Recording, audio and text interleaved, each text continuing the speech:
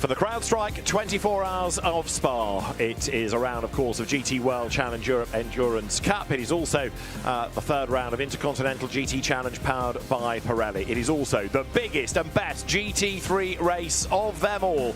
74 cars are set to do battle. We lost one in Superpole yesterday, but it's still an absolutely huge grid, and it is a very busy grid as well, as you can see with the number of people that are down there enjoying the build-up on the old traditional start line. That's where the race will begin. The finish, of course, always comes out of the chicane around the end of the lap. We've had some rain during the week. We've had some really hot weather, and it's the hot weather that is back for race day. David Addison and Joe Osborne trackside, looking forward to what is an absolutely wide open race, and with such a big grid, Spa, the track layout, incidents, you just don't know what to predict. Yeah, heaven on earth. Look at that grandstand, absolutely packed. We're expecting nearly 100,000 spectators here, strewn around the 7 kilometers of Spa, 19 corners. You can see the fan zone to the right there, and somewhere in the middle of that cluster of people, 74 GT3 cars across 10 manufacturers represented here. Indeed so. We have got 45 nationalities, 15 previous winners. It's the 25th GT edition. Go back into the 70s, the 80s, the late 60s. It was a touring car race, but then as touring car regulations started to become rather more fractured and there was no international standard of touring car regulation, the RACB and SRO got together with a bit of help from the late Paul Frere, the great Belgian journalist racer, and the GT concept was introduced, the GT edition of the Spa 24 Hours. And as the event has grown, so too has SRO Motorsports Group. SRO is the architect of modern GT racing. It runs international events all over the world alongside national series like the British and French GT Championships, both of which were here just last weekend. The Anglo-French meeting produced some terrific action, but for sheer scale, nothing beats the world's biggest international GT race, the CrowdStrike 24 Hours of Spa.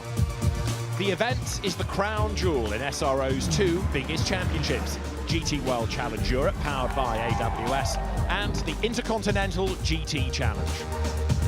The globe-trotting GT3 series kicked off in February at the Bathurst 12 Hours in Australia, before continuing with the Nürburgring 24 Hours only last weekend. IGTC now makes the short hop from the Eiffel to the Ardennes for its second twice around the clock enduro in as many weeks, and the third when factoring in Le Mans. 7 of the drivers competing this weekend will have contested the 72 Hours of June. In the GT World Challenge, the American Series was the first to open its account with Sonoma Raceway in California. Events at the Circuit of Americas and Sebring followed, and there are now just 3 more events to go before the season finale at Indianapolis in October. That 8-hour race also counts towards IGTC. Next up, Australia started its 2025 campaign at the stunning Phillip Island racetrack. It's already been to Sydney and Queensland and concludes in New Zealand at the Hampton Downs circuit. Asia and Europe both began a week later in Sepang and Paul Ricard respectively. Combinations of endurance and sprint events, current F1 circuits, classic Grand Prix venues and some absolutely stunning new destinations help to ensure GT racing remains in fantastic health around the globe. Each continental series count points towards the global GT World Challenge, a championship for 10 GT3 manufacturers competing in Asia, Australia, America and Europe. And this is how the leading points look heading into this weekend.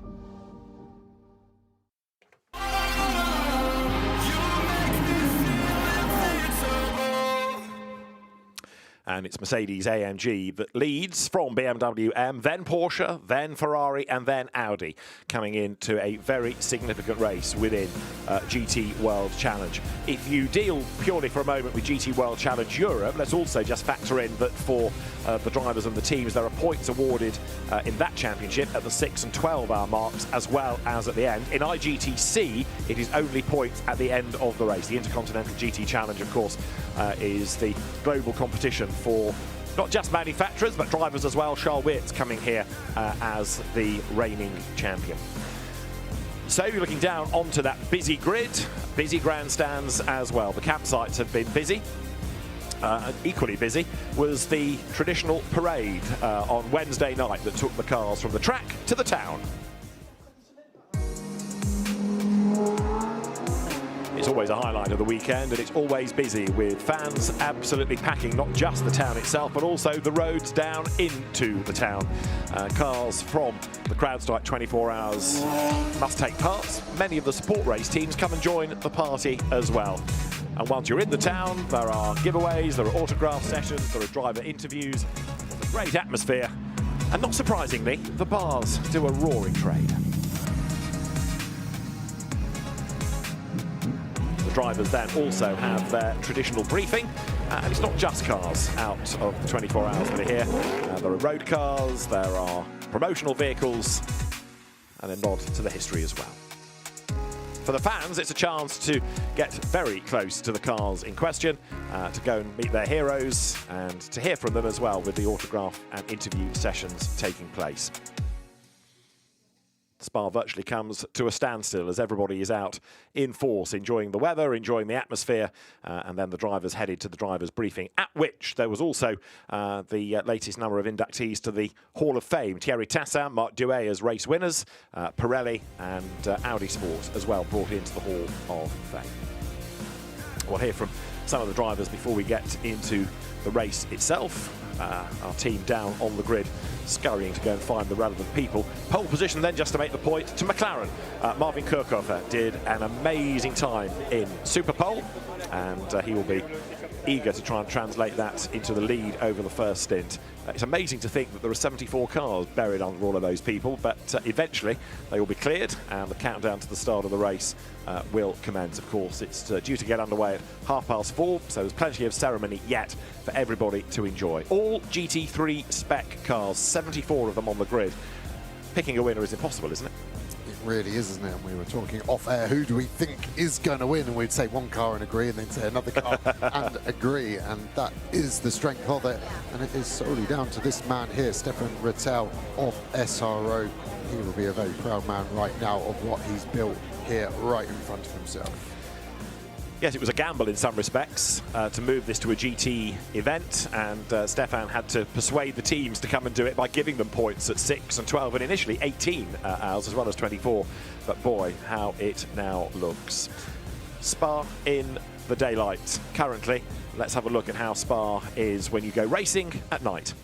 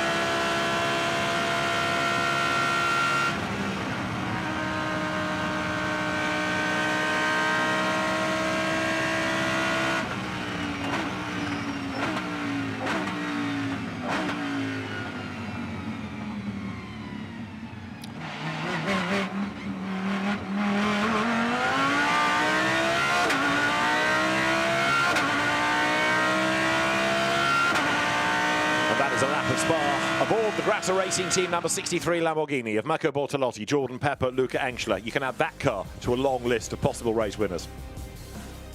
And that was a very, very quick car as well, and that was the fastest lap last year, and it was in a Lamborghini. Marvin Kirchhofer as well, a very fast man. Now, Marvin Kirchhofer, the man on pole position, fastest in Super Pole. Let's hear from him. The atmosphere, the energy down here is absolutely electric. And here you are, Marvin, with Garage 59 at the front. Pole man here, Spa 24 hours in front of some of the best drivers in the world. Talk me through that. I mean, it's great. We were just having a chat about it. It's a great atmosphere, so many fans. Obviously, we appreciate that as drivers, having so many supporters around. Being in the prime spot of the race is also a very nice feeling. Clear view into Rouge for the first lap, so hopefully we can stay there, but it's definitely one of the very special experiences in my career to start such an iconic race from pole position. We know that Spa can throw absolutely everything and anything. 24 hours is a really long time, but it feels like you have the package to fight all of the odds. Does it feel like that from your perspective and your team? Oh, it's very early to say. I mean, we've got 24 hours ahead of us. We know there's so many things that can happen throughout the race. The weather is usually a nice spice to this for the fans. Maybe not too much for us in the car and for the teams, but no, we're obviously optimistic. We've been working very hard to get here, and we hope we can stay there, just do a clean job, and then I will tell you in about 24 hours and a half where we're at. You've been practicing your starts? Well, I had recently a front row start, so I'm quite glad actually I got some practice in. Hopefully I can transform it into this one as well. Stellar job, and fingers crossed for the long race. Thank you very much. Thank you, guys. Alexandre Le Guy on the grid for us. She'll be joined by Ganel Longy and by Ryan Marine as well. You'll also hear over the course of the race from Bruce Jones and from Ben Constanduris up here in the booth as well. So plenty of different sounds, not only of cars, but voices as well, over the course of what promises to be an absolutely fascinating race. So Marvin Kirchhofer is, as you've heard, on pole position. There's been a BOP adjustment to a number of cars, one of which is the McLaren. Yeah, hit the most. 20 kilos added to the weight, obviously, and then 2 degrees of rear wing is a minimum added. So it was at 7 degrees, 9 degrees, which is nearly maximum on that McLaren. So that would definitely affect the balance of that car on 2 different reasons. Let's go back to the grid. Mathieu Ditry has a class pole position. He's in conversation with Ryan Marine. AV Racing by Car Collection, that is the pole-sitting team in the Pro-Am class. Mathieu Ditry joining me here on the grid. First of all, congratulations on pole position. You were telling me earlier this is your first Spa 24 as a Belgian. How exciting is this? I'm just living the dream, honestly. It's amazing to be here for my first time. We start on pole, so I don't think we can do better than that. I would say not. Now, you're on pole in class, but you're in the middle of this big pack of 74 cars. How do you keep it safe throughout the course of 24 hours? I mean, we are more in the back, so I feel safer than being in the middle in P30 or 35. So I will just take it easy. We just want to finish the race. We are not fighting for 10th, so we just want to finish the race, keep the car clean, and we'll see tomorrow morning where we are. Bonne chance. Thank you. Yeah, Mathieu Ditry has been racing in the GT4 races this weekend. Was in the wall, actually, at the start of the weekend in one of the qualifying sessions, so he's regrouped. He's also learning not only about the Spa 24, but about GT3 racing. Quite a lot of drivers doing double duty. There are 4 out of GT4, one of whom is Mathieu Ditry, Fabien Defieux, his co-driver, Gabriele Piana is another, and Pedro Ibrahim is the 4th. So GT4, 4 of them into GT3. Yeah, and actually all 4 have been involved in contact in the GT4 races of some guys. So interesting for them. Good to hear from Retreat. Nice guy. Worked with him out in the Middle East a fair bit, and he's got to coach as well, Fabian. So he's got a lot of job roles going on in one race here.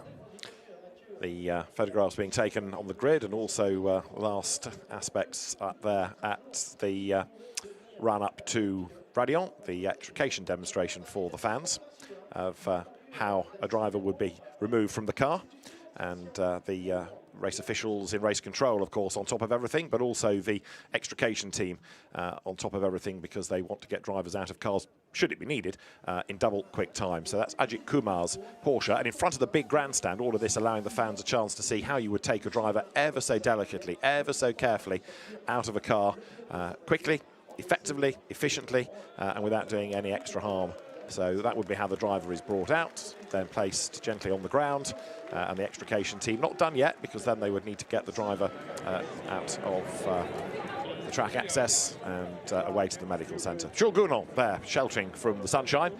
He's been a double winner of this event, lest we forget. He this year is joined by Lukas Stolz and Fabian Schiller.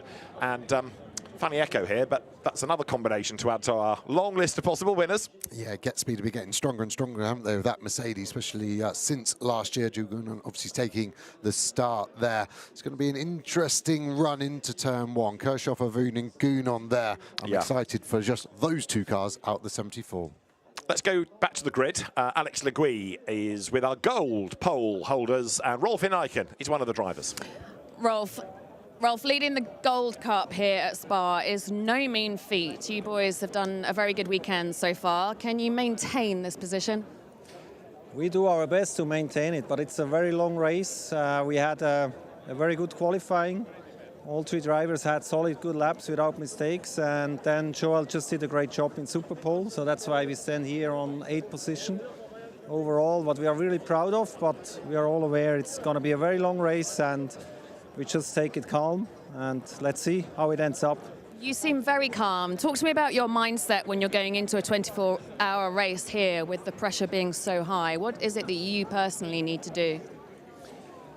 Just focus on what we have to do. Be quiet, just focus. Don't get too much disturbed from all the surroundings, and be focused, that's it. Yeah, a lot of noise going on around, I'm guessing. Yes. Good, okay. Thank you so much, and best of luck. Everybody. Rolf Ineiken making a welcome return to the SRO paddock this year. He was a regular 4 or 5 years ago, went off to race in other championships, but has come back this season. And the car 8th on the grid, as you've just been hearing. Joel Sturm was the man that did this amazing time in the Super Pole session yesterday. Super Pole, I'm afraid, eliminated one car. As you look at Vincent Abril, the Monegasque Ferrari driver, Enrique Chavez lost the Aston Martin. A lot of damage done. And seeing that the Valkenhorst team had already had a really busy time repairing cars after the Nürburgring 24 hours, the thought of yet another all-nighter, and there was a lot of damage, plus then having to go through a 24-hour race, I think they just assessed it as really too much of a battle. Ferrari, another potential winning brand, and you could argue that Ferrari is deserving of a win after what happened to Alessandro Pierguidi last year. Leading, came in for his last pit stop, found the pit lane blocked. Yeah, exactly, and teammate to Vince this year. Vince properly in the zone. It's amazing how, as a driver, you can just put that face on, and even with the amount of people on the grid, no one bothering him whatsoever.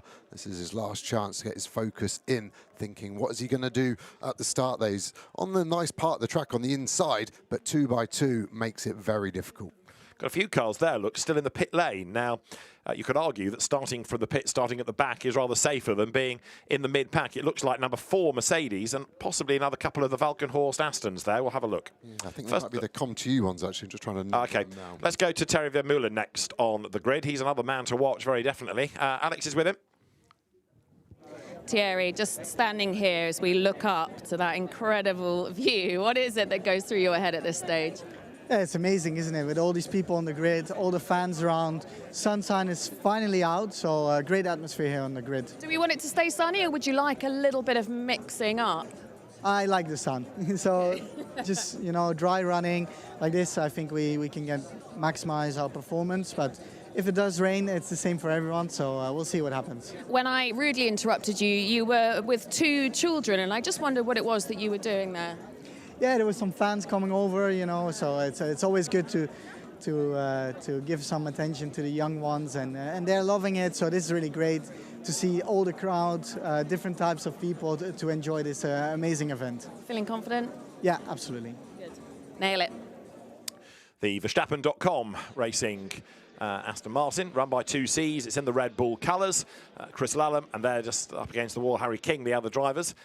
Talking about history, well, there's the DeLorean here that Monster Energy have brought. That's entertaining the fans on the other pit straight, because although Spa has the checkered flag shown on this part of the racetrack, the start, as history dictates, is down the other end. So if you're a fan on the Formula 1 pit start straight, you want to be entertained at the moment, and that's what the Monster Energy crew are doing.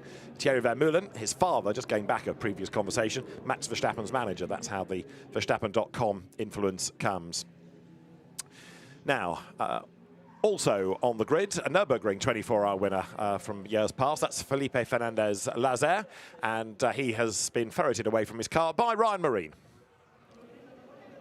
Felipe Fernandez Lazar, excuse me, back for another 24-hour race in back-to-back weeks. You rested? You ready for this? Of course. I'm really looking forward. Obviously, this is one of the toughest GT races out there.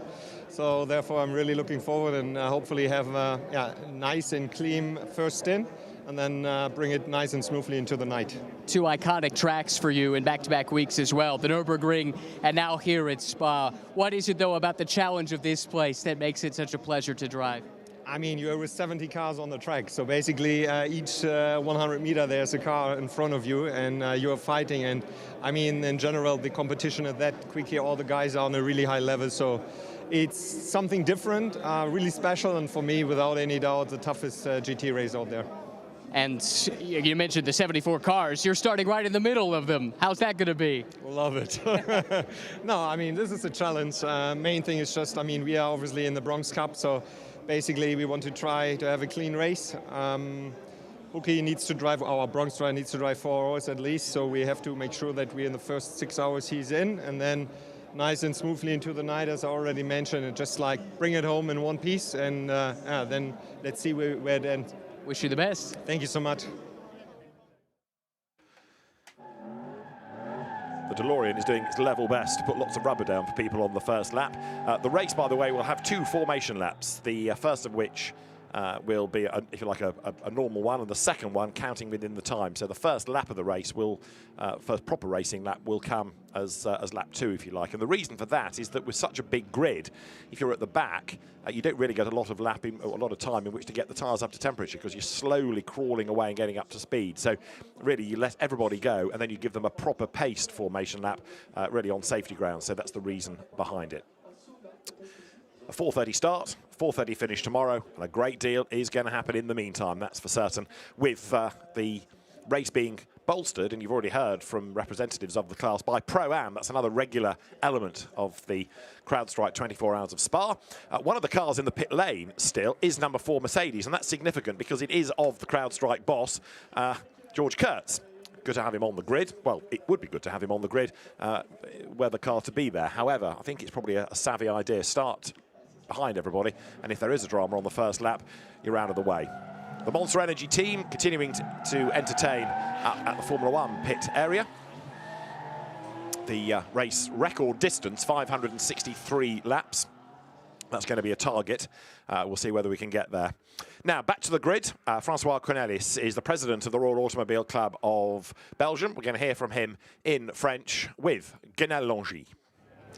En compagnie du président du RACB, Monsieur François Cornelis, vous devez être très fier d'accueillir cette magnifique grille ici pour l'édition 2025 des CrowdStrike 24 heures de Spa. 75 voitures sur la grille aujourd'hui.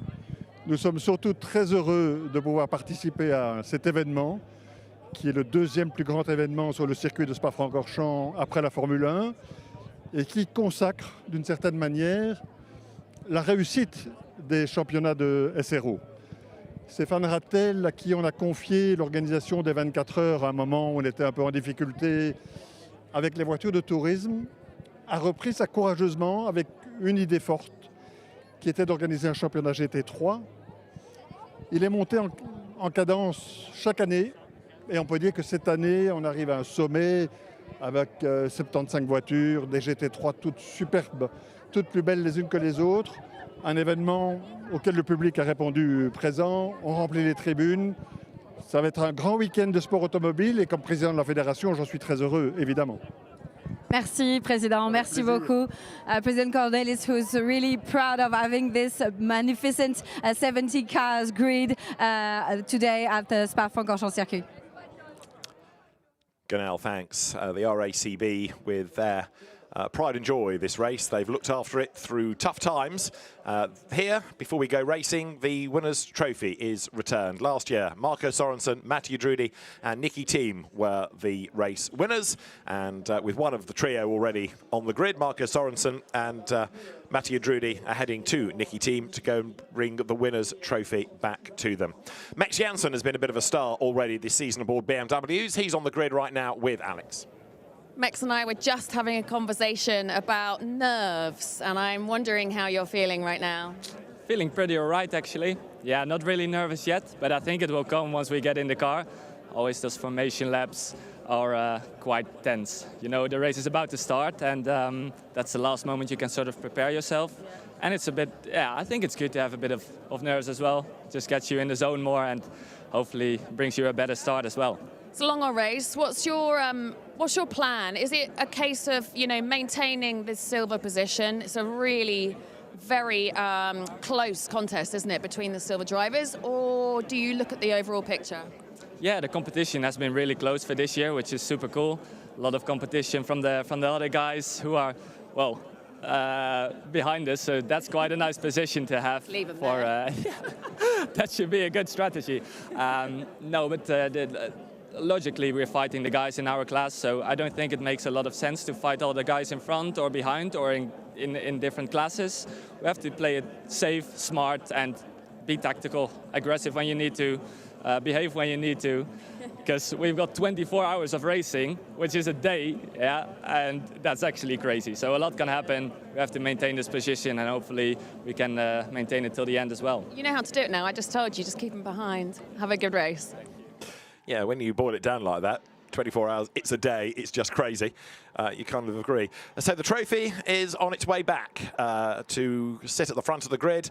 And is it going to be a double for Aston Martin? Winning back-to-back Spa 24 hours is very difficult indeed. You've got to go back to 1979, 1980 to find the Martin brothers, Jean-Michel and Philippe, who did do that aboard Ford Caprice, run by Gordon Spice. And, of course, Jean-Michel Martin's son, Maxime, is on the grid. And he would dearly love a race win, especially given that he went really well yesterday in the end to be third in the order going into today's race. So the Aston Martin Vantage Cabriolet brings Marco Sorensen and Mathieu Drudi around the circuit in the opposite direction. A wave to the fans, the trophy brought to the front of the grid. Mathieu Drudi, one of 7 drivers to have done Le Mans 24, Nürburgring 24, now Spa 24, 3 weeks back-to-back. And he's here next week to do 25 hours in the Fun Cup. He must be nuts. Incredible dedication, that is a month of motorsport, isn't it? 4 weekends back-to-back, and he was the nominated qualifying driver yesterday as well, which is no mean feat to get the nod ahead of the mighty Dane-trained duo of Sorensen and team. Now, another driver making a welcome return to GT World Challenge Europe and Intercontinental GT Challenge is Valentino Rossi. He's on the grid with Alex. Vale, here we are, P18, your 5th time at Spa. You're considered a veteran now. What can you do from P18? You know, it's very difficult to understand because now the conditions change a lot. Today is summer, is very hot, and the race is supposed to be all dry. So we have to see how is our pace during the race. But anyway, if you start in the top 20, you are in the middle of the good cars. So everything can happen. The race is very long, and if we have a good pace, we can fight for arriving in the top 5 or on the podium. I'm intrigued by, you know, given that you've spent most of your career on 2 wheels, now you're on 4. Tell me about the mindset of someone like Valentino Rossi here at Spa. Yeah, you know, especially is very different because MotoGP is 40 minutes, so he's flat out from the first corner, all or nothing. In the endurance races, you need to manage, you need to share the car with other drivers, and the race is very, very long, so you have to consider a lot of things, and the strategy will be crucial. Usually our team is very strong, so we see, we are ready. Yeah, you're certainly in very safe hands. Good luck. Grazie, thank you. So here, Mathieu Drudi, Marco Sorensen bring the winner's trophy up the front of the grid. So lots of applause, understandably. As I say, it's a tough ask for Aston Martin to do back-to-back, but it is possible. And there, the trophy stands at the front of the grid, and overlooking all of this are royal guests this weekend, Princess Louise de Belgique, Prince Nicolas de Belgique, and Prince Emeric de Belgique as well. And they congratulate Mathieu Drudi, Marco Sorensen, and by proxy Niki Tim on their win from last year, and wish them well going into the 2025 race, the 77th running of the 24 Hours of Spa. The circuit has changed over time. The cars in the race have changed over time. Jean-Michel Bart of the ComTU team bringing the trophy back. Their nearest to us is Princess Louise de Belgique. listening to a winning team owner from last season, Prince Aymeric de Belgique, and also there is Prince Nicolas. And it's great to have royal representation here on the grid, and all of them looking forward, no doubt, to a really dramatic start to our CrowdStrike 24 hours of Spa. That used to be the race control building. How times have changed. It's become a hospitality building. The pit lane still active beneath it, but of course merged with the Formula One pits up at the top. Let's go back to the grid, hearing from lots of the drivers, which is great. And Alex Arca is another live wire of GT racing. He's with Ryan. It's been a fantastic start in the silver class this year for the team, Car 99 and Alex Arca, who's been quick as well in the build-up to the race. How would you assess the build-up to this 78th running of the 24 Hours of Spa? Yeah, I mean, it's important to just get through the first hour, in my opinion. Obviously, with all the people being here, yeah, it's a crazy atmosphere, and I would really like to take this opportunity to thank everyone being here. Crazy every year coming back here, so yeah, I hope this also gives us a boost, so we just attack from here. It is an amazing atmosphere, but do you have to tune that out a little bit when the time comes to get behind the wheel? No, I just have the same procedure every time. I just close my eyes, sleep for like 5 minutes, and then I'll try to do as best as I can behind the wheel. You forgot to bring your soccer ball, you forgot to bring your phone down here. What are you going to do to get occupied until the start of the race? I have no idea. I've been waiting for you guys, so this is why I'm still here. Well, good thing for us. Great to hear from you. Best of luck. Thank you so much, my friend. You too. Alex Arca, good character, quick driver, and the Audi, okay, might not be fighting for overall honours, but they're still good, rugged, reliable cars. A lot of expertise in running them as well from the Tresor Attempto racing team run by Arkin Arca, Alex's father. So you rule out the Audis for good top 10 results and class success at your peril. Yeah, and interestingly, in warm-up, the last session before the race, they ended up fastest, which I think was a good indication of used tyre pace there. And I think the Audi looking strong, that naturally aspirated V10, lovely torque all the way through the rev band too. Audi inducted into the Spa 24 Hours Hall of Fame on Wednesday night with a bit of sadness, really, that they weren't able to still fight for outright honours. Let's go to bronze next. Max Hofer starts the pole car. Alex is with Max Hofer right now. Max, the bronze competition is insane, but you're very cool, calm and collected. It's a long race ahead of us, so there's no need to be stressed already right now. It will be a difficult race, but yeah, nothing new for us. We have done it last year, so we know what we need to do, and as I said, it's a long race, so we take it hour by hour. Do you know at this point what your stints are going to be, or is it really a case of playing it hour by hour, stint by stint, if you like? We have a plan A, but as the race is going to change hour by hour, we have a plan B as well and need to be flexible as well. And I guess it depends on what Spa throws out, doesn't it? At the moment, the weather is looking very good, but have you been on the forecast recently? Weather looks good till most likely tomorrow evening. And might be a little bit of chance of rain tomorrow. But when the games begin. Exactly, that's what we're here for. Right. Spa weather. Yeah, good. It's playing in your favour. Good luck. Max Hofer, another very, very rapid GT racer. And you look at the entry list for this, and it is just a who's who of GT racing. It really is well-nigh impossible to try to predict a winner. Gradually now, the grid is being cleared of the extraneous team personnel, of many of the VIPs and guests and the media. So gradually we start to clear the grid, and at the 1 minute board, of course, engines fire up. They've got those three cars then in the pit lane, the CrowdStrike Mercedes being the first of them, those two CompTIU Astons that would probably have been towards the back of the grid. So they're keeping out of harm's way really by starting there, and also saving a lap of fuel, 2 laps of fuel in a sense. Chris Froggatt in the Ziggo Sport Tempesta Ferrari, another potential class winner. He did Le Mans 2 weeks ago, and he's talking to Ryan. Chris Froggatt's one of the smart ones. You brought the umbrella. Maybe not rain like we're used to here at Spa, but shield off the sun. What do you think of the forecast, though? Not much rain, if any, in the forecast at this stage. Yeah, it looks to be a very dry race. I mean, that would be very fortunate, but ultimately I also enjoy it here when it's a bit wet. It slows the pace down a bit. Not so hot in the car as well, so we'll see. It's another 24-hour race for you. You've been busy the last couple of weeks, as have so many. Have you been able to get your rest? Do you feel well prepared? Yeah, I do. I'm not one of the few that did Nürburgring as well. So after Le Mans, I've been able to rest, recover, and feel ready for this one. Ferrari strong enough to go for a win? I hope so, yeah. I guess we'll find out in about 24 hours. Thanks, Chris. Thank you. Chris Froggatt then for Ziggo Sport Tempesta. He shares with Eddie Cheever, Lorenzo Petresi and Jonathan Hui, who has entered for independent driver points within the Intercontinental GT Challenge part of the event. I was being told yesterday, Jonathan Hui's last race. I think that was meant for this season rather than forever, because it would be a real shame to lose Jonathan, because he's a very rapid rapid bronze. That's a given. You've seen the success he's had in GT World Challenge Europe, for example, over the last few years. So with the patriotic paint on the outside of the road at the first corner of Eau Rouge, let's get back down to the grid. For the presentation of the flags, Guenal is in charge.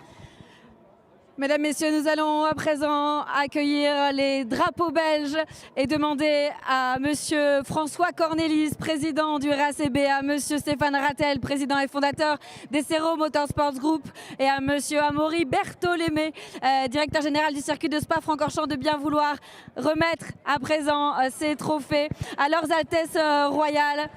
Le prince Nicolas de Belgique, le prince Émeric de Belgique et la princesse Louise de Belgique.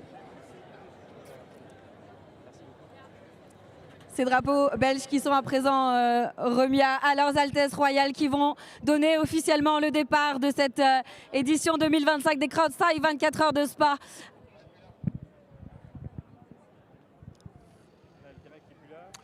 So our royal guests, their Royal Highnesses, presented with the Belgian flags and from the sponsor, the event, and from the promoter. We are building up towards the national anthem as the CrowdStrike 24 Hours of Spa gets closer. We're around about 20 minutes away, so that grid still has a lot of clearing to be done. The engineers then will be going back to their bases in pit bunkers and then studying data as soon as the race gets underway, working out plan A, plan B, plan C, if there's a drama early on, whether they can exploit an early interruption, an early yellow flag period to their advantage. But with so many cars, incidents aplenty are expected, and it's going to be really a reactionary race perhaps from the teams.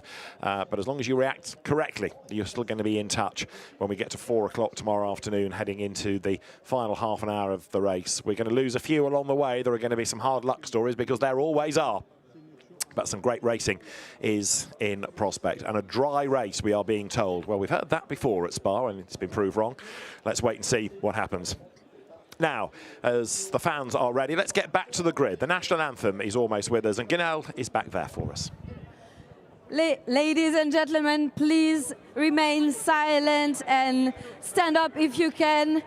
Mesdames, Messieurs, nous allons maintenant vous demander de faire silence et de vous lever si vous le pouvez pour écouter à présent l'hymne national belge, la Brabançonne.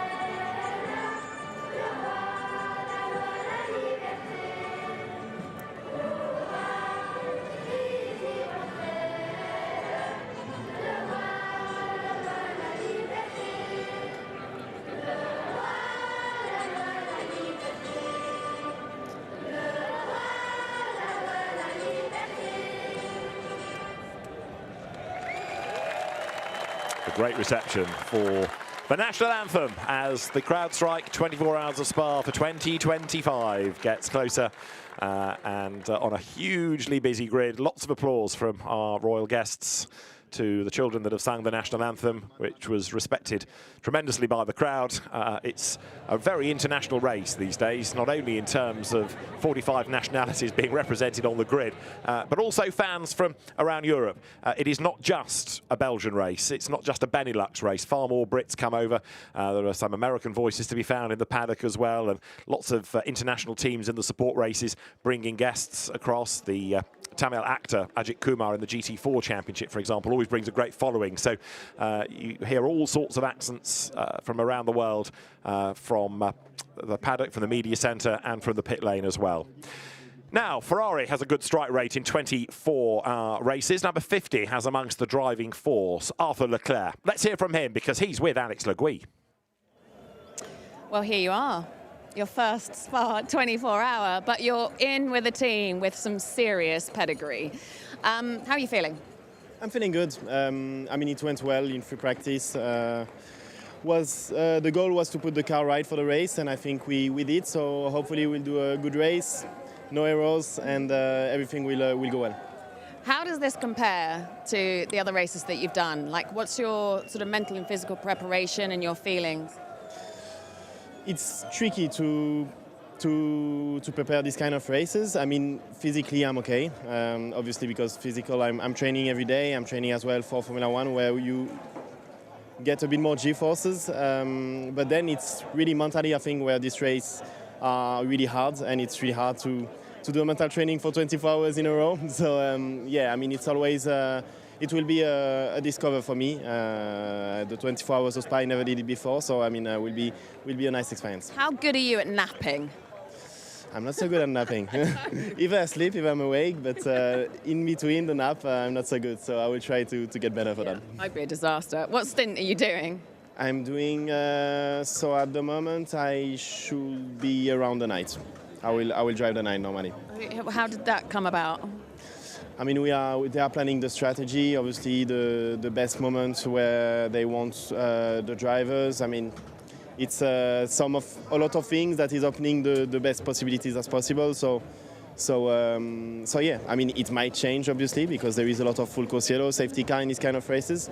But at the moment, the plan is this one. To what extent, when you hit a race like this, you guys obviously done so much preparation and strategy planning. Is it full attack straight away, or what's the development of the race from your team perspective? I mean, for me, obviously, it will be full attack in terms of driving. I will just extract the maximum from the car, extract the maximum from the lap times. But then as well, there is this big thing about not doing mistakes, not crash. You need to bring the car. Exactly. So yeah, I mean, to drive on the limit and to not do mistakes, and I think most importantly in this race will be the traffic, to the risk management. You know, if you overtake, if you wait a bit one corner. So yeah, this will make the big difference. I look forward to seeing how you get on. Have a great race. Thank you. Maybe what Arthur Leclerc is not saying is he's going to do the night driving so he can watch the Grand Prix and see how his brother gets on tomorrow, of course. But for now, that's the plan, at least as far as he's fessing up. Drivers are on board cars. The grid is being cleared. It's not a quick process, but Marvin Kirchhofer, the man on pole position, is strapped in. And finally, he thinks, good, I'm on my own. I've got my own thoughts now. 10-minute countdown, 10 minutes to the start of the formation laps.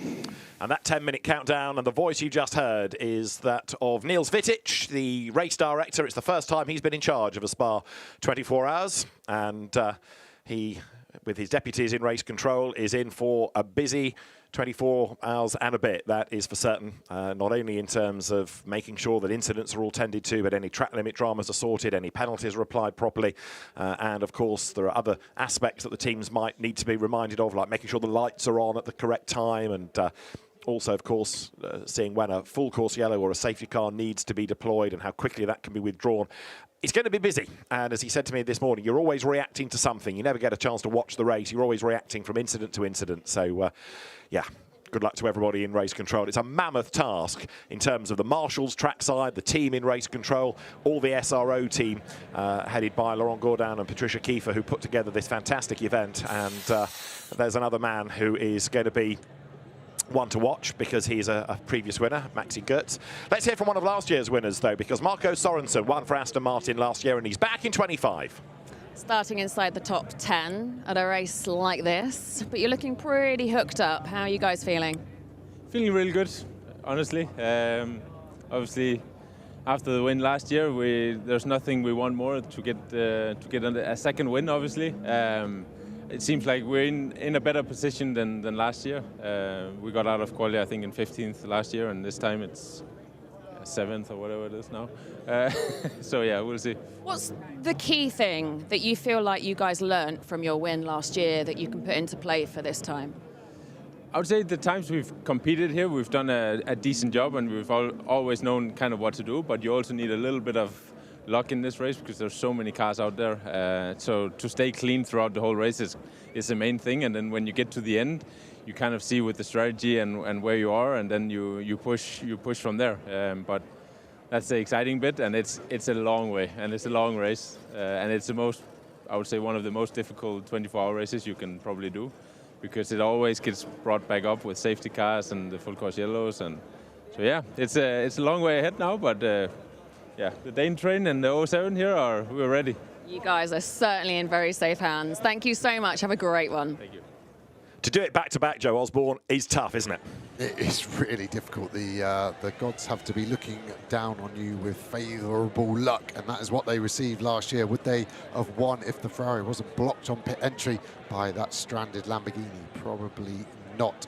Lamborghini so quick round here. They've got the lap record in the race and qualifying. Sandy Mitchell there about to get on board the 163, and his teammate Marco Mapelli actually has the lap record round here, which stands at a 2:16 minutes, 0.1.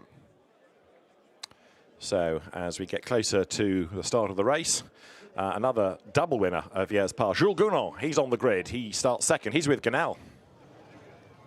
Jules Gounon starting from first row here at Spa-Francorchamps. You know how to win that tough race. 2 times already won this one. How do you feel today? I feel hot, so luckily we have some cooling in our car. It's fantastic, as always, to be on the front row, to see so many Belgium fans and motorsports fans in general, so I'm very happy to be there, but it's such a long race, tough race. You need everything to win this race.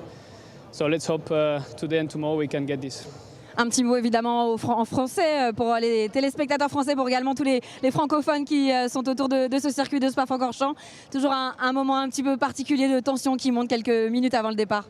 Oui, toujours. C'est vrai que d'être ici aux 24 heures de Spa, c'est toujours un moment exceptionnel pour un francophone, enfin un Français comme moi, de voir autant de Belges fans ici autour du circuit. Les tribunes sont pleines, c'est un événement qui est magnifique. Quand j'étais plus jeune, j'ai eu la chance de le faire en dehors, de faire les concerts, de marcher autour du circuit, et c'est vrai que c'était des moments inoubliables. Et de se retrouver maintenant là, à cet endroit-là, c'est toujours un grand plaisir. Donc je suis vraiment content. Merci à tous les Belges et les francophones pour leur support, et on va essayer de faire une belle course. Belle course à vous, merci. So, Jules Gounon gets on board, and there is the Corvette being pushed up the grid. That's number 2, isn't it? Which is the car from the Johor Motorsports JMR team of the Princes Jeffrey and Abu Bakr Ibrahim, plus Jordan Love and Alexander Sims. That's bad news. Yeah, very odd one, because obviously got to the grid okay, and I assume when they've gone to fire up the systems, there's something is not right there, and they've got to put it on the dollies. That is hard physical work pushing it up the hill, and they're going to struggle to even get that car back to their pit box before the race starts. That is a real bad sign for the number 2 car. It is indeed, as the Maserati leading car goes down the pit lane.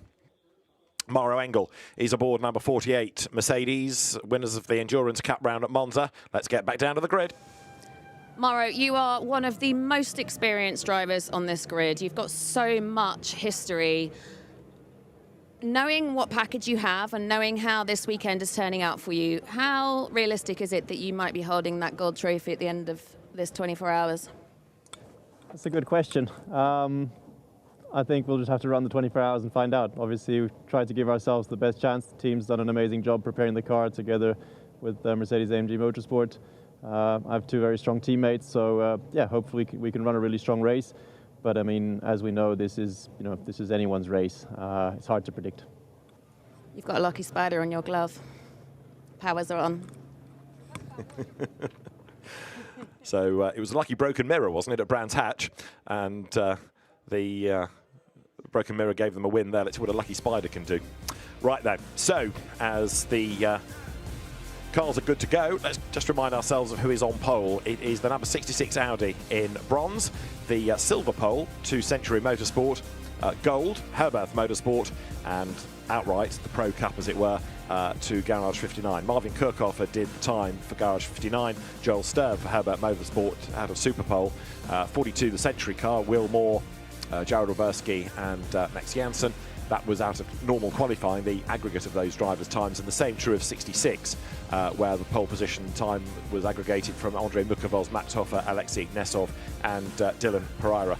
We also, of course, do have Pro-Am, where Noam Abramczyk, Mathieu Ditry, Fabien Duffieux, and Bob Luan, GT World Challenge Asia champion, took pole position.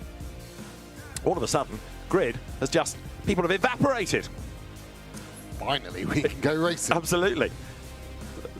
The 2-minute command has been given over the radio to the teams, and therefore you can see that we've just got the last engineers. The officials, the marshals, the grid rank marshals are on the grass. They will, of course, make their way clear. Any other personnel, they'll be able to go back either to the outside or into the pit lane as soon as the cars leave the grid. There are still a few people making their way to a safe place, but as the cars are going to be away under controlled conditions, that's not really a big issue. Plus, they've still got a couple of minutes to get them off the grid, and those last dignitaries will swiftly head to pit exit. There's the CrowdStrike Mercedes you can see just on the right-hand side.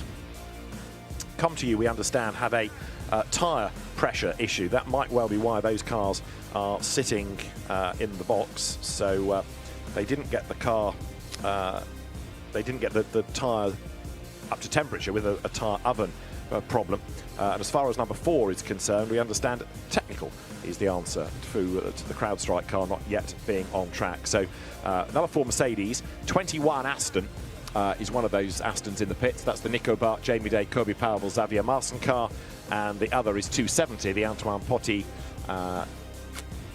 Jessica Hawkins, Alexandra Leroy, Rodrigo Almeida car. So those 3 in the pits. Now, though, we add to that list the Corvette, don't we, number 2, that we saw being pushed off the grid. Yeah, exactly that, and you can see all the cars now with a solo mechanic. Every team does the same procedure. That one mechanic has an external jump battery plugged into the car's system, and you can see that Corvette getting pushed down pit lane there, just behind the pit wall. So hopefully they can find the fix on that. Once that solo mechanic leaves you as a driver, you are just left there with your own thoughts, which is the worst part. So we are almost good to go. The 2025 CrowdStrike 24 Hours of Spa.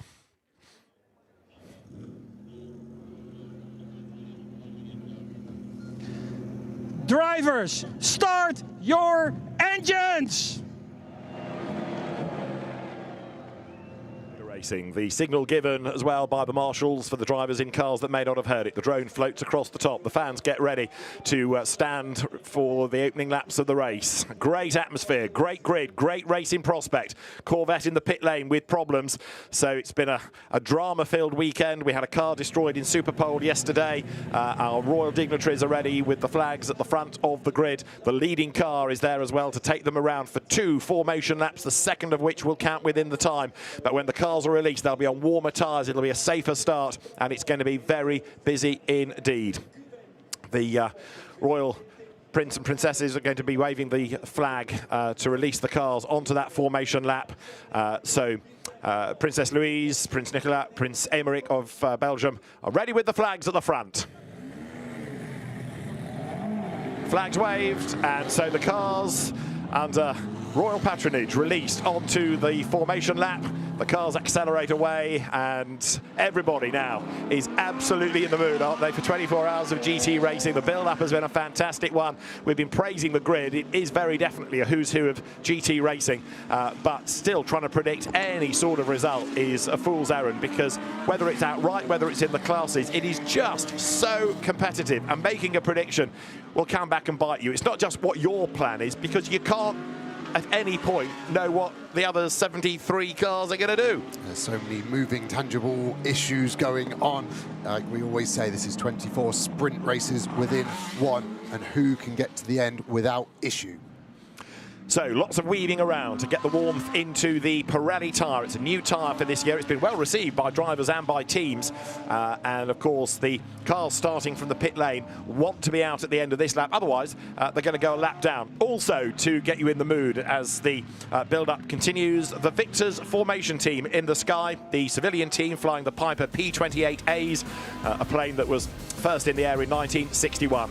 So, Marvin Kirchhofer is on pole position alongside Jules Gounon ahead of Maxi Goertz, and then Vincent Abril with Maro Engel on row 3 with Sandy Mitchell alongside him. Last year's winners are on row 4. Kurt Team, as his son Nicky Team will start alongside Joel Stern. Alessio Dono is on row 5 from Ian Guven. Then Thierry Vermeulen, Augusto Farfus, Alessio Picariello, and 14th is Marco Wittmann. Starting 15th, the red BMW of Kelvin van der Linde, Matt Campbell on the outside of row 8 for Porsche. Then René Rast on the 9th row alongside Philip Eng, a triple winner of this event. Mirko Bortolotti is on row 10. Max Janssen is alongside him ahead of the American driver Elliott Skier, and then Thomas Preining as the cars work their way through. You can see who starts where. You've got the start driver as the cars then rattle their way through the 37 rows with different pole classes to be found further back. Toby Sowery, a man to watch, lining up alongside Chris Froggatt. We've got Zach Robichon making his Spa 24 debut in the Kessel Racing Ferrari. You've got Jens Klingman in the Almanar by WRT BMW as one to watch. Louis Machiel's had an off in the qualifying session, but he will be one to watch in class as well. Star name starting, Rob Collard, British GT champion twice over, reunited with his son Ricky. And a little bit further back on the grid is Parker Thompson, another driver making his debut in the 2Cs Mercedes. Lorcan Hannafin in the Stella Motorsport Corvette. The last couple of cars on the grid, right at the very back, are going to be Jamie Day's Aston and Renat Selikoff in a repaired Mercedes that was in the barrier the other day. So, as we look through the grid, cars working their way then now on to the hairpin at La Source, and we have then the front row of Marvin Kirchhofer and Jules Gounon. A big fight is going to go on between those two when we get ready to go. So then, the second formation lap already underway for the front of the grid. There you can see Aston Martin, Mercedes, Aston Martin lining up. So we know that in the queue, number 4 is going to be second. We'll see which way the Astons have got themselves once the cars then blast away. There are the Victors formation team once more. Last year they celebrated their 20th birthday. Not a professional team, but a very popular amateur organisation with 160 horsepower Piper P28As with Emmanuel Decrin and Luc de Smet, along with his son Rick. And Bram Joly is the 4th member of the team. So the Victors formation team, which is stationed on the Belgian airfield at Ursel between Bruges and Ghent, entertaining the fans as the cars now start to get themselves into formation, coming out of La Source and then onto the second lap. So you'll see the clock has started. It will, however, be the traditional side-by-side start at the end of this lap.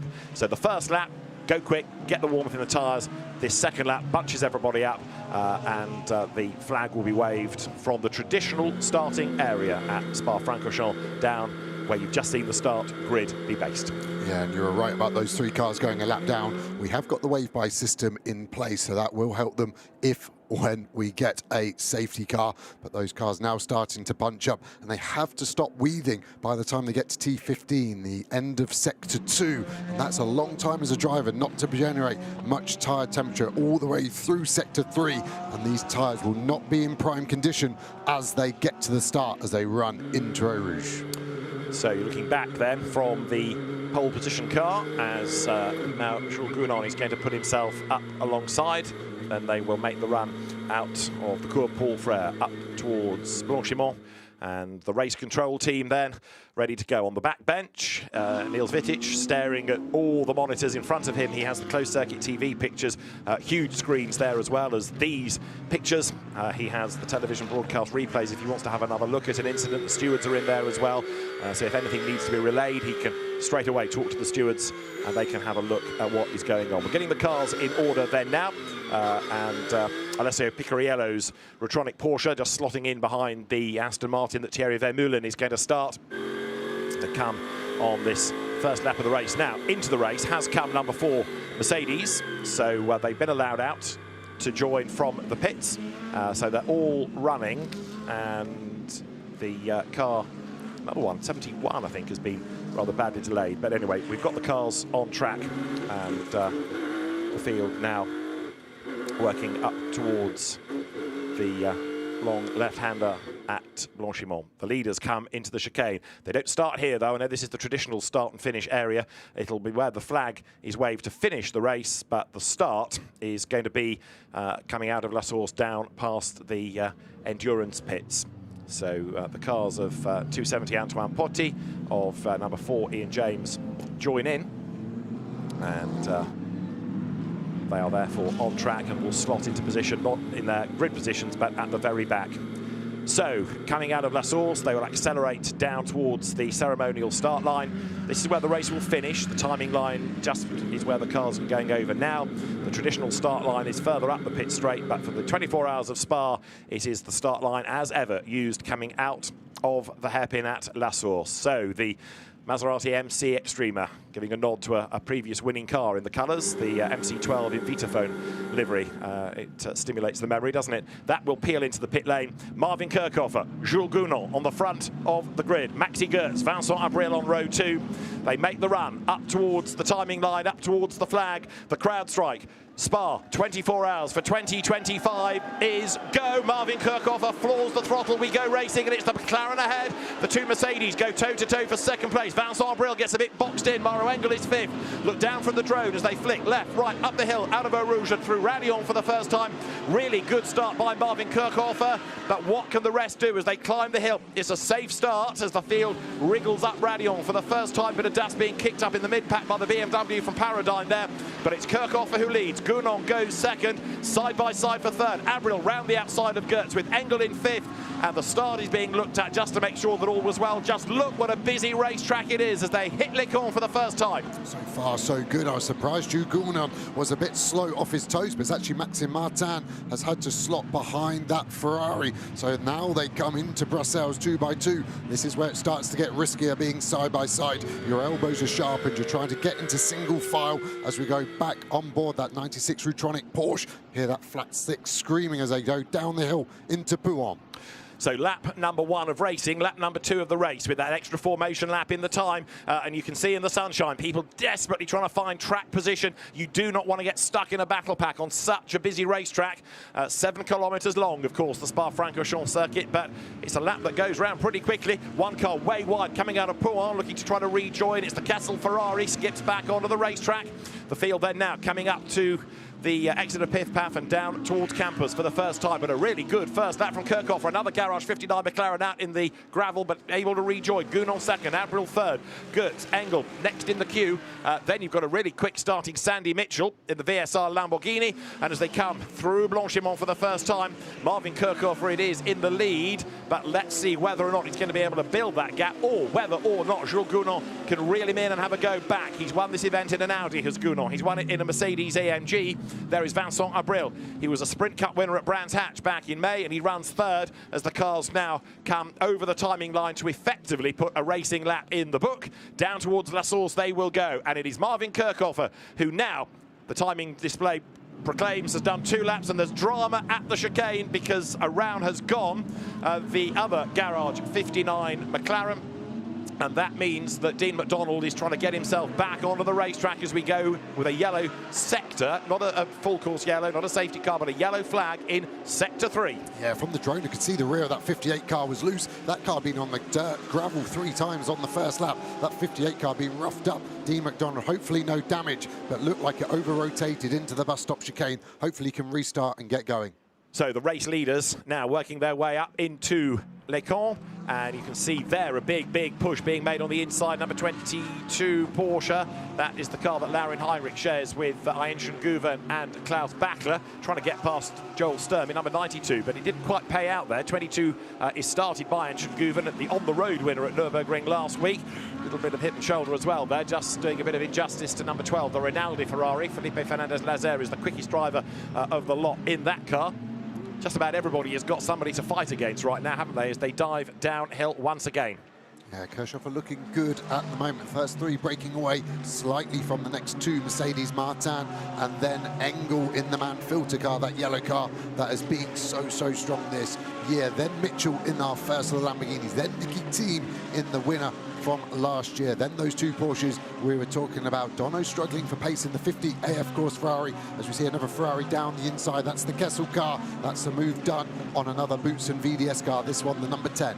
Yeah, Nicola Schiro in number 8 Ferrari, number 10 is the Aurelian Panis driven car, and way out wide there, look, bounces the Porsche. That's the Wright Motorsports entry, which is being started by Elliott Skier. So everybody pushing on, but he says looking for something wooden to touch. It's been frantic but safe so far. Running in 12th place right now is the Augusto Farfus BMW, the Rover racing car, winner of the Nürburgring 24 a week ago. Farfus, the fourth member of that crew, put into his normal number 32 WRT BMW for this weekend. So, Marvin Kirchhofer for McLaren leads the way. Jules Gounon second for Mercedes-AMG, and Ferrari third, courtesy of Vincent Abril. Then it is Maxi Goetz, who's dropped back, of course, behind the Ferrari. In 5th place, Mario Engel. 6th is Sandy Mitchell. Nicky Team is 7th in the Aston. 8th is Joel Sturm's Porsche. 9th is Heinz Guven in his Porsche, and 10th the Ferrari of Alessio Dono. And in terms of classes, you've got Joel Sturm leading in gold. In silver, it's Max Janssen. In bronze, it is Max Hofer in his Audi. Plunge downhill again. Another yellow flag in the 3rd sector, so somebody has had a moment possibly at the chicane, and there is number 60 trying to turn the car to get back in the right direction with quite a bit of frontal damage. That's Michele Beretta. By the look of it, Beretta was a revolver there. Yeah, he definitely has been in the back, and there's a missile-shaped damage on the front of that car, and that's going to be a lot of damage. I think that will go straight to the box. If the car comes into pit lane and doesn't go in the box, only 40 cars. Which car's this? 97. This is the Porsche. The sister car to Picarello's just lost its front wheel arch. That's a lot of damage, and that is going to be a huge loss for Antares. Our huge suspension damage. That's going back in the box too. Yeah, that's a limp round, isn't it? Antares Zhao, very experienced Hong Kong driver, great character, great enthusiast, but he shed bodywork. This could be a full course yellow to get that out of the way quickly. But Antares Zhao limps on, but that is going to be very costly for the reigning independent Intercontinental GT Challenge champion. He wants points in IGTC this weekend. Now, how did he get it? Was it with the Lamborghini at the chicane? Let's have a look. Cars turn in, and there, yes, the Lambo had already spun, and there was nowhere for Antares Zhao to go. So unlucky. Yeah, blinded, wasn't he? So Beretta's turned someone around and then spun himself, I think, and then Antares Zhao got nowhere to go and head-butted that Lamborghini. And I think you're right, the amount of bodywork, the whole headlight sat on the racing line on the way down Troy Rouge. The only thing, can a marshal get that quickly? Because we have such big gaps at the moment. There's probably a 90-second window where if race control can communicate it, I am wrong with that statement. Full course yellow is coming. So start a new piece of paper to list all of these as the lead gap is coming down, isn't it? Look, Jules Gounon is on the back of Marvin Kirchhofer now. The gap is coming down. We had the 20-second warning. We've had a 10-second, and actually there's enough debris there to warrant a full course yellow. Never mind what we've seen elsewhere on the track. Full course yellow called, and a big moment in the background as the Porsche suddenly had to dive out from behind a slowing car. I think they avoided contact, but Antares Zhao is fighting this car to get it back to the pit lane. Big drama.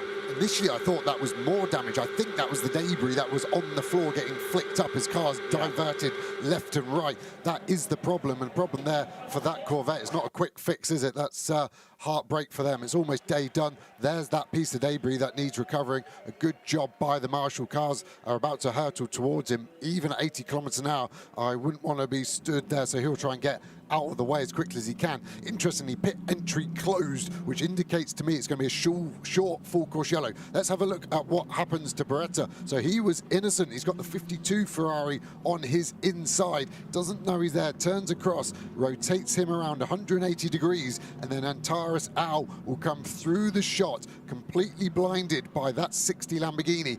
Nowhere to go, and that's what causes the most damage on that 60 car too. You can see the Mercedes going left and right, and Antares Zhao is still coming through the chicane, and just as he starts to straighten up the car, others ahead of him have been lucky, but the Porsche just has nowhere to go. And you think surely he would have seen it because the incident's gone on for so long, but this is super slow-mo, don't forget. So in real time, it's just a split second between that car having spun. Look, that Ferrari was so close to making contact. The Nordic Mercedes, repaired after a quali crash, gets through, and then another sideways car, and Antares out has nowhere to go.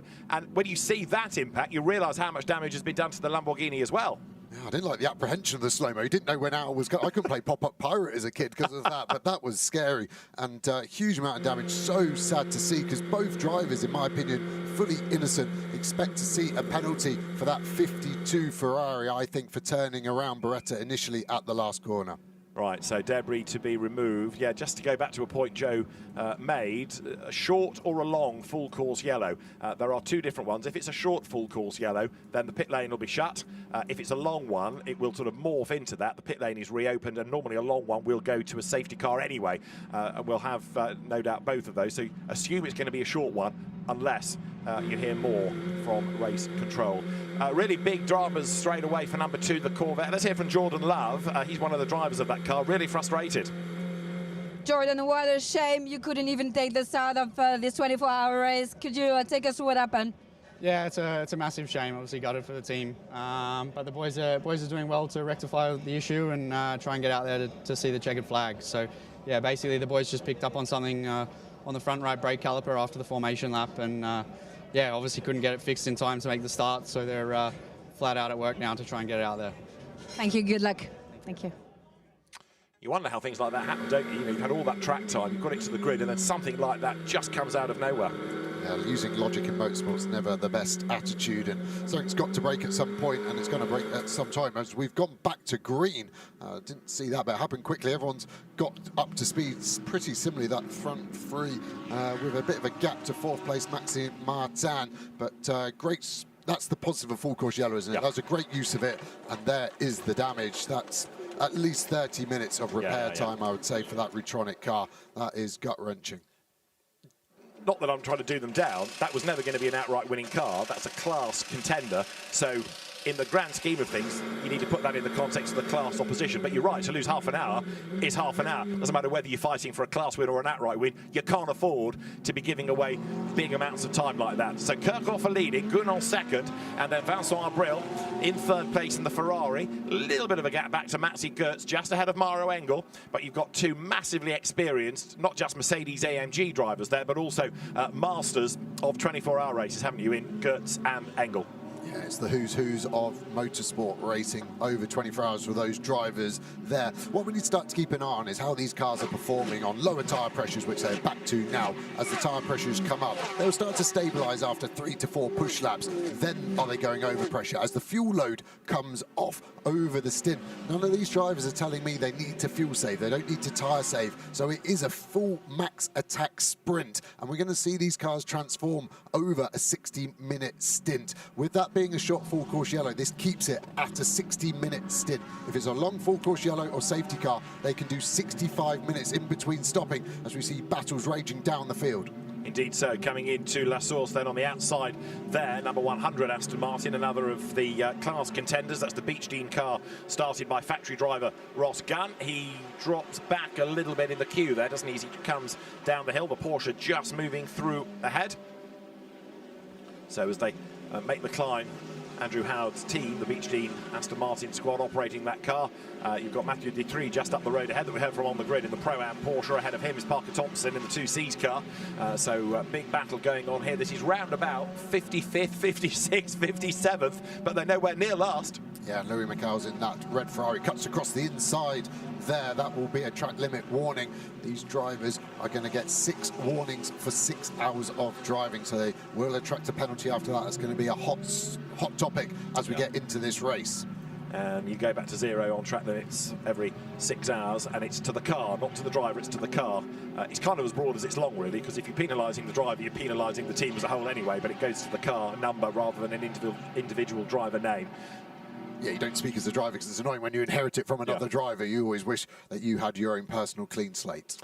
Well, Marvin Kirchhofer, despite the attack from behind, is managing to fend off that Jules Gounon-driven Mercedes AMG. There you've got Vincent Abril behind him in 4th place. It's still Gertz ahead of Engel. And Sandy Mitchell, British GT champion, don't forget, is there in 6th spot. That's the best place of the Lamborghinis. Last year's winner, Nicky Thiem, is in 7th place in the Aston. 8th is Joel Sturm, leading in gold. 9th is Einstein Guven, Porsche factory driver, being shown the way by Joel Sturm right now, interestingly. And then Alessio Picariello in 10th. In the other Retronic Porsche. There is the Valentino Rossi BMW 46. René Rast at the wheel. He's dropped to place. Rast's twice a winner of this race, but right now he's on the back of Philipp Eng, 3 times a winner of this race. Yeah, that's what I meant earlier. It's the who's who, isn't it? This race from the driver's perspective and teams and the manufacturers. BMW with a very rich history here at Spa, obviously the touring car era as well. They have had 25 wins of this race, so they really know how to do it. And they've done it with many different teams and many different drivers over the past decade. True enough, as you look there at Eng and Rast, and then behind the pair of them in that BMW battle comes the next Lamborghini, Mirko Bortolotti at the wheel, and then the Porsche of another factory driver, Matt Campbell, and then Thomas Preining next up behind him, DTM champion. So not only is it star drivers, it's a really storied CV in most of these cars. Thierry Vermeulen hanging on a 14th place in the Red Bull liveried, Verstappen.com Aston Martin, as downhill there drops Thomas Preining. He was really struggling in Superpole yesterday, but I still think that is a car that over 24 hours can make progress. As now, Ross Gunn in the Aston Martin comes up to have a go at Mathieu Ditry, and then you've also got in the mix another of the Porsches in a big hurry. Ralph Bowen's car trying to get through on the inside line. Look, the Black Hairbeth Motorsport entry. He just gets himself ahead of number 19 of Baptiste Moulin there in the Lamborghini. There's been a big shuffle there. The CS8 McLaren Robin has disappeared up the road, taken Parker with him. There's really a battle pack forming behind this Aston Martin, and that's what happens here at Spa. A potentially slower car in the corner, but fast in the straight, that Aston looks like suddenly gets a bunch of cars behind, and then you form a battle behind you, and at some point it kicks off. Frustration boils over for these drivers, and instead of an easy overtake, they go for a desperation one. I can see Dean McDonald as well in that recovering Garage 59 McLaren that spun early on at the bus stop chicane, trying to make his time back up. Yeah, he was 62nd at the start of the lap. Now, not only is this a battle between Ross Gunn and Mathieu Ditry, it's also a battle for the lead of Pro-Am, which is the class that we have only at the 24 Hours of Spa, the CrowdStrike 24 Hours of Spa as it is again this year. So Ross Gunn, factory driver ahead of Mathieu Ditry right now as they squabble. We're getting plenty of track limit warnings. Gosh, what a surprise. And across the timing line then goes that lead line. Still Kirchhofer, 7 laps done, 7/10 up ahead of Gounon, Abril, Gertz in 4th. Let's look at bronze for a moment. That is being led here by the number 66 Audi currently, and that is the car that is started by Trezor Tepto Racing Max Hoffer. We heard from him on the grid, so Max Hoffer keeping out of trouble in these early laps. That is a car as well, a team, a car combination with the same 4 drivers as last year, so fingers crossed they can replicate last year's success. Heading now up to Le Combe. There's Matt Campbell's Porsche, staving off the attack of the number 42 BMW right now. And aboard 42, which is the Century Motorsport car, you've got Max Janssen, from whom we heard on the grid, and that's the car that leads in silver at the minute. Yeah, trying to break into the top 20, which at the moment filled of 18 Pro cars and 2 Gold class cars. We'll talk about classes lots over the race, but 5 in here. And you'll see the different breakdowns there. You can see 16 cars in this car. Beretta in the pits, pretty much out. So now it's a 15-car battle in this silver class. Just looking at lap times now, they're starting to get faster. Vincent Abril, fastest of the race so far. Kirchhofer did the fastest sector 3 on the last lap, and it's Vincent Abril in sector 2. It's actually an Audi of Alex Arca, fastest in sector 1. So a real split there across which car you want to be in at which part of the track here at Spa. How much of that is down to the car, and how much is down to the fact that you've got so much traffic around you? You know, you might just get lucky and have a clear sector or a less busy sector. Yeah, Arca for sure in sector 1, where a slipstream's huge all the way through Eau Rouge and Kemmel. In the middle sector, you want clean air, so Abril's probably just about okay, a second behind second place Gounon, and then Kirchhoff's got clean air in sector 3, which is what you want. But predominantly the car, but at the moment, yeah, there's not many cars able to post their own times without claiming they're being held up by traffic. 92, Joel Sturm in the Gold Cup leading Porsche. He's chased in gold by Thierry Vermeulen, and then the third in gold is the Team RJN McLaren from Bob Neville's team. It is former Block Pan Endurance Series champion Alex Buncombe at the wheel of it. It's great to have Bob Neville's team back on the grid, and a very experienced team, also very experienced driver in Alex Buncombe. Third generation Buncombe racer, dad and grandfather used to race, and proud dad Jonathan is here. His brother Chris, a Le Mans class winner, is here as well to cheer him on. There into La Source goes 99, Alex Archer at the wheel, and 120, which is the Porsche of Elliott Skier behind.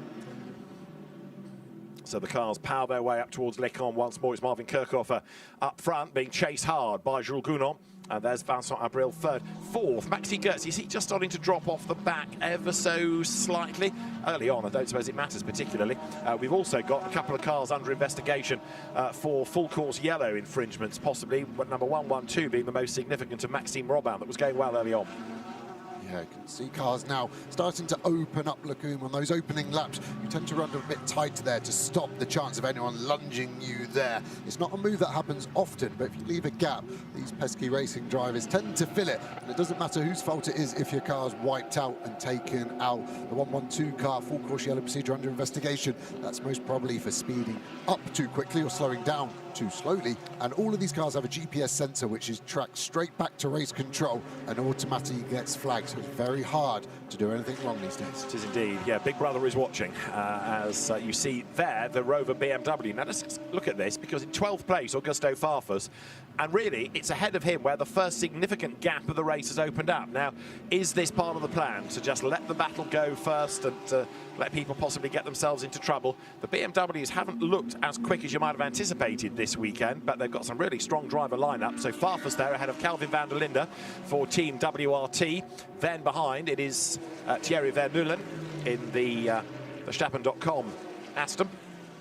And behind Vermeulen is Marco Wittmann in another of the WRT cars. We had this in a shorter race, I'll grant you, the 3-hour race that we had at Paul Ricard, sorry, the 6-hour race at Paul Ricard, and you thought initially the BMWs were struggling for pace, and then after about an hour and a bit, bang, they were right up at the pointy end, so you never rule them out. But as I say, Farfus has already lost about 3 seconds to the train ahead of him. There you can see it, coming out of the chicane, there is clear track between the Ferrari of Alessio O'Donoghue and the BMW of Farfus. That's your leader, it's still Marvin Kirchhofer. He shares with Benji Goethe and Joseph Loke, but right now, Marv the Suave is doing a very good job up front. I don't think you'll like that nickname as we get a replay of the start here. So as the cars accelerated away, Marvin Kirchhofer got the hammer down nice and early, didn't he? And pulled clear of the opposition, dropping down towards Eau Rouge. You can see with so many cars, it looked ever so crowded on track as the fireworks went off to signify the start of the race, left, right through Eau Rouge, and the climb up Radion, and everybody being respectful, everybody being careful, and no real drama as the race got underway with a really good start by Marvin Kirchhofer and a clean start as well, which is the main thing, allowing everybody to get a couple of 3 racing laps in before we had that incident at the chicane when Michele Beretta was turned around and then he was hit by an unsighted Antares Al. So straight off, we've got one car that's not yet started, the number 2 Corvette. We've got 2 with damage in the pits. It was pretty busy though, wasn't it, for many, dropping down to the foot of Eau Rouge there. See the Ferrari here getting up to speed, and Audi cutting across the front, and then the 777 car, the dust getting kicked up in front of us, going 3 wide. The slipstream effect so big, and then you get a double, triple, and then up to 10x toe. It suddenly starts to speed up very quick underneath you. So right now, the field working its way on lap number 10 in the CrowdStrike 24 Hours of Spa. Frantic start. Now it's just calming down ever so slightly. Maybe not for Farfus. He's lost a place, look, because Calvin van der Linde has wriggled past. So Calvin van der Linde gets himself through up into now 12th place. So the red BMW goes by, and look, straight away, Farfus starts to drop back a little bit. So I'm not suggesting it's a problem. It might be that they're running at a pre-arranged safe pace in the opening stint, but you can't really afford to be giving away time. Here is van der Linde with a real dive up the inside into Bruxelles, and Farfus didn't make that overly difficult. No, that was BMW communicate to 2 factory drivers, different teams, but Farfus let that move happen. He's obviously at a pace where he feels he can't go any quicker. And the BMW struggling here. Van der Linde now the highest placed in 12th. They got 15 kilos added after qualifying. We saw the BMW struggle at the start of the race at Paul Ricard at the start here, didn't we? The 6 hour there. And then suddenly, when it got cooler at the night, that 32 car just came alive pace-wise and ended up winning that race. So I'm not too worried for them just yet. There's the 33 Verstappen. Aston Martin had a good qualifying. Harry King spoke to me afterwards, says that was all we had though. So he is thinking this race could be a little long for them unless they found some tweaks overnight. Flick through Eau Rouge again, climb the hill. Van der Linde escaping then. At the wheel of the Aston Martin there is Thierry Vermeulen, and it's not going to be long before he makes a move against Farfus, is it? Because coming up the Kemmel Straight here, he's almost near enough to benefit from a tow and then possibly dive to the inside, heading into Les Combes. Behind him, you've got Marco Wittmann in BMW 31. Vermeulen close, but not close enough to make a move there. Farfus is going to fight a little bit harder to keep this place. Yeah, it's non-BMW, so suddenly his car becomes 2 foot wider into the corners, and his foot definitely won't be easing off the throttle anytime soon to let that Aston Martin through. BOP looking very close between these two cars. Obviously similar configuration, front engine, our larger side of chassis out there, but the Aston Martin maybe not quite as good out of corners, but better aerodynamics on that Evo car. And it's an absolute pleasure to drive that Aston Martin. It's the car that's got the best air conditioning, I would say, of everything I've driven. All the drivers say they can't run it on maximum, so they won't mind these hot ambient temperatures we're experiencing right now. So Van der Linde heading towards us ahead of Farfus, then Vermeulen, then Marco Wittmann, and then Philip Eng behind. It is lap number 11, and as the clock ticks on down, we've nearly had half an hour of 24 around the Spa-Francorchamps circuit, and Marvin Kirchhofer still leading Jules Gounon, and they in turn are now getting away from Vincent Abril, aren't they? Number 51 Ferrari. That gap just creeping up a little bit, but gradually the team's now starting to get the cars into a rhythm, and the first stint sometimes is a lap shorter than others, just to make sure they've got the right data. They don't want to get carried away on fuel. They want a safe stint to start off with. The other interest is going to be, and it's probably more relevant for the classes, to see whether we get driver changes at the end of the first hour to give, in some cases, a paying customer a chance behind the wheel, whereas maybe in the Pro Cup, the manufacturer-paid drivers, you can keep them in for a longer period of time. You don't have to have that sort of sense of customer relations. Yeah, I think the top 15 will double stint their drivers to try and maximise performance. Why is the performance maximised? Well, when you're in the car as a driver and you're just coming in, some fuel in the tyres, you get straight back out. You know how the car feels, how the track feels. When you get in as a fresh driver, you're like, how's this car going to feel today? The other two drivers haven't turned a wheel in over 12 hours, a minimum, maybe more for some of them, so it's harder to get up to speed. The other classes, I think, will want to cycle through while we've got daylight, and then your decision is, do we double or triple stint through the night? I was always a triple stint fan because it meant I could actually go and get some sleep as my partners did some of the driving. When it was a double, there was enough time to calm down, but then all the other drivers would cry and go, 3 hours is too long, and you'd end up having a fight before the race had even started. Number 60 had a fight early on, that Lamborghini of Michele Beretta. The team still working to repair the damage and estimating, according to Alex Le Guy in the pits for us, that 20 minutes and it should be back out. But that might be being optimistic, he reckons, looking at the state of the car. But as long as it's back in the race, others will hit problems, surely, and you will buy back some places. But like all endurance races, the least time you spend in the pit lane, the better. Thomas Preining's Porsche there, the red car for Pure Racing, drops downhill. And right now that is in 19th place. Matt Campbell is behind in 20th. Ahead of the pair is Mirko Bortolotti. And we've just had into the pit lane number 88 of Riccardo Casaniga. That's another of the Trezor Attempto Audis. And that's after half an hour. That's an unscheduled stop, I would propose. Yeah, I would too. The only thing, if they're just trying to get off strategy, everyone get into the pit lane when it's quiet, because at the moment, with this being a normal 60-minute maximum stint time, the pit lane is going to be very busy. You're going to have two options. You pit on lap A to not go over 60, or you can go slightly longer if the lap allows you to do it. So pit lane is going to be very busy, easy to get blocked in here and lose lots of time. The worst is when you come in, Marvin Kirchhofer, for example, comes in the lead, pit lane's empty, and then you get 73 other cars coming in. You're boxed in, you're ready to go, but the other cars that have hurt you aren't ready to leave, and then we're going to see a lot of that in pit lane. One of those three pit lane starters, Jamie Day, I think he was the last one in the queue from what Joe scribbled down. He's up to 60th, so he's managed to catch and pass a lot of the traffic. So Jamie Day, we know from British GT, is a quick driver, and he's making a bit of progress now. We're still hoping to see the number 2 Corvette into the race as 88 sits now at pit exit. It's just leaving, I can tell you, that Audi we were touching on. So here, a move about to be made there, because Max Hofer goes to the inside of Max Janssen as they dive into La Source. Gosh, that was close, but contact avoided. Even you wins then. Yeah, max attack from both of them, wasn't it? And I just didn't think either were appreciating the angle of attack into the apex there at the source. Slowest corner of the lap, down to 65 kilometers an hour. Already back up to 260 as we get to Eau Rouge. These cars flat through there. And amazingly, you turn in flat at 260, but the car with the gradient and the steering angle, you lose 30 kilometers an hour. Now Hoffer in the slipstream. Doesn't look like Jansen's fighting it, does he? Smart driving, I think, from the BMW. Different classes. And also, you've got 23 hours and 27 minutes remaining. No point holding each other up. Yes, at this stage, keep out of trouble, stay on the lead lap. That's absolutely crucial. The other aspects, I know we always talk about you don't want to spend time in the pits, but you can't afford to keep picking up penalties, whether it's pit lane speeding, whether it's track limits, whether it's causing a collision. So in those respects as well, drivers have got to be squeaky clean. Yep, exactly. As you can see, Max Hoffer now, he was leading his class already, but he's now promoted his class over the silver class for that 21st place. And maybe that Century car, one of those cars talking about, it looks like the tyre pressure's maybe starting to go off because they were looking very fast early on, less so at the moment. We have our first drive-through penalty of the race. It's to Louis Machiels, number 52, and it's for causing a collision. That possibly was what turned around Michele Beretta, because I can't think of another significant incident that we've had. So a drive-through for number 52 Ferrari. It's nothing like as bad as what's befallen the other cars involved, but it's a penalty.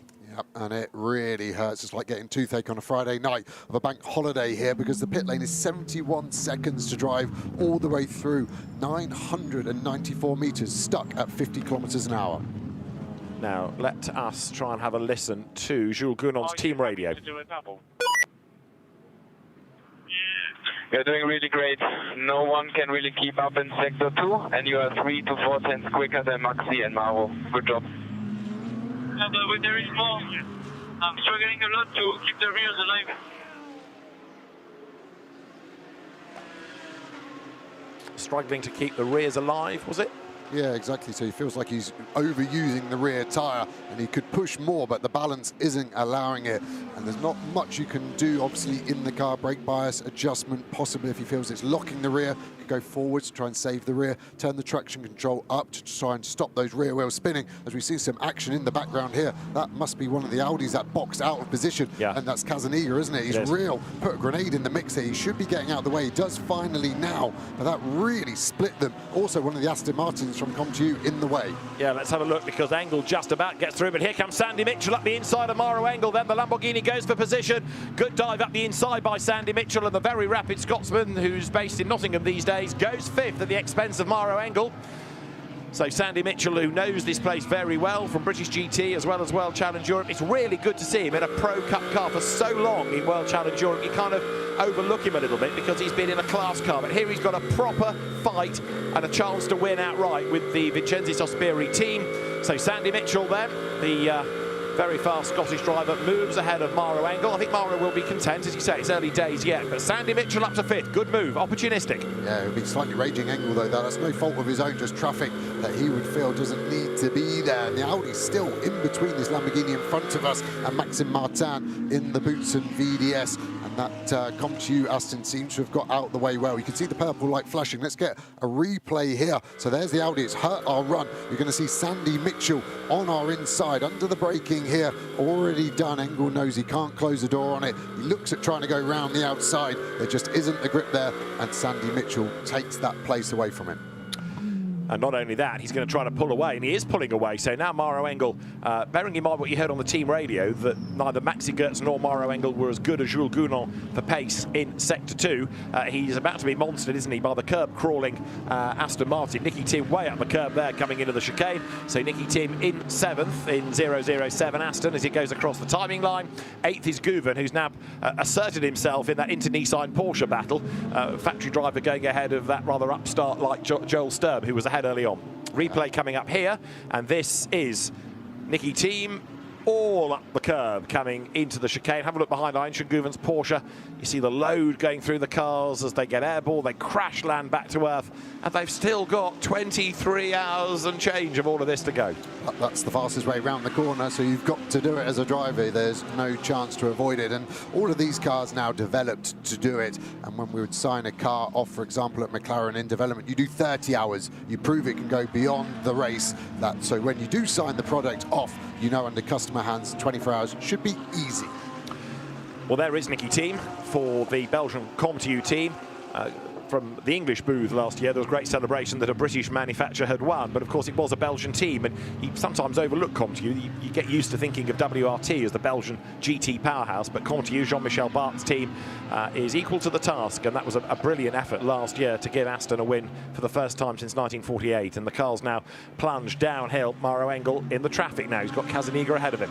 Yeah, Casaniga's pace is good though, isn't he? I assume he took tyres when he came into the pits after that 30-minute stint, so maybe he's able to stay with them because he's on a fresher tyre at the moment. But saying that, then he should be full of fuel. But the Audi at the moment, pace looking really good, but Mauro Engel will want him out of the way. He is getting blue flags, so he will have to get out of the way eventually, and I'm sure Mauro Engel is speaking to his Winwood Mercedes team saying we need to get on the blower to them. And the problem is the communication. It has to go from your team to race control back to the other team. A lot of the time it is much simpler to send a representative from your team, depending on how your political stance is, either your biggest or your nicest person, to the team directly to go and ask them, could you please move out of the way now? Now we have a 150-second stop-go penalty for the number 8 Ferrari, and we've got a drive-through for a full-course yellow infringement for number 27, which is the Qatari Motor Federation Audi. So quite a lot of incidents and penalties quickly coming out of the system. So the stewards being busy. I'll try and get to the bottom of the 150-second stop-go for the Ferrari in a moment as you look at Gouven coming out of La Source. So the race within this first hour is starting to take on a different feel, isn't it? Because in some cases the battles are raging on, and in other cases they've now started to calm down just a little bit. Yeah, 150 seconds is obviously a large penalty. They're going to lose over a lap there, so we'll find out what they've done. But the front two now breaking away. You can see that 52 Ferrari is in the way as well. Engel still trying to get past this Audi, and it's not getting out of the way at all. The Porsche there of Gouven getting past the 52 as we go to a replay here into the bus stop chicane. All concertinaing up. The Audi doing well to get a load of curb there, and then gets a kiss from the Aston Martin. I think both have lost bodywork, dive plane off the front of the Aston, and maybe some of the legality covers off the back of the Audi there. And also looking rapid there, Arjun Maini in the Ford Mustang getting himself up past Max Janssen. It was an engine change on the Kessel Ferrari, and that's why it's got to stop and go 150 seconds. So you shouldn't really be changing the engine. We'll let you do it, but there's got to be some sort of sanction. So it's the reason behind it there. I assume they've done that before the race, otherwise that's quite a quick end. So 150 seconds and a lap of the minute is a 2 minutes 19. Race order continues then with there the stop-go being done. The Machiels Ferrari has served its drive-through as well. Race control being notified of that, as there is the Qatari Santalot run Audi as well, making its way down the pit lane.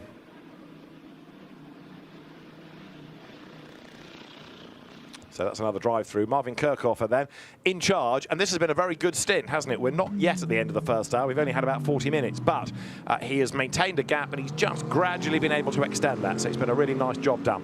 Yeah, no track limit warnings at all for that car. Same for Jules Gounon behind Abreu in third, just the single one. So that's probably about the limit the teams will want to have. Just using 1 an hour would be there. Normally the drivers will try and save them for an overtake, especially at the top of Eau Rouge where they're heading now. Turn 4, you can just open up the steering lock ever so slightly, and then you get the biggest gain because you carry the speed all the way down the Kemmel straight. So it's a sort of a grey area. If the overtake is direct because you've done it, of course, that is gaining an advantage and the position will have to be given back. But it's to negate a gap and maybe find half a second to even a second, then it's okay as long as an overtake doesn't come directly before the brake zone here at Lecombe. So the field currently working lap number 17 as Marvin Kirchhofer flicks the car through Lecombe for Andrew Kokori's Garage 59 team. Then GetSpeed, the team operating the Mercedes of Jules Gounon with the AF Corsa Ferrari, having fallen back in third place in the hands of Vincent Abril. GetSpeed, and there is the Mercedes of the team, the owner of which, Adam Orsica, remember, was on the podium a few years ago as a class winner when he stood in for Kenny Habul. That was at the 11th hour, and the engine change confirmed that it was a Ferrari engine change after night practice. That was the reason for that stop and go. So just confirming what we'd been touching on. Grateful thanks to Janos Winther for the information too. There is Maxi Gertz coming downhill ahead of Sandy Mitchell. Now that gap's coming down a little bit, isn't it? Mitchell creeping up there onto the back of Gertz.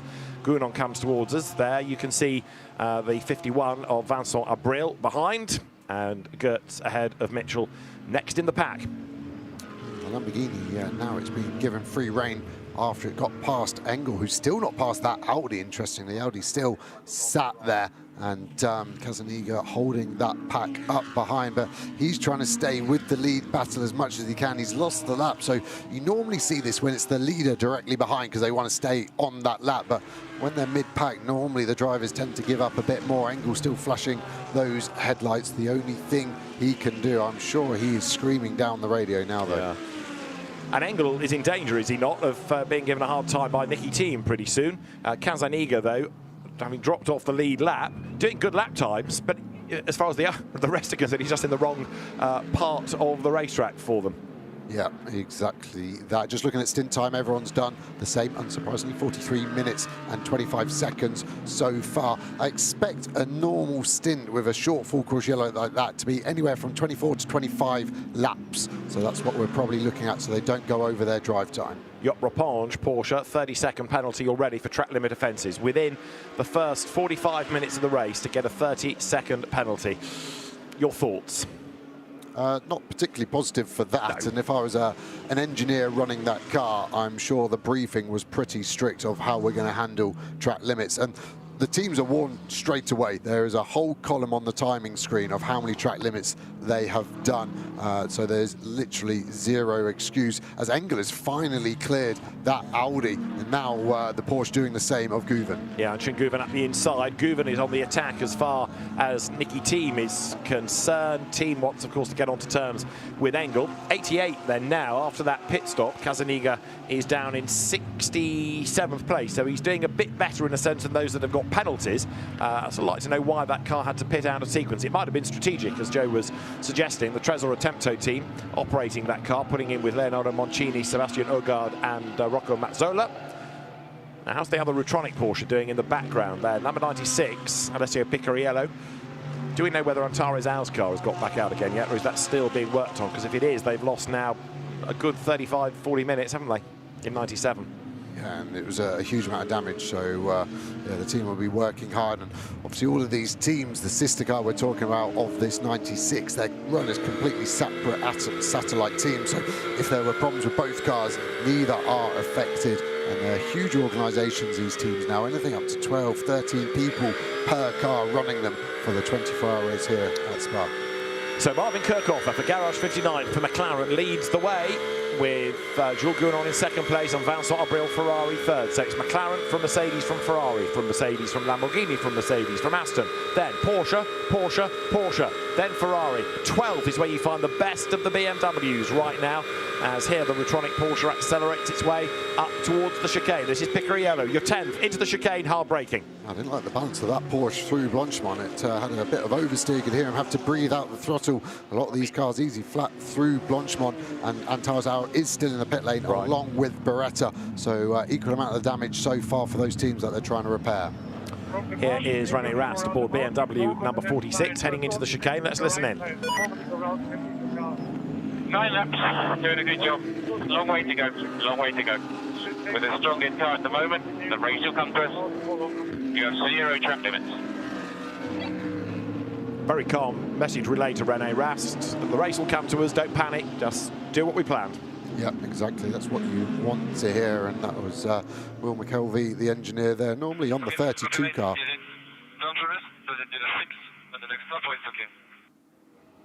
So the BMW out of the chicane. There is René Rast, winner of the event when he was an Audi factory driver, now part of that BMW stable. It was in Carrera Cup and Porsche Super Cup that he made his name initially, and went the GT route, then into the aero-dependent DTM, which became a GT type category, and championships followed. Good Porsche battle there. Matt Campbell going ahead of Thomas Preining, so up into 18th place. That's the Dynamique car ahead of the Pure Racing entry. And again, those Porsches, a little bit further down than you might think they ought to be, but not looking overly flustered. Again, things will change at the end of the first hour when different drivers get on board different cars. Things will happen as well. A lot of gravel on the road we saw there coming out of Les Combes, as on the lights, Thierry Vermeulen, he is hunting down the Kelvin van der Linde, Alessio Dono battle, and van der Linde has gone through and gained a place, hasn't he? Because up into 11th now is Kelvin van der Linde in the best of those BMWs. So as soon as he got past Farfus, he's made progress, and there's a car with a punctured tyre. It's one of the Audis, and that is Casaniga, I think, is it, in 88? Yes, it is. So punctured tyre. Well, he's had one pit stop. This is very definitely an unscheduled one, and he's got no choice. Yep, and he's got to creep that car back slowly, and it's awful as a driver. The engineer's screaming at you, go slower, and it feels like you can't possibly go any slower. You've got to do 50, 60 kilometers an hour maximum to save that tyre, flailing around, and he's still got over 2 kilometers to get back to pit lane. And the other worry, of course, is that something much quicker, unsighted, finds the back of you. He's trying to keep out of the way. The car doesn't want to handle as well, of course, but at that reduced speed, the closing speed of the quicker cars behind is far more obvious. Yeah, especially through Bronchemore. It's a blind entry. Drivers tend to go to the runoff there when they're going that slowly to get out of the way. The marshals will use the white flag to warn drivers of a slow vehicle in front. And again, the top teams will be using these live pictures to warn drivers of where the slow car is. For example, Kirchhofer probably has not been told yet. There's no point telling him, because by the time he gets there, that car might already be in pit lane. You need to keep your drivers as stress-free as possible. Well, right now, we have a good battle going on between Maxi Goertz and Sandy Mitchell. The Flying Scotsman in the white Lamborghini there is right on the back of Goertz in the Mercedes AMG. They come up through Les Combes once more. This is lap number 20. There is Maro Engel, who has shaken off Nicky Tim for the minute. Einstein Guven behind him. So there, 51, Vincent Abril going through. It's not Alessio Dono, as the graphic says. Dono is falling back in 11th, now 12th place. Out of Bruxelles they go. And the number 163 Lamborghini, Sandy Mitchell at the wheel of it. He was closer to Goertz. I think he's lost a little bit of time maybe at the top of the hill. But Goertz 4th, Mitchell 5th, into Pouin here. Yeah, last lap was okay, but Stint 1 wasn't, Sector 1 was not so good. So a couple of tenths lost, as Engel now has got a bit of pace to save his tyres a bit when he was stuck behind the Audi, because Mitchell really dropped him, but at the moment it looks like Engel's the quickest one out of the three. And maybe even Abril starting to get caught by this battle, and that's exactly the ebb and the flow of what the stint can do. And this is only one stint at the moment. We've had a pretty constant track temperature, 41 degrees. That's the hottest I've seen at Spa for quite some time. So these cars will be in a sort of perfect condition right now, but as the track starts to cool down, it transforms again, and we're possibly going to see different performances from different cars. So the drivers then accelerate their way into the chicane. The lead gaps come right down, and there is the Audi limping on. Well done to Riccardo Casaniga. He's almost made it back. The Ferrari of Vincent Abril dodges round, but last time around the lead gap was 1.5 seconds, and this time it's 0.7 of a second. Now, what's going on here? Was that because he came across a slow car, or is finally Kirchhoffer's McLaren just starting to wane a little bit? Certainly Gounon is closer as they come out of La Source onto lap number 21. To keep an eye on this, that would not be something I expect of Marvin. A mistake maybe, but not one that big. Car looks okay through the corner, no major issues. He and I on the power. The McLaren has been very strong through Sector 1. Speed trap wise, it was okay last time at the end of the Kemmel Terrain. 262 kilometers an hour last time by. What is it as they go through Sector 1 now for Marvin Kirchhoffer? 262 still. Gounon slightly quicker, 263, so kilometers an hour there. But look at the graphic, 0.8 of a second gained, and I don't think that was traffic. Let's hope that McLaren is okay. But on this lap, the better first sector time done by Kirchhoffer, so responding with a personal best and one that is better than Gounon's, as Casaniga has a new tyre, new Pirelli put onto the Audi. So maybe it was just an aberration for one lap per moment somewhere for Kirchhoffer, because he looks as though he's planted again. Now it all looks safe, and it all looks as though he's being able to stretch that margin again over Jules Gounon. The other interesting factor is how far back Vincent Abril has dropped now. He is 5.3 seconds off Gounon. Yeah, and the pace behind, everyone in the low 19s.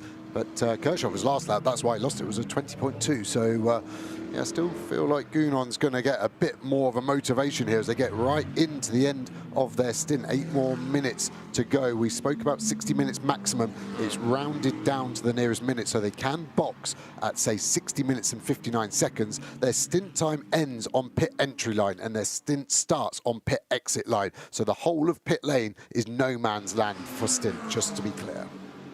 So here is that lead fight. Marvin Kirchhoffer, Jules Gounon together. 7/10 was the margin at the start of the lap. And of course, as he gets closer, so Gounon becomes ever more motivated, doesn't he, to try to end his opening hour behind the wheel as the race leader. They come up towards the chicane, brake hard, turn into the right, turn into the left. There's still a bit of a climb even through the chicane there as the cars now sprint their way again up towards the timing line. The McLaren goes by, the Mercedes AMG goes by. 7/10 was the margin and under 7/10 is the margin. So that's 2 in a row on which Gounon has been able to close onto that McLaren. I just want to listen in. It sounds all okay at the moment. Actually, a turboed V8 is quite dull in its noise, but no strange banging or clicking or anything from it, and it hasn't lost that much pace where it's a huge problem. So potentially maybe the tyres have just gone off. Maybe Kirchhoffer pushed slightly too hard too early on, and actually that gap looks like it's grown out again. A great view here at that Mercedes as they keep climbing, and now he'll slam the brakes on, down 3 gears, 6th down to 3rd. Lots of curb on the inside, trying to open up Lacuma as much as he can. And you're right, Abril there in the Ferrari, really starting to fade at the moment. And Casaniga's Audi, after that puncture, is also being given a 15-second time penalty for a short pit stop. There is a regulation refueling connection time of 44 seconds, and that was short on the data. So a penalty is coming for 88. So a puncture and a penalty within the first hour. Yeah, that's a tough run for them. As we see, Antares Al now released. Great job by Retronic. That car looks showroom new as it left there in our camera shot. Going back on board with Kirchhoffer, who's on strong in sector 2. That's what his engineer told him earlier. Look at that rear wing of the McLaren. It's got to be a minimum of 9 degrees now. That is a lot more than Kirchhoffer was running in qualifying, with a candid chat with him off air earlier. So the balance of that car completely changed overnight for him. So that'll be another learning for all 3 drivers of that car. We've had our first driver change. In fact, Alfred Renner has taken over from Ralph Bowen, 91 Porsche. So that's fallen down the order while they've been serving that. And again, it's slightly out of sequence rather than coming in at the end of the opening hour. So on this lap, another personal best sector 1 by Kirchhoffer. Battle on here between 93, the Ferrari of Ziggo Sport Tempesta, and the 188 McLaren behind. So in other words, that is Chris Froggatt busy battling with Tom Fleming, who we saw driving in the AF Corsa Ferrari with Alessio Dono last year. Had his accident at Misano. He's come back from that, but switching teams, switching brands, and doing a good job here, sitting on the back. It's in Bronze Cup, this battle, as well as for outright position, of course, and they're fighting for 4th in class. Yeah, and cars looking pretty even again. 2 similar theories on cars, the 296 GT3 of Froggatt and the McLaren 720S GT3 of Fleming.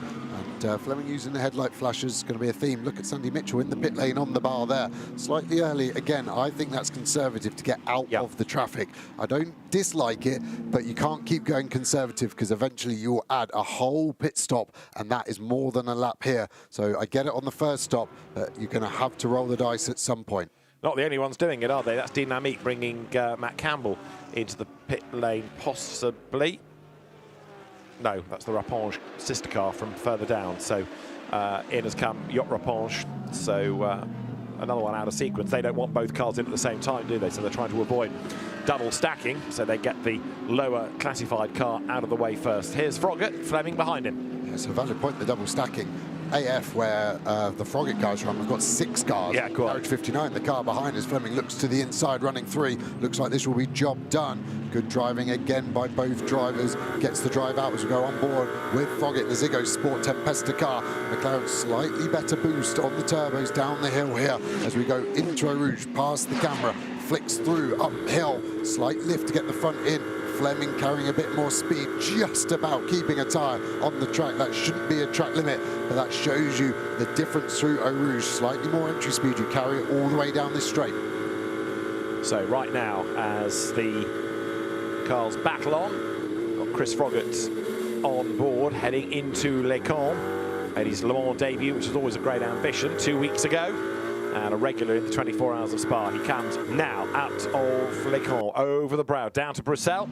And there is the Ferrari then coming under attack, isn't it? Because Chris Froggatt now is being monstered by the Zach Robichon Kessel Racing entry, and that in turn comes from Bruxelles down towards Speaker's Corner. Kirchhofer is still leading, and with Sandy Mitchell having pitted, then that promotes Engel to 5th and Team to 6th. The only thing with Kirchhoff, just looking at the map, he's about to catch a huge group of traffic, so maybe some of these cars will box earlier. They would rather lose a bit of their stink length to not get held up by some of the slower cars. We've seen how hard it is already to get past some of them, and that can lose you so much time, as we see the Bartoine car drop and go from the Get Speed team. Right, so rumbling down the pit lane goes the Mercedes AMG, Nicky Team in as well. And there, late into the race, is number 2. We need another screen to see how many laps down that Corvette is, but it's in the race after that brake caliper issue on the grid. But the car finally in, due to be started by Jordan Love, but now really all they can do is use it as a big test session. Exactly that, and this is very tight if the leader can do another lap or not. I think most of the leaders will box this lap, so expect pit lane to get very busy. And this is what I spoke about, the traffic. That's the 4 car that's really held him up, giving Gounon a chance to get the run down the hill into Brussels. Tries to find a way through the traffic. There you've got number 4, Ian James, at the wheel of the CrowdStrike Mercedes, a pit lane starter. And Gounon gets sideways there, the back wags as he hustled the car through Bruxelles. So Kirchhofer hanging on in there as we get to the end of the first hour of the race. Then they are nose to tail for the race lead. It was 8/10 at the start of the lap, but it is barely 8 lengths right now as they come into Puan. And again, look, Gounon closing right up. Kirchhofer, though, is not going to be phased by the light flashing. He will pick his lines. He will defend as best he can. We've just had Maxime Martin leave the pit lane. We've had Augusto Farfus come in. Gounon pulls out of the draft there to have a look coming into Pif Paf. No way through. Turn right, turn left. And still they've got that pesky Mercedes that they can't find a way by. Kirchhofer may well be advised to pit at the end of this lap, because rather than have to fight for the lead and fight his way through traffic, get into the pit lane, just get out of all of this worry, get out of all of this stress, and the car comes now up to the Paul Frere. Yeah, and that Mercedes in front, Ian James in the CrowdStrike car. Last lap 4 seconds a lap slower, so it should be easy. But this is where GT3 cars are hard to overtake at times. You get in the dirty air. They're going to have to pit this time. I think they're getting held up, but look at the cars in front battling. They're going to run out of time. They can't exceed their stint time here, as that 88 Audi seems to be in a battle no matter where we look. 1 for the pit lane, 2 for the pit lane, as the leaders come through and do get into the pits. Kirchhofer then, actually, as it happens, the lapped CrowdStrike Mercedes behind, and then Gounon. So here they come down the pit road. Kirchhofer gets to the line, slows right down. And Jules Gounon there. In fact, you've got pretty much the leading 4, maybe 5 coming down the pit road. So in is Kirchhofer, then Gounon, then Abril, then Engel, then Guven. That is your top 5. And now the pit lane gets really, really, really frantic. Yeah, this is going to get busy. So all cars will stop in their box. The fuel will be connected. That fuel hose has to be connected for 44 seconds. Every single car the same on that. Doesn't matter if you need all the fuel, it has to be physically connected. In the meantime, you're changing tyres and possibly drivers. Not seeing a driver change with Gounon, not seeing a driver change with Kirchhofer either. I expected that, at least a double at the start, to try and maximise performance. Then when the fueling is done, the car will be dropped. All of these cars have an auto start. As soon as they feel the air released out of these jacks, they will drop, they will fire up. The car controller there with the lollipop will tell the driver you're clear behind or you're not. He's just checking something on the dash. The lollipop will be raised when he's clear to go, but it is not going to be clear for a while. And the fuel coming off there, but not the car dropping, interestingly there. So they just about got it connected, even though the nozzle not there. Having to hold. Look at the fast lane, there's nowhere to slot in. Kirchhofer's already gone, he's had to merge in there. I think that's a big time loss to the 59 car. Right, so Jules Gounon then makes his way down the pit lane. He stays behind the wheel. And as we were suggesting, the manufacturer teams double, maybe even triple stinting drivers. They're not doing single stints like some of the customer teams might. Could I suggest Sandy Mitchell here, stopping early in clear space, has got a chance, I think, to potentially leapfrog that Get Speed car of Jules Gounon, just because I think he lost 5 or 6 seconds waiting to be released. Right, we're going to see then at the end of the next lap. So we've done effectively then the first hour of the race, and you can see it's busy coming down the pit lane, some going out, some still coming in. Yeah, exactly, and you just can't get releases. It's the same now, and that's going to be an unsafe release into the side. He would have been getting told by the engineer, merge, merge, merge, and when you hear that as a driver, you mean there's no space, and the engineer is asking you to do a miracle, but much, much closer there for Maro Lengel. Where is Vince Abril in all of this? I'm pretty sure I saw him box, but I don't see him in pit lane yet. Yeah, he's dropped a long, long way back. He's given way, though, to Alessio Rivera, so the car is delayed as a consequence of the driver change, or is it? No, Sandy Mitchell, I was looking out on the timing screen, has had a mega run, and I think he's up to second place. He is the car directly behind this Kirchhoffer McLaren, so that was a great move from VSR, and I thought it was conservative in some regard, but when we saw pit lane like that, right move to do. And also, Nicky Tim has vaulted, hasn't he? Because he's up into third, ahead of Gunon, ahead of Engel, ahead of Gert. So Gert's in the silver Mercedes is another loser in all of this. Ignore the fact that it says 2 against Gunon's name. No longer is he in second place. He's fallen a long way back on that pit stop, so there's been a real shuffle, and we'll come to it at the end of the lap. But it's Kirchhoffer in the lead, Sandy Mitchell in second place. You can see here, look, number 9, which is now being driven by Maxime Martin on the attack, looking to try to gain places. Yes, all those drivers are the same. The one that isn't is the black Porsche behind Martin. That has now gone from Ayjan Guthen to Lauren Heinrich, who actually did super pole. So you would say that's the fastest driver they've got. But they decided Guthen was the more experienced to maybe take the start. Engel having to defend at the moment from Martin. These are all new tyres, so they'll be either fresh or brand new. Different pressures to what they just took off the car 2.5 minutes ago, to the drivers having to learn on the fly. What they got? Gounon trying to get past that blue Ferrari of Perez Compact, not for position, but he's got to work hard for it. Nicky Team escaping up the road, so a completely different 1, 2, 3. And look at the time loss. We've now got Rivera in the 51 car. Vince Abril handed over in third. That car now down P10. Race leaders then on lap number 25 into the second hour of the 24, and we're also having a report that the Dean McDonald McLaren may have been short on the refueling, but we'll let race control check the data and come back to that. So the drivers come now into the chicane. 22 Porsche, Ayjan Guthen started it. He's given way now to Lauren Heinrich. To give some quantity and numbers of how bad that Ferrari pit stop was for the 51, 16 seconds slower for that pit stop over Kirchhoffer. So no wonder they lost so much time. We don't know what procedure part has lost the 16 seconds. It doesn't matter. It's gone, and it's gone forever. That's the frustration. Vince Abril will be seething. You just worked so hard for an hour for 16 seconds to evaporate while you were worried about thousands.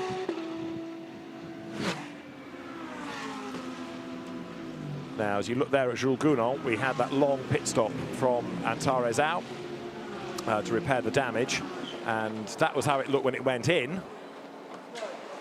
And a huge amount of work went on to repair the damage on the front, to repair the damage on the floor, and to do this so early is soul-destroying, but they kept at it and kept going, and eventually there was virtually a showroom-style car that was able to go back out. You would not think that had any damage at all. It was wheeled back onto the fast lane from where it has to restart. But that was a Herculean task and a job well done. And here's a drama for CSA. There's a very slow McLaren limping into Pouhon, cars scattering around it, and they're crawling downhill. Look, it is number 112 McLaren crawling its way around Pouhon. It has clearly got a problem, and is it a flat front tyre on the right-hand side? I was thinking just a quick glimpse. It may have gone down, that tyre. 112 is the Edgar Moline, Sai Sanjay, Maxime Robin, Josh Mason car. I don't think it's got any power. And right. There's the problem there. The Ferrari into the box. Well, you were wondering what had happened to Vince Abril. Rivera got into the car, and it's back in the pits. On his outlap, he's come straight back in. Yep. Team getting to work somewhere on the rear right. Have they done something in the tyre change? Have they stripped some threads off? Something is not right. That must have been feedback from Rivera. I just don't think that McLaren's got any power. I think the tyres are okay, and he won't want to get out of the way. He's going to try and limp that back, and that's going to cause the race director, Neil Vissers, a problem, because I think that's going to stop in a dangerous place, and it could have to go to full course yellow. So it's tumbling down the order into 71st place. It's still got a little bit of pace. It's kind of gone into limp home mode by the look of it almost as it crawls on. So it's busy on track as it is Kirchhofer ahead of Sandy Mitchell by 2.8 seconds. There's the lap to Antares. You can see Nicky Thiemy in third, but not for long. Gounon has a look up the inside going into La Source. It's another ComTU Aston he's trying to get past, but he is still in fact behind team on the road. That ComTU car getting in the way of Maro Engel. So Gounon has cleared the back marking Aston. Engel does likewise. Then you've got Laurin Heinrich next up. They're all going after Nicky Thiemy in 007. It's 11 Aston bouncing over the curve of Sergio Seta-Camera that's rejoined out of sequence. And whatever the problem is with the Ferrari, they think they've cured it and it's ready to go. Gone down a lap. They're done. They're not going to get a wave around in the Pro Class. A lot of blue smoke. I don't think that was tyre either. Great driving from Engel there because he got squeezed by that ComTU car and he didn't blink, and then he walked him back over to give himself space for Eau Rouge. It's like when you're talking to someone that doesn't respect your privacy, you can actually walk them around the room because they just won't leave you alone, and that's what he did to that Aston Martin on the way to Eau Rouge. Good, aggressive driving from Maro Engel there.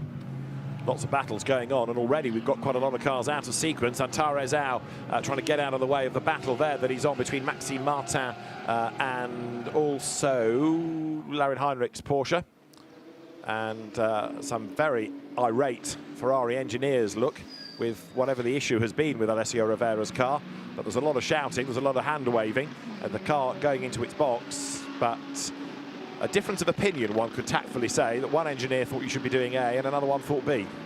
Yeah, it's difficult. The emotions are so high. I know exactly that feels. I've been on both sides of that argument, winner and loser, surprisingly on the latter one. But yeah, really tough. I can't see what the problem was, but it's lost him a whole heap of time. Just to bring up a few things, we're starting to see a purple flashing light in the rear of cars. That means there's a bronze driver in the car. Yeah. So it doesn't matter what car it is. If you see a purple flashing light, you can see on the Audi or the Antares Porsche we saw. That means a bronze-rated driver is in the car. As that McLaren's still going slow. That is an awful place to be on the exit of Blanchimont. He needs to get out of the way. That is big crash drama that's been collected by Mercedes. 2 cars, 3 cars involved, and I'm afraid to say that is going to bring out the safety car because there is big damage. The McLaren has been collected.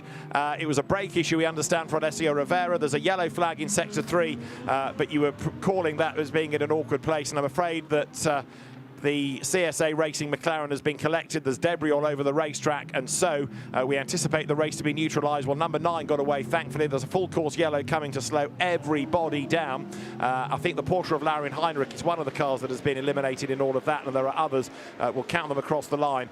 But yeah, Heinrich has definitely been involved, and the full course yellow now is called. And this is going to be a long full course yellow, and it will go to safety car surely.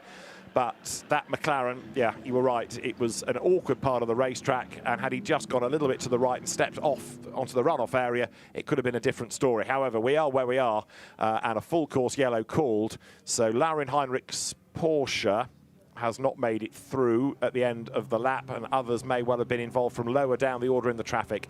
So medical car scrambled, of course, to make sure the drivers are okay, and there's going to be a lot of debris to clear.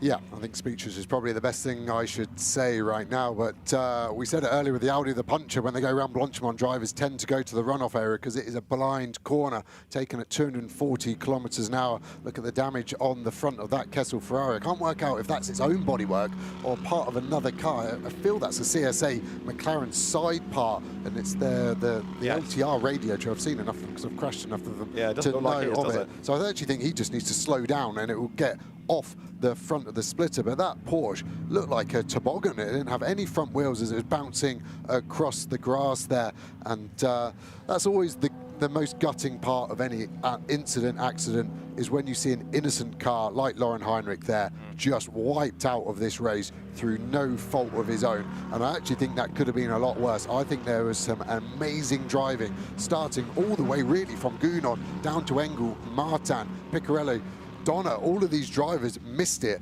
and unfortunately Heinrich would have been fully blindsided by that. So that car coming to rest on the grass on the inside of the chicane. Full course yellow called. 1 or 2 trying to play this to their advantage by coming into the pit lane. And I think I just quickly mentioned Alessio Rivera. The information we'd had from the pit lane is a brake issue on the 51 Ferrari. They know at Schumacher CLRT that's the day done. The race over. Aenshin Guven did the first stint. Lauren Heinrich was behind the wheel, and a very, very disappointed Klaus Bachler commiserating with the team, because they will have seen the damage done to that Porsche and know that that is not only out of the race, but it is a virtually destroyed car. So massive amounts of damage, and the incident zone currently being worked on by the marshals, by the officials, to get the debris off the road and to make sure that everybody is okay. You can see how gutted they are so early onto a race. Colin Hedegaard there, yep. Very fast driver, really nice guy as well, actually. Spent a lot of time with him while he was at McLaren, and it would just be shock. You feel numb as a driver, one with such a large accident, but then your chances wiped out. You were dreaming last night, oh, a podium would be cool, winning would be really cool, nice, yeah. Wouldn't it? And suddenly that unravels in an instant in front of you. It gives us a chance to talk about a full course yellow. We had a short one earlier, as you see Heinrich there. Look at the front of the car. The good news is that he's okay and out of the car, but yeah, absolutely. I don't think I've seen that on a modern GT car. The impact has been absolutely huge, and the good news is that he can walk away. He will go to the medical centre to be checked, as you do in any incident, large or small, but that is the best news of all. But yeah, to do that amount of damage, what sort of speed would that impact have been roughly? 230, 240k, full throttle. The G-force, I mean, I appreciate the windscreen's not popped out of that, but the energy to allow the windscreen to come clear, which is so tightly fixed because of the roll cage, the whole thing is so stiff.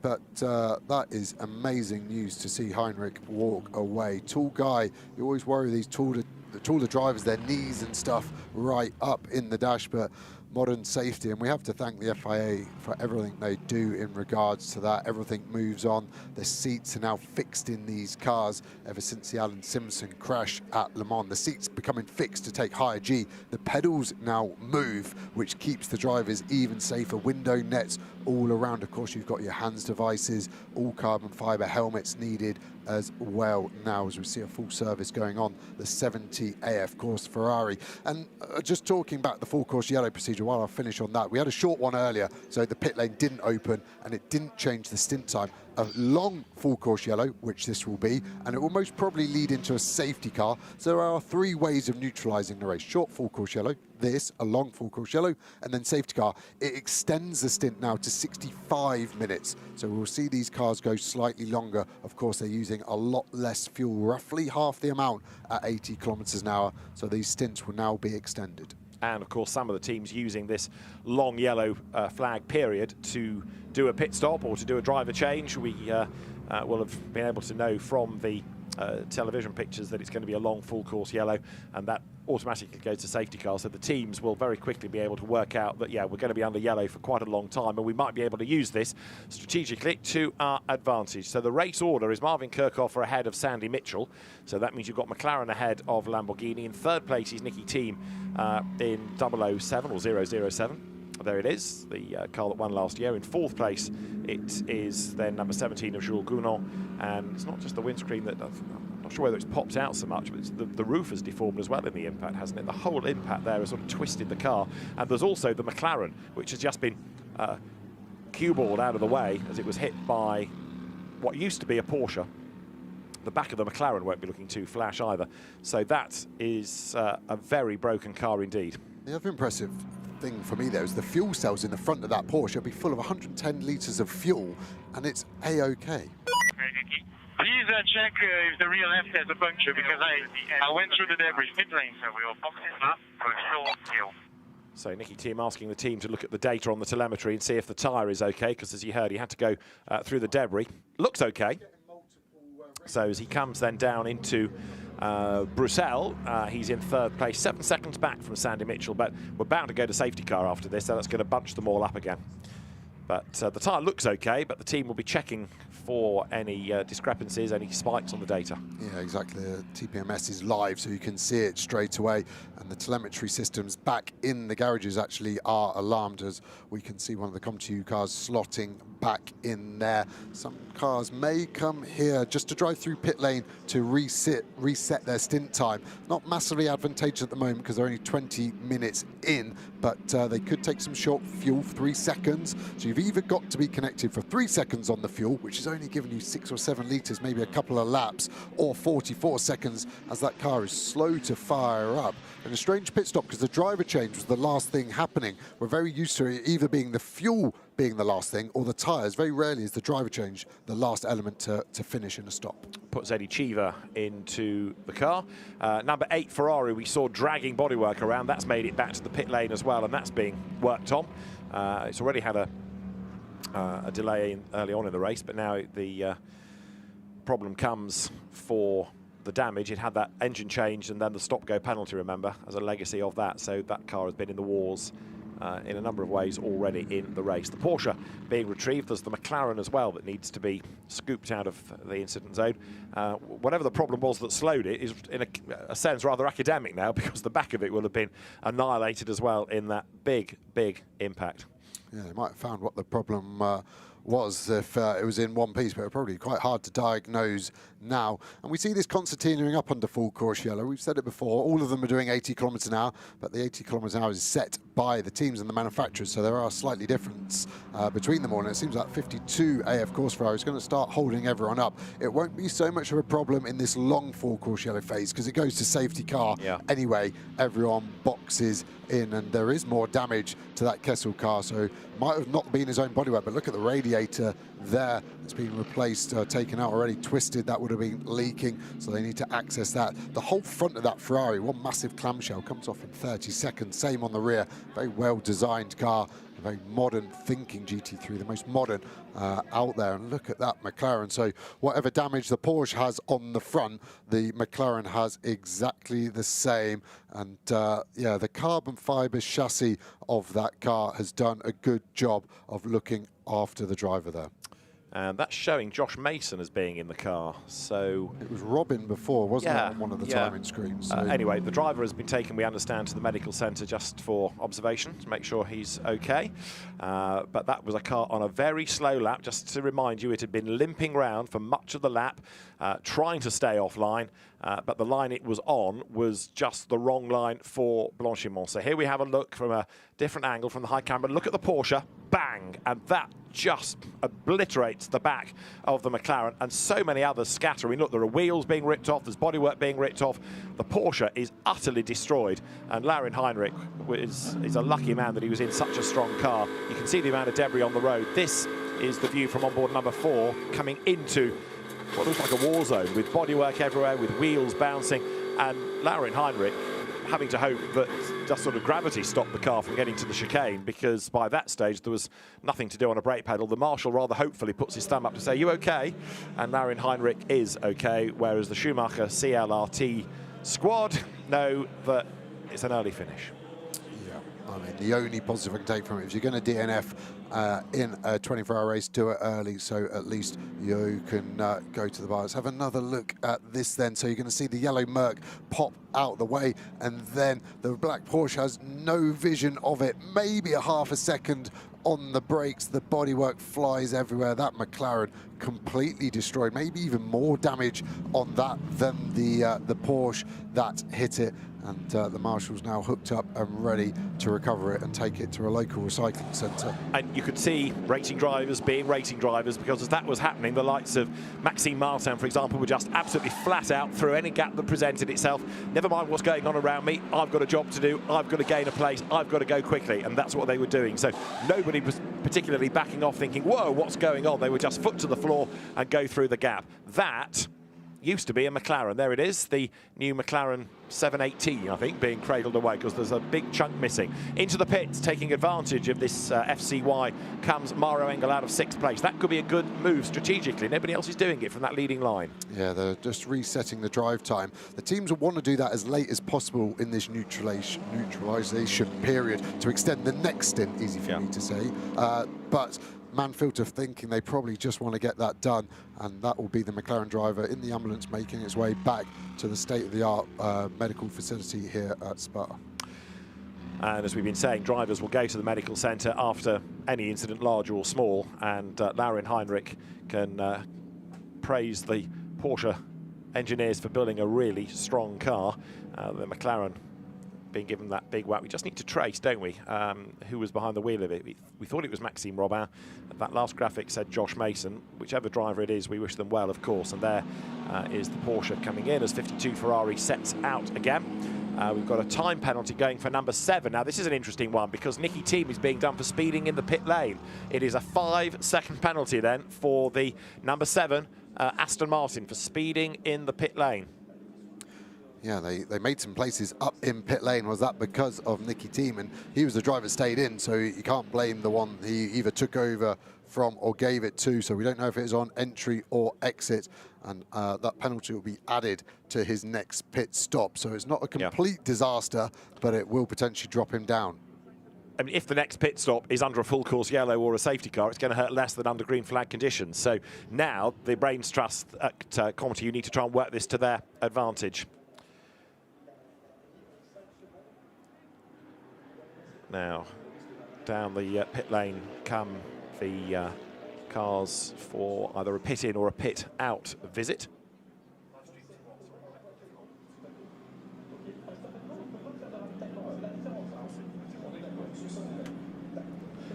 So there, the fans watching trackside. If you're watching at home, fascinating fact 37 is that we've got 27 different live streams of this event, whether it's in different languages or different versions of the broadcast or live streams of the onboards for you to pick and choose from on YouTube.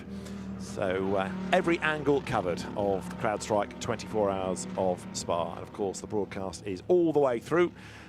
Plus the hour and a bit of podiums at the very end tomorrow. 9 separate podiums because it's World Challenge Europe as well as Intercontinental GT Challenge being recognised at the end of the race. But yeah, 27 live streams. That takes quite a lot of juggling back at base.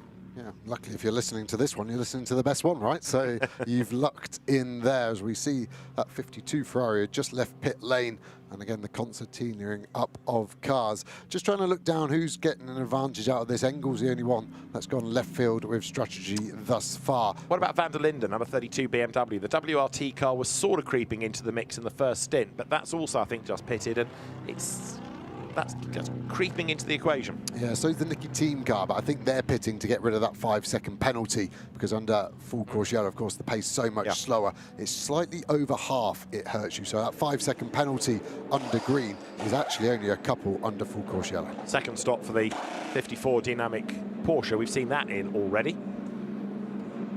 So what the teams are thinking here, under full course yellow, you slot back in. So they want to do this as late as possible in the full course yellow, because if they wait for the safety car, they lose so much more track position because the pace is quicker under safety car. So everyone trying to do this stop as late on into the full course yellow as possible. But for a new race director this year, they don't know how he works it. You get used to it. Look at the damage on that McLaren. You can barely tell it's a McLaren because you can only see a carbon fibre tub. I remember Tim Mullen having a huge shunt here one year, and I was racing, and actually Maxime Martin getting held up by another Mercedes, but that one not quite as quick as his AMG GT3. Yeah, the recovery vehicle doing its best. Maxime Martin coming down the pit lane. Make sure you go at the pit lane speed limit, doesn't it? So in he comes. This will cost him a little bit of time, and now the vehicle gets out of the way. So Maxime Martin gets a clear ride down the pit lane. Jules Gounon was lucky. He got in just before that recovery vehicle. Yeah, exactly that. I wonder if Martin was tempted to aborting it. And we're seeing lots of stop and go here. So that's how you reset the drive time. The car has to come to a stop. Yeah, you can't just drive through anymore, has to be off, and then it refires. Yeah. And again, you can't blag the engine went off. They can see everything up in race control. So that is now going to extend his stint. And interestingly, his next stint is still 65 minutes long because this one is starting during a full course yellow, of course. Right, here is Jules Gounon in replay, coming into the pit lane and stops. That's a short and goes. So that's just giving him another 6 litres of fuel. You might as well take that. Yeah. It's the same as a driver reset plus a bit more juice. Right, after all of the drama of the last 15 minutes or so, let us head to the pit lane. There's a very crestfallen Ian Schengouwen in conversation for us with Ganel Longy. Ian Schengouwen, such a hard time for you guys, a huge crash for Laurin. First, how does it feel? How does he feel? Do you have news from him? Yeah, first of all, it's most important that he walk from the car outside. So this is what is matter in this stage. Yeah, now he's in the medical center for the next checks. So yeah, I mean, at the end, it doesn't matter. He's walk away fine. That's what's matter for us. So yeah, it's nice to see. It's really frustrating to be DNF so early into the race. You had 2 frustrating weeks in a row. It should be a bit tough to swallow. Yeah, for sure, but yeah, it's part of the endurance racing. But yeah, I think at the moment it's just important that he was fine. I hope he will be fine also in the next checks. He have no injury or stuff, so honestly, I don't care what happened or result, whatever. He's good, hopefully, and this is what's matter. Thanks a lot, Jensen. Thank you. Yeah, just to make reference to the point Ganel makes about frustration last week as well. Of course, he won on the road, but the car got a penalty in the Nürburgring 24 hours. There is that massive impact that twists the Porsche, rips wheels off, and others so lucky not to get caught by that spinning McLaren, because as people ran wide to try and avoid one accident, there was another almost heading their way. But that was just colossal. And Laurin Heinrich out of the Porsche. You can see how it's twisted with the way that the windscreen is all deformed, and that right-hand side is far more upright than the left. Marshall's doing a great job to be there so quickly as well, because it's not a hot spot of incident as we see that car back in again. We saw Chiva getting aboard. Is this going to be another short fuel? No, it's a full service, 44 seconds of fuel, and that's the other Garage 59 car, isn't it? The 58 car, Dean McDonald. It looked like it was Shandorf on. That wasn't 44 seconds either, though, so that was a strange one. They took tyres, but they were limited by that, so there's a lot of strategies going on. All of these teams would have worked out what they need to do, and at the moment a real split, and it's going to take a while to see what the best answer is. At the moment, Sandy Mitchell still hasn't pitted, so they're trying to go as long as they can. I did see the safety car lined up on pit exit, so I'd expect him to be heading out anytime soon. We've got another penalty for 54 Porsche. This time it's 10 seconds for crossing the pit lane entry line. It's already got 30 for track limits. Another one has got penalties for track limits as well. So quite a few are racking them up early on in the race. So we are still under full course yellow. We anticipate, of course, going safety car after a long full course yellow to get things back underway. The safety car eventually will make its way onto the circuit. That doesn't mean we go into safety car regulations. Only on instruction from race control will that happen. So when you see the safety car, it may well have a green light on top of it to allow cars go past. So there you can see the race order at the moment and how long they have been in the car for. So Tim Heinemann has taken over from Joel Sturm. Maxime Martin took over from Maxi Goetz. Thomas Drouet took over from Arjun Maini in 64. Anything that's got a short number next to it, you know, there's been a driver change. Jordan Pepper, for example, has recently got on board number 63. I wonder if the safety car is actually on track at the moment, just trying to find the leader, because he wasn't parked up on pit exit where I saw him last. And obviously, under full course yellow, the safety car will come out unannounced. It will go and find the leader, and then we will go safety car. So speculation from my part here that safety car could happen quite soon as Sandy Mitchell pits. And that's actually the hard job for the safety car, is finding the leader, and at the moment it's gone back to Marvin Kirchhoffer, and that's another short fuel, 3 seconds, and off they go. So that's reset Sandy Mitchell's, and they rolled the dice the hardest, that VSR car. Now they went conservative stint 1, on stint 2 they've gone the longest, so now Mitchell will be the last to pit after we go back to green and normal racing resumes. Now this is the useful time to trot out the line about safety cars breeding safety cars, isn't it? Because you'll bunch everybody up for the restart of the race, and then you never know what might kick off the other side of the green flag. But we're not there yet, because the incident zone is still just being sorted out, and then we want the sort of next round of stops, if you like, cars all back on track. Then we know exactly where the race leader is going to be, and we can get the safety car out accordingly. 98 BMW, that was dropping back early on. Augusto Farfus was at the wheel of the car, and the car now making that run up into Blanchimont. Philip Eng in 998. You've also got in that queue Jordan Pepper having taken over 63. Right there, having briefly got into the lead of the race, Sandy Mitchell. But Marvin Kirchhoffer will go back through now, because number 163 has been in the pit lane. So the margin when they came over the timing line was 23 seconds. More than that's been lost by Mitchell. So Kirchhoffer now should be up front once again. Yeah, good strategy from the VSR so far. They've done the best strategy, and there is the safety car, suspected to have picked Kirchhofer up now. Just trying to work out who the leader was, so we will go safety car. The best thing about that for the drivers allows them to go back up to a higher speed and build the temperature back up. And now we'll start to learn what we're going to get from Niels Vicic. How many safety car laps are we going to get? I suspect at least 2, possibly 3. Track temp very high as we go safety car. The 80 km/h limit now lifted, and the cars can get back up, and let's get back racing soon. So safety car conditions are being deployed, and as the speed quickens, remember there's a delta speed for full course yellow, whereas under the safety car, the regulation effectively is motorway speeds. Now, how quickly you drive on the motorway depends how honest you're going to be, doesn't it? But the point is, it's a faster pace under the safety car than full course yellow. So it's been a lively start. Real shame, though, that big accident that we've lost a potential winning car in the 22 Porsche.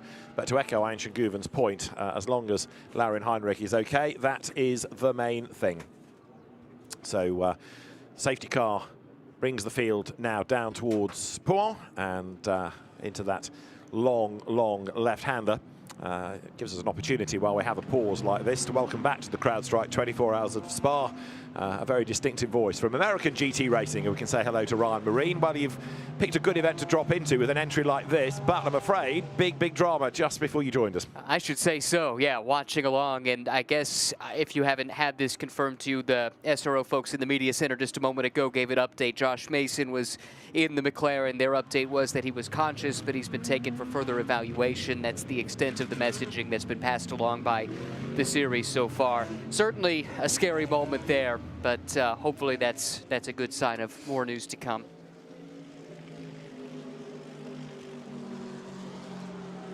And welcome to the CrowdStrike 24 Hours of Spa then. We are currently under safety car conditions after an incident which has eliminated a Porsche of Laurin Heinrich and the CSA Racing number 112 McLaren. We are therefore working lap number 32. It's been a very busy race thus far. Let's have a quick look at the highlights that have taken us to the race order as we have it now. So very busy grandstands overlooking the start with a huge grid full of people before the 4:30 start here at Spa-Francorchamps. Last year's winners Marco Sorensen and Mathieu Drudi, along with Nicky Tim already in the car, bringing back the winner's trophy from last year. In front of their Royal Highnesses, Princes Emerick and Nicolas and Princess Louise of Belgium. The grid eventually cleared. Their Royal Highnesses waved the cars away as the field accelerated onto the first of the formation laps, plural. And when it went green, it was Marvin Kirchhofer from pole position who was able to go diving down towards turn 1 ahead of Jules Gounon. And a good start also by Maxi Gertz trying to get his Mercedes AMG into the mix. Looking down from the drone, the cars accelerating their way uphill, but it wasn't long before there was drama. Michele Beretta being turned around at the chicane, and Antares out finding himself with nowhere to go. A big hit, and that's taken 2 cars out of contention, although both making strides now to get back into the race. Some good battling lower down. Ross Gunn in the number 100, Aston Martin on his toes, as Calvin van der Linde was able to easily move past BMW stablemate Augusto Farfus. Mario Engel's view in the number 48 Mercedes. He lost out though, diving up the inside, Sandy Mitchell, and Mitchell has been inspired in this race so far. His Lamborghini chipping its way up the order. Jules Gounon eager to rejoin. Had to wait for a gap in the traffic and then slotted in a long pit lane at Spa. And then we had the incident that caused this caution period. Laurin Heinrich cannoning into the back, unsighted of a very slow McLaren. Long full course yellow into safety car, drivers out of the cars. So safety car on track. But the good news is when you have the safety car, that you're edging closer towards a restart. Yeah, and that's what the fans here, and they are packing this place, are anxiously awaiting, as are we, a resumption of racing activities. First and foremost was dealing with the drivers, attending to them, and It seems like the early indications, as we said, are positive there. Then you clean up the track, and then you have to go through these different procedures. One of which is wave by. Now, if you are in any of the classes, in other words, gold, silver, bronze, or pro-am, you are allowed past the overall race leader. Effectively, it buys you back a lap, and it puts you back on the lead lap against your class rivals. So the wave by happens here on the Kemmel Straight, and ideally, the race director, Niels Vitic, was explaining to us that he wants the safety car to come in at the end of the next lap. So you kind of have to give it one lap for the wave by, and then just wait for everybody to catch up. But if the stragglers are there on the tail of the queue quickly, then we can go racing sooner. He said, I'm all in favour of racing laps. It's what people in the cars want to do. It's what people in the grandstands want to see. So as soon as we can go back racing, we will. And it is Marvin Kirchhoff's McLaren from pole position leading the way. David Addison and Ryan Marine trackside, and we're getting excited again now because already what we thought we knew after the first hour has been thrown away. We've lost a couple of cars after these incidents, one of which was a potential winner. But that McLaren up front looking strong. Really interesting, too, how the different teams elected to use this yellow flag in order to adjust their drive time, their stint lengths, things of that. That's something we're going to need to keep an eye on here over the next 20, 30 minutes. Indeed. So let's go to the pit lane. Nicola Schiro's number 8 Ferrari has had damage and penalties and an engine change after the warm-up last night. We can hear from Nicola Schiro right now. There's the car. Nico, as we stand here and look on, the car is certainly looking a lot better than it did a minute ago when it came into the pits. You've lost a lot of time, you guys. So far it's not going so well. We started with a stop-and-go penalty for an engine change that we were forced to do. At the moment we are, I don't know how many laps down, like 4 or 5 laps down. What could possibly go wrong at the moment, it did. So I hope when you touch the bottom you can only go up. So I think that's the moment, you know, to start fighting back, and the race is so long still, so we will try to make it back to the lap of the leader first, and then we will try our best to do, you know, to fight for something. What time are you getting in? I think in a couple of hours. Okay. Yeah, thank you. You've been here before, you know the race is long. I mean, miracles can happen, right? Yeah, right. I mean, at the moment, from where we are, we only have to hope for something that will give us the opportunity to have a pass around, you know, get one lap back, one at a time. Race is so long, so we will wait and we will do our best to be there. Alrighty, best of luck, fingers crossed. Must be so hard, mustn't it, for a driver to try and maintain motivation when you've lost, you know, half an hour or so. Even if you were never fighting for an outright win, you're fighting for a class victory. Exactly. Drivers and crews alike, I think you have to marvel at them being able to put that aside and just focus on the task at hand, which now is getting that car out, as we see, and just pounding the laps away and hoping, as you heard Nicolo say there, to catch one of those wave buys. And since they are not really, as a bronze class entry, concerned about the overall, they're in for the class win. And this rule set, with the wave buys the way that they are, there is that possibility to do that. And really at the root of it, of this rule, is to have the safety car not interrupt the class battles, because you could artificially grant a car in a class effectively a lap lead on the rest of its class just with where the safety car comes out. As you can see now, what this is doing here is allowing those cars that artificially were a lap down to their class leader to get back on the same lap. And using this cleverly, there is the potential for some of these cars to get back on their leader, the lap of their leader in their class. Yeah, you get the instruction from the team that the wave by has started, so cars that are not eligible stay on one side. Anybody eligible for the wave by goes to the right-hand side. Must be a great feeling to overtake sort of 20, 30 cars almost, but all it's doing is putting you back on the lead lap. Not often you can overtake the safety car, but you can under a wave by heading there up into Les Combes. The Ziggo Sport Tempesta Ferrari, Chris Froggatt's car, I think it was Eddie Cheever that last took it out. That's just been given a 5-second penalty for an unsafe release. A few years ago, all we were talking about was track limit penalties, but now increasingly it's pit lane penalties as well, isn't it? Whether it's speeding or an unsafe release, and that's as much down to the car controller as the driver behind the wheel. We're on lap 34 here in the CrowdStrike 24 Hours of Spa. That's the lead car, the McLaren of Marvin Kirchhoff. He has stayed in it since the start, as has Sandy Mitchell in the Lamborghini in second place. Jules Gounon runs third, Mauro Engel, Mercedes fourth, Alessio Picariello fifth, and the Aston Martin that's there at the back of the shot, last year's winning car and driver combination. Nicky Thiem is at the wheel, that is 6th.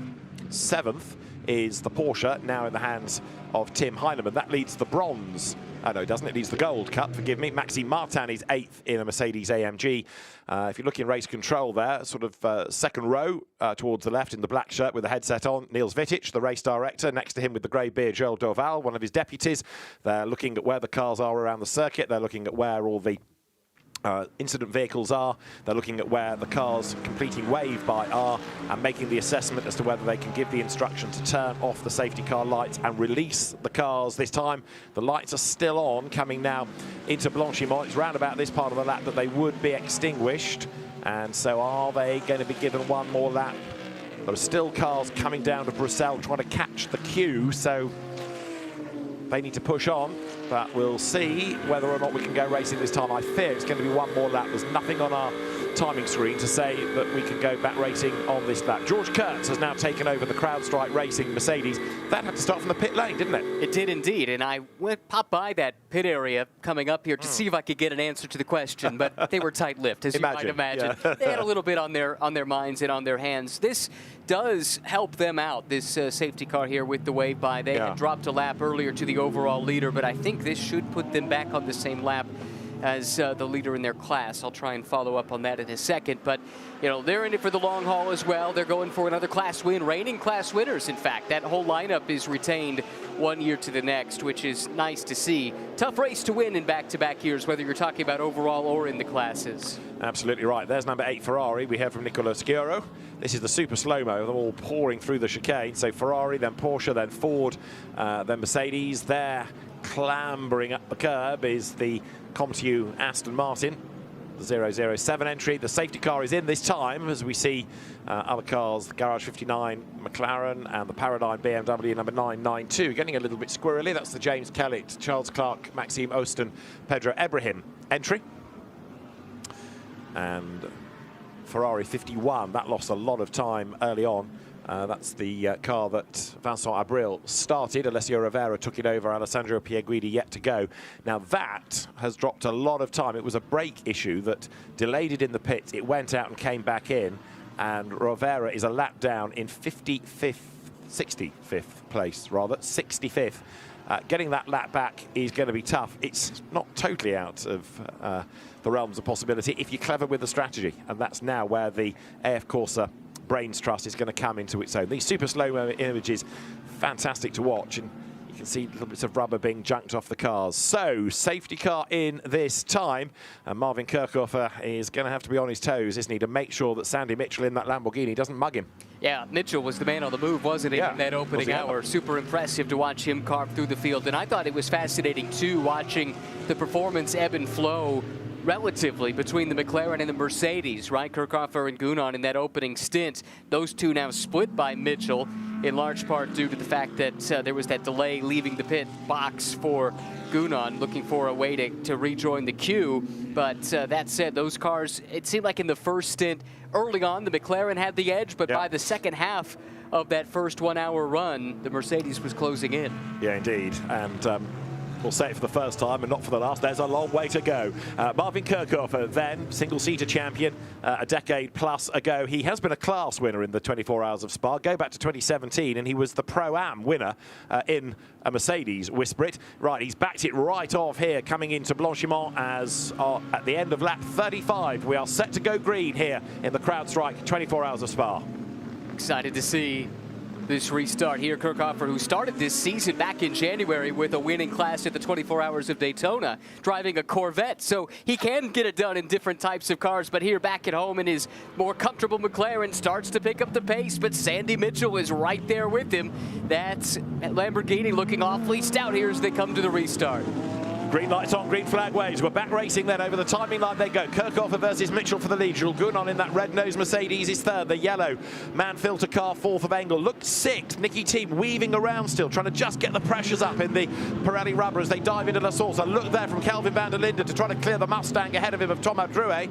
Drouet has bought 9th place out of all of this. A driver change after he relayed Arjun Miley, but that Mustang from Hubert Hout HRT Full Performance Team gave great guns. Kirchhofer then. miles uphill. Lap number 36, we're back racing, and he is stretching the margin, is he not, over Sandy Mitchell? It looks that way to my eye, that's for sure. Now we really see the relative pace of these cars in a straight line. Good battle further back in the pack. Quick note on that Mustang, unlike most of the cars around them, they did not make a trip down the pit lane to reset their stint time during that yellow. Van der Linde around the outside in the BMW.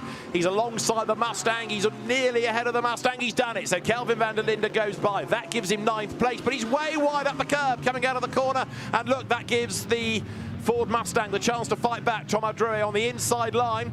So 1 up and 1 back for Kelvin van der Linde. He's on the outside of Bruxelles. He's not quite going to stand his ground on the inside going into Speaker's Corner. So Thomas Drouet, with some pretty robust driving there, puts the pony back ahead. Drouet, who was a French GT champion back in 2021, certainly doesn't lack in racecraft, does he? And that Mustang, a real fan favourite, going so well. Yeah, great to see. The Ford brass will like that. They were a bit downplaying their chances when I spoke to some of the Ford folks earlier in the weekend, recognizing the challenge. They're down in terms of numbers relative to a lot of these big manufacturers, down in experience as well. It's a different team running the car than what ran it last year. And another of the Mustangs gaining a place on the inside line further back, the Wiebelhaus Andriola Schumacher Avega car. Now this down the pit lane is number 31 BMW. So Marco Wittmann brought it in, and he is going to stay in the car, I would offer you, as that rejoins. But interesting that it has stopped just as you go green. Either that's a really clever strategic call, which I haven't got my head around, or there was a problem. That is their 3rd time through the pit lane. Everyone else is pretty much on 2 or just 1. So I'm going to speculate that that probably was not according to plan. I think you're probably right about that. And I'm not aware of a penalty that the car has been given either. So the car's coming now down towards the La Source hairpin. And Marvin Kirchhofer then only 9/10 up the road from Sandy Mitchell right now.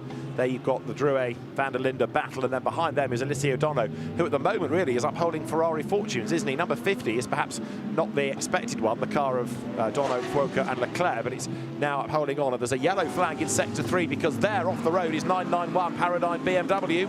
It is facing the wrong way, trying to rejoin. So Toby Sowery, was he pushed or did he fall? He's trying to get going again, and he has got going again. So the road will be clear. It was a class-leading BMW, but now Toby Sowery has to fight back. Wow, that's frustrating for Toby and that whole team. Toby this year promoted to a reserve driver role in the IndyCar series with Rahal Letterman Lanigan Racing, but still dabbling in sports cars, doing some P2 racing in the States, GTs over here in Europe. Not one who you typically would associate with making an error, so he was very much in the heat of the battle, and perhaps he was shoved off the track. Meanwhile, this is a bit unexpected. Maxime Martin is in.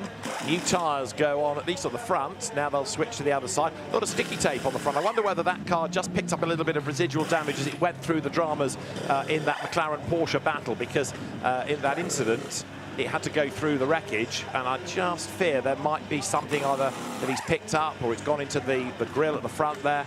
But it's an unexpected stop under green. The car's waved away. Maybe it was purely tyres. Maxime Martin not comfortable with the feel now that they'd gone back green, or perhaps they spotted something that was a slow puncture having gone through the debris. Yeah, that was where my head was at too, noting that he had gone through the crash site and shards of carbon fiber everywhere, right? And those things certainly have the potential to cause a puncture that could lead to a slow leak. And better safe than sorry at this stage in the race. There's always chances to get back into the mix. Don't want to take any unnecessary risk here, not even 2 hours into a 24-hour race. Now this is on board with Toby Sowery coming down towards the chicane. He turns in, it's all quite busy around him, and bang, he just gets turned around, doesn't he? And in fact hit a second time by the Audi with enough force to knock the wiper on. It did, or at least it knocked his hand off the wheel and triggered the windshield wiper. Leads to a bit of a comical moment there, but nothing funny for Toby, who's now got to do all that hard work again, trying to drag that car to the front of the class. And 99 looks to have been the culprit. 99 being the DeFalco Compact Arca Dean's Audi, because an incident between those has been noted. Game on for 13th place here, look, with Philip Eng and Jordan Pepper running together as they make that run down towards Eau Rouge then. And Philip Eng, 3 times a winner of the event, just being able to hang on to the place. Under a lot of pressure, though, as you say. Right now, Jordan Pepper closing in behind. We are getting an update on, what was it, the 31 car? 31 BMW, the Yeah. WRT squad being tight-lipped, a little issue which covers a multitude of sins. Number 9 was a puncture, that's why it came in. So the team had discovered information about a deflating tyre, thanks again to Alex in the pit. So a punctured tyre for number 9.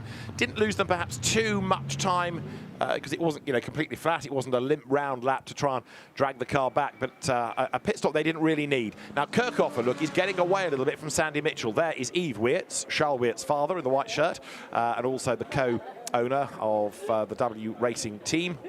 The Weerts Group, if you like, is the parent company to WRT, so a hugely important figure, and he will be looking at a car that's currently running in 8th place in Kelvin van der Linde's hands, as not only the best of the WRT fleet, but also in the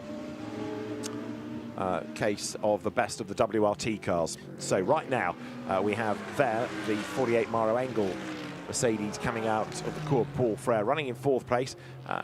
The battle between Mustang and BMW was an interesting one, wasn't it? We had them side by side and trading places, but actually now that things have settled down a bit, Drouet has stormed away again. Yeah, this is great to see from the Ford side of things. And again, they're on a slightly different sequence here. They've only come through the pit lane once, so they are going to need to be in to not run afoul of the drive time rules in the next 11 minutes as it runs. So again, slightly a different sequence that helped them get some track position, but quite frankly, they haven't flashed a lot of outright pace in the lead up to the race, so it might be worth trying to do something a little bit off kilter with the rest of the field just to get yourself in the picture, and maybe you could take advantage of that in a more permanent way later on in the race. I mean, the point you made earlier about them being new to the party, if you like, short on data is a relevant one. Big dive there by 18 Porsche of Matt Campbell, getting up on the inside line, trying to gain ground into La Source.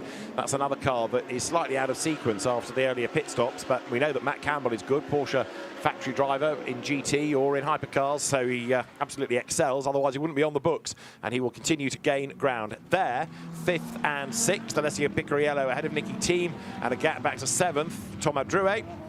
If there's a better sounding car on the grid, I haven't yet found it, but that Mustang is a real crowd pleaser. And when you get the two of them together, it's just heaven, isn't it? Oh, it's fantastic. If you can get more than two, yeah. I heartily recommend it, but you probably have to travel to the States in order to see that at this stage. But beautiful sounding car, beautiful looking car, and already it won its class at 24 Hours of Daytona earlier this year too, and I was really privileged to get invited along.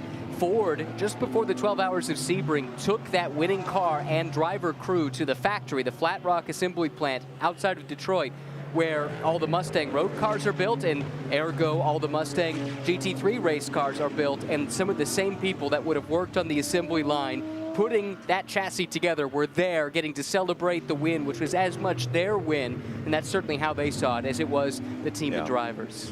Now, this is the only one of the pros up front, that Ford Mustang, that's not served a short pit stop. They've been maybe playing it conservatively, but it seems to be a good strategy right now. So through the right-hander, the car comes. Van der Linde, to my eye, is getting a bit nearer. Having said that Drouet in the Mustang was galloping away, now the BMW is starting to bring down the gap again. Well, my suspicion is Van der Linde would be told this is a car that owes a pit stop here, so don't take any unnecessary risk at this stage. Yeah. It'll clear off in the next 10 minutes or so.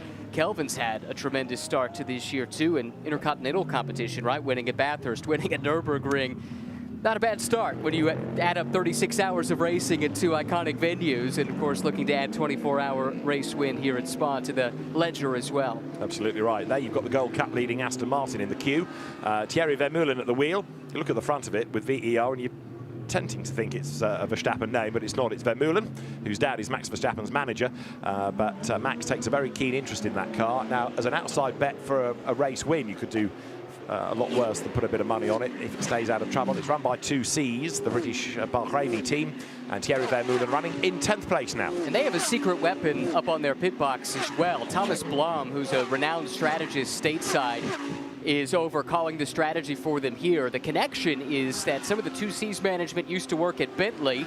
Thomas Blum worked for K-Pax, which ran the Bentley, so they have that relationship there.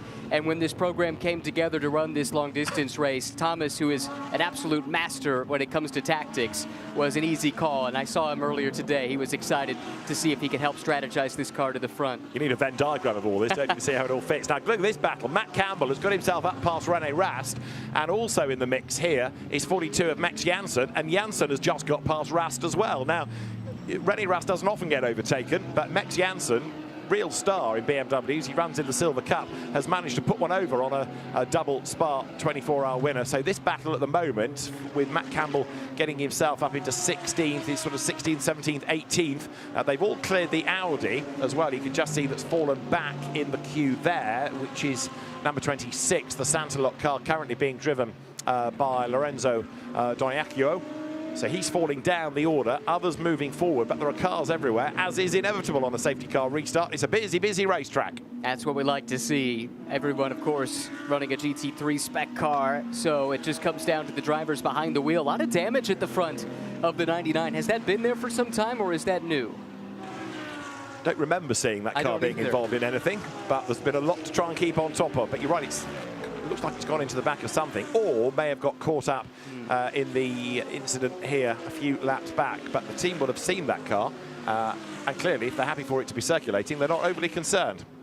Philip Dean's at the wheel, 19th, isn't it? Exactly. American with Hungarian ancestry, Philip Deans. Looks like, yeah, they're on the same sequence as everybody else, so the team must be aware of the damage to it, and they're content to let it go for the moment. But that can't be helping the car, especially in some of these straight line sections. All the engineers put so much work into making the car smooth through the air, make it as clean of a run as possible, and then you end up with something like this. 97 Porsche is in the gravel. That was the car that was badly delayed early on. Antares Al behind the wheel of it. And Antares doesn't often throw a car off the racetrack, believe me. So the charismatic Hong Kong driver, I'm afraid, has come to grief. Now, it may well be that, again, there was another car involved with that. Last year's Intercontinental GT Challenge Independent Champion. He has been racing in Asian Le Mans. He's been racing in GT World Challenge Europe. He's done the WEC season as well, or at least he raced at Le Mans as an Asian Le Mans class winner, I should say. So he's done a lot of travelling, but he's in the gravel now. Picariello trying to get through the traffic there. Look, he just clears 66 Audi, which looks like it has now been taken over by Andrei Mukovoz. Now, yellow flag, I rather fear this is going to be another full course yellow, but we'll find out. What we want to know first up is how the car got there. So let's look at some replays in a moment and piece it all together. Antares Al, blue Porsche, you're looking for traffic all around him. Mercedes up the inside, and bang, and he just gets turned around and almost shoveled into the gravel. Whisper it by the CrowdStrike-backed Mercedes. With Mr. CrowdStrike driving. Yes, George Kurtz at the wheel of it. This is how George Kurtz saw it. Gap on the inside. Full course yellow called. Now, that is a setback any way you look at it for the Ford car. They had gotten back on the lead lap. I had speculated that they might have with the wave around, so that had worked in their favor, but I have a feeling that this is not going to be looked upon charitably. No, just because you're the sponsor doesn't mean you're above the law and all of that. Full course yellow is called for to try and get Antares Al's car quickly out of the gravel. Has that got some damage? That Audi at the back looks like a wing end plate might have been slightly distorted there. There in the gravel trap is Antares Al's Porsche. Ideally, it just wants picking up, plonking on the tarmac, and away it can go on that escape road that runs behind the gravel bed. So hopefully this won't be a long full course yellow, but there's more drama there. Number 70 Ferrari look has gone into the back of traffic, and that is Custodio Toledo, and he's clearly hit somebody who's slowed under the full course yellow and has got big damage. So now we're heading to a much longer full course yellow period because there's not one to sort out, there's probably two. Custodio Toledo trying to get going, but there's damage on the front of that car. And I think we found who we ran into. Yes. One of the come-to-you Astons. That doesn't really narrow it down. 270. Or in 55th, that's Leroy. Right. The wheel. So Alexandre Leroy up from GT2 with the air brake at the back of it. So that's coming into the pits, I should imagine, to get that sorted out. Right, so all of this happens because a full course yellow is called. and some slow better than others. And there's the impact. Toledo right into the back of the Aston. But that was coming into Les Combes. I thought he got as far as Bruxelles before the car was turned around. Maybe I was... Oh, yeah, he goes up the escape road, and maybe all the coolant drops out of the front. So when he tries to turn right, around it goes. This is Bruxelles. So am I right in thinking all of this? It just doesn't really slow. Yeah, water all over the place. Coolant out the front. Nearly takes the Haas RT Audi with him. Yes. That's a bit wacky races, really, isn't it? I'm afraid it's another of those comedy GT moments, but for all the wrong reasons. And a punctured tyre in the impact as well, Ryan. Boy, that is, what a terrible start to this race for Antares. You hate to see it. One of the nicest guys you'll meet in a sports car racing paddock, but the cartoon Anvil has found that car a couple of times already in this 24-hour race, not even, or just over 2 hours in, and it seems like that car's been in the crosshairs a few times. For Custodios, he's still so new to this, comes out of Ferrari Challenge, and just gaining experience racing on some of the biggest stages here in the last couple of weeks for the first time in his career. That'll be a learning point for him, I have no doubt. Darren Lung with his back to you, waiting for the Paradigm car. His team, we have had it confirmed this is a long full course yellow now with 2 cars to sort out and some liquid on the road.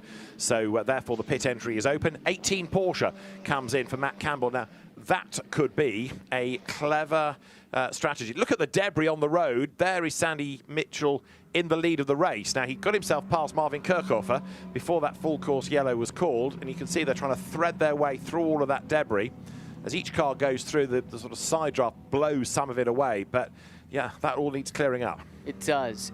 Clever voice in my ear just pointed out, this could be good news for this car, the Mustang, Thomas Drouet. Remember, we talked about them being off sequence with the rest of the cars, having not made that run down the pit lane. They're 58 minutes and 50 seconds into the stint. Now, normally that could cause a problem for them, but because of the full course yellow, you're granted an extra 5-minute grace period, which they will take advantage of. And now they'll be able to do a service here under this full course yellow. And that track position that they gained by not pitting or not doing the reset at the very least that most of the front runners did during the last full course yellow, that gets solidified here. They're basically back on sequence then with the rest of the front runners.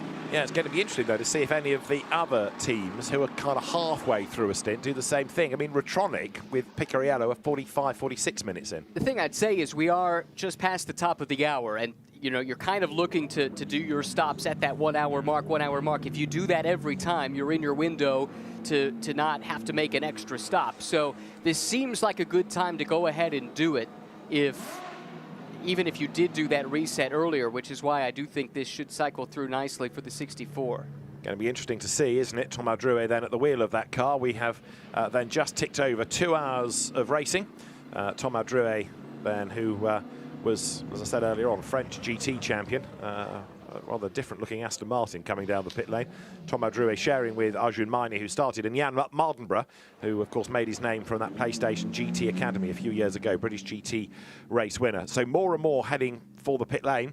And this really is where you've got to have a good strategist in your pit bunker, haven't you, to be able to react to a yellow flag, almost a second guess what the race director is going to do, the length of the interruption and how this can work in your favour and how you need to play it. Right, and that's the interesting part of this. Drouet and company, they are locked in. They have to do this now. The others could choose to try and wait, as you guys were talking about during the previous full course yellow, and time it to be as late in that window as possible. There's good reason for them to do that. And, you know, others might look at this completely differently than I am as well. There's a lot of different ways you can play this, which is what makes it fun. Now, we've got one interesting penalty being applied. 20 seconds to number 3 Mercedes, the Get Speed car, because it took on too much fuel. This is how the lead changed, with Sandy Mitchell getting a tow up the Kemmel Straight, drafting past the McLaren, who was trying to fend off Jules Gounon. They were all trying to lap the number 66 Audi. So Sandy Mitchell taking over the race lead. Good pass that, and that puts him ahead, ready for the resumption of the race. But we're still under full course yellow, and we're anticipating, of course, the safety car to scoop them all up. So Mitchell leading the way. 31 is back in. This has had a lot of pit stops, has it not? We understand that 46, René Rast, in the so-called Valentino Rossi car, has a throttle issue. That might kind of explain why that has been falling down the pack a little bit. Yes, and did they just take this opportunity to come in as well, perhaps? Maybe. Look, here's the top 3, top 4, top 5, top 6, all down the pit lane. So that kind of negates maybe the advantage of the Mustang, depending on what they do here, whether it's a long or a short stop. Yeah, that's right. That's a good point. So we'll see what they elect to do, if it's full service or if they elect just to reset that stint length. We'll know pretty soon. Even if you just want to do a reset, you still have to stop, turn the engine off, back on, and then you can go. And while you're doing that, you may as well do a short stop, which is 3 seconds worth of fuel. Right. Looks like a lot of these teams, though, are going to go ahead and do service, do driver changes as well, which, again, since we're past the top of the hour, that seems like the right time to be doing it. And, again, I think this should fall the Mustang's way, but we'll find out here in about 5 minutes. Indeed. So I think Marvin Kirchhoff are relaying, isn't he, in that pit stop. So tyres, fuel, driver potentially for the McLaren. And, yeah, it's going to be a very shuffled order, I suspect, the other side of this. Now, this full course yellow is out in part because of Antara Sau and George Kurtz coming together. George Kurtz evidently had to bring that car in and took it to the garage, I'm told. The team letting me know perhaps some front suspension that needs to be looked at after the contact. So that's another setback for them after they had just clawed their way back onto the lead lap in class. You win some, you lose some. Mauro Engel then in 48 into the pit lane. There's 46, then Rene Rast brought it in. You can see the double stacking. It might be triple, might be quadruple stacking soon at WRT. Meanwhile, this queue of cars, some are going out and some are coming in if you're in the top or bottom of the pit lane. Now, have we had the switch back in terms of leadership? Have we now got Marvin Kirchhoff's car in the lead? Well, yes, we have. Benji Goethe is at the wheel of it. Marco Mappelli is in that Lamborghini. So the switch has happened in the pits. They were 6/10 apart when they came in. The constant is that number 17 is still in third in the queue, now with Lucas Stoltz in for Gunon. So on track, it was Lamborghini ahead, but leaving the pit lane, a better stop by Garage 59 puts Benji Goethe into the lead. Yeah, great execution there to get that spot back.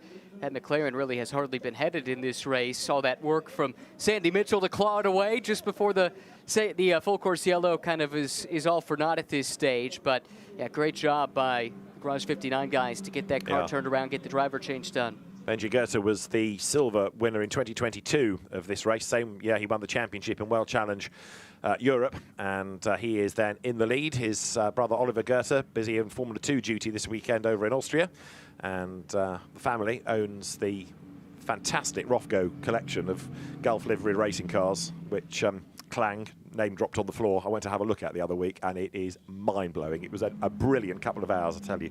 There is then number 64. So it did pit, and it's going to be still really where it was in the queue. So nothing particularly gained nor lost, in fairness. No, but the way that this played out is they were down outside of the top 10 before the last full course yellow. They did not do the stint length reset, so that has cycled them into this position, and now it's solidified because they're on the same sequence as the rest of the front runners. So that was really well played by the Ford group, and it looks like it's Jan Mardenborough now who's climbed aboard that car for his first stint of the evening. So there is the Mustang, still in 7th spot, ahead of Ugo de Wilde. It's Jan Mardenborough now that's taken over the Mustang. It is Ugo de Wilde who's in for Kelvin van der Linde. There, Jesse Krohn has taken over from Augusto Farfus. Harry King has got on board number 33 Aston Martin. So, yeah, 2 hours in, full service type pit stop, lots of driver changes going on. And this is going to shuffle the order across the classes as much as it is overall. There, number 48, Matteo Cairoli, has taken over from the start driver of Mauro Engel. And as the field is under full course yellow conditions, let's quickly throw a headset in the direction of David Fuminelli from the number 8 Ferrari. We've been talking about that car in terms of some damage, in terms of the great livery. David, welcome to the English booth. I know you're doing the rounds with the Italians and so forth, but a really, really tough start to the race for you, and maintaining motivation now must be pretty difficult with the travails you've had so far. Yeah, thank you for having me. Yeah, it was a very tough start of the race for us. First, we got a stop-and-go penalty of 2 minutes and 30 because we had to change the engine on Friday. Sure. So that was already unfortunate, and we lost 2 laps. And then Daniele was just behind a big crash in Blanchimont. and he tried to avoid the cars, and he completely hit the door of the Porsche, right, which got stuck into our splitter, and he broke the water radiator. So we had to box. The guy in the team did a super job to repair the car just in 4 or 5 minutes, but we lost again 2 laps. So now we are 4 laps down. We hope that the bad luck is over for us, and finally we might have some luck. So we're still in the race. That's the good news. The car is having a good pace, so we try our best, and hopefully maybe with some more neutralization and wave by, we try to get back those laps, and maybe tomorrow we're back in the lead lap. That's the goal. For you guys in the classes, that wave by is really important to put you back a lap, isn't it, to help you stay in the fight? Yeah, exactly. And the problem is the first wave by we were not eligible, so there was another bad luck moment for us. So we have to wait for the next ones. And yeah, we saw in the past the level here is so high and the pace is so consistent between cars and teams that to recover 1 lap or 2 laps just by pace, it's almost impossible. So we need to rely on no penalty, so we can play a little bit with the track limit penalization of the other cars, no contact, good strategy, and of course some wave by when we can take it. And you've also touched on penalties. I mean, we're hearing about track limits, but we've also had penalties for teams for, you know, a driver cutting the pit exit line or the pit entry line. You know, there's so much you've got to think about, not just driving the car on the track, you know, the processes when you come for a pit stop as well, for example. Yeah, exactly. We saw many issues in the pit stop with many drivers and teams having shorter refueling time, crossing pit lane entry or exit. So it seems like it was a quiet start of the race, but then after the crash, everything happened. Contact, penalty, you know, mistakes. So that's Spa. I mean, you never know, even though the weather is more stable compared to the past years, still everything can happen. So we dig deep and we keep pushing. We'll let you go in a moment. I've just got to touch on the livery of your car. We were talking about it in practice the other night. It's the most amazing colour scheme, and it's all been designed, we understand, by Marco Bononomi, the exactly. racer. Exactly. Yeah, Marco is a good friend of me and all the other guy in the car, and he's a phenomenal racer, but also he's a good artist, and maybe not everyone knows that. And so we decided to design the livery with him, and the result was great. I mean, we saw a lot of passion and excitement from the fans, even at the parade, even today on the grid. All the kids were coming to our car asking for the cap, or to take a picture. So yeah, we're pretty proud of that. Right, when are you going to get in the car? Probably in the next hour and a half. Okay, right, better let you go. Good luck, and I hope all the bad luck you've left up here or on the stairs or something, and it leaves you. The safety car is on track. David Fuminelli, one of the drivers of number 8 Ferrari then. Our thanks to him for coming to see us. Have a good race. We hope that all the bad luck has now left that Bronze Cup Kessel Racing Ferrari. You've seen the track sweeper out on the circuit because there's quite a lot of rubber and debris that needed sorting out as well. So the track is getting clearer. We are, as you can see, now under the safety car. That means that the pack is going to be released shortly. And as the fans are looking on, the other delights of the evening now, because as we are heading towards 7 o'clock, 1 or 2 people are thinking, well, maybe it's time for a barbecue or a beer, or just to change your vantage point, climbing up on the rock face almost there, overlooking the chicane. This is Sheldon van der Linde, and he has, after pit stops, dropped a long way down. Let's also, though, stay with BMWs. René Rast is with Alex Legui in the pit lane, and we've been getting worried about number 46. So, Alex, what's the story? One of our most experienced drivers, but René, it's very rare to see you dropping through the pack. What is going on? It was a very difficult start, to be honest. I tried to be very calm and defensive, but somehow we are missing a bit pace. I was just struggling with car balance and I had to defend, unfortunately. Couldn't really go forward in the field. But we were trying to find out what's going on. We're trying some different things on the car right now just to improve the balance a little bit, but it's not easy. So running now at P15, I mean, knowing having been in there, what sort of car did you feel like you handed over? It's still one piece, so I didn't have any contact, which is, yeah, it's very important to have you know, all the bits and pieces together, that the car is still working fine. And Kevin is now in the car, his first run in the 24-hour race. For us, it's just about, you know, getting it through the night and then hopefully be there in the morning and just take some advantages. But yeah, at the moment we just try to stay in the race. You're used to it and you know the drill. When are you next back in? In 4 hours. Good. Little nap now, what happens? Not yet, it's too early. The sun is still out, maybe this night. All right, thank you. Best of luck, hope it improves. Yeah, René Rast then, perhaps in for a long night, but the winner in 2012, the winner in 2014, triple DTM champion, knows all about long-distance racing, and René Rast, you never discount. So that car, Kevin Magnussen, Valentino Rossi, sharing it, number 46 BMW. Kevin Magnussen, just touch on this story briefly, driving for Vincent Voss's team. I said to Vincent the other month, you used to race against his dad, didn't you, when they were in Formula 4 1600, Vincent Voss and Jan Magnussen. And Vincent said, yeah, I lived with Jan for about 18 months. And so I know Kevin from when he was a small boy, because Jan Magnussen had him quite young. He said, in fact, I saved his life, because there was one story that he was telling me about. It was either a swimming pool or a lake. I lost the thread of it a bit. Kevin fell in before he could swim, and Vincent Voss had to dive into the water and drag him out. So not only has he lived with the Magnussens, he saved the life of one of them, and now he's able to put young Kevin, in his car for the 24 hours. Well, I'd say he owed him at least that much.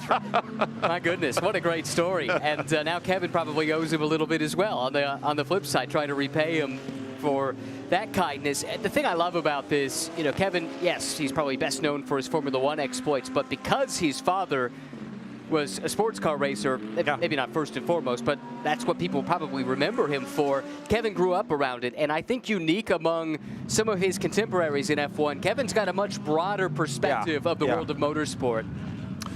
So there is 31 BMW that is now, after multitudinous pit stops, in 57th place. How many has that had? That's had 4 stops, hasn't it? Yes. Okay, they're not out of the woods yet, in a sense that hopefully the problems have gone. Another car behind is 58th, which is number 9. Maxime Martin, we saw come in with a puncture, then that was given way again to Mikael Grenier. So that there it is, the Boots and VDS Mercedes. That's another car that has dropped away, really by an unforced extra pit stop. But right now, so many cars are having these extra scheduled pit stops that it might well all balance out in the end. It could. There is that chance, and especially for them fighting for the overall win as they are with being in that class with the lineups that they have.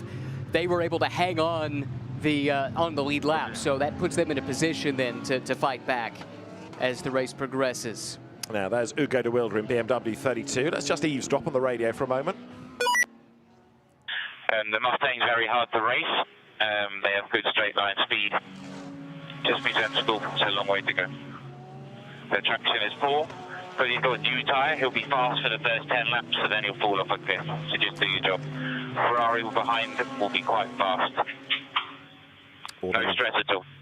Just get up to speed, do your job. All that information going to Ugo de Wilder.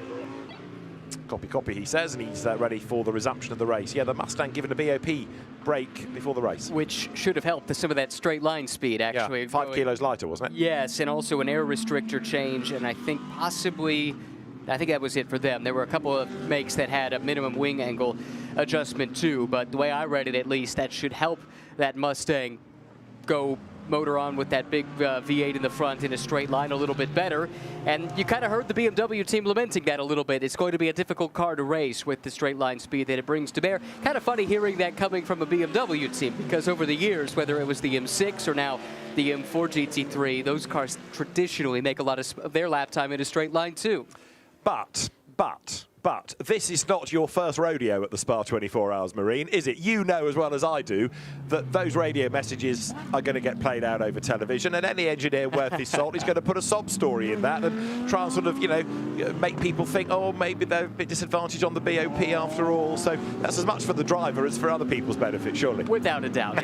It's the nature of the beast, unfortunately. But, hey, makes for interesting fodder for us to chew on here. Does it ever? Right, we're still under the safety car, as if you're wondering why there's no wave-by this time, it's because there will not be a wave-by within 3.5 hours of the previous one. Otherwise, it just gets silly. It gets endless safety car lap after lap after lap. So there you can see Harry King really working the Aston to try and get those tyres up to temperature.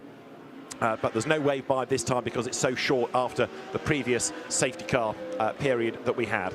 Harry King then made his name in Porsches, winning Carrera Cup GB. He was Benelux champion. He was a race winner in Super Cup. He was a real star in LMP2 machinery in Asian Le Mans at the start of the year. And came out of Ginetta Racing a few years back. Spa 24-hour debut. Went to Bathurst, didn't need to race in Carrera Cup Australia. Never been there before. Won both races. Pretty impressive debut. But now spreading his wings a bit away from Porsches. Won the Bathurst 12-hour in class last year, too. That's right, yeah. At the start of 2024. That was in a Porsche, but at the beginning of this year, we saw him in a Porsche at the 24 Hours of Dubai, where he finished runner-up overall and within the class. So he's been a busy guy, different makes, different models, and this is a big chance for him. Talking to that team, as I mentioned earlier, I was speaking with their strategist, Thomas Blum, and he came away really impressed with what he's seen so far out of Harry in this car. And, you know, I brought up the point that you've been making all week about this is a car, even though they're in the gold class, that they could potentially challenge for an overall podium, if not more, and they absolutely feel that way too. That's their thought process here. Yes, of course, mission 1 is to win the class, but then mission 2 is let's see how far up the overall order we can finish. Absolutely right.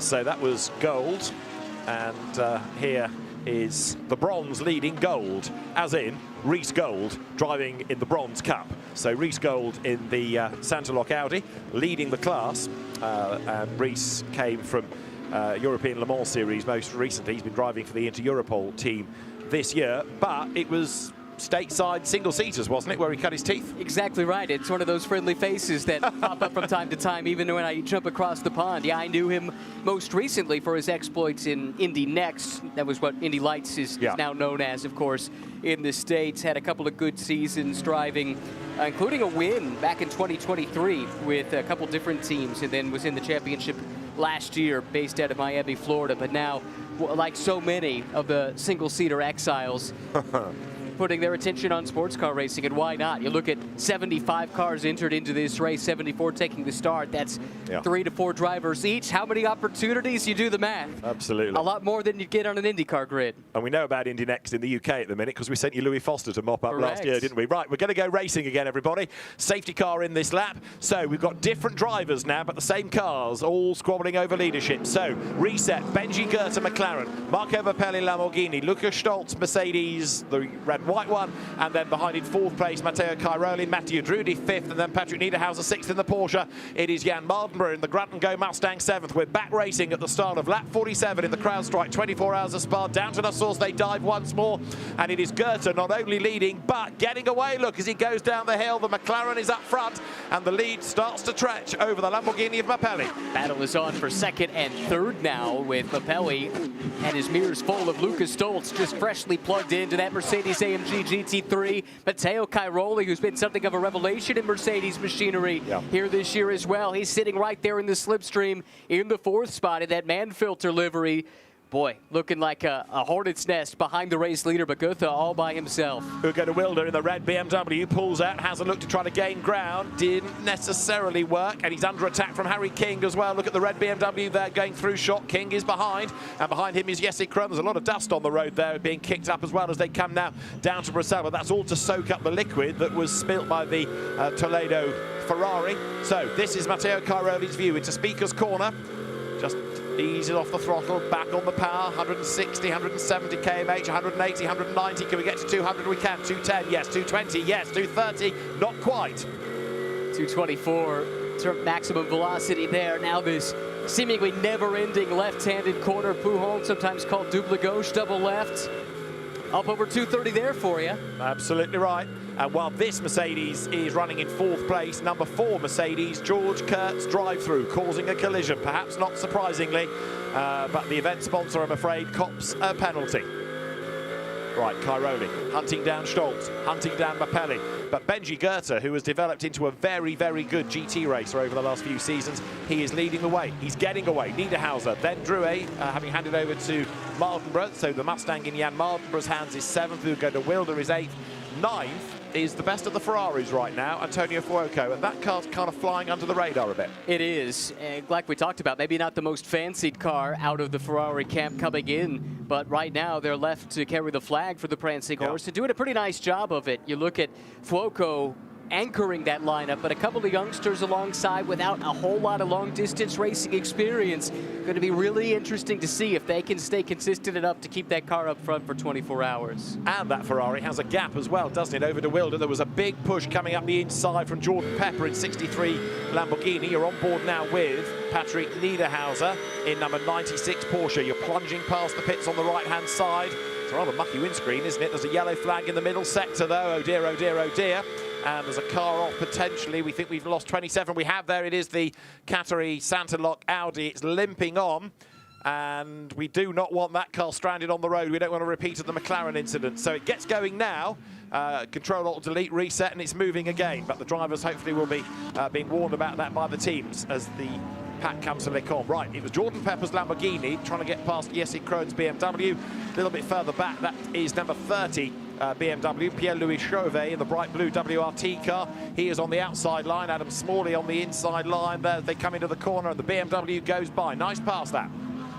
At the front, it's Goethe, who was 0.3 of a second faster than Mapelli. Those two, the only two drivers in the 218 bracket on that last lap. And this is very similar to what we saw Kirchhofer do at the start of the race in this car. The beginning of the stint, able to pull a nice gap. But it did look like that McLaren came back to the field as the stint wore on. Interestingly, Stoltz, Cairoli and Drudy staying with the leaders in this stint. I know it's early, if you like, in the restart. This stint has been about 20 minutes, give or take, for most. And there the Audi trying to get out of the way. We do not want that on the same line that the McLaren had early on. It is going to be on the same line as the McLaren early on. He might get round the corner before the pack descend upon him because hopefully he will get round the corner. There's the leader. The white flag is being shown. The white light flashes. Hopefully the Audi can get out of the way. It's limping off the line. Yes, well done. It's off the racetrack. Good work done. The team on the radio would have been saying, bear right, bear right, bear right. That's how it's done. Yeah, lesson learned, unfortunately, the hard way from the incident earlier on in the race. But frustrating moments here for Ibrahim Al-Abdulkahani, who has to limp that car back around and do it in a very circumspect manner with all of these cars pouring in behind him at top speed. You know that noise you can hear in the background? That's a sigh of relief from race control down the road. Drama averted. Lead gap under braking. Look at the top of the shot. There comes right down as Marco Mapelli closes right up onto the back of Benji Goethe. Marco Mapelli, Detmont called him one of the elder statesmen of GT racing these days. He's won the Australian Formula 3 Championship. He was, as it was then called, Blancpain GT overall and sprint and endurance champion back in 2019. And Mapelli knows this circuit inside out. He knows a Lamborghini Huracan inside out as well. And so as they make the run up the hill once again, we're currently on lap number 49 and we have had nearly 2.5 hours of racing. If anything, though, it is now Mapelli under attack from Stoltz. And there you've got Niederhauser under attack from the Mustang. Jan Mardenborough going really nicely. He is, and again, great job by that team to get that car some track position. Now we can see just how strong it might be with some of those changes that were made coming into the race itself. Mapelli, to your point, gained about 0.8 of a second on Goethe in the middle sector last lap, but that looked anomalous comparing sector times to what we've seen from those cars before. So maybe a little mistake from the race leader to bring Mapelli that much closer, but a nice equidistant gap for first to second, second to third. Really, it's Cairoli starting to pressure perhaps third place running Lucas Stoltz now. Getting a drive-through penalty for number 99 for causing a collision. That was the Philip Dean's Audi, wasn't it, with the damaged front. So whatever he hit, it was deemed to be his fault. There you can see Kevin Magnussen in 15th, even Klemenko, the Silver Cup leader behind in the Santa Lock Audi. And there going through is 007. Ignore the data about Kobe Powell's. It is not. It is most definitely Mathieu Drudy, last year's winner in that 5th place car, coming now through the Courbe Paul Frere. So 007 pounds on. Here, though, is Benji Goethe.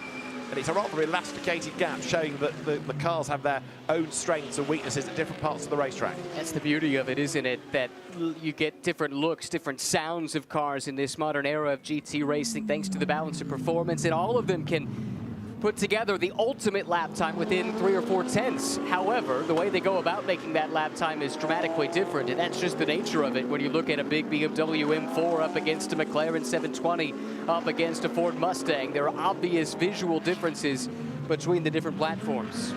So we've got 1 or 2 more bailing for the pit lane. That is the drive-through being done, isn't it, for number 99, Philip Deans. And just to add some salt to his wound, he's also got a 5-second penalty for speeding in the pit lane when he came in last time. So, you know, when it's not your day, it's not your day kind of thing. Right, so we are now nearly 2.5 hours into the race, and the race order is number 59 McLaren, Benji Goethe up front. Then you've got Marco Mappelli in second spot in 163 Lamborghini. Third is 17 Mercedes AMG of Luca Stolz. Matteo Cairoli is fourth in 48 Mercedes AMG, and in fifth it's number 7 of Matteo Drudi, that's the Aston. Sixth is 96 Patrick Niederhau's Porsche. Darren Lung had a spin a lap ago, we understand, and an incident has been noted, so the Paradigm BMW has also had a pretty rough start. 60th position. Darren Lung races for the United Autosports team in World Endurance in a McLaren, and he runs his own team in GT World Challenge Europe, and this is how he got turned around. It was a rather robust Porsche number 92. That was the car that Joel Sturm started and has handed over, but in that situation it was Rolfie Nyken getting out his elbows and being a little bit on the rough side. So this is how it was on board. Darren Lung, British GT champion 2 years back, not been racing for that long, only about 5 seasons, but he's done a lot of miles in a short space of time, and that he can't really put at his door. Second time that car's been roughed up. Remember, we saw Toby Sowery get turned around a little bit earlier. Didn't exactly see what caused it. We had the onboard look, and it looked a lot similar to that, unfortunately. You heard the bang in the door, and around went the car. Yeah, indeed, and Toby Sowery was turned around earlier on, so Philip Deans was involved in one of those incidents, the first one, so that's why he got the drive-through. So the race leaders then now working their way up to the end of lap number 50. And Benji Goethe, it is. Good stint this, keeping Marco Mappelli at bay, and if anything now, it's rather more what's going on second and third than perhaps for the race lead, because Mappelli is having to think about defending rather than attacking. They come out of the chicane, they make that run now up towards the timing line once again.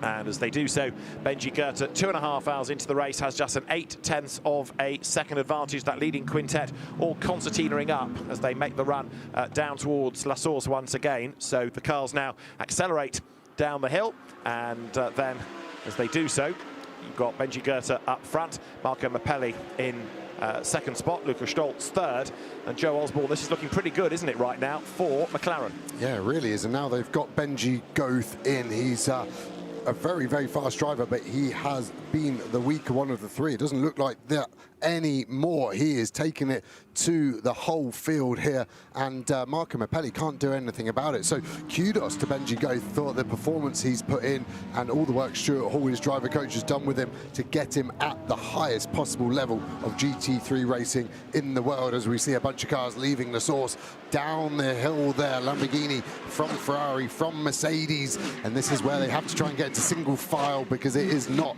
a too wide corner as they go 1.5 cars wide, the Ziggo Tempesta car with one of the Comp2 Astons behind. Yeah, they tried to put lie to your words there, Joe, didn't they? But ultimately, at least at this stage, not worth the risk. You could also see the amount of tire marbles, the detritus offline, which makes it even that much more perilous to try and make a maneuver there. This is a bold move up the inside, Aston on Ferrari, and it looks like the move is made.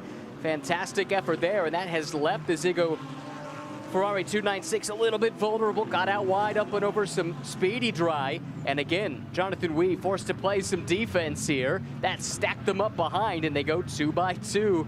Great fights all throughout this field. That's the beauty of this race, with 74 identically prepared GT3 spec cars taking the start. Anywhere you look, you've got a battle to feast your eyes upon. Sun starting to sink low in the horizon, leading to some shadows for us here as well as we try and keep an eye on this. We're giving David Addison a much deserved and well-earned rest, and so for the next 30 minutes, it'll be me, Ryan Marine, with Joe Osborne, taking you through this next segment, this next stanza of the 78th CrowdStrike 24 Hours of Spa. While you were taking a little break, were you able to keep an eye on things, and if so, what stood out? Yeah, I went for dinner and just watched another 60 minutes of my hour break off this Spa 24-hour race. And boy, there was some action, wasn't there? And it's great to see the Ford now up there. I'm sure you've touched on it, so I won't go on about it, but good strategy there from the HRT car to do something a bit different to allow it to get up there, and then how it unfolded. They're able to stay there, and the pace of the car looking okay now. Maybe doesn't have that last 3 to 4 tenths to really take it to the front, as we see that 9 car with the bodywork damage on the front now taped up, trying to make amends for that issue they had earlier on. Tough for them. That's Michael Grenier behind the wheel at the moment, but so delayed, not just in terms of time, but in terms of track position. They've got to get through so much traffic to even get to the next car in their class. But that said, the car is still capable of going fast. CrowdStrike fastest lap so far at 2:18.1, and it belongs to this car. And the Canadian, Michael Grenier, wringing its neck, trying to bring it up through this field. Yeah, doing a good job. The Mercedes always got a good balance. There's the 2Cs car, another example of that. And one of the McLarens there swinging around, and Mercedes getting back to the racing line. And that's going to become more and more important as the race goes on. Yes, every interruption we have, full course yellow safety car, the marshals will try and sweep the track. But as you go offline, there's more and more marbles, more and more of the gravel getting drawn on. So you start to get that feeling. You've got a puncher as a driver, and we heard it earlier with Nicky Team, didn't we? Saying, I've got a puncher rear right, please check. And 99% of the time it is just pickup. But in the car as a driver, it feels like you are sat on a rocket going to space. The vibrations, the noises, there's no way it can possibly just be a tiny bit of rubber stuck to the tire. And after a couple of corners, it can clean up. But these drivers are going to get greedier staying on the racing line. Top 5 have separated themselves from the rest of the pack as these ardent race fans watch on. One more time through the chicane here. Here comes Benji Gotha coming around to complete the 51st lap of this 24-hour race. McLaren leads Lamborghini, leads Mercedes, leads Aston Martin. And these top 5 have separated themselves from the rest of the field, although I say that. And Patrick Niederhauser isn't too far behind. He's lurking in the best place of the Porsche 911s in that 6th position. Yeah, speaking with the Rutonic Porsche team earlier, they were raving about Niederhauser, the pace he has on tap. And by their own admission, they'd had a bit of a tricky race car, but he was happy with it and getting it by the scruff of the neck and getting it where it needs to be. And he's doing the same thing right now in the race, isn't he? As we see Mapelli just looking, possibly getting a bit of clean air, just making sure the engine, the brakes are all just getting the air they need at the end of that long Kemmel straight, as we see that famous "Welcome to Spa" sign on the inside of the run out down to Brussels. As if you needed a sign to tell you where you are. This is some of the most famous tarmac anywhere on the planet. I think as soon as you walk in, if you know anything about motorsport, you know exactly where you're standing. Yeah, it's the location of where the circuit used to go onto the public road, and that was the new part. But I don't think we talk about it enough. When the circuit was reprofiled in the late 50s, what a good job they did with this middle sector, because this was all new everywhere they're flowing through right now. Of course, they were gifted with some of the best topography you could ask for to build a racetrack, but there isn't one corner out of the 19 out here that you don't enjoy as a driver, and we're seeing these cars flood through. Harry King, gold class leader, P10. Again, I was speaking with Harry earlier in the week. They are gunning for overall honours. Yes, they're in gold, but they have been told from their big bosses with big kickoff here on the exit of Le Comcar through the gravel trap. Can't see anyone stuck at the moment, but that BMW has definitely brought on a load of gravel there. Yeah, but mercifully, everybody able to continue on, except for this car. The 12 car in some strife here had been running 51st, so that Sebastian Bode behind the wheel was stuck on the side of the track, but able to rejoin. And at least on the left-hand side of the car, no visible damage has been incurred.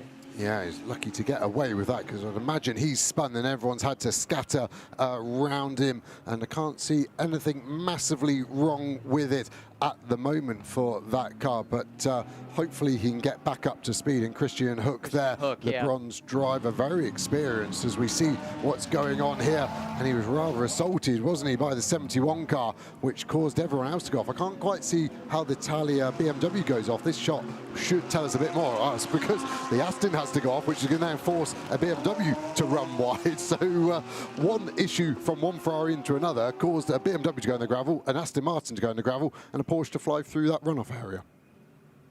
All things considered, that could have been a whole lot worse. I would agree with that. I just think there's probably a penalty coming for the 71 car there, just getting driven by Perez Compact currently. That is Matthias Perez Compact, one of 3 Perez Compacts in this race. As we look at this wonderful new addition, relatively new addition to the TV coverage, using artificial intelligence to help identify the cars. But it is a cool story with Matthias Perez Compact driving that car with his father, Luis. They actually shared an LMP2 at the 12 Hours of Sebring back in March.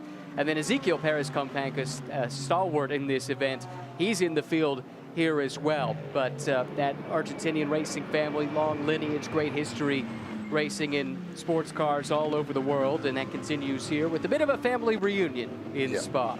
Yeah, really cool to see. And cool to see. I love this AI graphic. How I was using it last year, sat at home watching this race, was you get the idea of which car it is, and then you flick to the sidebar, and you can quickly pick them out what battle it is, and it suddenly makes life much, much easier. And great to adopt all of this technology. And a lot of the teams starting to adopt AI now, helping with lots of it, from driver coaching to setup changes to even bop arguments I'm hearing is being presented because AI have asked. I won't give my feedback on ChatGPT when I ask for some questions, because there's some interesting answers to what I've got, but we've got to embrace it, and that's the best thing about motorsport, right? We've got to be on the front foot. We've got to adopt technology, because otherwise someone else will, and they'll be better for it. It's just another tool in the toolbox, and those tools increasingly have become digital tools over the last couple of decades, and less to do with turning the wrenches, the physical tools on these cars. But of course that still has an important part to play as well.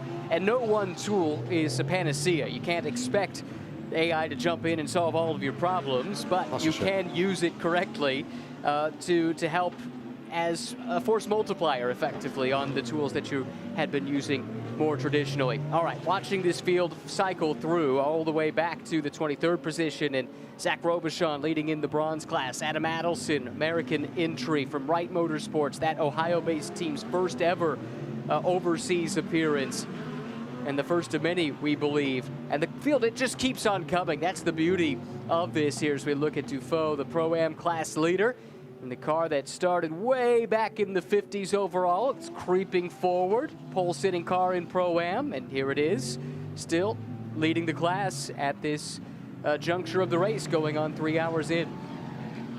Yeah, we can see battles all the way down. We've actually got the Ali brothers, 32nd, 33rd, our Wright nose-tail Corvette and McLaren respectively there. All of the balance of the cars still looking good at the moment. Track temp still at 34 degrees, so it's not dropping away yet. So I'm not expecting to see a balance change yet. But like I said earlier, when we were at Ricard, Ziggo Sport Car looking slow there. Or is that just the pure pace of that 9 Boutsen VDS, which has got the fastest lap of the race that you said about earlier, Ryan? Combination of things, right? You've got Michael Grenier, pro car and a pro driver in a pro class car, coming by Jonathan Wee, bronze driver in a lower classed car, let's say. At least I think it was, or maybe that was a different VDS car. In any event, we know that Mercedes is quick. Nope, it was Grenier who was able to put that pass on, and his challenge continues to drag this car up through the field. Had that pit stop out of sequence that dropped them to the back of the pack. Crucially, it kept them on the lead lap, but they're hemorrhaging time here, running in traffic relative to the overall lead of this race. And this has to be so frustrating. On one hand, you have to be patient and pick your spots, but on the other, you know, every time it takes you an extra corner to make the pass, you're losing ground to the battle you're really interested in. Yeah, he's doing a good job there, past the 188 Sean Balfe, British driver, actually used to race for Balfe Motorsport and British GT. One of the good guys of motorsport, Sean Balfe as well. Seriously quick am, but now he's under pressure, isn't he, from Jonathan Huey in the Ziggo Tempesta Ferrari. So that's why they were trying to do it. And again, you can see those purple lights flashing on the rear bumper to show us they are the bronze drivers in those cars cars right now. And those are cars in the same class, so two equally graded drivers, similar level of experience going head-to-head, the race within a race, if you like. Yes, all the cars are GT3, but the driver lineups vary, and consequently you have these subclasses, and for the cars in those lower classes, that's their focus. You want to see how far up the overall order you can finish, but the main goal is to stand atop the podium at the end of 24 hours in your class-winning ceremony. Another look here at some of this information coming off the cars. Top speeds up over 260, approaching 270 kph. That is moving down this back straightaway as Moore and Robichon go side by side. Interesting to compare between the brands. Of course, everyone, at least in that battle pack, topping out right around the same mark, 264, 265 kph. Yeah, which I know you've got no idea what that is in miles an hour. 165, so you can translate back to your fellow Yanks over the pond.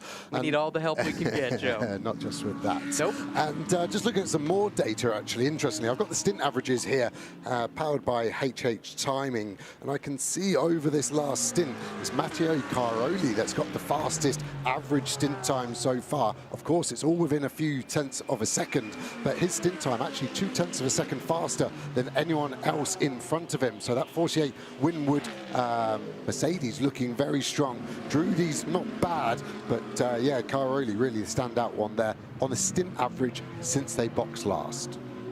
A peek in here at a silver class entry, up 39 places since the start of the race. One of the fleet of Aston Martins from the Come To You stable that started towards the back, a pit lane starter in fact, and slowly but surely they've been clawing their way forward, not just in class but in the overall. Yeah, amazing driving from that car crew, starting from pit lane, of course. So, and the bumper looks clean. So the amount of overtakes is impressive, but to do it without a visible scratch that I can see thus far, really, really good driving. And where will that march stop? Because they want to continue that trend and try and recover. A class podium would be a dream result for that car. Belgian driver Kobe Pauwels in the Belgian squad, former World Rallycross champion in the RX3 class back in 2022, and kind of along for the ride with this Come To You racing team as they switched from the touring car ranks into GT3, and of course had that massive breakthrough here with the overall win for Aston just 1 year ago. He's actually in an alley sandwich at the moment. The car in front, the Corvette, is for 7th place in class, and he just overtaken Ali in the McLaren, which was 9th in the gold class. So yeah, that march carries on, and interestingly, the two cars directly in front of him are for position in the silver. So Daniel Ali in front, and then Charles Clark in front of him. He could get as high as 6th place in the silver class by the end of his stint. Another car that's on the rebound is this number 51 machines, currently 61st overall. They had what was reported to be some brake problems, presumably on the rear, because that car was wheeled back into the garage. They took the rear wheels off. Didn't take the team too long to address those issues, but crucially cost them a lap. And so now it's that long slog for this trio led by Alessio Rivera. This was a front-running squad at the beginning of the race. Vince Abril started the car and was running inside the top 5, and now they have dropped dozens of places here with that technical issue early in the going. Yeah, it was a great start from Vince, wasn't it? Up to 3rd place. They've lost 57 places, to be precise. Quite sad, that, isn't it? And I'd love to know what the brake issue was, because car was A-OK, came into the box, changed tyres. Car not okay, came straight back in, didn't it? Instantly, as soon as Abril got out and headed over to Rivera there. So, and it was a quick fix as well. I can only assume as they've bolted a new set of wheels on, they've knocked something, and it's tweaked something in the hub or off the caliper, maybe knocked a pipe, but these cars are so robust and designed for that. I'm at an almost a loss of what that issue possibly could have been. And the bigger problem for that car is it's a lap down, and it's just not going to get that back with a rave round being in the pro class. Just put a move on Bin Tuck to get by, but that's not even for overall position, because as you rightly say, that Ferrari is a lap down. Second Ferrari in line. This is an interesting one here with the Canadian Zachary Robichon behind the wheel. not someone you associate with Ferraris. For the last couple of years, he's been part of the Heart of Racing GT3 lineup in various championships around the world. Lots of Aston Martin driving. Actually won his class at the Bathurst 12-hour earlier this year in a Mercedes. But Robuchon gets drafted in as we ride on board with the Canadian, who comes out of single-make Porsche racing, first in Canada, then in the North American Championship, and really burst onto the scene several years ago with a ton of success there, and gets this opportunity to climb aboard here at the 24 Hours of Spa with the Kessel Racing Bronze Cup entry. Yeah, currently following Ben Tuck, one of the shiniest silver drivers out there. We've got all these driver gradings out there, 4 in total, so bronze, that covers our amateur drivers. There's quite a lot of regulation around it, I won't bore you with all of them, but the main one really, you can't have your race license before your 30th birthday. You then have silver, young professionals, and they're trying to make it in this world. You then go to gold drivers, historically getting paid to race, up to platinum, which are your factory drivers, F1 drivers. So Ben Tuck being one of the shiniest silvers, very busy man this year, part of the Oliver Gavin management stable as well, him and Matt Bell taking on a lot of good drivers and finding them a lot of work this year, which is good to see. A very fast ex-driver in himself, Oliver Gavin, obviously multiple Le Mans winner, and lives in the village next to me. That's his biggest accomplishment. Doesn't need any introduction stateside, of course, having driven for Corvette for so many years, so much success in the U.S. So we take a peek in at this battle at the front once again. We're now 43 minutes into this stint. Everyone, that's anyone at this stage, effectively on the same strategy. We had everyone splitting off at one point or another during the first full course yellow. That was what allowed the Ford Mustang to get into the mix. They jumped a ton of positions by not coming in under the first full course yellow. The second one fell at the perfect time in their window. Everybody else pitted simultaneously, and so everyone's back on strategy now, the same sequence, but the Mustang finds itself up in the 7th position with Jan Mardenborough driving.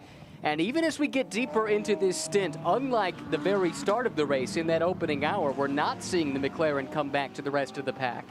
We're really seeing that. And this is going to be an extended stint, so 65 minutes allowed. All cars roughly at 45 minutes at the moment.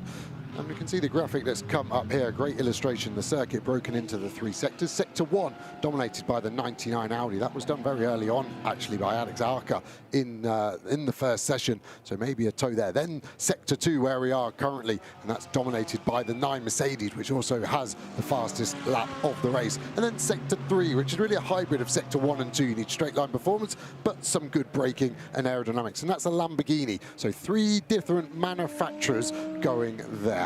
So the cars now are finishing up Sector 2. We're coming in to turn 14, and then it suddenly comes back to a Lamborghini sector, and that's what we're looking at. So is that gap going to start to get smaller to the McLaren in front? Because this is what the Lamborghini wants. The V10 can open up now. It's got a good aero platform, so potentially Blanchimont, this fast left coming up, is flat all the way through. And then it's got great brake performance as well, coming all the way down 265 or 165 miles an hour, down to roughly 60 kilometers an hour, 42 miles an hour. Second gear, first gear for some of the corners. So that Lamborghini showing that it's got a good mix of everything, and this Sector 3 definitely looks like a nice place to be aboard that 163 VSR Lamborghini right now. Fascinating, isn't it, though, that on our Race Vision powered by AWS, 3 different sectors, 3 different manufacturers, none of them are the manufacturer that's leading this race, the McLaren, which actually has the best single lap of the bunch, at least inside the top 10, and quite possibly,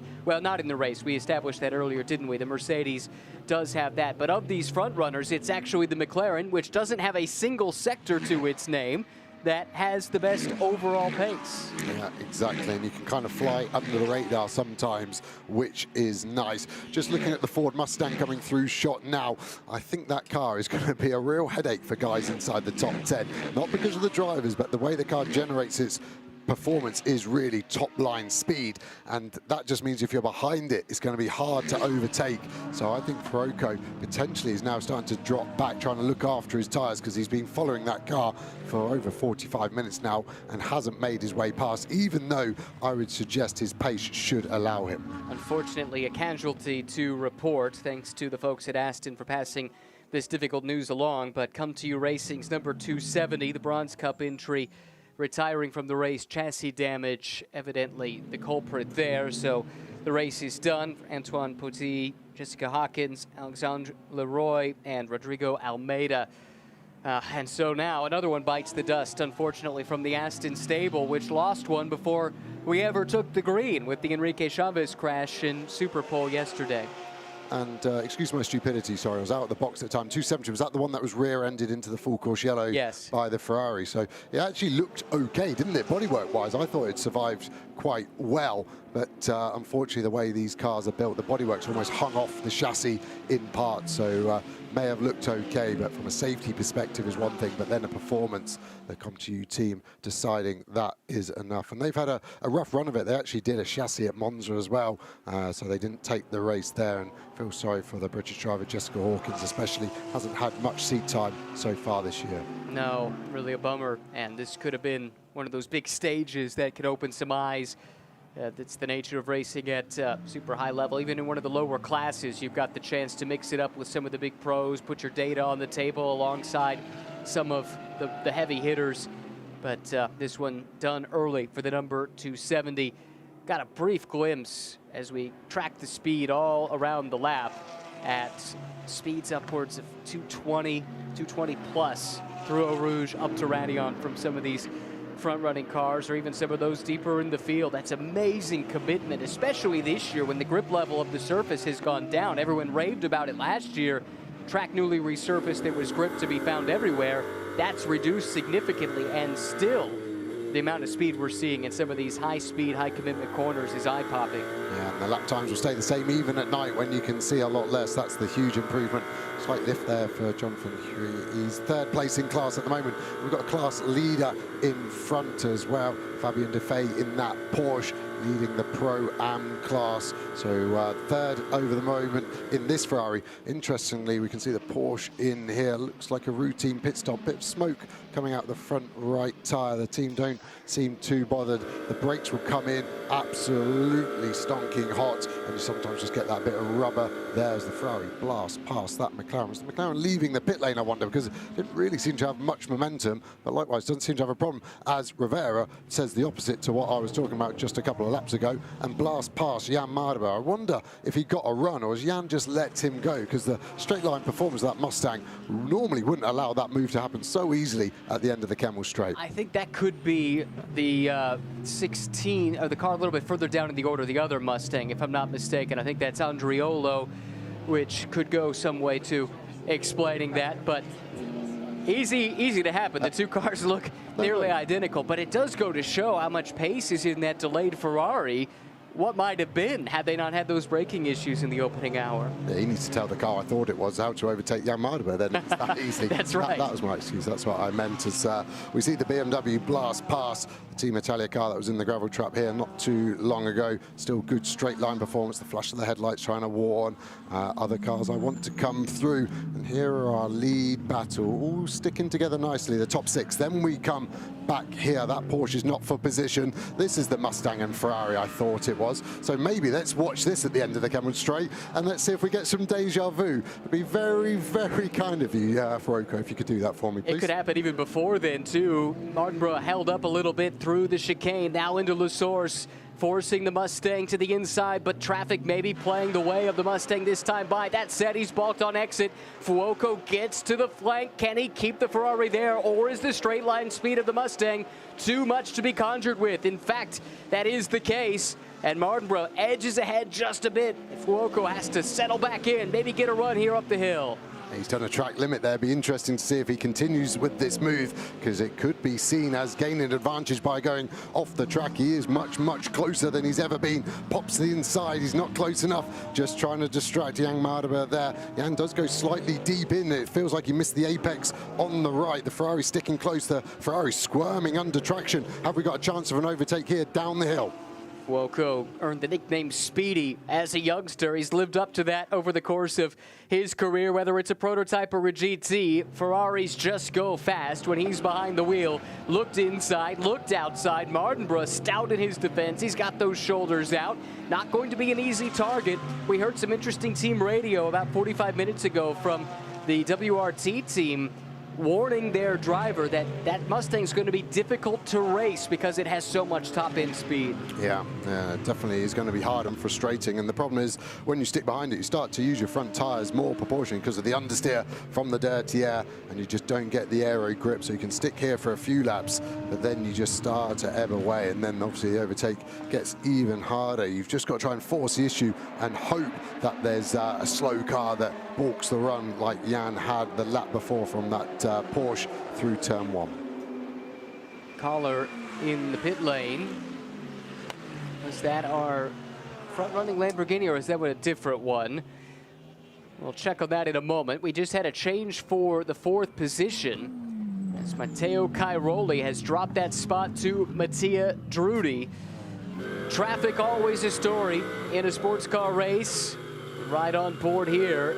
Keep an eye out for how the positions could change hands. You could see Engel gesticulating with his hand, and I think while he was doing that, he got caught napping by Drudi, who's got the run on him, and is somewhere on his left side, I assume, right now, and that is why Engel can't get to this second apex, and there Drudi slips through. That was the same 92 Porsche that held up Marderberg, wasn't it, at turn number 1 the lap before, and that's the second time Engel will feel aggrieved with traffic. That happened the same, so yeah, he didn't quite get it in there, and unfortunately then that gives Drudi the chance to slot through. Great opportunistic driving there, and yeah, Drudi on Cairoli, sorry, it's driver change since I saw that car last, but very, very good driving, and Cairoli there. So the second time that car's lost a position because of traffic. Engel earlier on to Sandy Mitchell, where he lost that position, and now that man filter car will feel doubly aggrieved. Really interesting how the Aston, since getting by, it never really looked all that threatening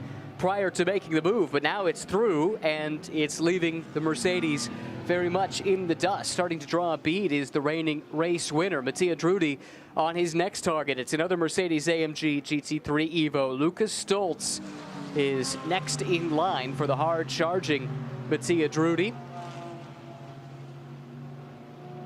That team, much as it did last year, just quietly going about its business and very much in contention once again, trying to do something that does not happen much, win this race in consecutive years with the same team, same driver lineup.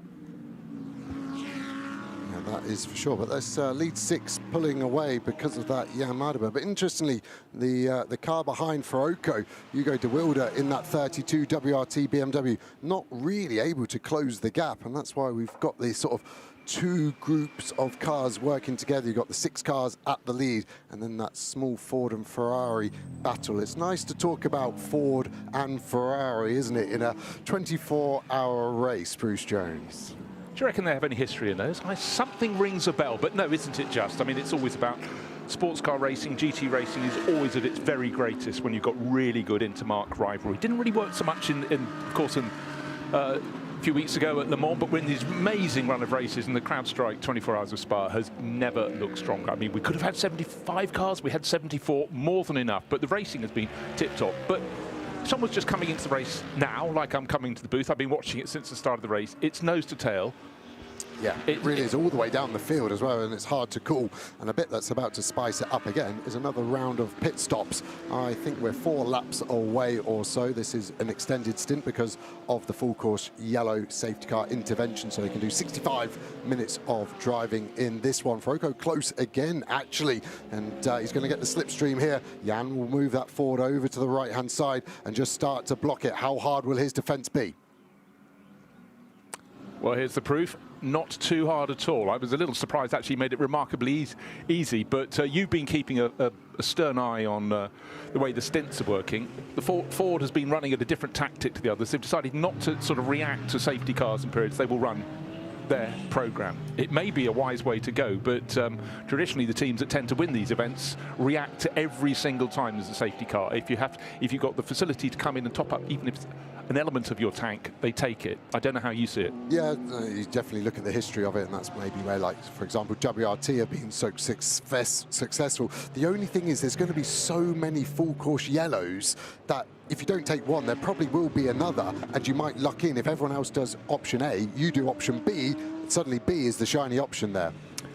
Well, plenty happening out on the track, but also let's go down to the pits because Alex is with Bastien Boost with car 18. Bastien, this is absolutely gutting. Am I right in thinking it's a wheel bearing issue? Yeah, exactly. On the front right.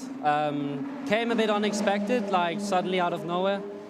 Actually, quite a shame for the team and for everyone because we've been struggling a bit this week, but it seemed to be fixed all for the race, and car was actually feeling quite okay. So yeah, I think we had the pace for more today, but unlucky that this happens. So. At what stage did you start to notice there was an issue? It was quite suddenly. Car was running quite okay, and then out of nowhere through a left corner, I started to get electronic failures, and the car was acting quite strange over the right front, so I knew something was off. We went in to check, and it seems like, yeah, for now the car's in the box for a long time, and I don't really know what we're going to do from here, but for sure not going for any results anymore. I'm gutted for you. Thank you for talking to us. Thank you very much. Alex, down with Bastien Boost. And Porsche are just not having the luck. I mean, really, to find where they're hanging. We look at the 96 car from Rutronic, and they're the only ones running that. Sven Muller, Patrick Niederhauser, and Alessio Picariello.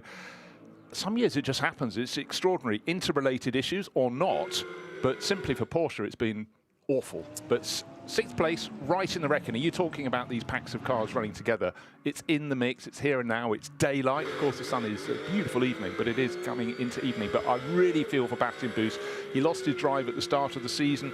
Porsche very much picked him up. They put him in this car. It could have been so good, but there you go, wheel bearing.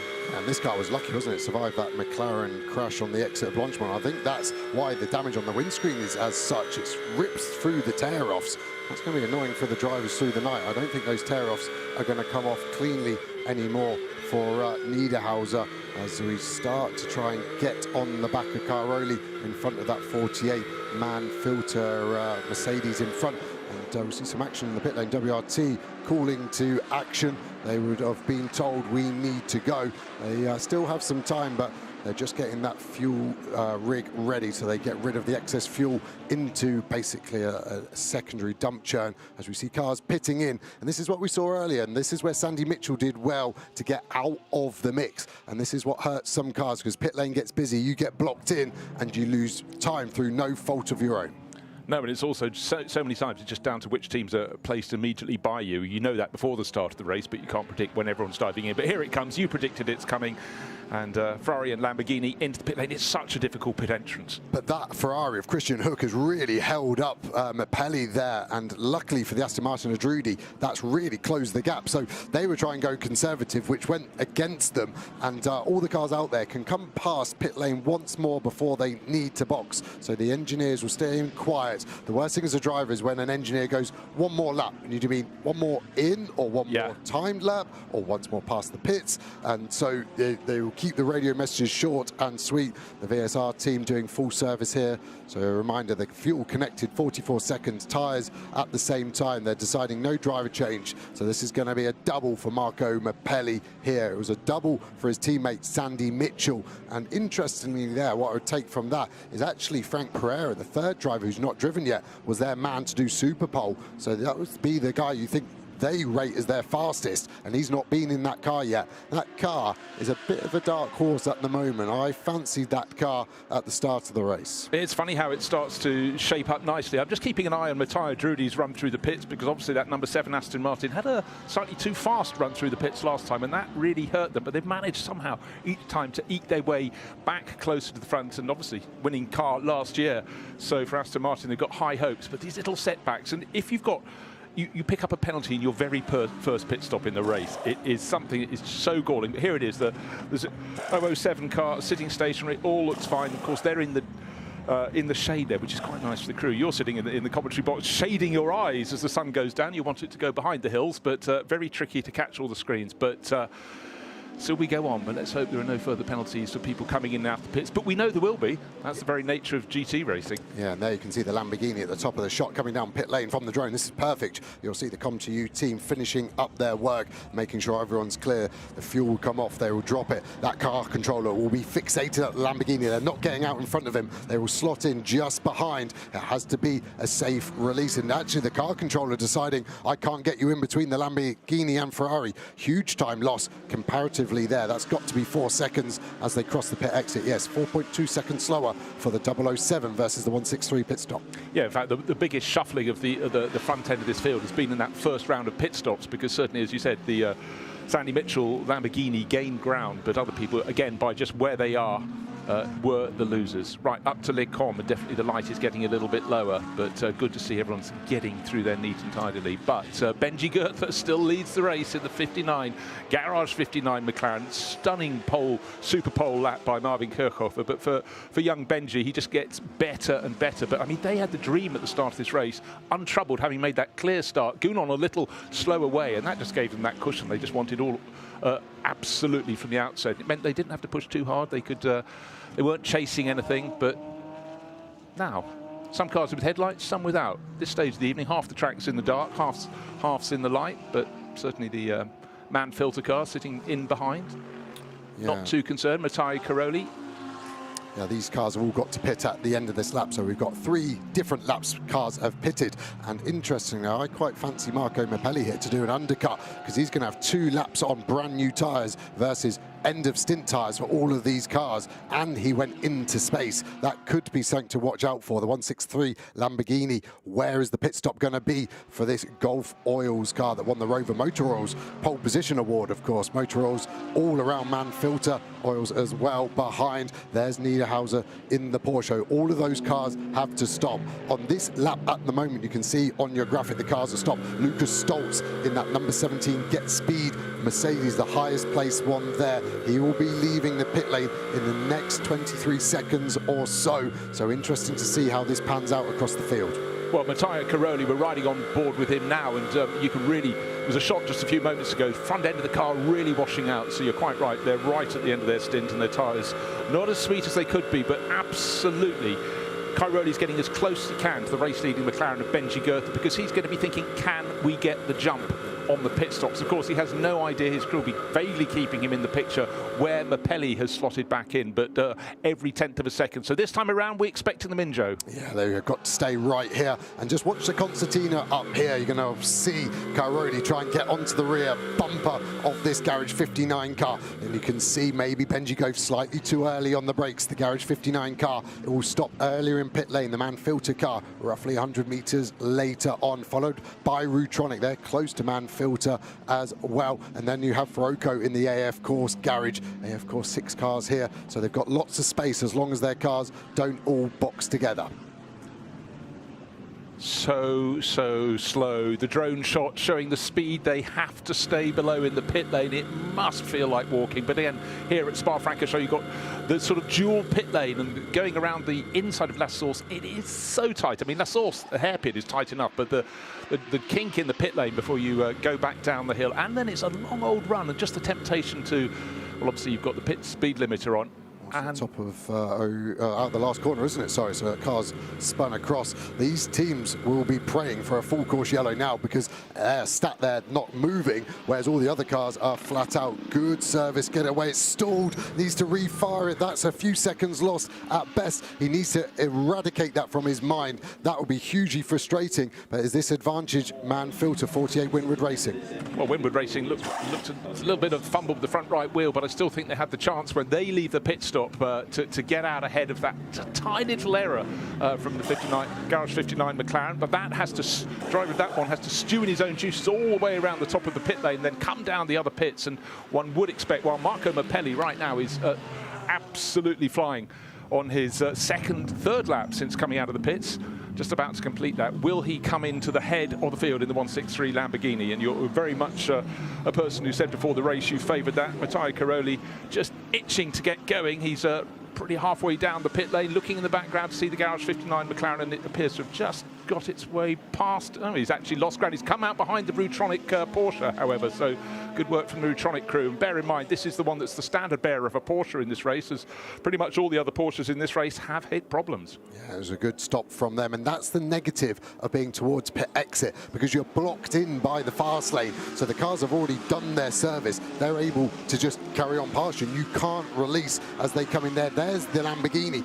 so it didn't get the lead like I suspected. Maybe some traffic on those 2 laps. So the order we've got at the moment is actually Lucas Stoltz on that middle option is the one to be looking at. He's attacking Goth, who's on his outlap, remember, on a fresh set of tyres. Yes, they'll be up to temperature, but Stoltz fully dialed in. This is going to be a big ask of Benji Goth to hold off Lucas Stoltz here. Will there be a dive down into Bruxelles? No, Stoltz has been around the blocks a few times too many to make a rash move like that. But if he's going to do it all along, the heat's coming into the fresh set of Pirellis on the McLaren there for Garage 59, and Benji Goethe has the advantage, of course. There was no driver change there, so he's attuned to the track conditions and should just be able to resist the Mercedes of Lucas Stoltz. But it's absolutely nip and tuck racing. And Patrick Niederhauser, he gained that 1 position for the Brutronic Porsche crew. So, you know, well done to the team, but it's not like they can relax. We've still got many more hours of racing and many more pit stops to be done. But you just take each small victory and build off that. Looks like Cloud just getting kicked up as they cut the inside of the curb there at Piff Paff, and we've got a battle in front, and they're getting lapped, but they're in their own battle. So this is going to be hard for Benji Goethe. As the race leader, you're the first to come across these cars. You're waking them up in the morning. They're just sleeping nicely. Is that a full course yellow? Sorry, I didn't see that. That came out of nowhere. The driver's reacting well, getting down to 80 kilometers an hour. Looks like it was pretty fair for all. Was that for the car that was stopped at the last corner? Yeah, I can only presume so. We saw it was Mercedes sitting off at the side track where you see a slow-moving Mercedes. So, Clouseau, I think that's the answer to that problem. Race control, of course, all looking to keep everyone as safe as possible. Clever move by race control. Everyone did their pit stop, so there was no advantage given. So that's the reason for the timing of that. It's the 6 get speed Mercedes, like you said, Bruce, stuck on the outside of the last corner in a safe enough place there where they could allow it to go for 3 or 4 minutes to make sure that luck hasn't played a part thus far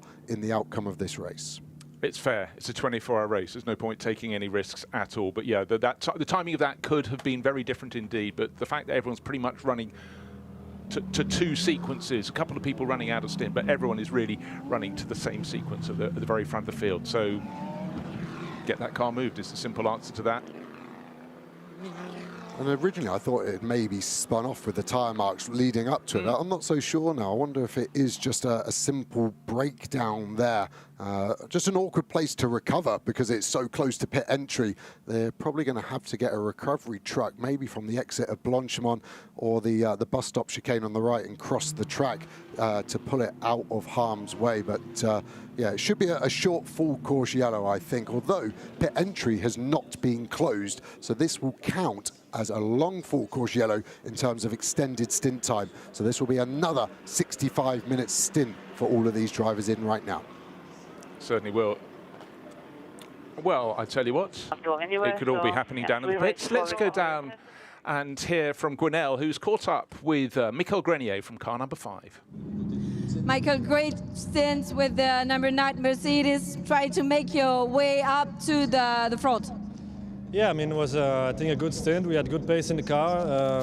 I think better tire decks than the others, so that was promising. Just a shame we are back in the queue now because we had a puncture early in the race, just after a restart, so everyone were bunched up together, and now we just missed full course yellow to stop, which would have helped us, but still the race is still young. We're still in the lead lap, which is important for us in the pro class because we cannot get any wave by. Yeah, the pace is there, we just have to keep pushing. Thanks a lot. Thank you. Thank you. Of course, that was car number 9, one of the 2 Boots and VDS Mercedes. Just to reiterate, they have fallen back down the order by having a puncture early in the race, as we heard from the Canadian racer, Michael Grenier there. At I2, when we had the high shot, looking at that number 6 Mercedes, Aaron Walker had been driving it. It looked as though there'd been a rotation mark across the paint, but actually the way the car was parked, it does look as though it was just driven to the side of the track on the exit of the bus stop.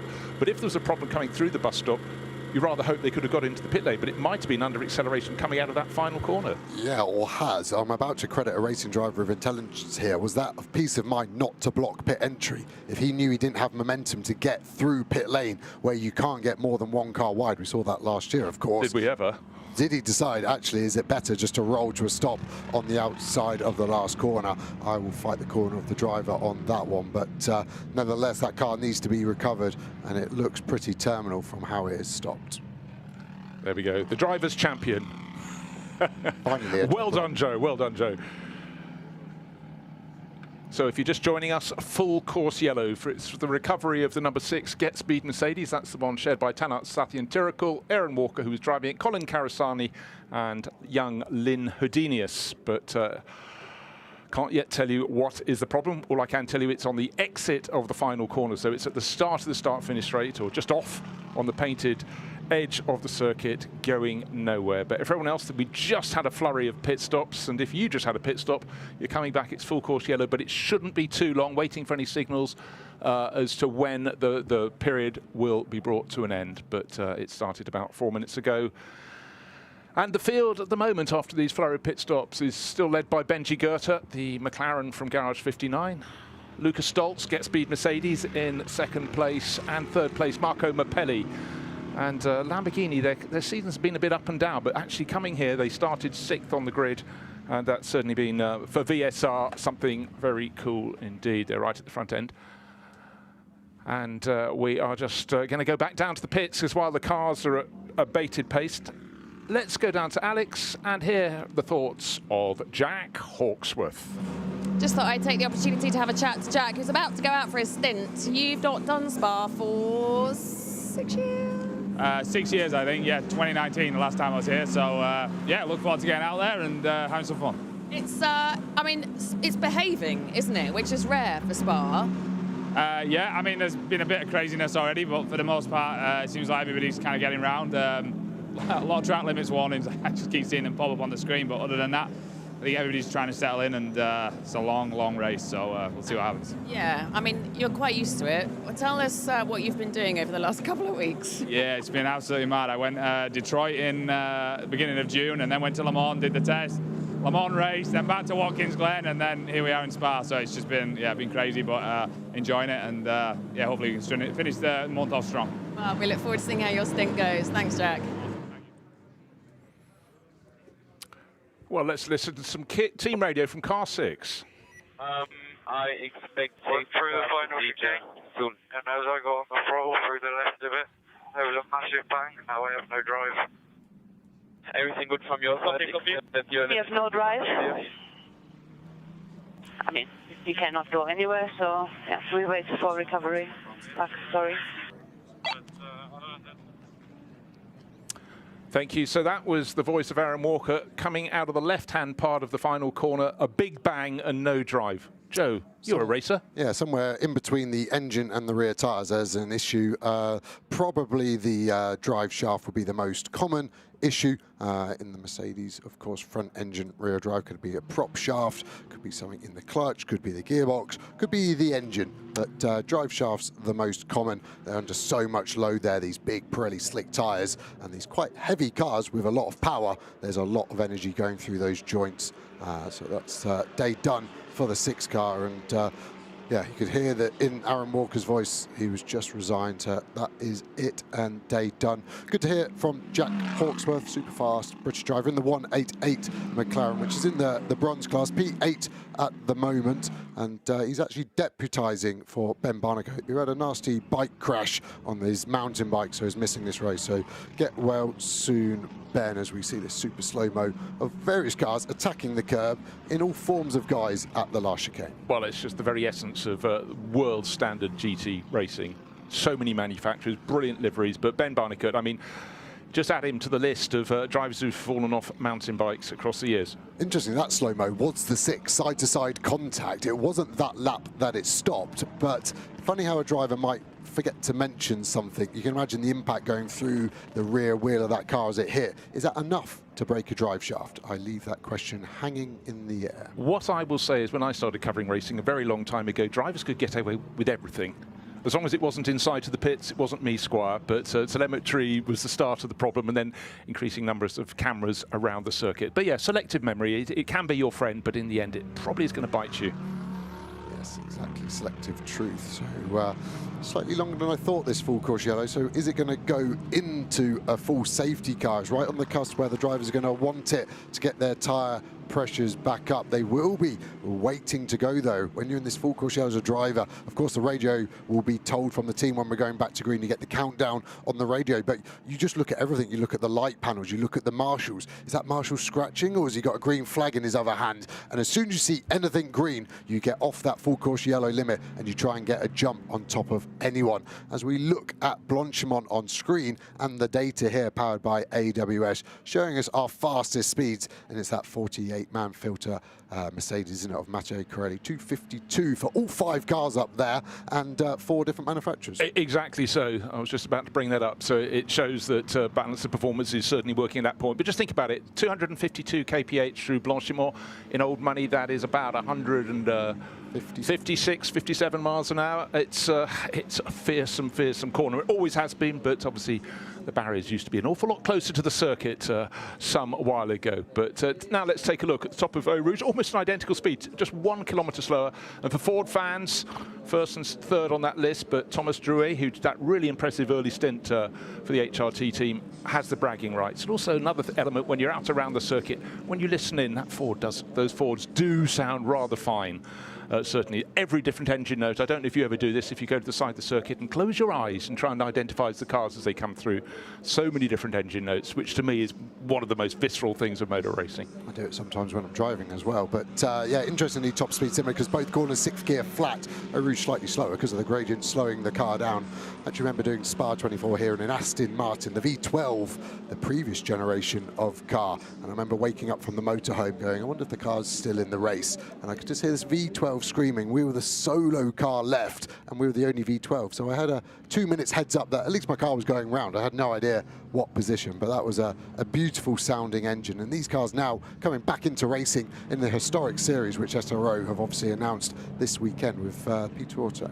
Yeah, that's really going to be something. That's got a fantastic calendar for next year, and the evolution of GT3 cars from those early ones in about 2006 now. Right, another top speed at Raidillon. So we've seen the speed at the bottom into Eau Rouge, and you just fire yourself up the hill and hopefully keep turning to the left. And Thierry Vermeulen, fastest by 1 kph in the Aston Martin from Verstappen's team. Of course, his father is the manager of Max Verstappen.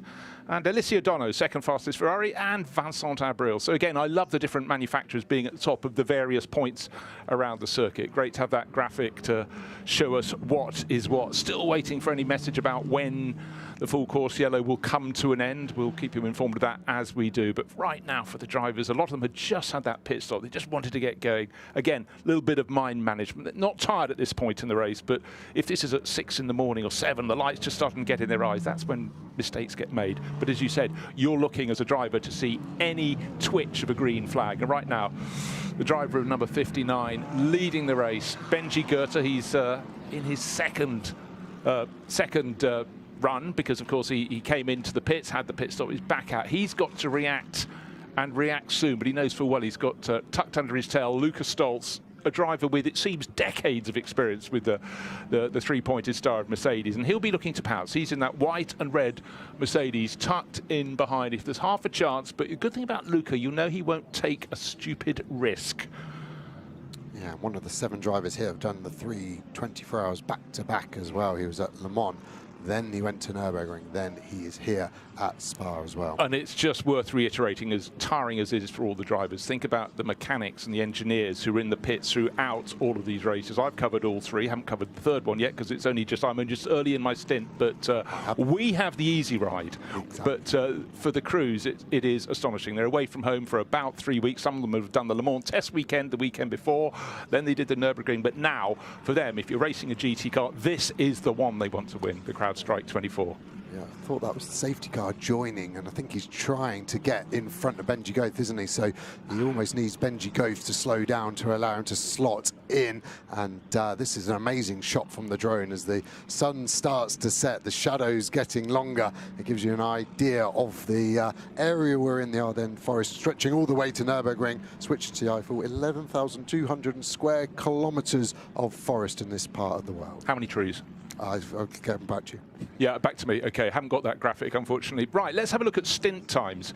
Current stint, 13 minutes 16. You see Benji Goeth came in later than Stoltz. Stoltz was a lap before. But right now, are we about to go green? No, safety car. Safety car has just been triggered. And then, of course, that does mean that we'll end up with the number 59 McLaren being shuffled to the front of the order. Now, that may enable some of those that have lost a little bit of ground, as long as they're more than a lap behind, to get it back. But again, looking at time in car, yeah, 1 hour and 17 minutes for the two front runners. But yeah, let's get this sorted out, get it shuffled. But I must say, those drone shots are phenomenal. It's a really good chance, ever since the advent of drones, to get higher and higher. At a circuit like this, where you've got all the gradient change. Valley in the background, quite important, because that was the one that used to include the Grand Prix circuit. When it dipped down, instead of turning to Pif Paf at Les Combes, it dived down into the valley. In fact, off the top left-hand side of the screen, the track, just where those caravans are, would drop away through the trees. They go in an enormous arcing right, and then all the way along the bottom of the valley to Stavelot and a lightly banked turn, and then come up that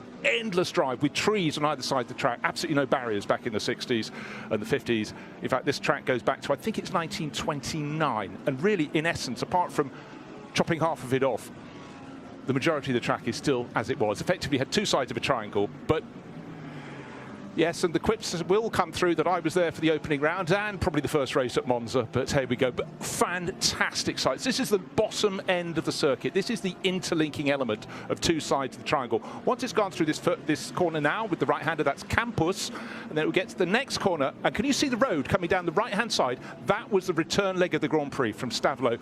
Must have been one of the longest blasts. That effectively, there were kinks in it, but there were no corners.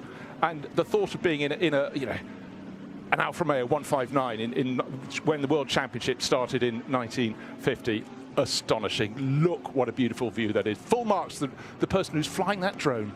Really good, and you can obviously still drive that old park because it is still public road, and yeah, I can only imagine what Fangio felt like, because when I'm flat out in my 1 litre hire car going into the circuit there, it flows so well. I don't know if it's subconscious because you knew it was a racetrack, but like, this was amazing. This must have been so good, and then you have a shunt and end up in someone's cellar. That's a bit more annoying, isn't it? Yeah, certainly the far side. And of course, don't forget, when you're up in the Eiffel Forest, same here as it is at the Nürburgring, you can get weather coming from anywhere.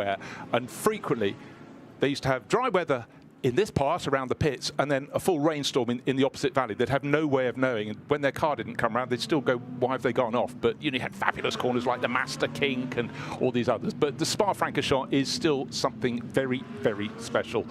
And I just think it's in weather like this, because Spa can also be the other, can't it? It could be driving rain and mist, but there is something special about this place, particularly with those layer upon layer of historical races that have happened here. The great, to win here in any category, that's a real tick on your CV, and you can understand why 75 cars entered the CrowdStrike 24. Just the growth has been phenomenal. But also, when you're not in a 24-hour race, as a fan, you can step out and take a meal for a while, keep a little earpiece in or whatever, and you can walk around the circuit. That's one of the many beauties. You can see people doing that now, probably walking their way up alongside the Kemmel Straight, and it is a climb. You know how television flattens things. You certainly feel your calves have had a bit of a workout. You've already gone up Eau Rouge to Radion, and you keep on walking, but it is fantastic. And while the safety car is here, it's actually a good time for people to walk on to the next vantage point. But and then to see the GT3 cars, it's only really when you're trackside you just understand how amazingly fast they are. Definitely in the fan zone here as well, actually. SRO doing an amazing job. The amount of shops, stalls, food, drink as well available, and the concert tonight will be very good. You've got the Ferris wheel as well, which is not quite as high as the drone, but it's a good way of looking at it as we see these cars all starting to group back up, and once they have caught up, they then will start the wave around process as we look at their pit lane brasserie there. It's got to be one of the best views in the world on the corner there. You could have a drink of anything while watching 74 GT3 cars fly around. And you can see an enormous distance from up there. It would be a beautiful vantage point, even without a race circuit. But to people watching this race, wherever you are in the world, this is a track that needs to be on your bucket list for whatever form of racing, but I think particularly the magic that gets drummed up with the 24 hours with so much history. But has the race ever changed? Of course, it's now all GT3, but in the early days when I came here, it were not the very early days, but you know, there were many different classes of cars, so it's an enormously different race. And the race, like a lot of races, it's had a cyclical pattern, but at the moment, the professionalism of all the teams, the caliber of the drivers, and you know, when you were racing, GT3 was growing through its form, but the caliber of drivers at the top end now, for a lot of people, it has made their careers. They might have started in single-seaters or whatever, they got a roof over their head, but seeing all the manufacturer involvement, just a shot there of the McLaren hospitality area, and that side has grown, and the size of the buildings down in the paddock, just enormous. It's almost like going to Formula One about 10 years ago in terms of the edifices that get constructed. And for the people in race control, concentration. Just you can't nip out for a coffee, that's for sure. But it's you know, they'll have to work like we do in a rotor, because there's no way anybody can sit there for 24 hours. But right now, the field being led around, approaching Blanchimont is the pack. They're coming up from Curve Paul Frere. Now they're going into the shade, and then they'll pop out and they'll look up the start-finish straight. When you're looking, come out of the bus stop and you're looking at the start straight, you will have a face full of bright sunshine for about the next 20 minutes, and then it'll go down behind the trees. And actually that, Joe, is a point at which, as a driver, you actually go slightly, thank goodness, because it's really, you know, coming around a corner and getting a face full, probably on a screen that's covered in fly splatter. And as we saw with, which was the car that had the damage to its windscreen? It was the 96, wasn't it? It was the Rutronic Porsche. So Patrick Niederhaus will be the driver, not enjoying that at the moment. Exactly that. And yeah, of course, you've got a tinted visor, which is like a pair of sunglasses, so it takes away the pain of looking at the sun, but it's still bright. And a few drivers now actually starting to put a visor strip almost on the bottom of the visor and using that as a sun visor, as we see the tractor trying to blow away some of the stones that are building up on the outside of Le Combe there. And actually these tractors, and this is serious, have a transponder on them, so we can actually see where they are, and so can the team. So this is CT number 1, and at the moment he is not on a green sector 1, but he will continue on his way. And that's exactly how this circuit feels, driving a GT3 car around there, being strapped on, hands in the air, and you hope for the best. Very good indeed. Obviously, we'll check on the tractors through the speed traps later and let you know their greatest speed through Eau Rouge. But it just makes sense to get them up and clear gravel off the track, because particularly on a restart, this is your chance to make an overtaking manoeuvre. You go a little bit wide, whoa, I'm on the gravel, and then suddenly there is a phrase in racing that yellows can breed yellows. This is a way of making sure that doesn't happen. Of course, a driver could make an error, but there's no point giving them an opportunity to do so. So the Maserati safety car looking very snazzy indeed. Now we've got the right order. Stoltz in second place. Third place, we've got Marco Mappelli, Antonio Fuoco, then Matteo Caroli. Caroli's car, the number 48, was the one that lost out during those pit stops. Remember, it came in from second place overall. What it can do on the restart, we will see. And also the Rutronic Porsche seemed to lose a bit of ground in the pits as well. That had been gaining ground. It was in about 6th position, I seem to recall, before the pit stops, and that lost out. How many cars have we got on the lead lap? Just looking to see who's a full lap down. I think we're looking down to about 50th position at the moment. So the Rutronic Porsche, I've missed it, has pitted again to reset the drive time. So they're actually 13 minutes fresher into their stint. That's why they've dropped down to 12th position. They've stayed on the lead lap, importantly, but they're able to go a bit longer. I can't call if that's the right call right now. I wouldn't have wanted to lose 7 positions for an extra 10 minutes of drive time. Yeah, in retrospect, I now recall they had the better pit stop. They came in from 4th and came out in 3rd with that number 48 Mercedes from the MAN filter team just being a little bit slow in their stop. However, sometimes you've got to gamble. Do something different, because we've seen with these top drivers, these drivers are not likely to be leaving the door open for someone unless they do have a mishap like hitting some gravel. It's a lot of chasing, and you've got to pick your moment. But if you think you can get a pass by doing it slightly differently, well, it's worth the team on the pit wall letting you know, seeing what you can do. These teams now employing some top engineers, not just the race engineers who design the setup of the car and what they want. Strategy engineers now drafted in, top level, some very clever guys there across all of the teams, and using lots of systems to try and help them. If we box now, where do we filter out? All of these systems proven over time and time again. Yeah, one thing that was very interesting during COVID, when suddenly all racing stopped and people started doing iRacing to just keep themselves honed, a lot of engineers from some of the manufacturers got deeply involved with that and actually found, while full metal racing, as I like to call it, was sort of on hold, they could learn, and they really some manufacturers even kept on their PR teams so they could keep themselves race sharp, and it really worked indeed. And of course, right at the top of the tree, Max Verstappen, he can't resist a 24-hour race online while he's also racing as well. So, and for some of the drivers like Chris Lullum in here, they came from a background of iRacing, and certainly very sharp indeed. So let's take a look. Gold Cup leaders, it is that Thierry Vermeulen car, the Aston Martin. There we are looking at it, car number 33. So they're top of their class at the moment. And it's Harry King on board, 9th place overall. So in the Gold Cup, that's looking quite tidy. We did actually have a gold car starting from 8th on the grid, but we've had a little bit of shuffling. Safety car still leading the field around. People still heading to buy food and drink around the circuit, waiting for the restart. And again, during the course of these races, when you have a period behind a safety car, you can take a look at some of the extra screens of information we get. Car number 222.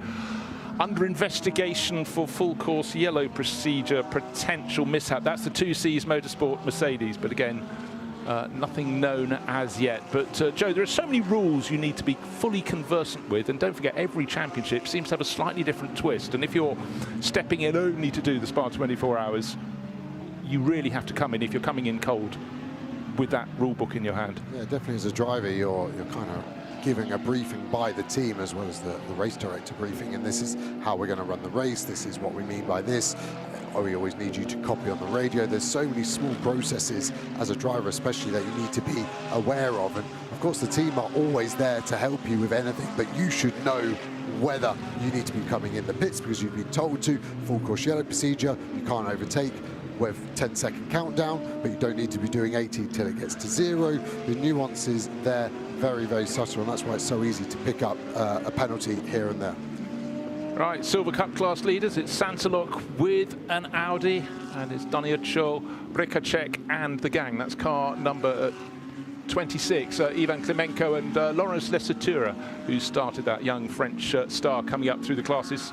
Second in class, Team WRT, of course, they're super busy for their home race. That's car number 30, their BMW M4. Etienne Celli kicked it off, Gilles Stadsbader, Gustav Bergstrom and Pierre-Louis Chauvier. And the good news is, Joe, safety car in this lap. That's the message coming through from race control. So let's just run down the order. It's Benji Goethe at the front of the queue, the number 59 McLaren. Second place, the number 17 Mercedes, tucked in behind, white with the red nose. That's Luca Stolz. Third place, Marco Mappelli, carrying your hopes there with Lamborghini. And in the interest of lots of manufacturer variety, fourth place, another manufacturer. It's the Ferrari of Antonio Fuoco. It's car number 50. Matteo Caroli tucked in behind.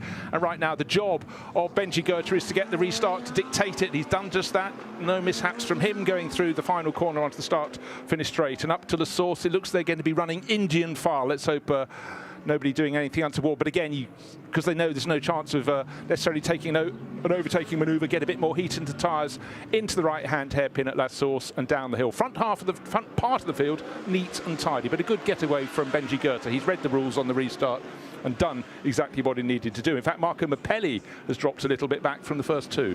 Yeah, a huge amount of smoke as well from the Lamborghinis. It bottoms out there. Expect that to see more often as the tyre pressure is low, because of course the ride height effectively lower too, and the bottom of the car just kissing there. Still quite heavy on fuel as well. We're half an hour in, but all of that pretty much under full course yellow. So these cars are probably 75% full of fuel, and that car there, Harry King looking to the inside of the BMW of Charles Wirtz. Cars all getting tyres back up to temperature. A few cars in the way, you would say, so it's going to be hard for these top 10 to navigate past them. Yeah, you can see just a number of runners not getting the graphic over their head, therefore they're not in that lead battle. But for the first half dozen or so, they've got themselves clear. In fact, the first 5, looking back to 6th place, Matteo Drudi, last year's one of the winning trio in that Aston Martin. He's got to pick off one back marker, and then he can hopefully get his Aston Martin. There it is. It's coming down now. It's 007 green with the yellow stripe up over the nose and over the roof. But again, how many laps have we seen the number 59 McLaren leading this race? Marvin Kirchhofer took pole position, that fantastic super pole session. He's just pulling away. Yeah, you can see the back marker is actually Davide Rigon, so it's not, not a slow car, it's not for position, but that's the awkwardness there. And Italian on Italian, Drudi obviously racing under the San Marino flag there, but Italian Rigon, as we see the 46 car get down the inside of that Ferrari. That was a nice clean move, and another BMW trying to follow through. Yeah, another one chalked off, but the first 2 just making their escape. Very good restart from Benji Goethe. Lucas Stoltz tucked in behind in his Mercedes. Tiny bit of breathing space then in 3rd place. Marco Mappelli in his Lamborghini. Antonio Fuoco's close to him. And Matteo Caroli tucking in behind in the 2nd of the Mercedes. That's car number 48. But all right now, coming through the bus stop. First part, second part, and Lucas Stoltz very close indeed to the race lead, but not close enough to make a move, and not close enough to make a move at the next corner. Last Source having a little look, not a serious one.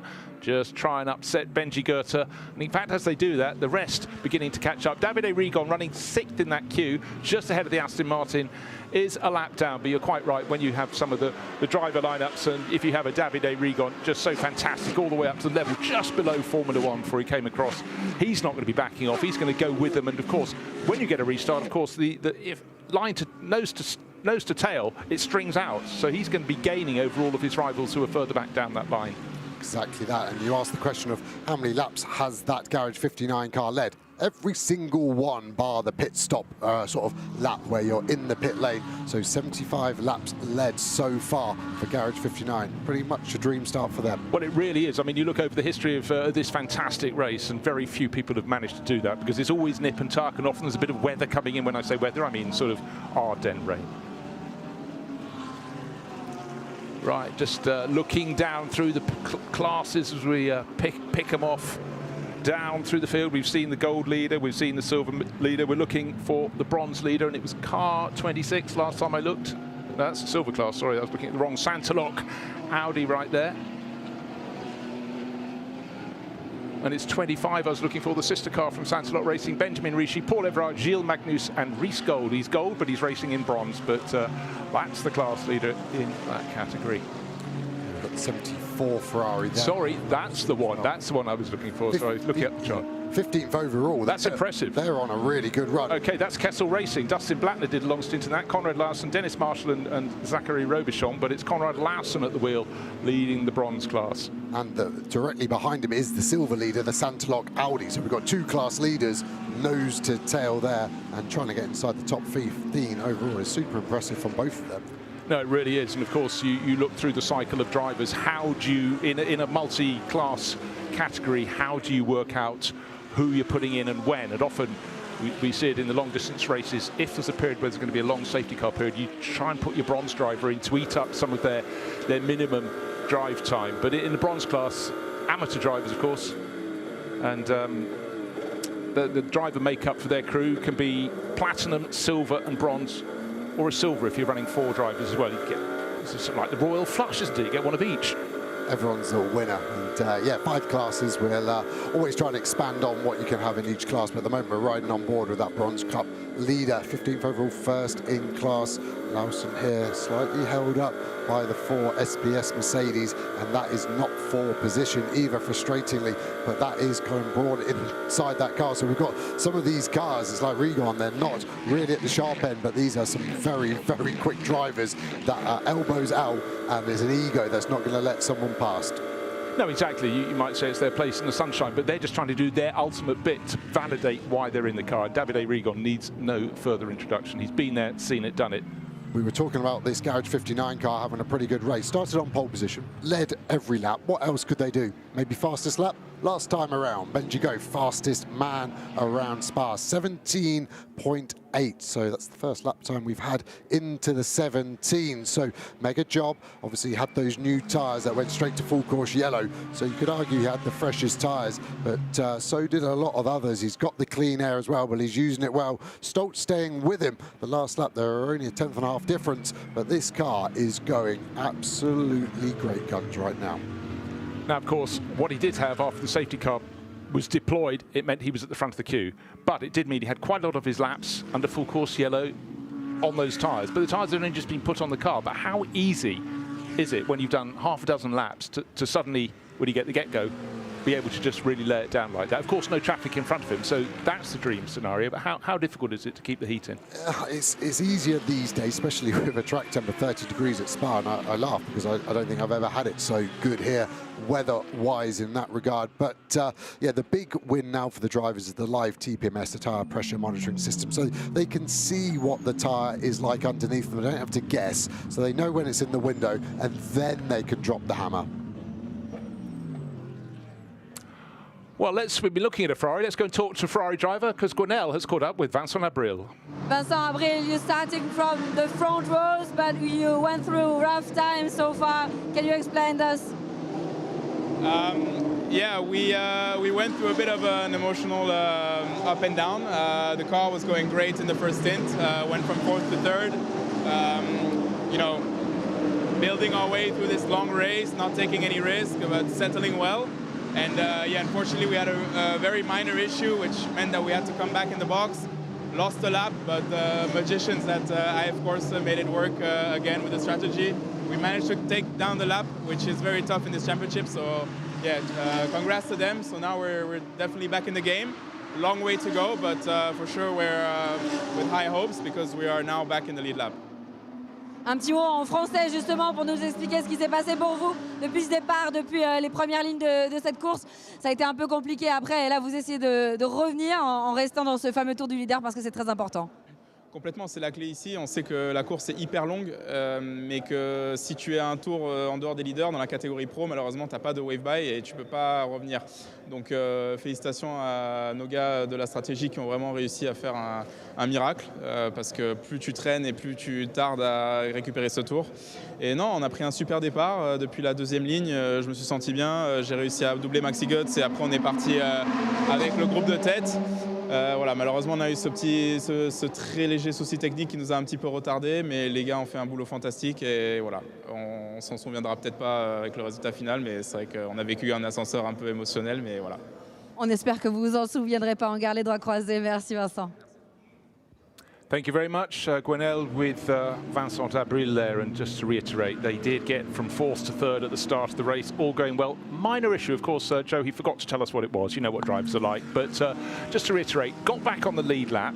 Not an easy thing to do, but they are down in 50th position. Alessandro Pierguidi, a driver who has a phenomenal record of running at the front end of the Spa 24 Hours, is the driver at the wheel at the moment, but it's a long haul to get yourself back when you've lost a lap. They've managed to get back onto the lead lap, so the safety car was sort of their friend a little bit. It allowed them to close up, but at the moment down in, I would say, in 50th position. Pierguidi just behind Bijoy Garg in the Barwell Motorsport Lamborghini, and he'll be looking to not take risks, he'll just have to try and pick off those in front. But really, when you're put on the back foot like that, it's not something you can get back in an instant. It's a long, long game.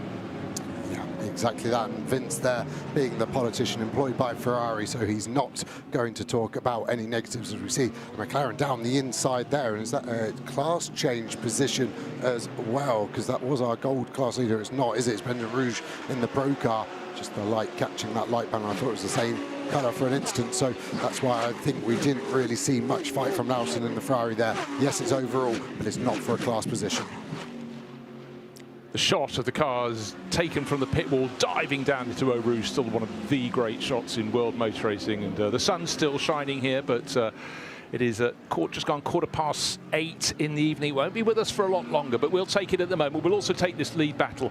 4 cars, 4 manufacturers, first 4 positions. We've got McLaren leading the way. Benji Goethe, Lucas Stoltz keeping him very honest indeed in that red-nosed Mercedes. Marco Mappelli not too far back in 3rd place. Now look at the pro leaders. It's Loke, Kirchhofer and Goethe waiting for Loke to show his stuff, but that was the car that started from pole. Stoltz, Gunon and Fabian Schiller 2nd place in that Get Speed Mercedes, and Vincenzo Sospiri Racing, Sandy Mitchell, Frank Pereira and the driver on board at the moment, Marco Mappelli. Mappelli not able to sort of close up on these two, but we haven't got to the point where we've got traffic in front of them. After that safety car period, they're all piling down into Campus Corner, then they'll be turning right again and starting to come on the homeward leg. Here we go, past where the old circuit used to rejoin. When I say the old circuit, it was a very long time ago they used it. You're thinking back many decades indeed. Into the shade, out into the last vestiges of sunshine that hit them in the face when they got the start-finish straight. Stoltz is able to get close, flashes lights a little bit, but he's just not in the position to make a move. And he's not the sort of, I'm going to say this, he's not the sort of driver who's going to make a lunge into the bus stop, and at least he didn't disappoint me that time around. Yeah, I suppose he's flashing the headlights. It's almost the rudest thing you can do to another pro driver, in all honesty. The lack of respect the flashing shows as things I'd rather Lucas Stoltz did to my family than flash headlights at me. It's really not a nice thing. It's a disrespectful thing to see. And we see drivers doing it more and more to try and catch their attention. And it's normally done as the last chance, isn't it? Because I haven't got the pace to do it, so I'm going to flash these bulbs at you and hope you crash. Still a fair bit of smoke from some of the cars when they're bottoming at Eau Rouge, but then they gather it all together up through Radillon and then up the long climb. And I tell you, it is a climb. A lot of people who talk about going down the Kemmel Straight, you most certainly don't. You go up the Kemmel Straight to the top of the hill. Marco Mappelli still in 3rd place, but look at them, line astern. And the good news for Luca Drudi, he's moved ahead of the Ferrari of Davide Rigon. So there he is in the Aston Martin. Rigon in car number 63, a lap down, but showing, you know, the skills that have attracted the Grasser Racing team to put him out there. There's Rigon, sorry, car number 73 falling back a little bit. Sorry, Kessel Racing, of course. No, I beg your pardon. AF Corsa getting thrown by the pale blue livery on his Ferrari, shared with Luis Perez Compact, Matthias Perez Compact, and Stefan Lemaret. But he did what he did, but he wasn't going to delay them for too much longer if he was going to interrupt their battle. No, exactly. And Lawson there, the AI actually getting confused with the two of them as well, and ever learning. Not just you, Bruce, the AI meant, of course.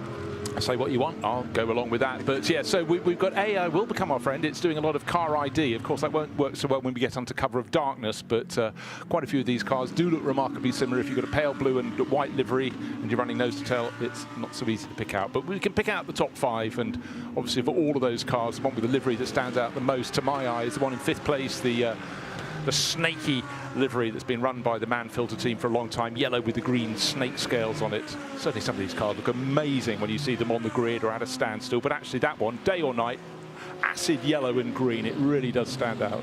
As we see the drone flying through now and this heavy brake zone, the energy going into these brakes. There is actually a regulation stop where the cars have to stop to change the brake pads on the front, the discs and the pads changed. That can only happen in between hour 11 and 22 of the race. So it's to stop cars trying to do it too early, then still having a brake issue at the end, and cars doing it late under an opportunistic full course yellow. So teams will be waiting for a long full course yellow to try and get that done. So once we get into the 11th hour, we will keep an eye out for that technical pit stop. Every car must do at least one. It's a very, very sensible thing to do. Protect the teams from themselves, trying to keep on going. Oh, now look, so there was an overtaking manoeuvre happening into the bus stop. But what an amazing drone shot. Going back from the bus stop down in the background, one could make out probably one of the most fearsome corners, which is Blanchimont. And then by the time we've finished looking at the field, they've gone all the way through Eau Rouge, Radillon, up the Kemmel Straight, and are turning into Les Combes at the top of the hill before they start dropping down again on that interlinking loop that's been such a feature of the circuit. Grasser Racing Lamborghini very much getting to the mix as well. Luca Engstler running in 7th place. He's just tucked in. There he is behind the Aston Martin of Matthias Drudi. There's Davide Rigon. He's lost a few places there. 10th place, the Ford. That's Arjun Maini. He's running just behind Harry King. Harry is leading the gold class in 9th place overall. Et al. Down the slope to Bruxelles they go. The light is fantastic. The photographers must be just having a field day at the moment.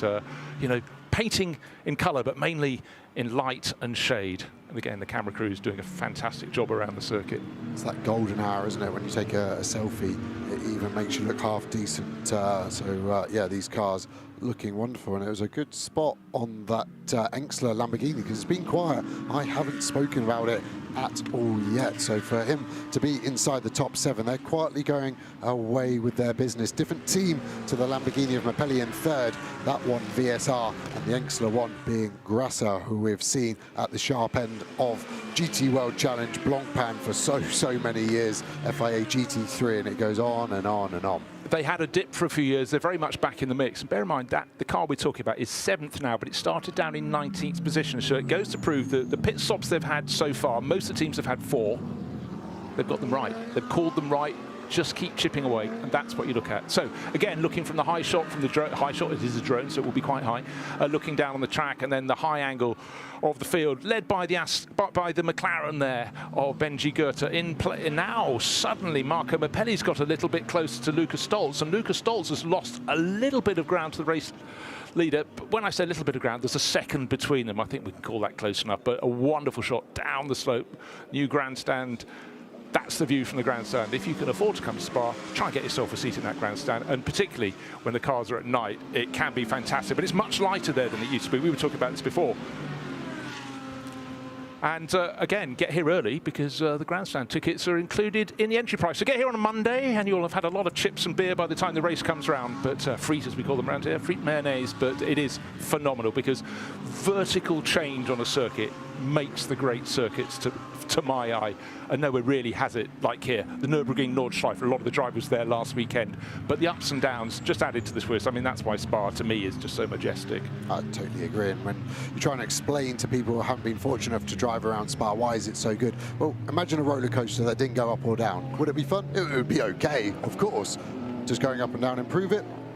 Infinitely. A racetrack is no different, and unlike a roller coaster, there are no rails here, so you're able to dip a wheel in the gravel and protect yourself into the barrier, which adds to the fun level as Niederhauser drops it there. Arjumani here keeping the Ford inside the top 10. Bit of smoke coming out the rear right, these cars just rolling onto their side skirts. Some of the cars titanium skid blocks, the Mercedes the most obvious at night. We'll see those sparks fly. A lot of the cars just roll onto the bodywork, protected by some marine ply almost, and that just is the smoke puffing away, so nothing to worry about yet on that Ford, but definitely holding up this 98 Rover BMW. The BMW doesn't seem to be the car of the flavour. Stolz, I hope, has got an electrical issue with his flasher because that's starting to get slightly grating, isn't it? And that's what he's hoping of Benji Goethe. But what will actually happen, in my opinion, is Benji Goethe will just stop looking in his mirror and rear view camera completely. So if Stolz does get close enough and throws it down the inside, the risk of him turning in goes up,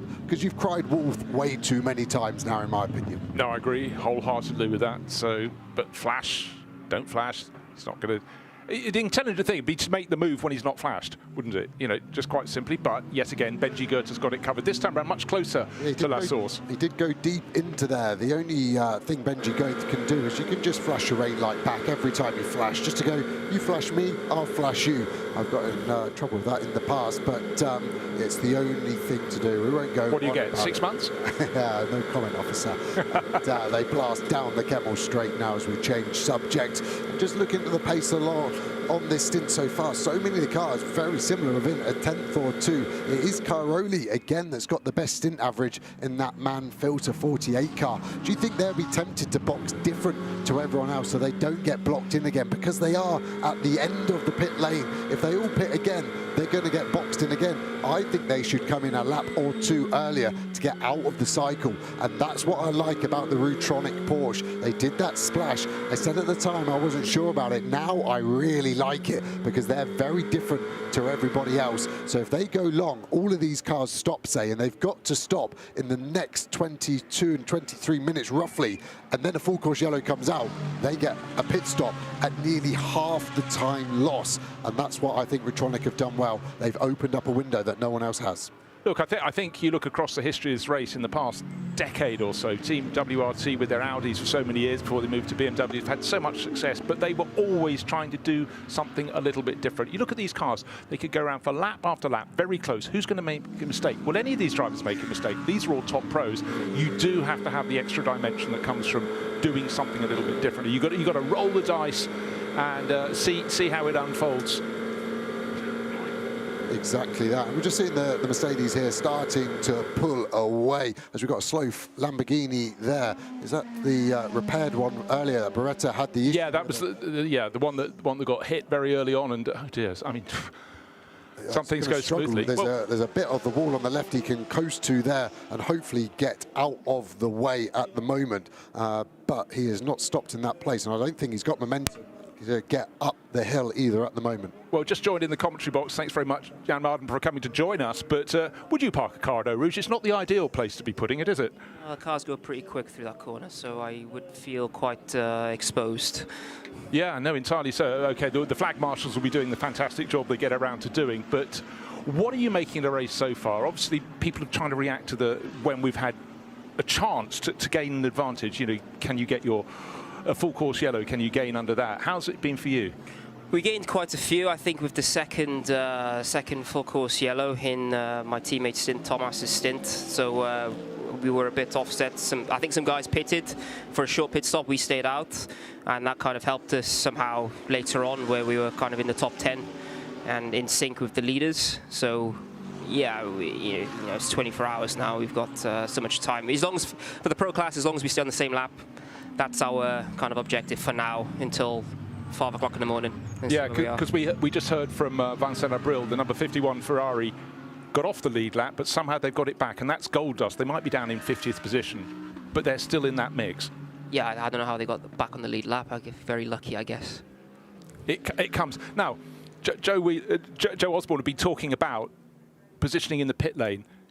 Where are your garages? Are you in the upper pit lane or the bottom pit lane? Yeah, we're in the F1 pit, so the upper pit lane. And, you know, as everybody says, well, it's more advantageous to have it in the bottom pit lane because your tyres kind of stay hot. But, again, the top teams are at the top pit lane as well. So you have WRT, who seem to do well at the top pit lane all the time. So it's same. Now, another little point we were just making was about clarity of message from race engineers. A lot of drivers this weekend are coming into crews they haven't been with through the course of the season. What do you do when you're rejoining a team in terms of checking that you understand exactly what their messages are going to be? Do you have a sort of protocol that engineers have to follow to make it clear in communication? I think that the word protocol in German kind of go hand in hand. So good comment. Right, racing in Japan, where again they love a meeting, and it's the same with the Germans. But it means that there's nothing kind of unclear. Mm-hmm. So for us, even just for the start of the race, 2 hours before, we sat down with my engineer and by ourselves and all my teammates, and we just go through the plan. Just same stuff which like full course yellow, short full course yellow, short safety. What's it called? Short yellow? Short full course yellow, yeah. That's right. Just refreshing everything because we drive different championships as well, and it always helps. Done a mega job here of getting this car out of the way and saving a full course yellow, short one or not. Quick one, Jan. We saw a good battle between you and the Ferrari, and it looked like the Ford probably the strongest element of its end of straight speed. I don't know if that's how it feels in the car, and then maybe lacking a bit of torque out the corners. You obviously had a millimetre restrictor gain. Was that enough, do you think, or where do you feel the car is still potentially weak on track? It's a new car, so we're still finding our way. You know, these guys that have been, say, with the Mercedes, they're probably tuning their car now with bump rubbers, whereas we're not there yet. We're not in that. We don't know exactly where the perfect window is in the car, so we have a kind of a strong point right now, which is our straight line speed. We have good brakes, but again, the car it's only its second season of racing, first season for customer teams, so there's a lot of work being done to make it competitive. It keeps getting better at each round, and the BOP is. As you see, there's so many manufacturers now in this race, and we're all kind of close. So, yeah, we're glad that we had this break with the restrictor. Well, we'll look at your car now, running in 10th place with Arjun at the wheel. One thing that really stood out for me when I got here at the track, I stood trackside. how much that glorious V8 engine note can you hear from the cockpit? Yeah, a lot. Yeah, it's nice. It's kind of sometimes distracting. When I first drove it, Paul Ricard, like it sounds pretty sweet. Like at 8,000 RPM, it's yeah, pretty sweet sounding car. Well, certainly is from the outside. So, how are you working your driver cycle? Arjun, as we said, in the car at the moment. You were in relatively recently, weren't you? So, yes, Thomas will get back in the car. Tom Adrui. That's right. So Tom and I will get in the car next, and for now we're just doing singles. You know, we're kind of just coasting our way through, making sure we're all kind of comfortable. Our pit stops are pretty well dialed, so we don't need to. If you want to do doubles, we probably do that later on in the night, where it gets a bit cooler for us. So. Yeah. Keeps you interested, doesn't it? Yeah. Any triples coming up, do you think? I doubt it. Because of what reason? It's you know, it's pretty hot. Okay. Yeah, you know. Airflow in the car the main issue, or the temperature? Because it's hard, isn't it? You can have a cold car, no airflow, or you can have a lot of airflow, quite warm, and it's actually the latter I always preferred as a driver. We have some airflow in the car, but it's just warm. You know, front engine, side exhaust, it's just a bit hot. And also, again, the advantage, if it's conditions where it's raining, for example, or changeable conditions, of course, you'll keep the same driver in the car. But for now, where our pit stops are dialed, where we're not gonna kind of trip over ourselves just because we're doing a single and changing drivers in the pit stop. We're pretty dialed with that. And would it be a fair comment? Obviously, you're talking about the car still almost in development, trying to get it faster. The engineers are more focused on that than driver comfort, which is always a frustration as a driver. I remember coming here in the Lamborghini with Barwell, and we had Oliver Gavin in, obviously used to the GTE car back then, and Corvette always listened to the driver. He got in this Lambo, he was like, how'd you drive this sauna? We go, no one listens to us, we've been talking for 5 years. So is that where we're at the moment? Do you think if you've got a fast car, actually you'll get a cool car the race after that? Yeah, you know, it is about that. There's only so much you can focus on, the team can focus on. So for us, we just want the cars to be as fast as possible, and if we come out a bit sweaty, yeah, so be it, as long as the car is quick. And then last question for me then, obviously we associate you so much with Nissan. It was a great story all the way from PlayStation to GT3. How does the Nissan and the Ford relate? Is there anything that, obviously the engine's in a similar place, a lot of power like the Nissan, is there anything you'd be able to just transition over, or is it a completely different beast? It's quite similar. So the width of the car, I think, is exactly the same width as the GTR back in the day, but the wheelbase of the Ford is quite a bit longer. Yeah, okay, front engine, rear drive, so the car behavior is quite similar. You have the same kind of advantages and limiting factors with that layout. So, yeah, you know, last year I drove the McLaren, and that was completely different. And yeah, the front engine stuff and with the long wheelbase, we don't seem to struggle so much with changes of temperature, track temp. It kind of balance stays quite consistent, which is pleasant, unlike the mid-engine stuff that I've driven anyway. So hopefully that helps us in this race that we have going on now. Now, how do you feel that it's just been announced as a historic series coming up next year for GT3 cars? Does that seem completely bonkers? But then you look at the evolution of GT3 cars from sort of 2006 to now. I mean, it's been quantum, isn't it? Yeah, it's weird, like when you have the cars I raced like in 2012 and the stuff that Joe raced as well, like you're in the Z4, right? Going so around. old, that's the yeah. The worst one for me is I raced the original Audi R8, so the first one that ever came out, which is 7 generations ago. It had electric glass windows, and the pit speed limiter was the cruise control stick. So don't worry, I'm still much older than you. But, yeah, it's exciting times, isn't it? Yeah, it's weird. You know, I think maybe I should buy a GT3 car, like. Because everybody seems to be buying this stuff now and doing this racing, so maybe I'll take a foray in that. It's weird though, the car's not even old. How could it be classed as historic? No, I know. I saw a few people at Goodwood earlier this year. They had some on display and they're going, I raced this in period. You know, how can this be historic racing? I'm not old, I'm 33, and somehow historic racing? Is that I know. It seems offensive, but you can understand why these cars are attractive to people to go out and have a play in. And now they've got proper races to come up for them next year. That's fantastic. And then a horrible question. I'll say it's come from the YouTube chat, but it is from myself. I don't want to see where you think you'll finish. Where do you want to finish? It's a hard question, you know.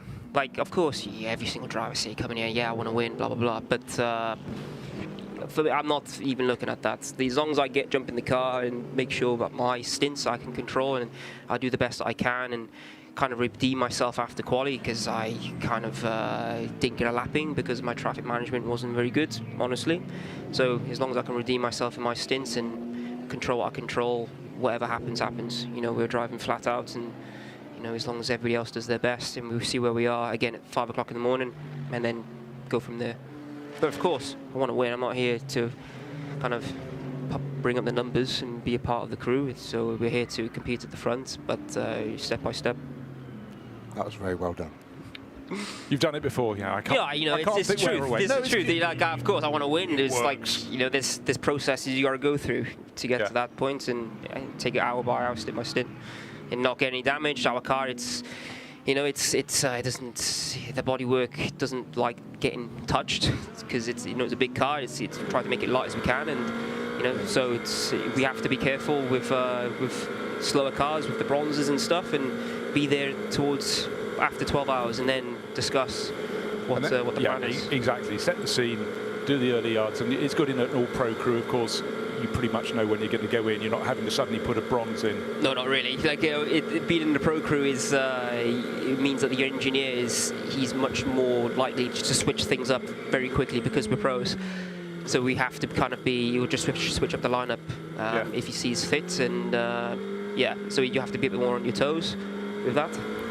Talking of engineers, we've got the cars coming towards the end of the stint. This can be 65 minutes, obviously, because of an extended one. We've got Drudy already in on this lap. When you're the driving, you can see one of the Mustangs, and it's a sister car to you, isn't it? Are you just giving it everything on those last couple of laps because you know the tyres are done with? You can fully route them, as it were, and you're just giving it everything to make sure there's no pace left on the table?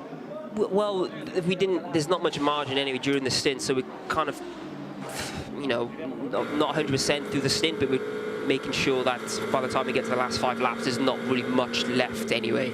We try and eke out a little bit more speed just with the fuel burning off, but in that last stint for me, like, I was kind of eked out. Like, I had Fuoka behind, and I was like, hey, mate, you're gonna have to go because like you seem have a bit more legs than me in the sector 2. So yeah, that was pretty tapped towards the end there. We did actually both praise you on you not making the move too hard because it was kind of hurting you long term, and that's what you're talking about this stint. But it's going to get busy in the pit lane now. Mapelli in 3rd place in the Lamborghini is going to have to pit this lap, and I still think Manfilter will look at an early pit to stop getting boxed in like they did on that last stop, as one of the WRT cars has been spun around at turn 8 there. Can't see any damage on the 20 car, and lucky there's a space to rejoin so easily. But imagine someone's come down the inside of him and helped him rotate that car 180 degrees. One does feel so. The order will be dropping away. That's Gustav Bergstrom. So you better, Jan, thanks very much for coming to visit us. You better nip down and do some tyre changes in the pits, help the team out. Pass. You know, I think I'll Looks be like hard work. a variable which can really hurt the team, so I'll sit and watch for that one. Yeah,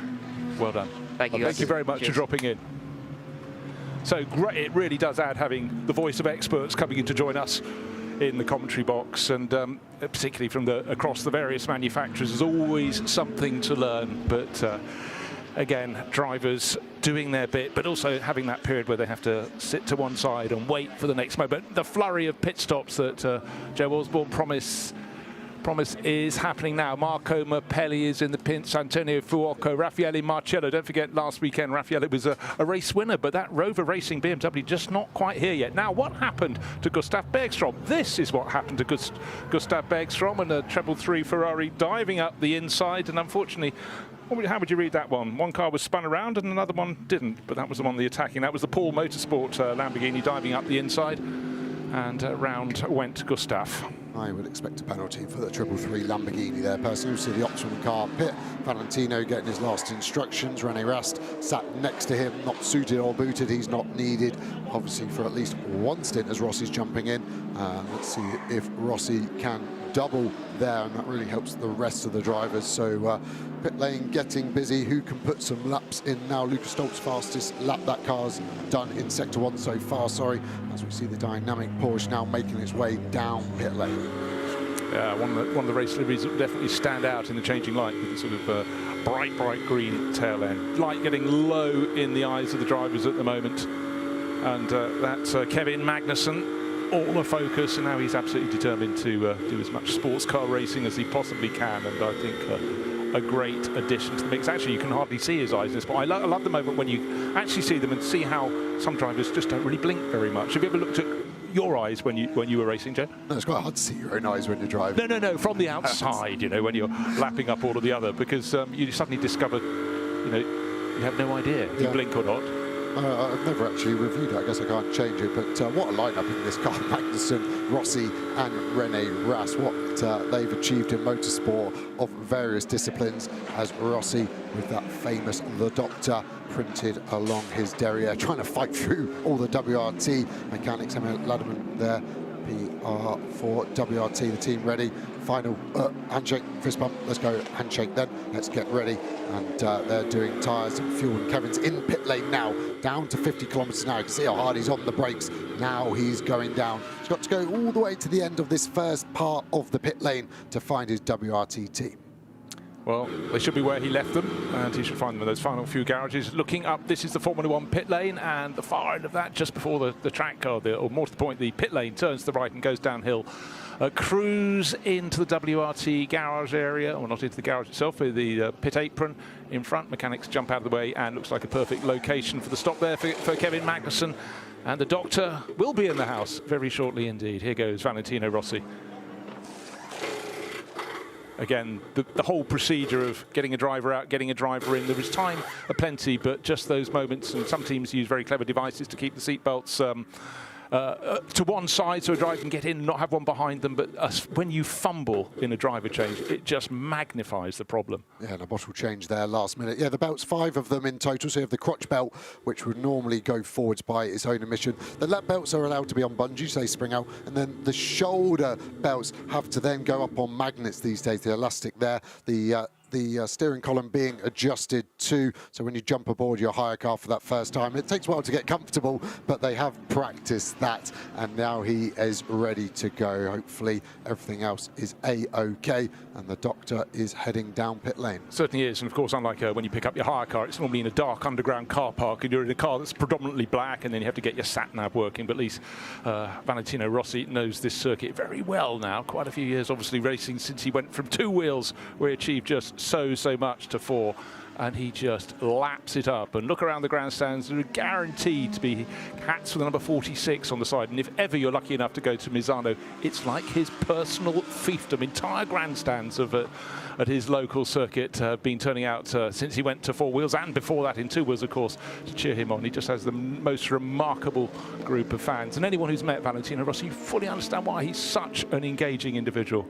Can I do my one Doctor joke, please, as we've got a car in the background? Let's talk about this first. The Pure X racing car is going to get out of the gravel. Any damage on that looks slightly lower on the right side, as we see the 59 car box from the lead. It's led every lap. It's going to lose that claim now to the 96 Rutronic Porsche because they went left on their strategy. They can go for another 4 laps, so that car now will be praying for a full course yellow. That's why Rutronic have done it, as we see a hot air balloon looking so serene above there, sponsored by Ford. I hope those sponsors have paid some good money, because I'm very jealous of them and the view they're getting right now.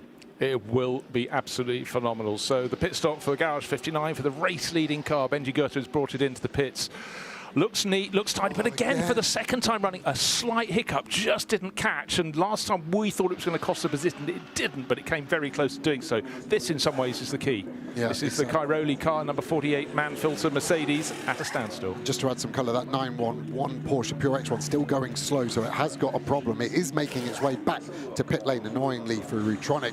But yeah, full service here. The McLaren, so it has a drop start, so the car gets dropped, the engine fires, but it's a carbon clutch in that car, and it bites so aggressively. So what drivers tend to do in it is you just give it full beans and drop the clutch. But of course the team hate this, so they're trying to get you to calm it down. So it's Joseph Loke in the car now. So we've seen a stall for Benji Goethe, we've seen a stall for Loke, and he's just going to cruise past the man filter car, and he just drops. And the car controller thought about it. The car controller will get racier as the race goes on. What they tend to do is have a mark on the pit wall that if the car in pit lane is not passed, they release. And at the moment, I think he's getting his eye in, and the gap has come down because of that stall for Loke. Look at the difference there in pit time. Their pit times were only separated by 0.4 of a second, but that's the difference it can make. Yeah, well, that is phenomenal. So for man filter, it's working, and now this is the 9 Boots and VDS Mercedes. This is the one that sort of fell out of the reckoning early on with that puncture in the first hour or so. And again, it's the long fight back for them. They've been doing a decent job, but will be outside the top 10 when they rejoin. And this is for position, and that is the Lamborghini taking around the outside. Was he allowed to do that? That was a hard one to call on the fly. He was alongside, that's what he will claim, but he gained a lot of time. He's not giving the place back easy. He's almost like he's just giving the time back, not the position. Loke trying to go around the outside. That's getting filled by a Ferrari, nearly 3 wide here. Where's this going to end at the moment? This is fast and frenetic. It's proper racing, back on terra firma. And now the McLaren is putting the Ferrari on the outside. Just ignore the numbers on the screen at the moment. Of course, those are far lower than they are in reality. Some of the other cars will be coming in next time around. This is really the race lead. This is exactly what we need to be looking at. And Frank Pereira in that 163 Lamborghini has brought now Froco through with him, and the McLaren has lost the lead. He's lost the lead for the first time in the race in effective time on the track, but we've got the top 6 covered by under 2 seconds, and I think we're looking at 5 different manufacturers, but that is fantastic. But it's now a Lamborghini in the lead from a Ferrari, from the McLaren, from the Mercedes. And that Lamborghini and Ferrari in front now had already done 2 laps. That's what I expected the stint before to be more of an advantage. Well, we just saw Jan Magnussen, even Kevin Magnussen getting out of the car. He's down with Gunnell from the Team WRC BMW. Kevin, a bit more than 4 hours into this 24-hour race. How did it go for you? Yeah, I think it's such a long race and there's so much going on. We already had quite a few accidents and quite a few penalties from other people. So just trying to survive, get into the race. We're in a decent position still. So it's still a long race to go. So just hang in there and you know, do the best we can. We saw the sun going down at the end of your stint. How did you deal with that? Yeah, it was tricky. You couldn't see a braking point into turn 1. Very tricky in pit path to see the path. And yeah, same for everyone. So not a disadvantage, but tricky one. Thanks a lot, Kevin. Thank you. Well, I love that. Could see the piff, but not the path. Well done, Kevin Magnussen, just to reiterate. He is not his father. Very much different people, but cut them in half, and it says racer. Talk about racing. We've got the Lamborghini leading the way. Here it is, number 163. Not leading the race, but it will be when the pit stop sequence is over. But looking behind, suddenly, this battle, we could very easily have had that number 48 Manfilter Mercedes coming out ahead of this 59 McLaren that's led the way until now, but we can see all the top 6 in one shot. That's pretty fantastic at this point in the race with hour upon hour to go. We've actually got 19.5 hours remaining this race and a few minutes, but it's nose to tail stuff. But that was a setback for Garage 59. Yeah, and it's Lucas Hour, talking of hours, that needs to get on the front foot as we go on board with the 48 Manfilter Winward Racing Mercedes. Lucas had a pretty brutal start to the stint, and this is why a lot of the teams have singled their drivers. This is the first time Lucas got into the car, and we've already been racing for 4 hours and 23 minutes, and he looks like he's settled in here. Huge snap of oversteer as we got on the bump. Loke missing the apex. He gets it back in eventually. Misses it one there. Is he staying off the curbs for a reason? He uses the exit one. At the moment, that McLaren not being placed on top of these curbs like we're used to seeing, and you can see the Mercedes able to take a tighter line. Got a blue flag out in front. I think that was quite hard to actually see the colour as the sunlight is going, and these drivers have so much information. It's a white flag because we've got a slow car there on the right side. That looked like the 911, which was going slow there a lap ago, so that must have boxed and then come out with a similar problem, and yeah, it was there exactly a lap ago, but it is on an out lap now. Yeah, but that's, you know, when it was off, I looked to see who was driving. Richard Leeds, I thought he does not make this. Look at his record over the past 20 years. He's just absolutely rock solid. So there must have been something untoward, and it continues. So, but my thoughts at the moment are the car in third place, Joseph Loke. You know, he's hardly done any race. He's only 20 years old. And, you know, last year he was racing in Formula 3, and here he is just getting accustomed. He's right at the sharpest end of the sharpest field in world motor racing at the moment, and these are learning moments for him. Every stint he's going to do through the day, falling light, darkness, is going to be a learning stint. So he's got to be a safe pair of hands. But don't forget, when he got his first bit of this race, it was trying to come out while a rival was coming down the pit lane. It's that ability to stay calm and not fluff it when that McLaren got put back down on the deck. So he did a good, tidy job. Now he can settle in. Yeah, luckily motorsport, historically, and even more so, I think, judges people on ability rather than age, and that is a wheel off. Is that off the 911 car, and is that going to be a full course yellow? The Neutronic Porsche will be begging for it because they will have to be boxing soon. Where's that wheel come from? Someone please come forward. Yeah, Someone has lost quite an expensive component of a race car. Yeah, please come and find your rubber. It's coming into the bus stop, but obviously it's come off before the bus stop. That will be on the run as you come up from Blanchimont. Finders keepers, losers sweepers, but where is the car from which it has come? Because we saw that Pure Racing Porsche limping in slowly, but a wheel is there. We cannot see a car that will own up to. So here it is. So it seems as though the Porsche has made it back on 3 wheels, and its wheel has just departed the car. But I thought the wheel was a bit further back. It's obviously gone off to the right at that point as he turns the right-hander.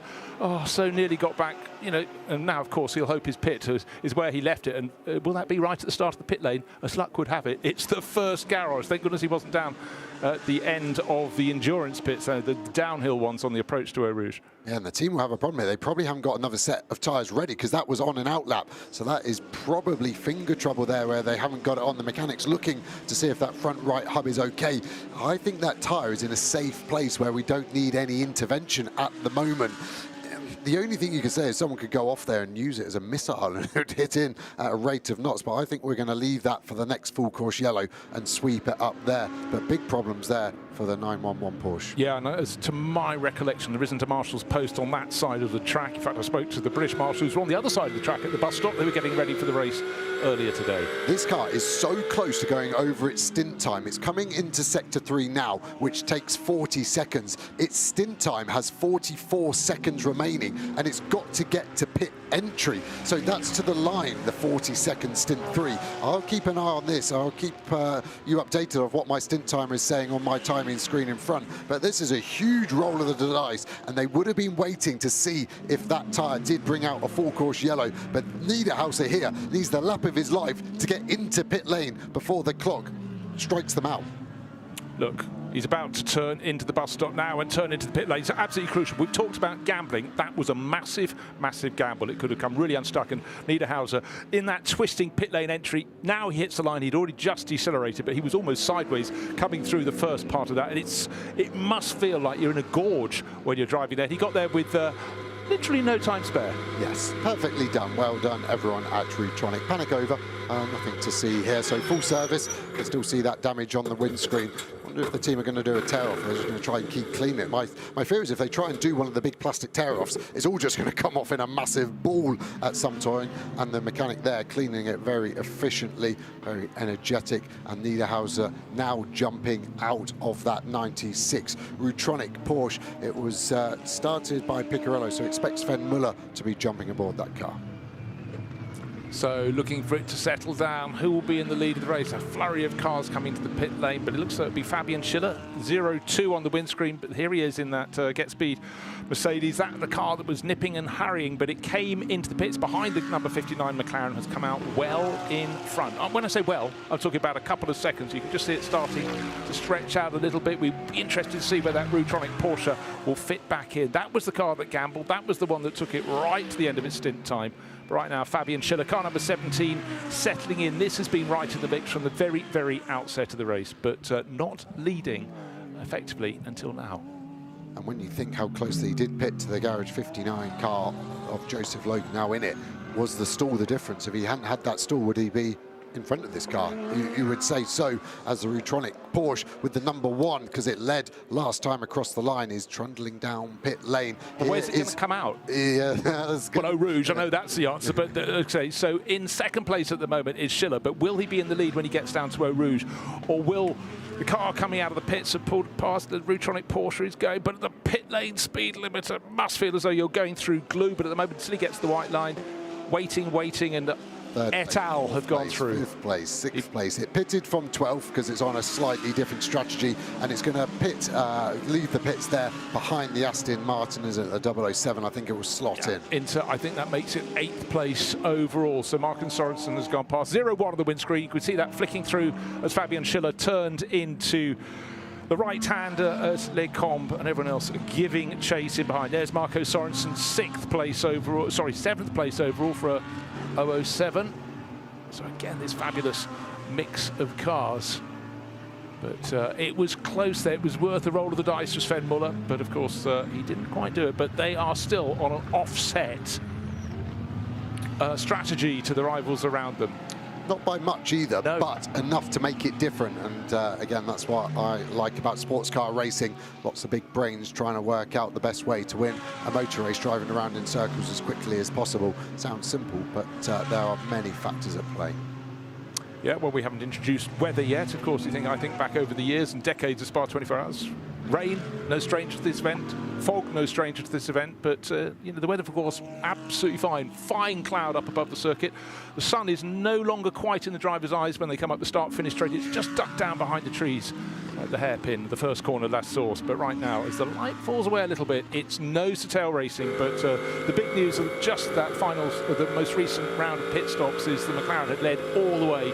Now we're looking at it from the car tucked in behind, which is another 48-man filter. Mercedes has been so close, but they're 2 cars ahead, so it's down to 3rd place. Just have to have a slight lift off the throttle as we turn in there. All the drivers careful, an adjustment of the rear view mirror. Quite old school, the Mercedes. Most cars now having a rear view camera system in partnership with a radar, but nothing beats a mirror. Although at Brands Hatch, this car did lose one of its exterior mirrors when the mechanic rather robustly, and different height drivers there. Exactly. Might be the issue. Lugiao was a little closer to the ground, isn't he, than his teammates. Angle there, but the ebb and flow of pace seems a bit stronger at the moment as the track temp drops. We saw the McLaren pull away of Loke, and now the last few laps, Lucas Auer seems to be getting closer once more as they fly into Eau Rouge. And we're very, very much dealing with tiny margins when it comes to the pit stop. But at the moment, it's still the man filter Mercedes on the hunt. Lucas Auer's had a phenomenal last couple of years. He's really stepped up in GT3 racing. But any one of the cars in the top 10, I'd say, could at this stage win the race. It could even be someone from outside, but it is absolutely nose to tail. But the big story is the McLaren number 59 is no longer leading the race. Its perfect record, something that's almost never happened in the Spa 24 Hours, has come to an end for now, but it's still in the mix, and it's got this young driver, Joseph Loke, at the wheel at the moment. This will be a massive learning curve for him. Yeah, the car leading now is no surprise. The Get Speed car, Schiller in it at the moment. 17 was on the front row alongside this McLaren. So at the moment, predominantly we've had the front row leading. Yes, we had Rutronic for a few laps while they were doing that off-kilter strategy, shall we call it, for now. And Loke starting to lose a bit of space to the car in front of Leclerc as well. It was only a few tenths last time by, but at the moment is that McLaren starting to not look so favourable potentially in these slightly cooler conditions. All the drivers now starting to cycle through. All the top 10 have done, all 3 drivers, and there is our fastest lap of the race so far, the CrowdStrike fastest lap. 17.8, the only car to have done a 17 so far in this race. So the pace is there. They just need to get somewhere back towards the front as soon as they can. Interesting as well that it's a Benji Goethe lap time rather than Marvin Kirchhofer, although you can argue that temperatures are a bit cooler, but we know how good Kirchhofer was to get the top time in Superpole last night. You're riding on board then, number 48, Lucas Auer at the wheel, 5th place. That car runs as a look to the inside line for 81. That's the Winward Mercedes, or one of the Winward Mercedes. That was a rather wayward Mercedes the other night when Gabriele Piana put it in the wall at the top of Radion, but a big effort has been done to repair that car, get it back on track, and it is a car to watch, I think, as it creeps back up the order over the course of the race. It is currently in roundabout 39th place, and it is Dan Arrow, or Dan Parle as was, but Dan Arrow as he now calls himself, last year's Silver Cup champion in GT World Challenge Europe Endurance Cup, at the wheel of it, and the Winward Mercedes working its way through Pith Path. Right, it is just after 9 o'clock local time, just the 19 hours 26 minutes of the race to go, and right now, Ben Constanduris, it's Mercedes AMG to the 4. Fabian Schiller in 17 leads the way. Yeah, it's starting to settle into a little bit of a rhythm. This is a great opportunity for those fast laps to come in as the cooler temperatures start to certainly influence the area, and it should get down to about 16 degrees overnight. It's been a very, very hot day, and it's been very, very difficult to get the best performance out of cars in 30-odd degrees. Here is the battle in bronze, the 74 Ferrari leading that with a healthy margin over the 93 Ziggo Sport car. And looking further back into the pack with some of our Porsches. Yeah, so you've got Dan Arrow in 81 on the back of Axel Jeffries. So it is for position within the class, which is going to be now for 4th and 5th. Further up the road, number 11 Aston Martin getting it all wrong and getting a replay of what went on here. Look, this is against Audi 26, so way out wide. A lot of smoke out of the left front corner. Was that purely marbles, or was that something else a little bit more sinister for 11, which is the Fabrice Rousset car? He was way offline, and certainly after 3 hours of racing, that offline area will be very, very dirty. It's a corner that gets very dirty because drivers tend to sometimes run a bit deep into the second part of Les Combes, this part, which then drags dirt onto the racing line. You can see how much gravel is there, and the Mercedes almost does exactly the same thing because there's also a little bit of oil that's been down there, and very, very easy to make a mistake. So that's another place lost in class, I'm afraid, for Dan Arrow. Alexei Nesov going through in the Audi. So good in bronze here last year. The Trésor Attempto car then gains track position. It's the same crew in that 66 Audi this year as last, and they won the Bronze Cup in the CrowdStrike 24 Hours of Spa last year. So we know that if the car is good, they are up to the task, and Audis tend to be fairly bulletproof. But here, going nicely, is Alexei Nesov. Dan Arrow was in a Porsche last weekend at the Nürburgring 24 Hours and has been racing Porsches in GT World Challenge Asia this year. Brought in after the first round and has been a real star over there, and was a really good hired gun last weekend in a Porsche. But it's going to feel very different driving a Mercedes, a very different balance for that car with the engine over the front wheels and perhaps not quite getting up to speed with it. Although it is the car that he had last year to win the Silver Cup in the Championship, so he can file the rust off quickly enough. He should be all right, shouldn't he? Talking of which, Fabian Schiller, you just saw going through shot leading the way. Here, number 7 is now 7th, Marco Sorensen. Lucas Auer riding with his 5th, and he's on the back of Joseph Loeb, who is developing into quite a handy GT racer after plying his trade after Fiesta Juniors in single-seaters, and a winner of the BRDC Young Driver of the Year award. He comes now down towards Pau. Lucas Auer almost there, but not quite close enough to make a move. But it ain't for the one of trying, is it? It's 6 seconds, by the way, separating Schiller from Franck Pereira for the race lead. So you've got Mercedes-AMG ahead of Lamborghini. 3rd is the Ferrari of Arthur Leclerc. And then this battle for 4th place, Loke ahead of Auer. And behind them is Luca Engschler, also Lamborghini mounted. Such great performance from the McLaren during qualifying yesterday. They were really concerned about the hot temperatures in the day running. So presumably it should come towards them again, because qualifying was in much cooler conditions, wasn't it, than we had, or Super Pole, I should say, than we had during today. The sunsets have been stunning, and the golden hour cometh for those really fast laps. Actually, we tend to see the fastest laps in the morning as the sun rises. That will be around 6 o'clock local time tomorrow morning, the sun rising, and we are expecting another scorching day, even hotter, in fact, tomorrow than today. So yes, you're going to get through the night, but there's always a long day of the Spa 24 hours on Sunday. And it's still very warm outside, or quite muggy in terms of the temperature. So Lucas Auer then in the yellow Mercedes, the car that won the last GT World Challenge Europe Endurance Cup round, powering its way downhill. Fabian Schiller with a stint now up to 21 minutes since he got behind the wheel, keeping Franck Pereira at bay. So we've still got really the leading 6, 7 pretty much covered in a long line. 10.6 seconds covering that leading 7 group of cars. Sven Muller in 96 Rutronic Porsche, slightly out of sequence on pit stops against the rest of them, so he is something like 10 minutes shorter into a stint, and he is next in the queue, trying to play catch-up. He's got to make up 6 seconds before he can legitimately join this line. And he's in the freshest of those cars, having been the latest to pit. I'm interested to see that Luca Engschler in the 6th position Lamborghini has a stint time of 1 hour 28 minutes, which means he's on his 2nd of a double stint. We don't always see drivers do double stints in this particular form of 24-hour racing, because there is time allowed to be able to change drivers. So interesting to see that Engschler getting that experience. He's sitting behind Auer and Loke in a little bit of a train that's developing there, and Sorensen also part of that train. as you can see at the back of shot now. And they've got a little bit of traffic as well. Is that a dynamic GT Porsche ahead? That is Dries Van Thor with damage in 15th place. So the BMW has been attacked at the back, and that's going to force a pit stop. It's been a tough race already. Coming into the chicane, he rides the curb and he tries to get around the outside of the traffic. It's the other CSA McLaren just up ahead. There's a Santalok Audi behind. Dries Van Thor commits to the inside line, going down towards La Source.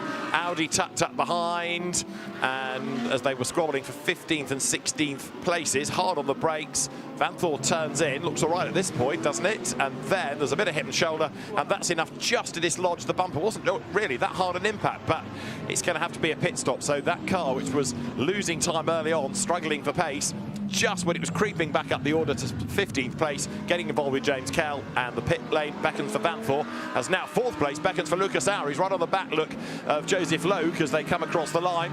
All those leading cars in the Pro Cup, all double stinted, so you've got the relatively fresh drivers in. It was a double for the likes of Jules Gounon in 17, Kirchhofer in that McLaren.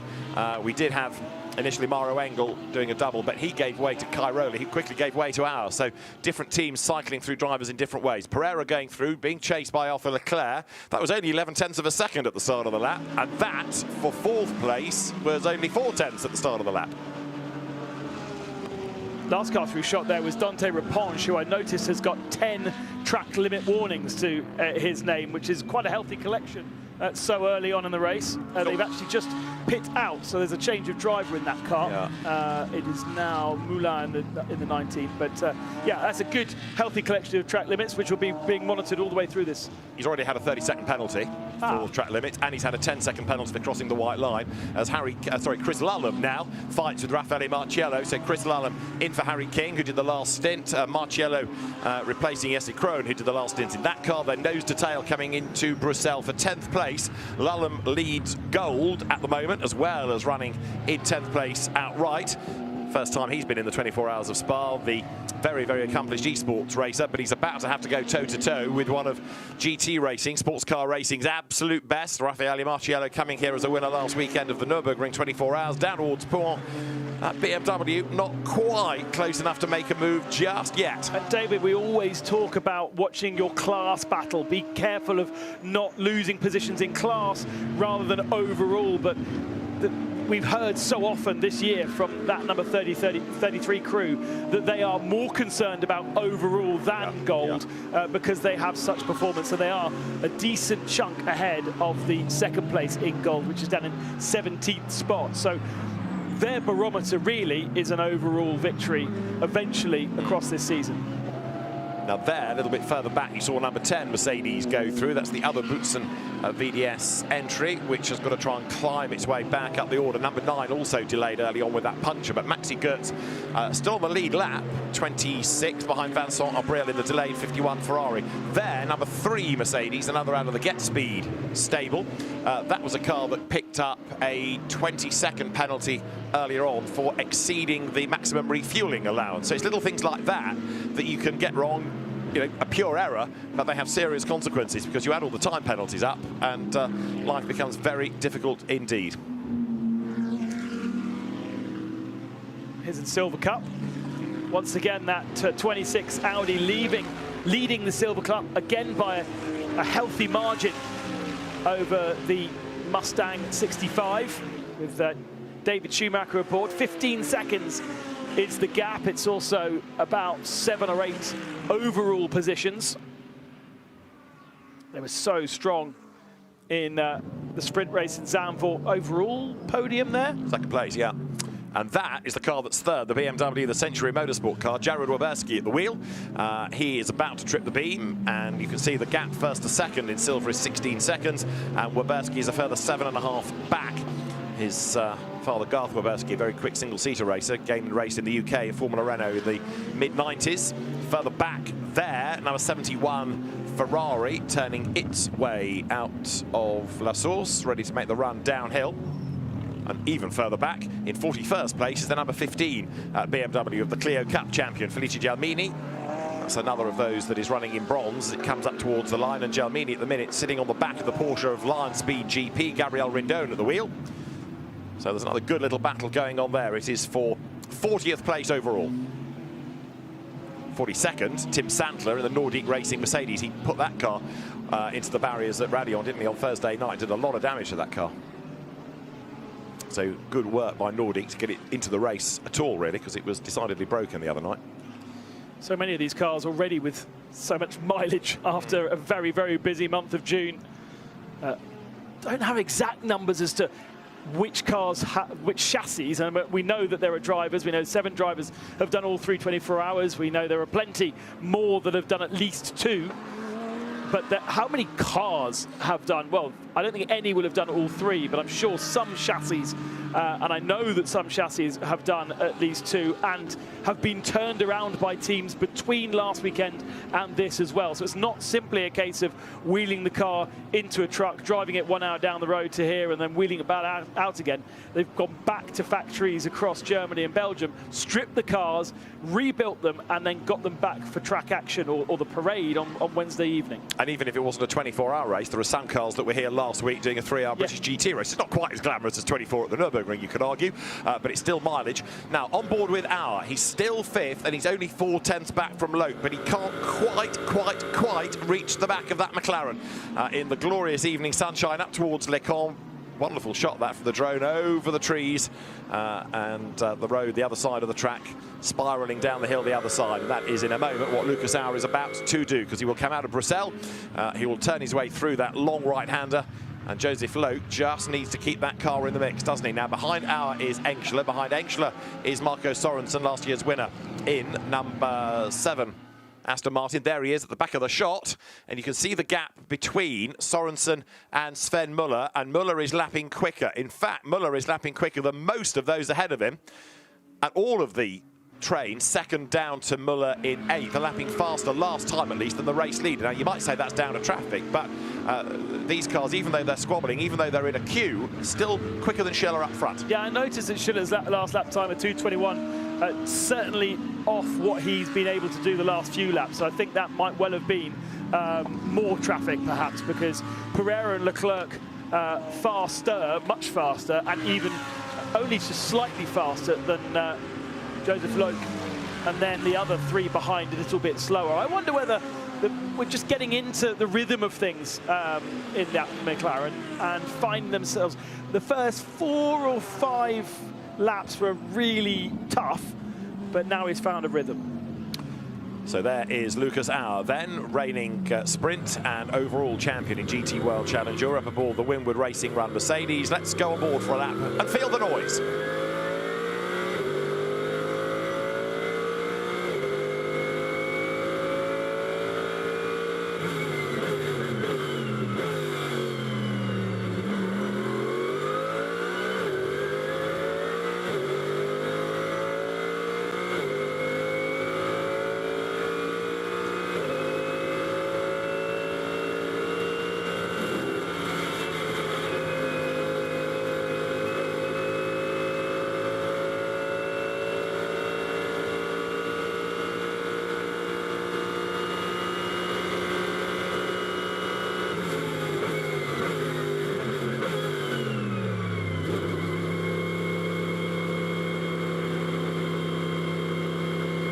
We've gone full course yellow, which is why the noise changes. You saw perhaps just offline on the right-hand side at Raidillon a car off the road. So the full course yellow called for, and that slows the pace down. I think this is our 5th intervention of the race. So we've recently gone full course yellow to safety car, and this is full course yellow once again. And here is the Mercedes coming down towards Bruxelles. You see that in-car marshalling display, the full course yellow legend is there, the yellow light flashing to get the driver's attention. And the full course yellow means everybody has to slow down to a delta 80 kilometers an hour speed. And there is the driver of number 11 safe out of the car, but that is a very broken Aston Martin. The driver in question is Frédéric Jousset, and that's another Aston Martin that has come to grief at the top of Raidillon. That's out of the race. And it's another come-to-you racing Aston Martin as well. We've obviously lost a Valkenhorst car in the Super Pole, and it's just these cars. Remember, this is a team and the car that took victory last year. Has he been helped here? He's a little bit offline. Definitely, wow. Definitely helped. Tim Sandler was the Mercedes driver behind him. Yeah, that's going to go down badly in race control, isn't it? I mean, it was so very, very close. Anything that the Aston Martin did would be very difficult to react to. But I just wonder whether, you know, the Aston Martin's lifting there and the Mercedes is not. Well, there was certainly a nudge and a very broken Aston Martin indeed. So number 11, according to the message line on the timing screen, car 11 hit the tyre barrier at turn 3. Well, yeah, it did, Fact. but it was slightly more significant than that. The good news is then, driver is okay, out of the car. We go back to full course yellow. Frédéric Jousset from Creventic races before coming through Le Mans Cup and Asian Le Mans into the CrowdStrike 24 Hours of Spa this year, out of the race, and it's going to be a while to get that car out of the way and also make sure there's no liquid back on the racing line. So teams were rather fearing it was going to be a rather bitty start to the race. And Fabian Schiller is the race leader with 6 seconds being the gap that he had usefully for him. He's got a back marker between himself and the opposition coming then now to the chicane.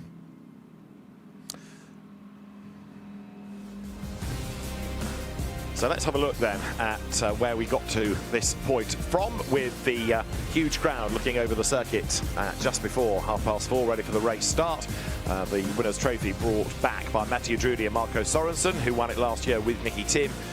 The royal princes and princess ready with the flags to wave the cars away for the 4:30 start, headed by Marvin Kirchhofer, and it was Kirchhofer who got the drop on everybody when we finally went green to blast off into Eau Rouge then. The McLaren storming away, and behind it Marvin Kirchhofer was able to fend off the challenge initially of Jules Gounon in the Mercedes. It was a tidy start, everybody making it through safely on that climb up through Raillon. But it wasn't long before it all kicked off, and 4 or 5 laps into the race, Michele Beretta got turned around in Lamborghini number 60, Antares with nowhere to go. 2 badly damaged cars. They headed for the pit lane. That brought out a full course yellow to clear the track as Mauro Engel lost out to an inspired Sandy Mitchell, who went diving through on the inside heading into Bruxelles. And then Josh Mason's ailing McLaren was hit incredibly hard by Laurin Heinrich's Porsche. Both cars destroyed. Drivers okay. Laurin Heinrich's deformed Porsche sitting by the side of the road, and he got out of it as then CrowdStrike's George Kurtz got into Antares, his second drama of the race, the Porsche having been repaired and rebuilt. And under the full course yellow call, Custodio Toledo got his braking point all wrong and used Aston Martin 270 as the brake, both suffering damage. Toledo then spinning on his own coolant at Bruxelles, very nearly taking the Haas RT Audi with him. The Aston Martin out of the race. Now the casualty was Darren Lung as he got tapped into a spin up at Les Combes. And then we lost another of the Lamborghinis, grinding to a halt coming up out of Eau Rouge.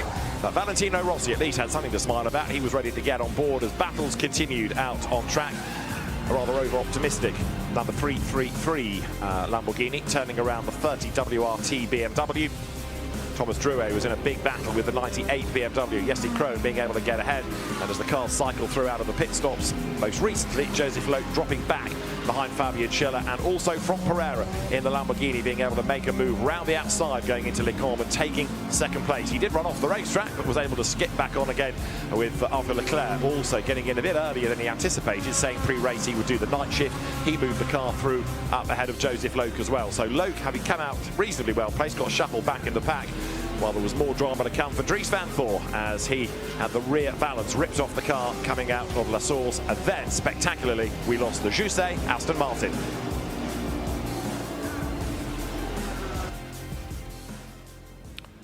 So we have the full course yellow still in force. Joseph Loeb has come into the pit lane after just under 32 minutes, so the McLaren is in. Remind me, which is that Lamborghini that stopped coming up the hill?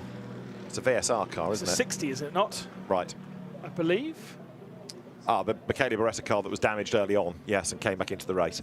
So there's some cars that just have no luck. Yeah, exactly. And pit lane exit, of course, is at the moment rather busy with the track workers, the debris being swept, because, of course, while you're having that kind of accident, you're not just going off the track, you're going into the pit exit lane, aren't you, as well? There is 58 then in the pit lane. So that out of 20th place is the Frederick Schandorf driven car. And it shuffles the pack again because we're kind of halfway through a stint here. Most cars have been out for 30, 35 minutes. So yes, you gain decent time by pitting whilst everybody else is only doing full course yellow speed rather than full racing speed. But you also put yourself offset. So we've got the McLaren in Oz, Joseph Loke. He's done a pit stop, but some other teams have chosen not to, and some other teams have even chosen to change drivers. So there's a real mix once again. The other top runner was Bortolotti in the 63 now aboard his Lamborghini. So the driver change there, because that's Engsler's. That was Engsler's second stint, so he ended up doing a half stint. But it's not sort of fait accompli. It's not everybody doing this. We've got a sort of a real split of people thinking it's the right or the wrong thing to do. It's not everybody doing it yet, but I suppose if this stays to be yellow for a longer period of time, then people are going to perhaps commit on the next lap, aren't they? You saw at the bottom of the endurance pits how the cars were being waved out. In fact, at the old pit exit at the foot of Eau Rouge, this is 93 Ferrari back in, out of bronze. Who was in that most recently? Jonathan Hui was in that. And 34th when he came in, yeah, Jonathan Hui. Right, that's 52, which had a drive-through earlier on. The Machiels family, father and son, along with Marcus Siebert and Tommaso Mosca. So that car goes to another driver change. Oh dear, the Retronic Porsche ignores the board from the marshal. So that has gone the right way, but at the moment it's the wrong way. So 97, which has had all sorts of strife in this race, feeding its way onto the circuit eventually, so okay, fine, doesn't have to go through the incident zone, and that's been cleared up really quickly by the marshals. And the good news is that I think the tyre barrier stayed intact as well, so we don't have to replace that, which speeds up hugely the process. We'll go from full course yellow into safety car and then release. So there is still a certain amount of work to be done before we can go back to racing, and there is annoyingly a little bit of water. They've found some water around what is a very, very dry area, having had no rain for, apart from the other day, for a long, long time. Quite a bit came down, yeah. And probably got lodged in the tyres. So as soon as you press them really hard, all the water flies out. It's not necessarily water out of the car, it's also water that's gathered in the tyre stack. There's the track sweeping device that makes its way up the hill. It's not yet been homologated, that's why it doesn't feature in any of the classifications, so it's in a class of its own. Taking advantage also, I could notice that they're going to pick up the Lamborghini from the bottom of Eau Rouge on that left-hand side. So we might actually have an extended period here whilst they do that, even if the initial incident is pretty much clear. It might be that it's an opportunity now as well to clear some gravel off the road elsewhere. So in race control, they'll be having a look at just about every camera and thinking, okay, right, we've got the race in our possession rather than in the team's possession. What do we need to do to make the circuit tidier and safer? So what that's done then is the rest of the top six have now responded and come into the pits, leaving Schiller out without pitting. Now maybe Schiller is on a different part of the track, and that's why he hasn't yet come in. Just try and have a look at the track. I think he's going up now through Radion. So no, so he has chosen not to pit. Yeah. 2 laps staggered on the McLaren, 1 lap on almost the rest of them. Down the pit lane here is coming Lucas Auer. We're going to night procedure, by the way, so everybody now has to have their lights on. That's the instruction from race control. AF Corsa engineers there peering at the opposition to see what's going on, what they might learn as the BMW there of the Rover Racing team, Philip Eng's car, comes down the pit lane now with Max Hesse at the wheel of it.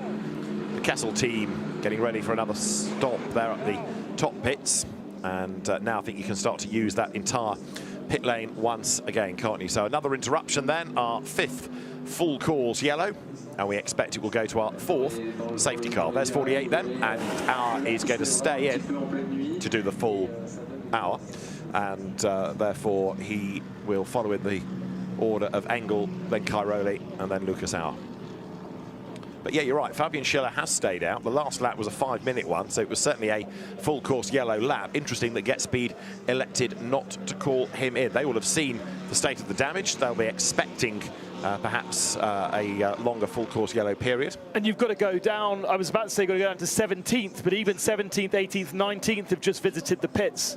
So you really have to go down a long, long way to find somebody who is not yet pitted. Vincent Abreu in the 51, who is now in 23rd position, but was way down before this safety car period. There are very few who are choosing that strategy that seemingly Get Speed are choosing. Yeah. They could still come in on this next lap and lose nothing. And I'm sure we are going to go. It's just you don't want to be caught out when the safety car board is cooled, because once safety car is cooled, then cars can get back up to speed, close gaps, and then you lose massive track position. There you can see Lucas Sauer's got Marco Sorensen right up behind him. Right, can you practice your surprised tone, please, when I tell you that the incident involving Frédéric Jousset and Tim Sandler is under investigation? Oh. Thank you very much. That was almost convincing. So to nobody's great surprise, the incident that we've just seen cause this full course yellow is going to be looked at by the stewards, and 6'11" of Tim Sandler may well find himself in the water hot before too much longer. Down the pit lane comes Boots and VDS Mercedes number 10. 71 Ferrari goes through a driver change. That is Miguel Molina, isn't it? We brought the car in. Simon Gachet, the surviving CSA McLaren there, behind number 57 in the pit lane, the Mercedes of Russell Ward, Indy Dontje and Philip Ellis. It was Philip Ellis, the Anglo-Swiss driver, that brought that car in.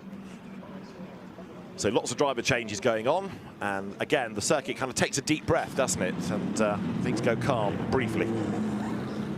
And it seems as though we're pretty much going to get everyone back on a very similar strategy, which is always much easier for you and I to understand, and people watching, than having half a grid offset by half an hour to the others. We still remain to see whether Schiller will respond on this lap.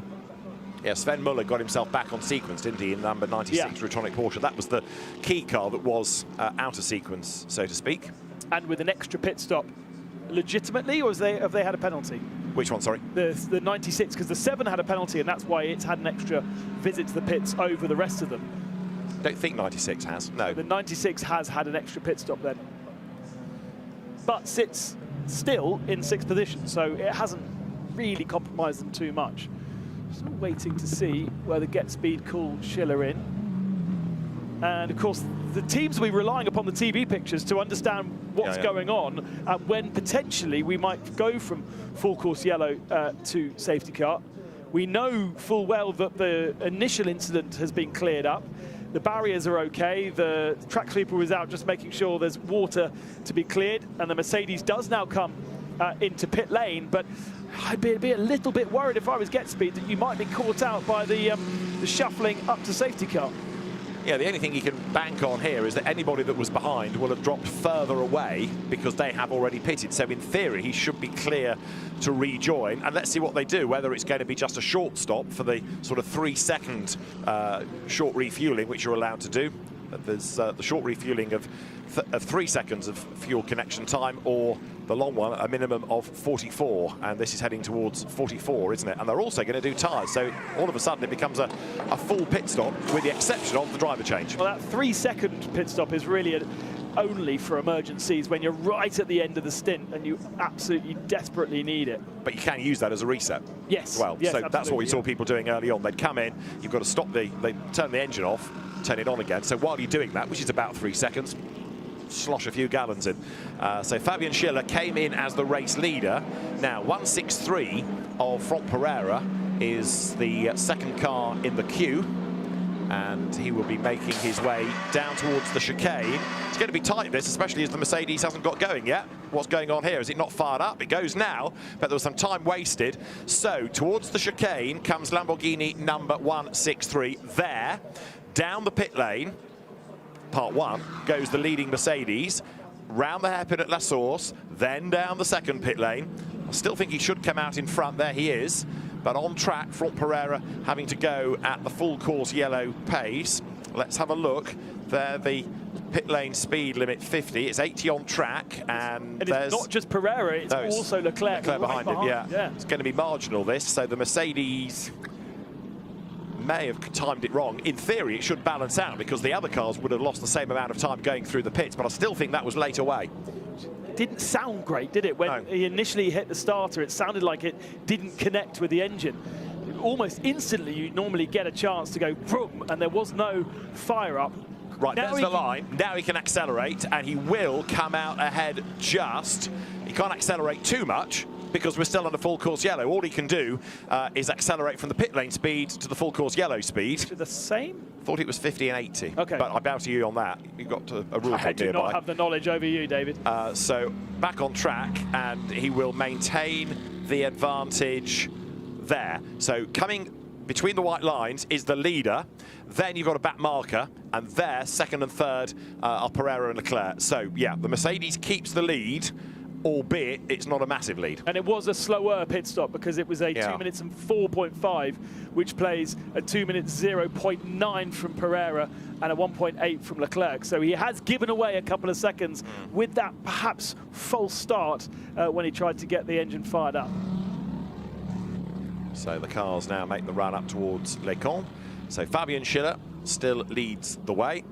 And with this full course yellow, of course, involved in a stint, it extends it from 60 minutes up to 65. In fairness, they're almost all 65-minute stints anyway now because we've had so many interruptions. So it's not really changing life particularly for people. The safety car there waits for instruction, and then we'll go to safety car procedure. You can see it's almost with the race leader, so it's going to have to slow right down, let everybody go by, and then eventually scoop up Fabian Schiller. So he's got a lead now, but it will diminish when the safety car is deployed. I think the safety car is trying to catch up, actually. We've seen him overtake a couple of cars, and now safely he gets past the McLaren, but he's being very cautious not to dive up the inside of a race car. He's fourth. Yeah, exactly. But he's waiting for good space and information before making the overtake, rather than the potential for... You wouldn't be expecting in this period for somebody to come up the inside of you. You would be fully expecting just to drive along. You're right, but this is where the teams ought to be saying to the drivers, the safety car is on track, it is trying to pick up the leader, so beware, safety car will be coming past you, and eventually that's going to happen because now the safety car is up to second place, having got past Franck Pereira. 92 is a lap down, that is the Gold Cup Porsche that was driven early on by Joel Sturm, and so Fabian Schiller is about to lose his lead, in quotes, as the safety car gets ahead and potentially now will put its lights on instruction from the race director. At that point, they can go faster because the safety car now is deployed and it can go at motorway speeds, which are greater than that delta speed for the full course yellow. And the reason why we put the safety car out there is to get the drivers and cars back up to speed to a degree before we go back to full course racing, rather than going in the early days of the full course yellow system, going straight back into racing speeds, but having cold cars, cold tyres, cold brakes, and then it was almost a full course yellow breeds full course yellows because people didn't have the cars underneath them, but they were trying to get up to racing speed. Now we have the safety car. Yes, it brings everyone together, so there's a risk factor there, but the cars are nicer for these drivers to drive. Indeed so, especially when it's been a lengthy period like that, and it's cooler temperatures now as well as the temperature starts to drop. We're at 22.7 degrees outside. Right, 6:11, Tim Sandler, 30-second stop and go for causing a collision. Doesn't really balance out to a wrecked Aston Martin, does it? But it's a penalty for 6:11, a 30-second stop go. And in these days, a relatively severe one. Yeah. We see the likes of 5- and 10-second penalties quite often, so a 30-second stop go means he needs to come into the very long pit lane, the longest pit lane in the world, somebody told me today. Yeah, 994 metres, so nearly a kilometre long. And then stop for 30 seconds. Yeah. So it's a pretty hefty penalisation. So up to the end of lap 106 comes Fabian Schiller from Pereira behind him in second place, and then after Leclerc third, fourth Joseph Loken, the McLaren, Lucas Auer, Marco Sorensen, Mirko Bortolotti seventh in 63 Lamborghini. So that means that's jumped ahead of Sven Muller on that last pit stop. The Porsche was up behind Sorensen and has now dropped back behind Bortolotti. Kelvin van der Linde's BMW still floating around the fringes of the lead fight, ninth, and Chris Lullum in the Red Bull liveried Aston Martin, the Gold Cup leader, rounding out the top 10. Van der Linde, I still think, is a dark horse in all of this. I know there's a long way to go, but that car is just edging itself ever further forward, and WT knows how to play the long game. Was that car not behind Lullum pre-pit stop? I have a feeling that it was. It certainly has been, yes. Yeah, they had a little fight early on, but more recently it may well have been behind, yeah. I mean, it's just an amazing story, isn't it? Van der Linde, Farfus Eng, Sven Muller and Chris Lullum, most well known for racing Spa 24 Hours on a simulator, and with rookie experience here this weekend, very little experience generally in racing because he hasn't had the ability to race for real, and yet he takes that experience of all the different simulators, and there is obviously the official simulator of SRO, which is the Assetto Corsa Competizione, but there are others available where you can race the 24 hours of Spa, and using all that knowledge plugged into that 33 car, and it is not just the best gold car, but it is as good as some of our pro contenders. Getting some super slow-mo shots of the cars coming out of the chicane, just while we've got the safety car on track. If you are a GT fan, and I assume you are because you're watching all of this, absolutely, whatever time it is, wherever you are in the world, you may want to know that the GT World Fan app went live today. It allows you to watch every race in one place. You can download it from the App Store for your iPhone or for Android. It's free, capital letters underlined, bright red ink, free. You get the live television, you get the live timing, you get the championship news for all of the championships across the SRO Motorsports Group. It is the GT World Fan app. It is free, and as I say, it's every race in one place. If you are like me and sometimes get distracted by other things and forget that qualifying or free practice 2 is on, you will get notifications to tell you, don't miss qualifying from Australia next weekend. Whether Pure Racing got a notification to say tighten the wheel is debatable, because that's what you saw in super slow-mo, a replay of it falling off a while back. Poor old Ricard Leeds has had a pretty torrid time, and I think that car now is out of the race. It's still stuck in the pit lane, and I'm not expecting it's going to do very much from here on in. These super slow-mo shots of cars coming through the chicane, that is Dan Arrow in the Winwood Mercedes. 32 is the Kelvin van der Linde, Hugo de Wilde and Charles Weert's BMW, and there with its flapping rear bodywork, 31, Dries van Thor at the wheel. Good to have him back, isn't it? Because he's not a regular in GT3 racing these days, racing in the FIA World Endurance Championship for BMW, but Belgian driver, biggest Belgian motor race, can't keep away. And interesting that he wanted to stay out with that, hoping it might sort of rip off and he wouldn't have to make an extra pit stop. I mean, it's not going to do anything to the aerodynamics of the car, is it, really? It's not pretty, but you're going to cost time if you're off sequence, so might as well see if it rips off. See if you can rub it against something, perhaps go nice and close to the pit wall, down towards Eau Rouge, and maybe it will detach itself and then there's no problem at all. Yeah, your biggest problem is a zealous scrutineer who says, that's dangerous, it might fly off and hit something or somebody, I want the car in. So you want to get rid of it before that happens. That reminds me of a touring car driver years ago, Gordon Shedden, was it? Yes. Finding a tyre stack to rub his car along. At Snetterton. Brilliant. Yeah. Oh, the sky's turning orange again. It was so stunning on Thursday evening. We had a really beautiful sunset, and I think the photographers are going to be out in force this evening to get another one. That is one of the many beauties of Spa-Francorchamps. It really is a stunning place to come racing. Really is, and you can get every season in one day as well, can't you? So green. Yeah, well, it's all that rain, you know. There's a good reason it's green. It hasn't rained for like 20-odd days, apart from a few days ago, and it really has turned the whole place very vividly green. And it's going to go dark pretty soon from here on in. You can see how much of an impact the lights are making now. I mentioned a few minutes ago that it is officially night now, so the cars have to have the lights on. The Ferris wheel starts to stand out. The concerts are going to be getting underway shortly.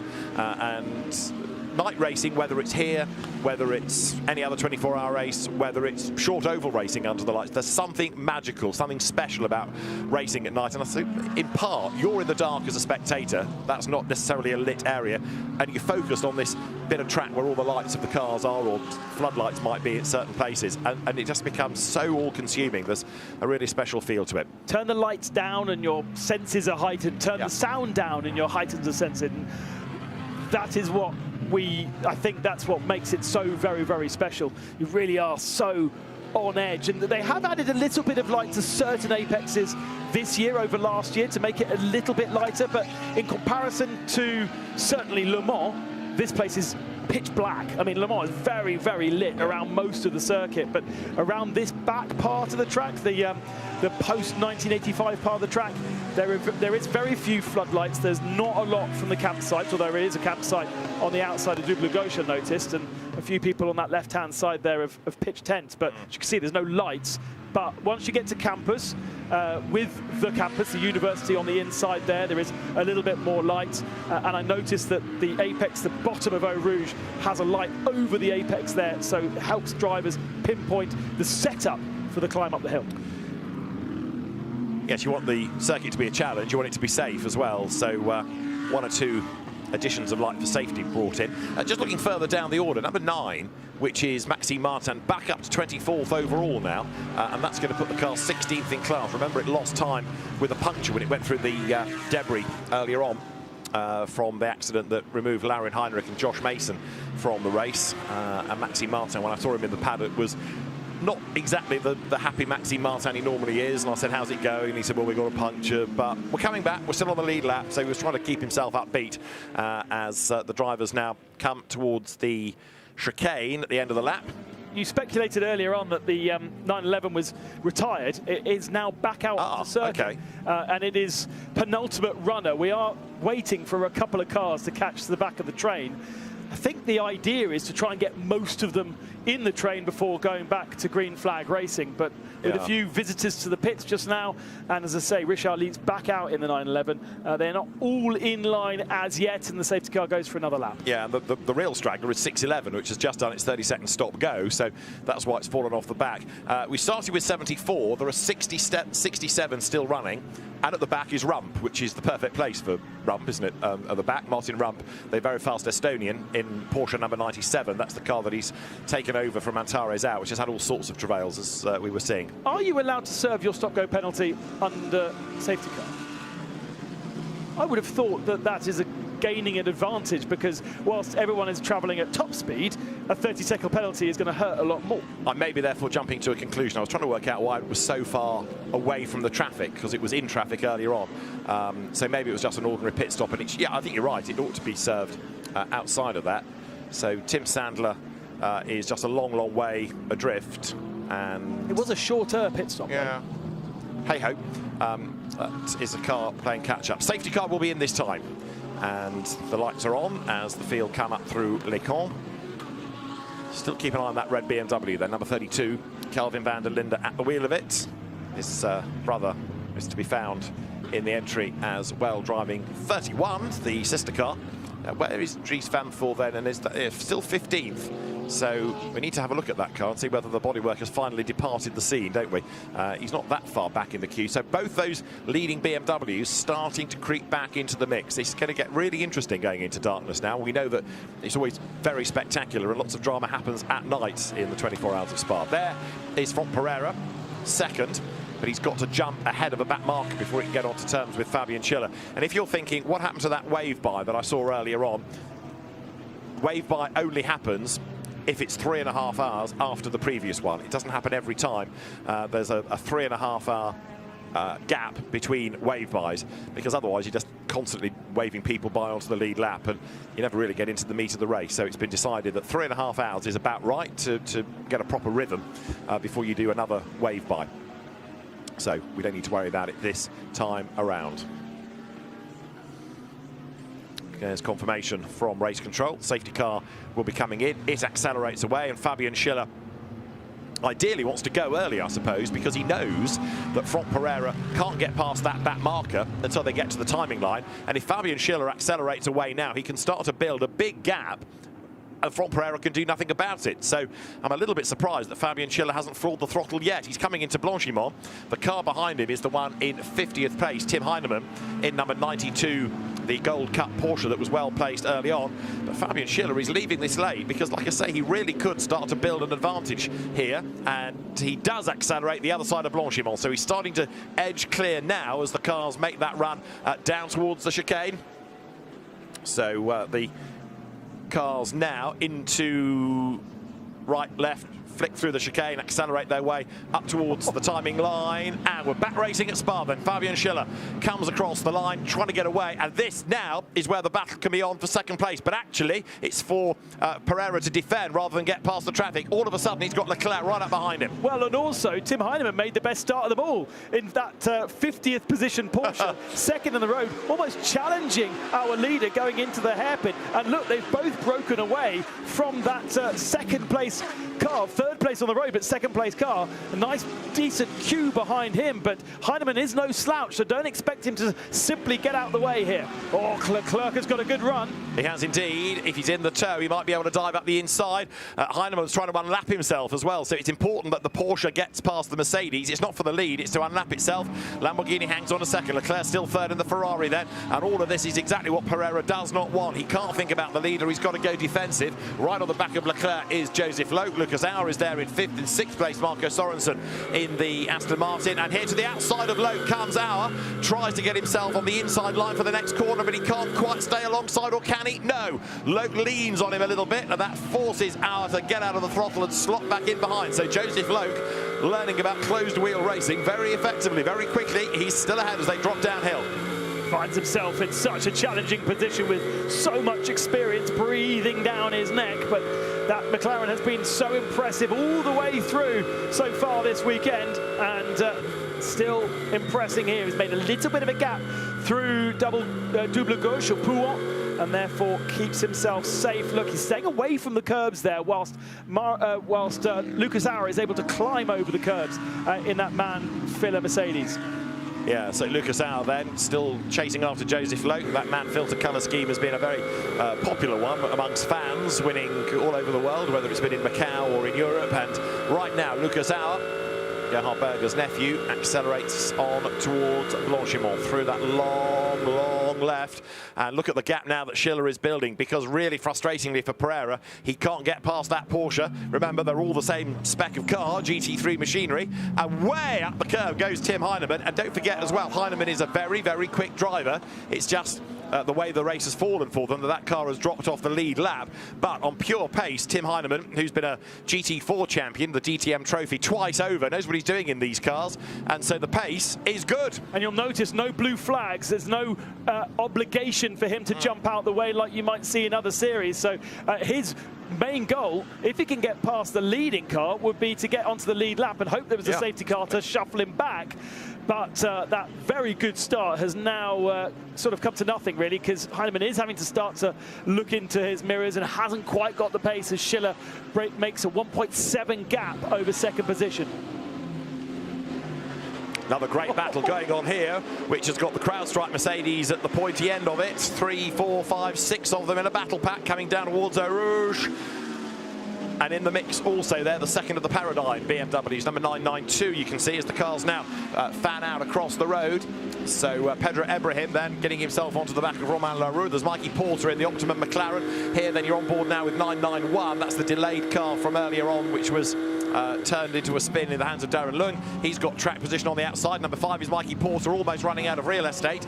Tucked up behind him as well, you've got the number 3 Tom Callender driven Mercedes, and the cars then making their way down to Brussels. Yeah, 911 is Jake Dennis, the Formula E driver, getting himself back into GT racing for this weekend. And they are a long way down. 55th position, not somewhere where they would like to be in a very, very busy part of the racetrack coming through Pouhon. Change of position down the inside, but it's quite, you can hold on to the outside line there, doesn't, and concedes position. Right, so right now we've got the field turning its way for what, lap number 111, a 1.7 second advantage Fabian Schiller has. There's a long, long queue of cars developing as the field wriggles its way down past the college, and that is Fabian Schiller, race leader, coming up to the end of the lap, Ben. Clean track ahead of him. Lovely, lovely opportunity for a couple of laps without being compromised. There's nobody coming into the pits. Everybody is on the same part of the road, and he has an opportunity to really get the hammer down, and fastest lap of the race. Joining us, oh, I didn't realise I was doing this bit. Oh, that's very kind, David. Joining us, Jessica Hawkins, thank you very much for coming up here and joining our English commentary booth. How are you finding Spa this year? So far, so good. Obviously, not the result that I wanted. Losing out of the race just over 2 hours into it, but I'm very happy to be here. It's been good to get some laps under my belt earlier on in the weekend. yeah, it's been great so far. First 24 hours, what an experience, lots of carnage. But yeah, happy to be here. Have you ever done a 24 hours, whether it be in karting or any other series? No, never. Okay. Never, no. So yeah, my first experience, I think, in at the deep end, why not? But it's a great championship, and honestly, I think it's the best place for my development. The championship is so tough, all year round has been, and this race with 77 cars on the grid, you know, there's no room for margin, no room for error, and yeah, honestly, I think it's the best place for my development. Did you get some night laps in? I did in qualifying. Yes, I was in Q4, so it was in the dark. Yeah. And my first experience of driving in such dark conditions was in Paul Ricard just 2 races ago for the first race of the Endurance Championship. So I guess all experience. I'm like a sponge this year, so all new experiences. So yeah, it's great. Your car's got roughed up a bit though, hasn't it? Yes, we've not had the smoothest of years. At the beginning of the race weekend in Monza, my teammate had quite a sizable impact at the beginning of the weekend, so he didn't take part in that race. And I think we were just looking forward to getting some laps under our belt this weekend, and Alexander unfortunately got hit quite heavily at the back, and it caused some chassis damage about 2 hours into the race today. So a real shame for us all, because we could really all do with some seat time. So is that you done? Sadly, that is us done. Oh no, right. So all that preparation, all that hype, all that optimism, all that expectation, and it you know, you now probably feel quite empty, don't you? Of course, and you know, I think we're all probably heartbroken, but that's racing at the end of the day. It wasn't Alexander's fault. Probably would have been a little bit harder to take if it was one of our fault. I always find it's more difficult to accept when it's your own fault. It's just that marginally easier when it's not your fault. So tough either way, but look, I'm going to stick around, and it's a great race. There's a few raves going on top of it.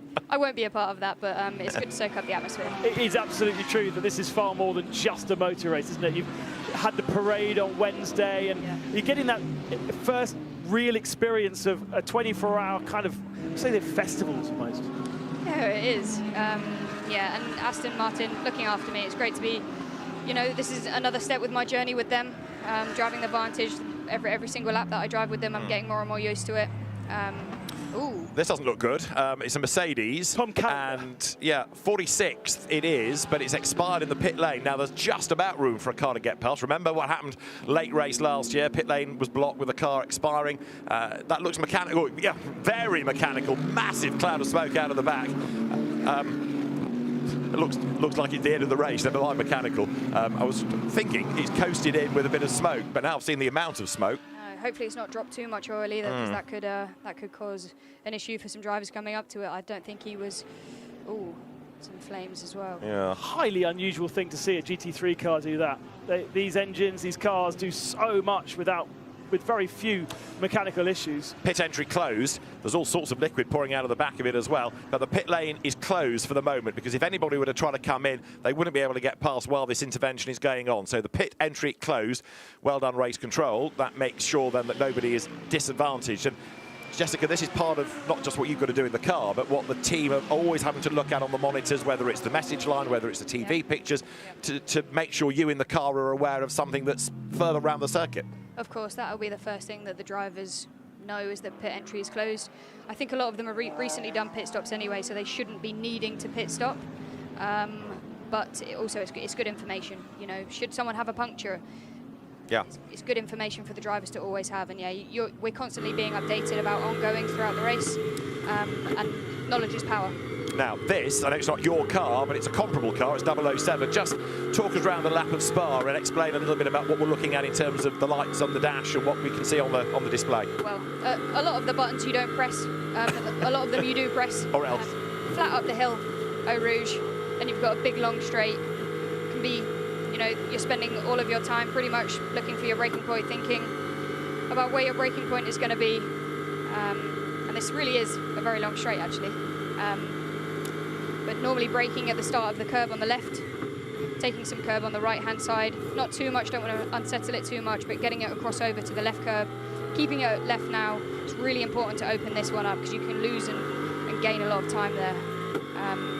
And what about this next corner? Because you sort of come over a brow Yeah. and you're braking and going downhill at the same time, yeah? You are, yeah, and it's this corner. There are several different ways to do it, but I think most people choose for the V kind of option where you apex and go past the corner, bring it back to the apex. Okay. But again, it's all about the exit of Pouon. There's a long straight after Pouon, so it's all about setting yourself up for that next one. You have to get it back over to the right-hand side. You're riding on board with Marco Sorensen in the number 7 ComTU Racing Aston, coming now on towards Pith Path. This can catch people out too. Yeah, it can often get a little bit slippery on entry or even mid-corner. I think we saw a car succumb to that maybe earlier on in the race or in qualifying maybe yesterday. But the conditions are constantly changing, to be honest. No 2 laps are ever the same. Obviously with tyre wear as well, fuel load. Your braking points are marginally adjusting every single lap. And then you've got this long, fast run all the way up towards Blanchimont. You've got to be brave for this bit. No, this is flat. Is it? All flat, yeah. No bravery necessary. Just flat, just aero. Just flat, Fair enough. And then hard on the brakes for the chicane. Yep, heavy braking zone here. 260 kilometres an hour. It's quite a thought, isn't it?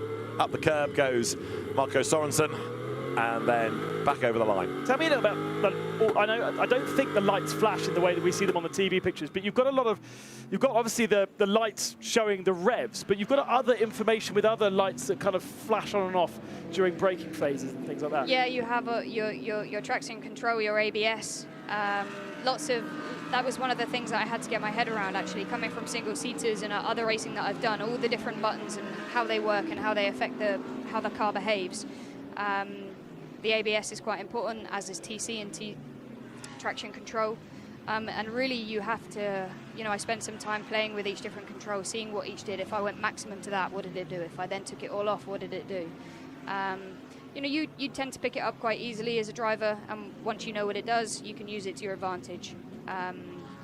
But once you've used them all and you know how they all work, you can then start to implement them when it works. And it all depends on tyre wear, where you are with tyre wear, fuel load as well. So is that something that you're playing with throughout your stint? It's not sort of a setting you leave for you and that's it? It can also be very driver dependent, actually, but once you've got a good base setting, you don't seem to touch it too much. If you're nursing an issue, maybe you would play with it a little bit more.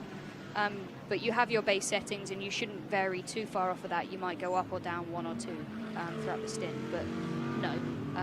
You do use them, but not hugely. I noticed on the onboard there, and I'm looking at Simon's left now, I was about to get permission for you to say yes or no, but going up the hill on the Camel Straight, Marco turned off a thing called ASD and then turned it back on for the chicane. Are you allowed to tell us what that is? We're not allowed to. Okay, we'll just have to guess. Joe Osborne will be coming in soon, and he'll be able to translate exactly what that is or not. But interesting that it was turned off for most of the lap, but then turned back on for the chicane. You can see on the onboard there.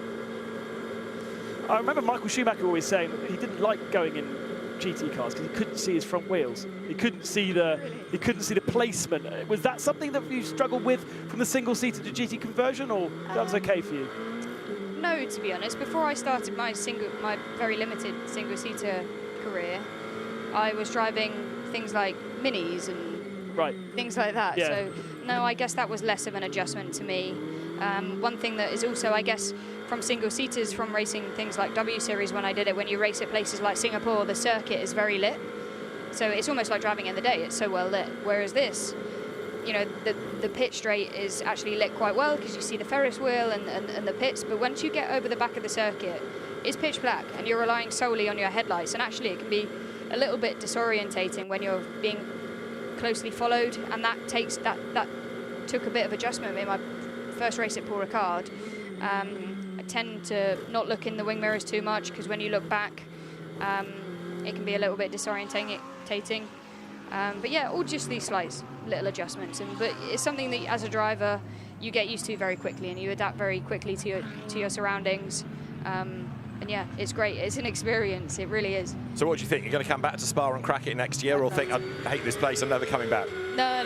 This is one of the greatest circuits on Earth, and I truly think this is one of the greatest races on Earth. So of course, I would love to come back next year. Not just next year. Yeah. Why are we limiting it to just next year? I'd love to come back for multiple years, and yeah, we'll give it another crack next year. Fantastic. We better let you go because the rave has started now, as Ben was talking about all these concerts, so you better go, I suppose. But all the best, guys. Thank Jessica you. Hawkins, thanks very much for joining us. Commiserations, because the 270 Aston Martin is out of the race, but good to have Jessica up here talking about the event, talking about the car. Right, we better just quickly go back to the race for a moment, haven't we? Yeah, and just whilst we were talking to Jessica, the race control flashed up to say that 611 was not a served penalty. They served it incorrectly by doing it under safety car, which we thought about. So that's me. See you guys in the morning. Yeah, sleep well. So Ben's going to do a night shift because he only comes out at night normally. So for now, Ben Constantouris, thank you very much. The next time you hear Ben up here, it'll be tomorrow morning when he's had no sleep, and we can ask him all sorts of difficult questions and see how alert he is and how coherent he can be. Right now, battle is on. Still within this long line in the top 10. Fabian Schiller, it is up front, and we will have the race leading cars through to complete the lap, and Fabian Schiller 3 seconds to the good right now. And Joe Osborne, it's been a busy couple of hours, hasn't it? It really has, and the pace is sticking high at the moment. The last lap still in the mid-18s. Of course, as the track temp drops, the cars will get faster, but visibility as it gets darker is harder. And that's where you see the pros keeping in that metronomic fashion, whereas the Silver and the Am sometimes start to lower their pace a bit. We've probably got another hour and a half, haven't we, until it is pitch black. But at the moment, just looking down the field, everyone's so closely together. Chris Lullum still inside the top 10 in that first place gold class car.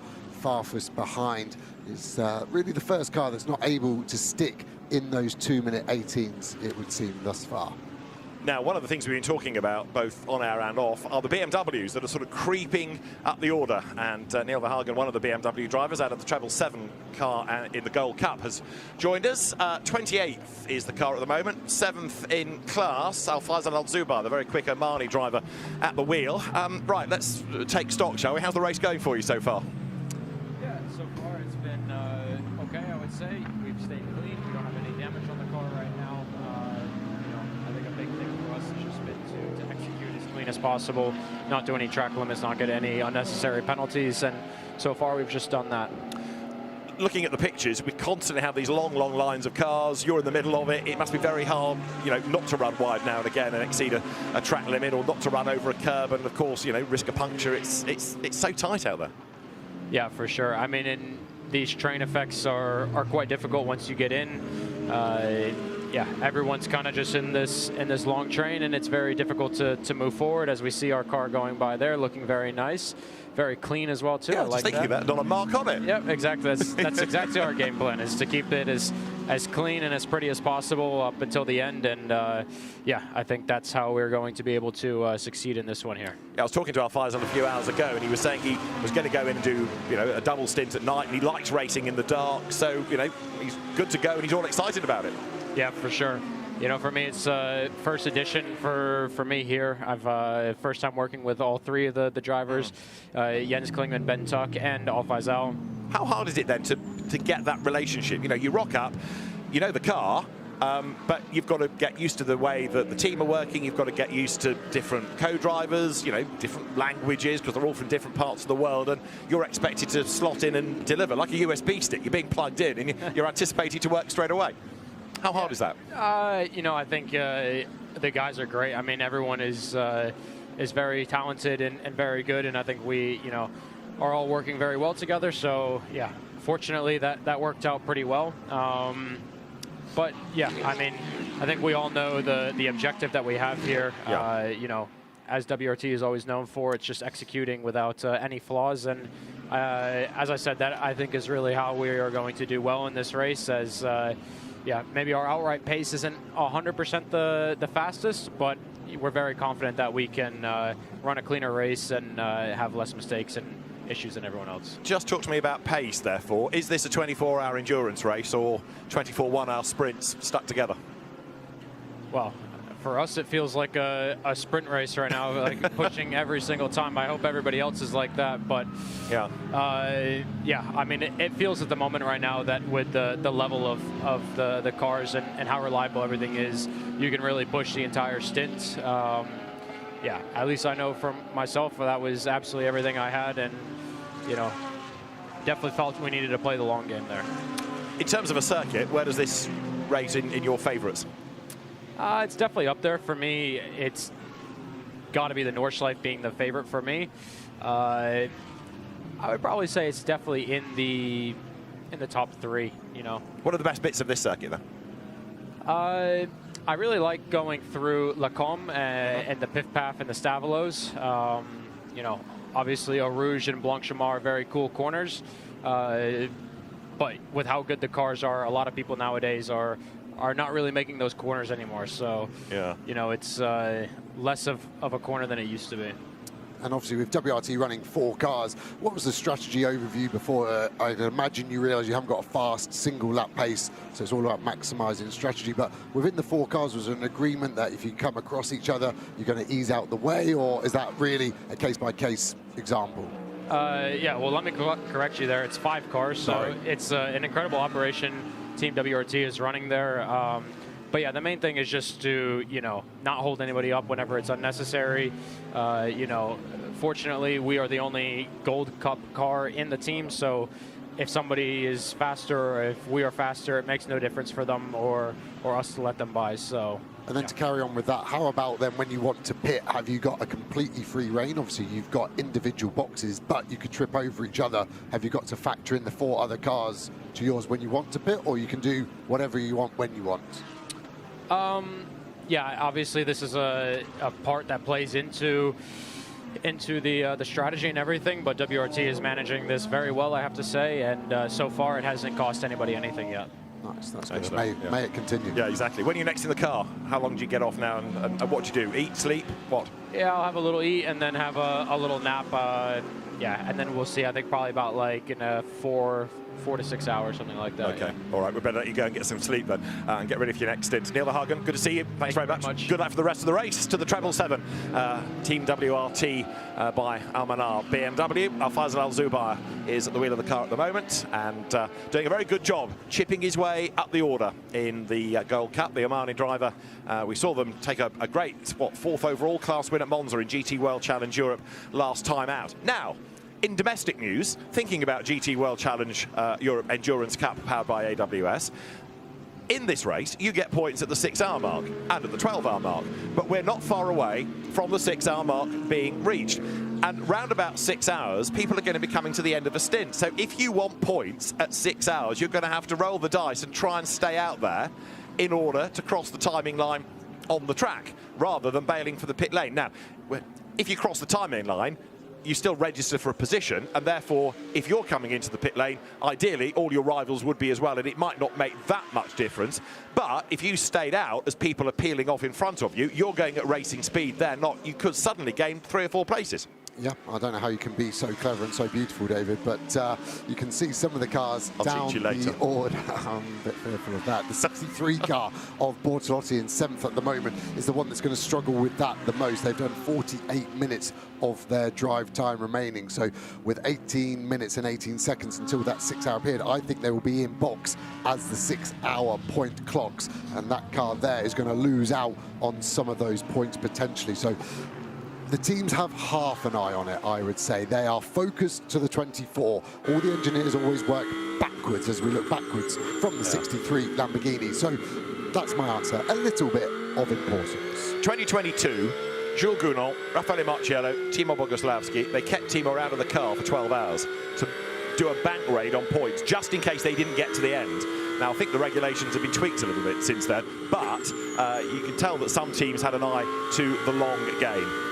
Exactly that, and it worked well for them by the end of the season, of course. And you've got different motives for cars. You have got cars going for the full championship, and you've got some cars that have had a tough start to the year, so they're already looking towards it. As we look at the 63 Lamborghini now from behind of this Rutronic Porsche, Van Müller aboard, and they've been trying some different stuff strategy. They do have the pace to be up there, luckily for them, so they can fall back on that. But just look at that Porsche symbol on the timing banner on the left. They're the only Porsche inside the top 21. That is something I don't remember happening here at Spa. Bad luck predominantly for Porsche, of course, and that's what they also had last weekend at the Nordschleife.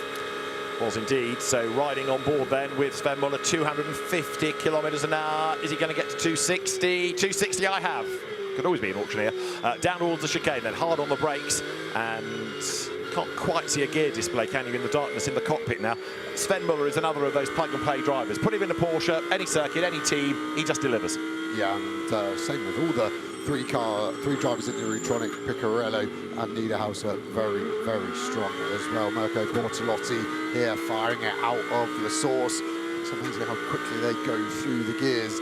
All the gear ratios fixed in GT3 cars, along with every component of a GT3 modern day. They're homologated, so that means the manufacturers have to lock them in, present them to the FIA, and then they can only change them for safety reasons, which happens very rarely. Or when they do an Evo, for example, the Ferrari 296, at the end of a 3-year cycle, will do an Evo to update some of the components they're not potentially happy to do. 66 kilometers an hour at the end of the Kemmel Straight. So those cars have to be geared for short tracks, long tracks, and here at Spa is right at the top end of where they go gear ratio wise, as we see the glowing exhaust on the rear of that Rutronic Porsche. Right, down to Brussels then goes Sven Muller.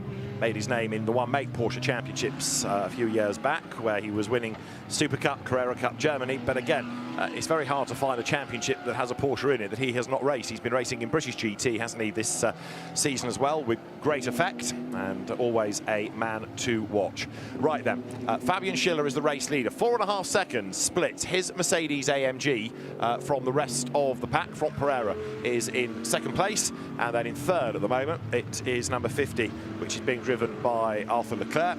In fourth, Joseph Loke in the McLaren, and fifth is 48 Lucas Auer in that man filter Mercedes then, as the cars work their way now on through lap 121. 563 is the current record distance. If we can beat that, and I'll be surprised, but if we can beat that, we'll have a new distance record on this configuration of the Spa circuit. And Fabian Schiller on lap 111, I think possibly while we were talking to Jessica Hawkins, did the fastest lap of the race. That was after the resumption, wasn't it, after the green flag? So really for him, that was a rare opportunity to have a clear racetrack ahead without having to worry about traffic. Yeah, and that's a big jump forward. There's only 2 cars in the 17s. The previous car was Benji Goethe to 17.8. Interestingly, he was at the lead of the pack when a safety car came back in, and he could do it. But yeah, Schiller's up there, 17.5. He's nearly 4 or 5 tenths clear of every other car out there. As we look at that 59 car, still getting hustled from Lucas Auer behind him. Some of these track limits starting to get close, but they will be reset in 14 minutes. Every 6 hours, track limits reset. 6, you get a penalty, and at that 6 hour, you go back to 0. We've got a few cars close. The worst offender, P17 at the moment, Lecoutier in the 26 Santalot car is on 5. The leaders, all very clean. Schiller, in fact, 0 track limits so far in this race. So further down the order, there's a good battle going on for 37th, 38th and 39th places, which doubles up as the lead in Pro-Am. Greg Servet, Tony McIntosh and Bob Yuan all fighting amongst themselves. We were saying it goes dark quite quickly here, and you can see that now because the headlights taking on far more of an effect. 32 going through shot, Kelvin van der Linde, and there is number 12, Ferrari. That in turn coming out the other side of Lecombe. That's the Rinaldi car, Christian Hook, Felipe Fernandez-Laza, David Perel and David Irigon, the drivers of that. That should be a car that gets to the end with a good result in the offing in terms of its class position. Yeah, every driver in that car, the sort of shiniest of their category allows. Yeah, that's right. They've maximised the driver lineup there, which is the name of the game. Not always easy with the finance that the car has to entail. Now, perfect timing. As soon as Neil Verhagen leaves the booth, Alfaz Al-Zubar gains a place. He's just got ahead of Maxime Martin in number 9 Mercedes. So fair play, because to get past Maxime Martin around Spa, got to be pretty tasty. Alfaz Al-Zubar, who came out of British single-seater racing, gaining a place. Now that's the race leader with the illumination across the top, the sort of piping, and that's partly so fans can identify the car, but crucially so that the pit crew can. They know which set of headlights, which set of lights coming down the pit lane is the one they're meant to be leaping out and stopping and going to work on. So more and more the cars have these differentiations for the pit crew to notice, and equally sometimes find the car controller in a different coloured overall set, so he stands out from the rest of the mechanics. You know you're aiming for a guy in a, for example, bright pink set of overalls, and when you find him, that's where you stop. Yeah, and some of those mechanics have to be lunatics to jump in front of the car at the right time, so any help they can get certainly is a Now, what about this Aston Martin? In 6th place, Marco Sorensen. There's a bit of a stalemate there, because so evenly matched is everybody at the moment that gaining a place is not that easy. But now the field just starting again to settle down. He says tempting fate, the climb up the hill out of Radion, but the order is stabilising. How many cars do we have on the lead lap? Well, it's still a very, very large number. They're pouring across the line, so I can't yet answer the question. But it's going to be something like 48, I would propose, all on that lead lap right now, with Andrei Bukovov's 46th, even a couple more behind him. Now, the Ferris wheel is not only changing colour, it's also able to blend into a moon. How about that for art? I did media studies at A-level, and that would have got me an A-star, wouldn't it? That was beautiful there as we watch these cars. If that's not in the highlights reel, I'll eat my hat. And the sunset's beautiful as well. The fans here have had a lot of action to watch, haven't they? Beautiful weather, all the action as well. So, yeah, what else do you need when you come to a racetrack? Joseph Loke's pace has picked up, hasn't he? He's pulled away of Lucas Auer and the pack behind. So that car seems to be going well. Is that as the fuel comes off or as the track temps drop? Or both, potentially, for that Garage 59 car. And we are at now just after 10:15 local time, with now 5 full course yellows, and 4 of those merged into a safety car after some big incidents. We have 66 cars still running. That number 11, Aston Martin, joining the list of retirements after the most recent accident going up through Radion. And also we've lost number 6 Mercedes with drive shaft, 18 electrics, Bastien Boost, number 60 the VSR Michele Beretta Lamborghini confirmed as a retirement as well now. So quite a lot have gone by the wayside early doors. Yeah, and it's been a mixture, hasn't it? Obviously, so many cars on the grid, it exponentially grows the amount of DNFs you're going to have via contact and issues. And yeah, the Mercedes engine was a rare one to go when I was off air. I was watching that. It was quite reminiscent of late V10 F1 era, wasn't it? When they let go, they really let go. But I personally haven't seen the Mercedes do that before. I mean, that car has not yet been confirmed as a retirement, but it's hard to imagine it can stagger back after so much white smoke came out of the back. It was like a big turbo failure. Yeah, it was massive in that regard. And will Get Speed be a bit worried? Because that was obviously a Get Speed Mercedes. We saw another Get Speed Mercedes expire on a similar part of the track, the other side of the wall, when Aaron Walker reported a loss of drive in his number 6 blue Get Speed. And look at the crowd there. There's still not a seat to be found. It's like a football stadium. There's an atmosphere there. Everyone absolutely loving it. And why wouldn't you? Imagine the view they've got. Eau Rouge beneath them, and then this huge sunset happening in the background. Fabian Schiller, race leader. That Audi is a lap adrift, so what we're looking for behind the Mercedes AMG here is number 163, Font Pereira, in the Lamborghini that, again, comes out of the VSR stable. Just talking about number 60, that's a retirement. That's out of the same team, but the 163 car going well. Now, that's number 98, Augusto Farfus, back at the wheel, and the Rover BMW running in 11th position. So trying to creep its way back up the order. 33, Chris Lullen, still ahead and leading in gold, as you see on the graphic. So a stint was done by Thierry Vermeulen, then Harry King, and then Chris Lullen. And in a sense, you could argue it's a bit unfair on him, because he's the real racing rookie coming from esports into real world racing, and he gets to take the car into the night. So the others at least had daylight. Chris Lullen here having to cope with that change of condition. You could, I suppose, argue on the other side of that, that if you're in the car and the light is changing, it's better than suddenly being thrown into the darkness without having done any mileage. Yeah, definitely. That's how teams tend to do it. They're inexperienced drivers, and Lullen here, we've sung his praises over and over again, but his stint averages, just looking at the software here on HH Timing, they're within a few tenths of Harry King's previous stint. So fair play, he's got on with it and without issue. And yeah, they're just really concentrating on an overall result. But at the moment, it looks like it's the car that doesn't have the pace. It's not the drivers. The Aston Martin in front of them. Sorensen in 6th place, so not too far ahead, 4 places ahead. There's similar pace of that. Is the Aston Martin going to find something as the air temp starts to cool? Well, she'll be finding out very shortly. 20 past 10 local time. Chris Lullam in the Aston, clambering up the curb. Behind him is Farfus, and then behind Farfus is Philip Eng, and then behind Eng is Van Thor. So you've got 3 BMWs there, all on the back of the Aston Martin. And then in 14th place is a car that was going well early on, but has faded a bit. Thomas Drouet back at the wheel of that grunt and go Mustang. And then in 15th place, in fact, a change. Dennis Marshall has just got ahead of Thomas Drouet. So Dennis Marshall, 74 Ferrari. That is the leading bronze, is it not? And a remarkable 14th place overall. Yeah, they're doing really well, aren't they? Yeah. They've obviously done their stints where they want to get up and get those points at the 6-hour mark, and 12 was 6.5 minutes away from it. And Bortolotti's got to pit in the next couple of laps to not exceed his stint time. And the other car that's got to do that is Joseph Loke as well. His stint time is also up over an hour. Indeed so, and 65 minutes you're allowed if there's been a safety car. So you're riding on board in the Kessel Ferrari, leading in bronze. Dennis Marshall at the wheel. It's a really, really good lineup in that car, because you've got Dennis Marshall, you've got also the very rapid American driver Dustin Blattner, and there is Zach Robuchon, who was at Le Mans 2 weeks ago, and Conrad Lawson, another Ferrari specialist. So 4 very quick drivers in that car. As right now, downhill come the headlights down towards Pouan. Second in bronze, number 91 Porsche of Axel Jeffries, the Zimbabwean driver. Third is 81 Mercedes of Renat Salikov, and fourth is Jonathan Hui in number 93 Ferrari.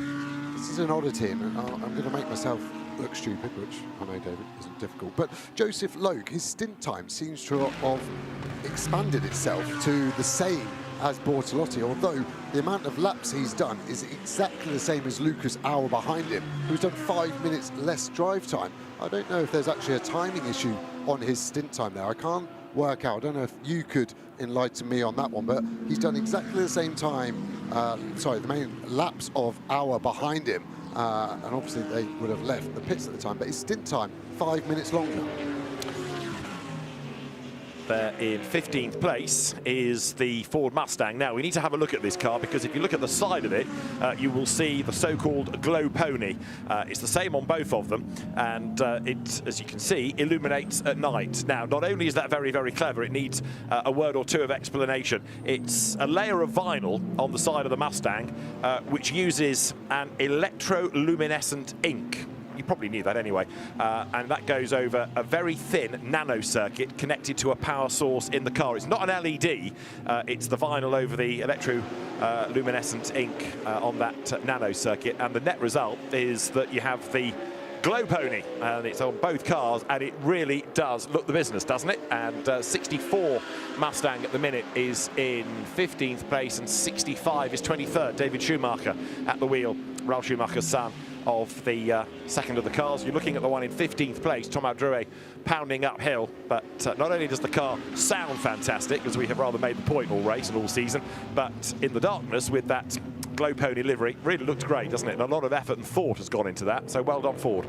Yeah, the dark horse is actually quite bright, isn't it, at night, and thundering along. It's good to speak to Drouet's teammate Jan Marderba earlier, and the car hasn't got the one-lap pace, and it was very fair of Jan to explain why. It's a new car, a new project to the team, so they're still finding heaps of time on it, which is a positive thing. If you can be part of a project like that, you get the reward eventually if everyone keeps knuckling down to fine performance. Yeah, I bumped into him as he was leaving the booth, and he was really excited to be part of it at an early stage, you know, because quite often you come to a program when other people have shaped it, but as he's in at the ground floor, so to speak, he's got an opportunity to use his experience to suggest things and maybe shape things. So yeah, looking pretty positive about the future.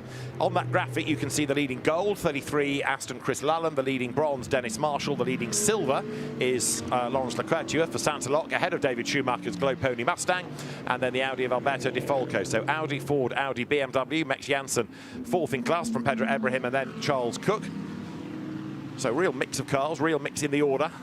Sadly, I think we're going to lose 13th and back, aren't we, out of that, because Tom Callender's car is already 5 laps down. Kobe Powell's, by the way, 12th in silver, 7 laps down. You might think that's a long way off the pace now. Well, yeah, it has got a lot of ground to make up, but that had to have an alternator change. That's why it lost so much time early on in the race. Yeah, Loke and Bortolotti pit. They're at the end of their stint time there, so They will be getting some more fuel, 44 seconds connection and tyres. But they pitted at 5 hours and 57 minutes, so they're going to drop down for the 6-hour mark. And of course, even if you're not on the track, you still cross the timing line in the pits. You get a position that way. So points will be allocated at that 6-hour mark. Interestingly, the timing service is issuing bulletins on the every half past the hour, not on the hour. So we had one at half an hour, one at 1.5 hours. So it might make totally deciding on points at 6 hours just a fraction difficult, but I'm sure that's able to be dragged out of the system. So right now in Pro-Am, this is a leading car. Greg Survey at the wheel of the Haas RT Audi. Pro-Am only runs within the CrowdStrike 24 hours of Spa, and that car being chased by the number 100 Aston Martin, Tony McIntosh at the wheel of the Beach Dean Aston, and then Bob Yuan in the Porsche number 29. Dries van Thor done for now, gets out of 31, looking rather battle-scarred, as you saw, with the rear valance having been ripped off. That doesn't look like a happy Dries van Thor to me. Dejected, isn't he? He's just walking away. Yeah. Doesn't want to talk to the team. Ratty. Cross. Yeah, we're not going to win this while we're going around it. But he doesn't know that yet, because the car will certainly get places, assuming it doesn't have any dramas in the night. Others surely will have problems. Now, while we look at 28, which is Greg Surveys in the Audi, we can head to the pit lane and hear from Francois Verbiste, who is the team manager of ComTio. Alex Legui is with him. It's a bit of a habit, isn't it, to have a conversation with you, but normally when I chat to you, it's more positive than this. First of all, let's talk about car 11. Is Yusuf okay? Yeah, driver is okay, for sure. A big frustration. As you see, everybody saw the contact was quite silly at high speed. So, but now he's okay, has been checked in the hospital. He's already back in his motorhome, so yeah. But yeah, it's over for that car. It's a shame because we lost another car with 270. Quite similar crash under full course yellow. Stupid things, but yeah, it's unfortunately part of racing. When you're going through the likes of that, I know you've got other cars running, but it's a big hit to the team. So how do you keep morale up? Yeah, mainly for the guys, I think. You know, it's a bit... of course, it's disappointing, but we have to accept. That's part of the racing, and it's a lot of cars, 70 cars, so I think it's a misjudgment. I can't believe the guy did it on purpose, so... But yeah, our job and my role as manager is to keep the guy motivated. We still have 2 cars running. So let's see. At the moment, it's going well for our winning car from last year, so we're doing good. Let's see how it goes. Yeah, good. Okay, thank you. Well, Yeah. fingers crossed the rest of it goes well. Yeah, we do. Fingers crossed for ComTube. Now, we've had 6 hours, and therefore track limit warnings for all cars have been reset. We won't have an order for 6-hour points until the end of this lap, because that will be the first time over the line once 6 hours have been completed. A bit like the finish of a 6-hour race. You know, you don't take the result midway around it. You take the result at the end of the lap. So some are going to have to pit, we reckon, looking at the stint times here, Joe, and therefore the order in the pits relative to those that stay out is going to be really intriguing. Yeah, the lead is the only one that's definitely safe. I think second all the way down to 9th position need to pit. Dennis Marshall in 11th could go a lap longer and potentially get some cars as he stays on track, and others are in pit lane crossing the same control line, but obviously at 50 kilometers an hour, so he may be able to jump a few for points, but in the bronze class versus pro is actually not important. No, indeed, points per class. There's 26 then into the pit lane. It was Lawrence Leclerc, I think, who brought the car in, but the driver change then goes on, and that is now going to put Lorenzo Doniacchio into the car. Fun Cut racer, TCR Benelux racer. Sansalok has won this race outright, don't forget, in the past, so they're not going to do it this year, I doubt, but they can certainly take class successes. 26 running in silver. There's another car out of the Silver Cup, the number 30 BMW, Gilles Stadsbader, having brought that WRT BMW in. That's been the problem child in Endurance Cup races this year, hasn't it been? It's had electrical problems, it's had all sorts of dramas that have gone against it. Yeah, just looking at cars that stayed out, Lucas out in the 48, they need the points for the championship, they feel, so they've rolled the dice. They're going to try and get back in just in time. 65 minutes is the maximum stint time rounded down to the nearest minute, so they can box 65 minutes and 59 seconds and not attract a penalty. And they're going to be definitely going over the 65th minute, but this is still going to be tight, but they get second place points after 6 hours. Yeah, they'll get the points, even if they get a penalty. Let's say they're going to drive through for exceeding the stint limit, they've still got the points. So risk versus reward, isn't it? It's always a trade-off. What do we want most? We can probably come back from, they think, a penalty after 6 hours, but maybe losing points would not be such a good thing. Let's see if they do get to the point where a penalty is there because they've left it too late. This is 46. Valentino Rossi getting out of the car. Driver change goes on. It was Rene Rast, wasn't it, that was in the car to begin with. So Valentino Rossi helping with the belts. The tyres are changed, the fuel goes in. Kevin Magnussen, the third driver of that car. And as we've been hearing from Neil Verhagen, the BMW's getting there, creeping up the order. And it might not be on pure pace, but it will be on reliability and on racecraft and on good pit work that they do move up the order. So everybody congratulating Valle on a good stint. Everywhere he goes, there are people wanting to film him and wanting quotes and wanting to say hello. There's a huge number of people, as ever, gathered outside the WRT pit area. We're going to join the queue because we want a word also, but he's well used to it. And of course, nowadays, we talk about Valentino Rossi GT driver rather than 9 times motorcycling world champion. He's now part of this paddock, isn't he? Yeah, and really well deserved. He's had to earn his stripes. Yep. He's improved, and he still says he's still improving, which is great to see as we see these cars. There's a big bump there, isn't it, as they cross the drain on pit exit, but they've got to do that as quick as they can because there's no speed limit. The 50 Ks is way off at the bottom of Eau Rouge as we see all the cars get back up to racing speed. So on lap 130, lead car is Fabian Schiller, and he's coming towards the end of a stint as Lucas Auer is in and Sven Muller is in as well. Yeah, look at Auer's stint time there. He's gone over now, but you've got to subtract the pit stop time from that. So they were safe, but not by much, around 9 seconds on my mental arithmetic. So good decision from Winward. They got away with it and they get second place points after 6 hours for their championship.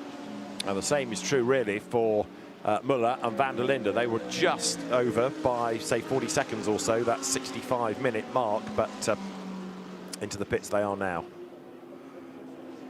Pit lane now very busy, and as we've been saying, goes dark pretty swiftly here. Kelvin van der Linde giving way in number 32 BMW. Mechanic there cleaning any muck and gravel and rubber out of the front of the car to stop overheating. Is it going to be a clean screen or a tear-off? It's going to be a tear-off to give the driver a totally clear vision. There in the bottom pits, Lucas Auer giving way for Mario Engel to get on board. The fuel goes in for the BMW number 32. And Charles Weerts potentially to take it back out. Could see a race on pit lane here from the Rutronic 96 Porsche, which Picarello's just got in, versus that man filter car, because Picarello will be in the fast lane. He was only a second behind, so the car controller of that Winward Mercedes is going to have to try to filter the man filter car back in as efficiently as possible. We saw the Almanar by WRT car arriving in the background. Al-Faisal Al-Zubar bringing it in, so one in and one out. On the lights is Fabian Schiller trying to get through the traffic, going up to La Source. Also the Lion Speed Porsche in the mix, trying to get out of the way. Franck Pereira running, well, he was second before the most recent round of pit stops, trying to fight back.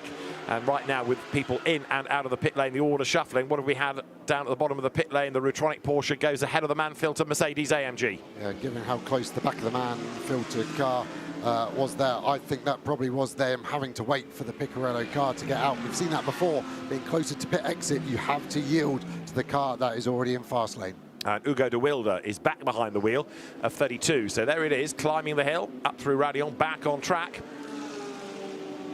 Number 32 BMW rejoins, and we'll see where that's going to drop to after the stops. And Fabian Schiller, the race leader, is now in, by the way. Yep, exactly that. And you can see Kirchhoff's pit stop time there, not particularly quick, at 202.4. We're seeing 1:59.6 is the fastest from WRT, so 3 seconds lost. And I think that's really where we saw the lead change for that Garage 59 car, was a couple of slow getaways, a couple of stalls, and then I think the undercut worked very well for the Schiller car earlier on as well, as they tried something different. And and this is the last car in the lead battle to box. So no forecourse yellow, and it hasn't made an advantage yet for this car, but every time they go longer, they buy themselves more luck.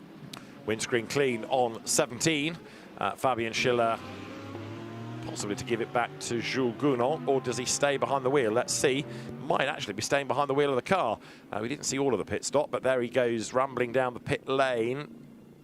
Hard to see a crash harm. It didn't look as colourful as Jules Gounon's, so the car makes its way down pit road now. Of course, the driver ID tag needs to be switched within the car, but that only updates when a timing beam is crossed. So, Maro Engel was next in the queue, but the out-of-sequence Corvette of Lorcan Hannafin is going to be moving up the order on the road right now. There is 163 of Franck Pereira. Yeah, I think Sandy Mitchell now aboard the 163 as that Get Speed car trundles down pit lane. So the car that's going to be challenging him is Piccarello once he goes over the line. So still got to stay at 50 kilometers an hour. So that now should put the Lamborghini into the lead, should it not? So Sandy Mitchell pressing on in number 163. The cars flick through Eau Rouge, they climb the hill, and Fabian Schiller, having done the important part for the championship of taking points at the 6-hour mark for him, for Lucas Stoltz, for Jules Gounon. The Mercedes rejoining. That's a troubled Audi, isn't it? Number 27 there. The lights flicking on and off as it rather slowly made its way back onto the circuit. 27 Audi is the car from the Santalot team for the Qatari Motor Federation, and that was in strife early on in the race, but it's still going, albeit rather badly delayed, and it is currently Ghanem Salah Al Mahid at the wheel. Good little battle going on here. Now, from Santalot, Lawrence Lequertua at a number 26 Audi. Good stint just done, and he is with Alex Le Gouy in the pits. I tell you what, people might be getting sleepy out there, but it's still buzzing down here, and you got out that car looking very happy. That was a great stint. Yeah, for sure, we still manage it because we had a track limit, so we were at the limit, but yeah, I still manage it, and now we are with a good pace, so like this. You feel like you handed over a good car? Sorry? You feel like you handed over a good car? Yes, of course. I think we are in a good pace, so we need just to continue like this to survive to the night, and we will see after on the sunset. You did that very tricky stint from day to night. The sun's low, it's in your eyes. How hard is it for a driver? It's always good, but not, because we are adapting our eyes to the night. But also you have all the sun in direction of your eyes, so it's quite difficult in some corners to manage it well. And now what? You rest? You sleep? Yes, I think so. Yeah. Now I'm driving at 3, so I think I will go to sleep. Yeah, for sure. All right. Well done. Have a good night. You can hear the music thumping away in the background. There's a stage in the paddock. There's another concert area on the opposite side of the circuit. There's Valentino Rossi then taking on some liquid and reflecting on that stint. Number 46 BMW is 17th. It is René Rast back at the wheel of the car. So right now we have a Corvette in the lead because Lorcan Hannafin is out of sequence with everybody else and he's heading to the end of a stint, so he will drop back down the order. Right, Ganel Longy is in the WRT garage and can talk to Valentino. Oh. Valentino, first night drive, first night stint, how did it go? Not too bad, because I drove quite well, and our pace, the pace of the BMW, unfortunately, is not fantastic, especially in the second half of the stint. But anyway, we are there. The target is stay with the top group and not too far during the night, and try to see for tomorrow. I'm not very optimistic because anyway tomorrow in the last 4 hours we have to push and we don't have a lot of pace. But anyway, we try to do the maximum. Can you expect better situation, better performance at night with cooler temperatures? I hope. I hope, but I don't know if we'll be through. We let's see. I'll let you know later. Thank you. Thanks a lot. And we understand that number 9 Mercedes, which is the Maxime Martin Boots and VDS car, is going to have to retire from the race. So news coming from Mercedes, that was a car that had a puncture earlier on, but then dropped back. It was starting to claw its way back into the order. Number 9 has to retire. Damage at the cooling system. It got caught up, if you remember, in the debris from the Laurin Heinrich Porsche. More than just a puncture, it has done some damage to the cooling system. So really sadly, number 9, after great pace early on and in Superpole, it's a retirement. Yeah, that car had the fastest lap of the race early on for the first couple of hours. So real shame for that car, obviously in the livery as well of the Mark VDS Z4 that won this race some years back. So sorry to hear that. And, yet more victims are falling by the wayside. Yeah, the mortality rate has been pretty high. The team's now also being warned about something else that you don't often find coming up on a message line in a race. Fireworks expected. Now, we've been expecting fireworks all day, but these are legitimate fireworks, as in organised fireworks, and they're going to be around the La Source and Eau Rouge area because this is the fan zone, and so the firework display, another distraction for the drivers, you would think. But are you that focused that you barely notice? You'll definitely catch your eye, and sometimes you're like, was that a red flag? Was that a yellow flag? Oh no, it's just a rocket. Do you know the difference? I learnt my colours a few years ago. Don't quote me on that. It's a test. And, yeah, just going back to this car, Sandy Mitchell's just on the fastest lap of the race for that car at 18.1. Amazingly identical to the previous lap of Jules Gounon in front of him to the 1,000th of the second. That's pretty good, isn't it? Yeah, so the pace overall of that Lambo is good. It's not in the 17s yet, but again, as it gets cooler and those lights flick away, kick up the dust as well. Gounon in front for him, so that's what his motivation is right now. Not that he would need any, but he's pulling away nicely from Froco, who's done well on the last round of stops to get that car effectively up to 3rd place. They're a bit slower maybe because they're heavy on fuel, but also a full course yellow is coming in 20 seconds and the pit entry is closed. So that suggests it's going to be a short full course yellow, maybe for a little bit of debris to be removed rather than a car being off the road. We've not gone yellow anywhere, but a full course yellow now. So race interrupted, but I suspect only briefly. This is interruption number 6, full course yellow. We're still learning about our new race director, aren't we, this year, Niels Vicic? Maybe he's just such a nice guy. He wants the drivers to enjoy those fireworks that are going to start in 2 minutes and 40 seconds. Debris on the start-finish area, we understand. That is the now out of the race, number 9, Boots and VDS. Mercedes AMG, you can see the damage at the front. It didn't hit anything as such, it was just the debris flying that the car clipped. Full course yellow ending on short notice, so we're going to go back to green any second now. And Optimum there are in the pits. The pit lane was open. The pit lane normally closes on a short full course yellow. It did not come up there, I don't think, on the timing display. But because it went so quickly, so it must have been an emergency service. It was closed. Yeah. Right, David. Sorry. So, yeah, interesting strategy there. Yeah, pit entry closed, we did touch on, and so it's an emergency stop, if you like. And Optimum brought Ollie Milroy in, and he is still in. Actually, I was wrong on that. They were already in the pits. Okay. So they actually locked in there massively while they were doing a routine stop coming in on an open pits. That short full course yellow has helped them. So let's keep an eye on them. They were down in 29th place. I think after the next round of stops, that car could be relatively artificially higher. Maxi Goetz there in the white T-shirt, commiserating with the Boots and VDS engineers. Maxi shaking his head. He knows how hard it is to win a 24-hour race. He's won the Nürburgring 24 hours. He has won the Spa 24 hours way back in 2013 with Maxi Buch and Ben Schneider in the early days of Mercedes, what were then SLS AMG GT3s. But they came with high hopes, and it's a very sorry and sad sight to see the car parked in its box. Yeah, guts wrenching there for the whole team, that's for sure. And you get this lovely drone shot. Suddenly there's some space on this Spa circuit, and then 4 cars fire in quick succession. So we're down to something like 64, 65 out of the 74 that started.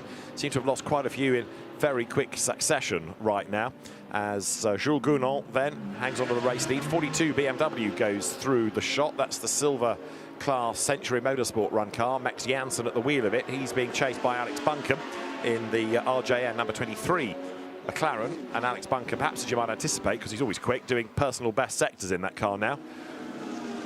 And there he is, almost on the back of the BMW as they make the run up the hill. So gaps coming down. Max Janssen trying to push on also. Quick reminder about the classes at the minute. Silver is being led by Lorcan Hannafin as the fireworks are now officially go. Gold is led by Thierry Vermeulen, bronze is being led by Dustin Blattner, and Pro-Am by Xavier Knauf. And another yellow, it's in the middle sector. And we've got a car slow or a car off. 51 still moving. Oh, it's gone green again. So I think maybe it had a wobble. Yeah, I looped on the exit of Lecombe, but got it going quickly, and that's Rivera. I don't know if it's a car issue or driver issue, but yeah, luckily that was a quick local yellow there. What a firework display that is. Yeah, if you're going to do it properly, then that's how it should be done. So no wonder the drivers need to be warned about it, because if all of a sudden you catch that out of the corner of your eye, you could be particularly startled. But what an image that is, with all the lights, all the fireworks. Wow, fabulous. Go on, let's get the drone closer. How brave are you, Mr. Drone Pilot? Yeah. Is it flammable? Let's find out. So a real spectacle there in that shot. GT racing at night with the fireworks, with the paddock illuminated, the fan zone, the grandstand still packed. Look at that. So not only are they treated to the cars, they're now treated to the firework display opposite. As Stefan Rattal has said more than once this year, we've pretty much done all we can do to build up the grids. We can't get any more cars on the track and into the pits, but what we can do are attract yet more fans to GT racing. And so the emphasis these days that the CrowdStrike 24 Hours of Spa isn't just on the race. Yeah, that's what we're focusing on for 24 hours. But for the fans, there's so much more. Things to do, things to see, things to watch, things to buy, things to enjoy, things to listen to. And the atmosphere is fantastic as the moon makes an appearance as well, peeking out over the circuit. 11:15 local time here at Spa-Francorchamps, the firework display and the circuit with now a little bit more breathing space, with 10 cars or so out of the race, starting to look a little bit calmer. Lorcan Hannafin has just pitted the Stella Motorsport Corvette, so Jules Gounon is confirmed as the race leader once again, and his advantage is 2.9 seconds over Sandy Mitchell, who is 2.4 up on Antonio Fuoco. Yeah, there's a nice battle packed behind Fuoco there. Kirchhoff only 8 tenths behind. Nicky Thiem only 7 tenths behind that car. So 3 cars running within just over a second and a half as the moon crescent as well illuminates the sky. And this is amazing at Spa. You just get this clear part of the track, and that's going to become crucial in the pit stops where you're released into some space, because these slower cars now with the AM drivers in just lose more time at night. So whereas before the good AMs 2-3 seconds off a lap, that will now start to grow to 5, 6, and 5. Amateurs that haven't driven at night before, never been to Spa, that can be as big as 6 or 7 seconds a lap, and we know how hard it is to overtake in a GT3 car, no matter the lap time disparity. So there, the battle pack coming out of La Source then. Classes all intermingled. We've just had into the pit lane number 54 Porsche, the Dynamique car that had quite a lot of penalties early on for track limit offences, but has now sort of got itself into a rhythm. And Federico Al-Rifai, the Saudi Arabian Formula 4 champion, has just brought the car down the pits. So, Jules Gounon, Sandy Mitchell, Antonio Fuoco, the top 3. Marvin Kirchhoff are running 4th in the McLaren. In 5th place, it is Nicky Thiem ahead of Mirko Bortolotti, then Alessio Picariello in the Porsche. Now, Mauro Engel, 48 Mercedes, has dropped back into 8th place. We saw him lose a bit of ground in the pits, but that car's fallen out of where it was for much of the early part of the race. Yeah, and Picariello, they went longer and they just got released into traffic. So the cars that stopped earlier to kind of do the undercut just fell into a better piece of space, basically. So their out laps were quicker than the in and out laps of those cars. So they've got to dig deep now. It will swing back, I'm sure, at some point as we look at that Kessel 8 car and the Haas Audi all jumping up on that curb.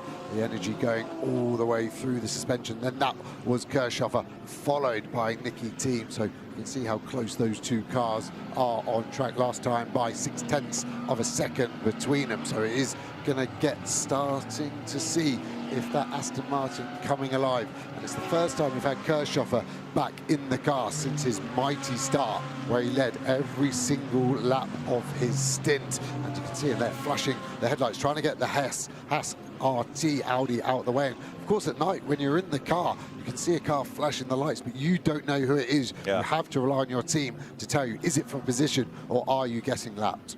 Just had a visit from David Perel, who is here racing Ferraris as ever he does, and although he's just making a fleeting visit, he was saying that his radio had gone down, so it was rather scary not having any information whatsoever, never mind about, you know, cars around you or when to box or anything like that. So having to go the old-fashioned way to get him back into the pit lane. That, I think, has now been sorted, but he must feel quite isolated when that happens, especially actually racing at night. Yeah, the teams will have a procedure, so there's always a pit board, the old school, hang it over and say in.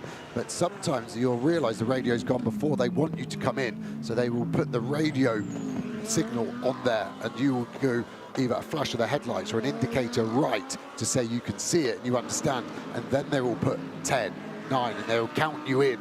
And this is all procedural, and some of the cars even have it written down. Indicate left means yes, right means no, flash means okay. So again, it's the good teams have a set procedure. Some teams even now running 2 completely separate radio systems, so the driver can manually unplug, replug into a different radio system, and see if that's the problem. So there's a stone, it's being turned. That's the thing in this race these days. Every base covered. Now, all that smoke in the air isn't that someone's had a massive problem. It's the smoke from the fireworks. As you look back then, coming out of Radion, fireworks in the background, cars' headlights in the background.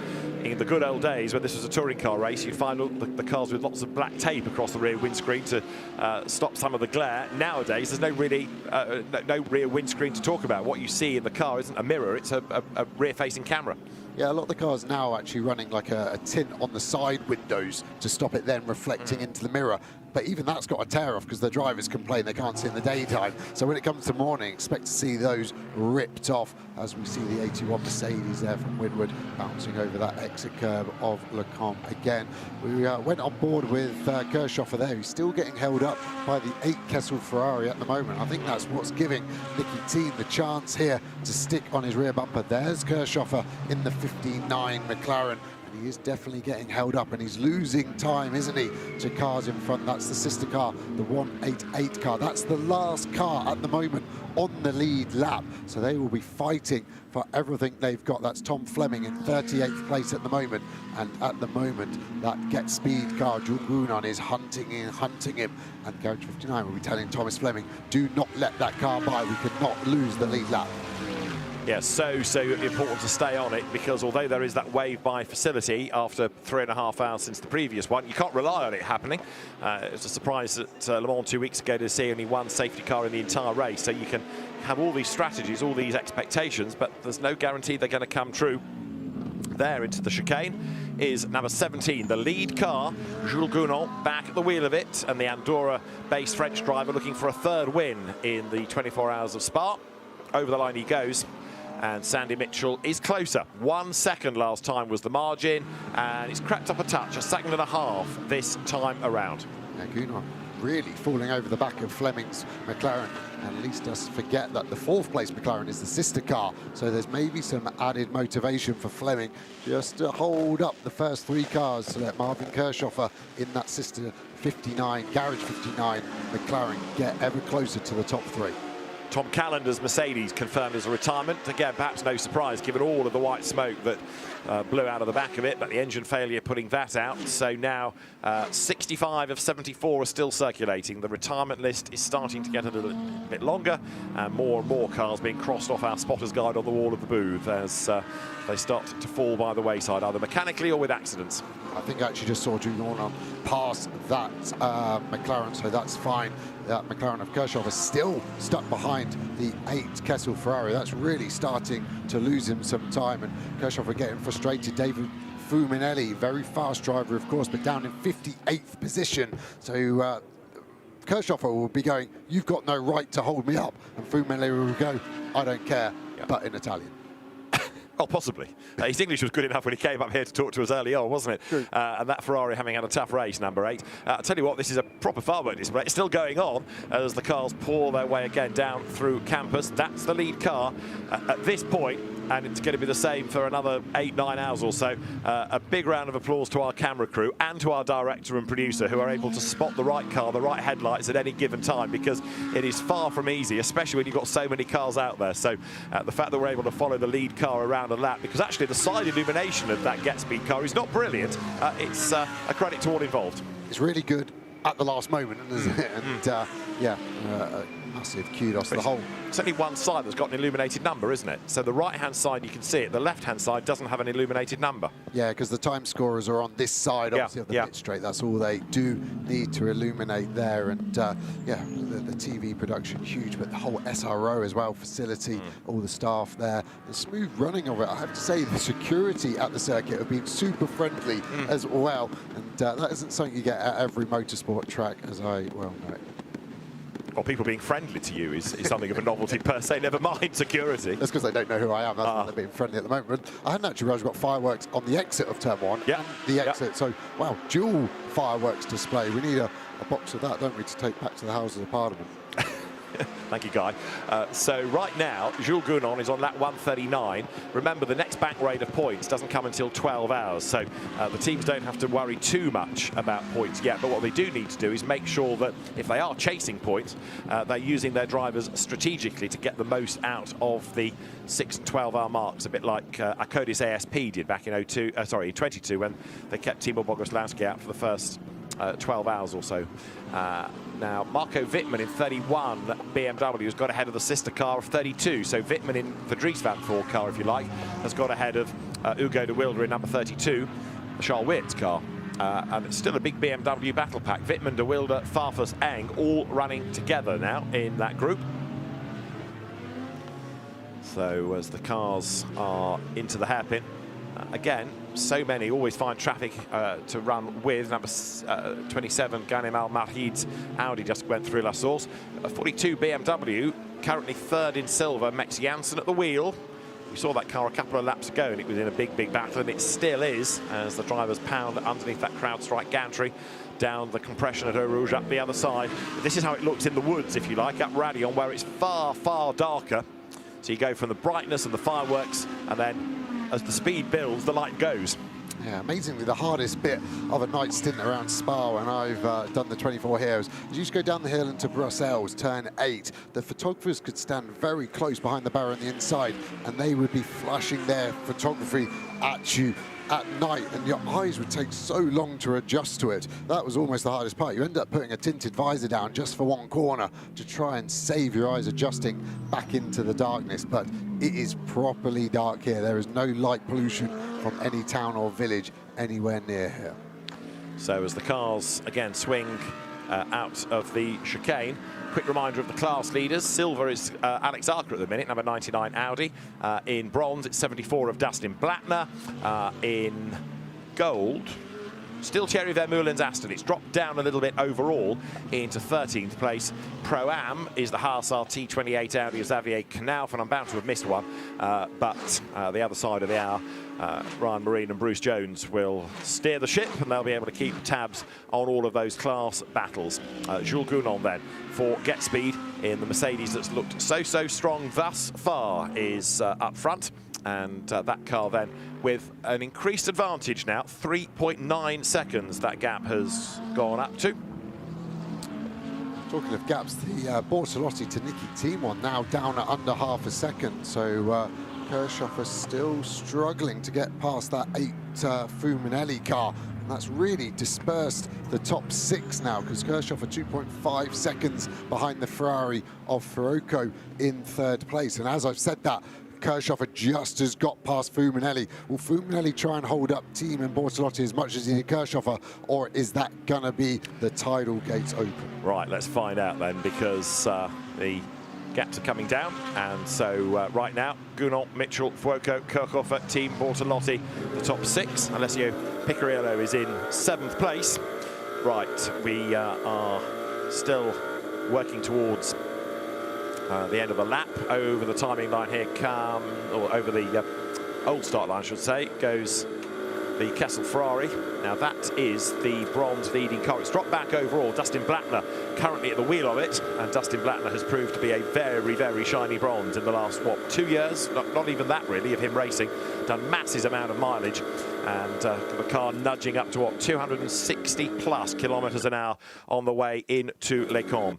Goes through the right, through the left, through the right, and the field now accelerates again out of Les Combes. So we have the cars to the timing line. We're on lap 140 right now, and the car there you can see in the pit lane is 992. That's out of the Paradigm stable, and it was Maxime Osten that had brought the car in, and the Paradigm team putting the fuel in it.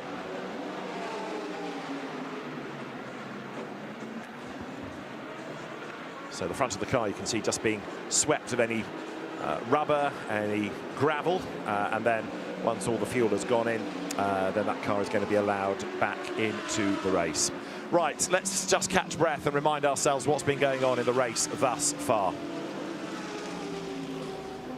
So, in front of a packed house in the sunshine, the grid had assembled with a 74-strong grid. 1 or 2 would have to start from the pit lane as Matthew Drudy and Marco Sorensen brought the winner's trophy back to base. Their Royal Highnesses waved away the cars, and it was Marvin Kirchhofer from pole position who was able to charge away into the lead of the race, chased by Jules Gounon. And a good start also being made by Maxi Goetz in number 9 Mercedes. They'd had 2 formation laps, so the tyres were warm. It was a clean start, everybody keeping out of trouble as they made that climb up the hill, but it wasn't long before the drama kicked off. Michele Beretta being turned around in the chicane, and Tarezau with nowhere to go. Big damage to both cars. They were both in the pits for over 20 minutes, and then the biggest accident of all, Laurin Heinrich unsighted, cannoning into the back of Josh Mason's McLaren that was equally destroyed. Laurin Heinrich, okay, got out of the car, and soon after that, Tarezau was hip and shouldered by George Kurtz, and the CrowdStrike boss ending up in the gravel without, for which he got a penalty. Full course yellow called. Custodio Toledo didn't slow down in time, so he used the 270 Aston as a brake. They're both out of the race. With all the coolant out of the front, the Ferrari spun on its own liquid, nearly took one of the Audis with it. 2 more casualties of the dramas early on. And then Darren Lung was tagged into a spin at Les Combes as well. His Paradigm BMW going around. We lost the number 60 Lamborghini. That car having been damaged, remember, rejoined, but it didn't last long as Valentino Rossi at least found something to smile about as he was getting ready to go. The number 333 Mercedes getting involved with 30 BMW down at Brussels. Both were able to rejoin. And a good battle on track as the Raffaele Marciello BMW was fighting with the Ford Mustang. Into the evening sun, and Joseph Loke's McLaren came out of the pits, losing its lead, and soon will be down in 4th place because coming storming past him from Pereira, and although he went off the road and back on again, also in the mix was Arthur Leclerc. He was able to go through as well. Dries Van Thor versus James Kell at La Source. A little bit of a rub, and that dislodged the rear balance on Dries Van Thor's BMW. The car battled on until then Frederic Jousset was given a tap in the back by Tim Sattler, and the consequences were severe. Another safety car period, and that meant that the car was out of the race. And a 30-second stop-go penalty went to the Mercedes. Another Mercedes in strife was this one of Tom Callender. Just about every day of the week fell out of the back of it with all the white smoke, and that car was a retirement into the pit lane. Darkness fell, cars battled on. Jules Gounon got ready for another stint, putting on his night glasses because he would go into the darkness. Another full course yellow has just been called, incidentally, here at Spa-Francorchamps. The fans, though, young and old, have been enjoying themselves. Fabian Schiller relayed Jules Gounon in the lead car. The fireworks also started to take up attention, and more pit stops shuffling the race order. We're fully into the night running here at the CrowdStrike 24 Hours of Spa. A full course yellow is called. Jules Gounon is in the lead car, number 17, and we're going to do a driver change up here as well. Bruce Jones and Ryan Marine are going to keep you entertained for a good 9 hours or so. Sounds like a plan to me. David's been doing the heavy lifting, so let's let him get off and get a little bit of a break. And Bruce will be shuffling in to join us as we go full course yellow here once again. Unfortunately, not the first time we've said that in this 78th edition of the CrowdStrike 24 Hours of Spa. I am Ryan Marine. Bruce Jones about to jump on the headset. Gemma Scott will be in the pit lane for us. I believe the cause for this might just be the number 12 Ferrari, currently driven by Davide Rigon. That car already 2 laps off the overall lead of the race. Several intervention vehicles on track and some track cleaning equipment on track as well.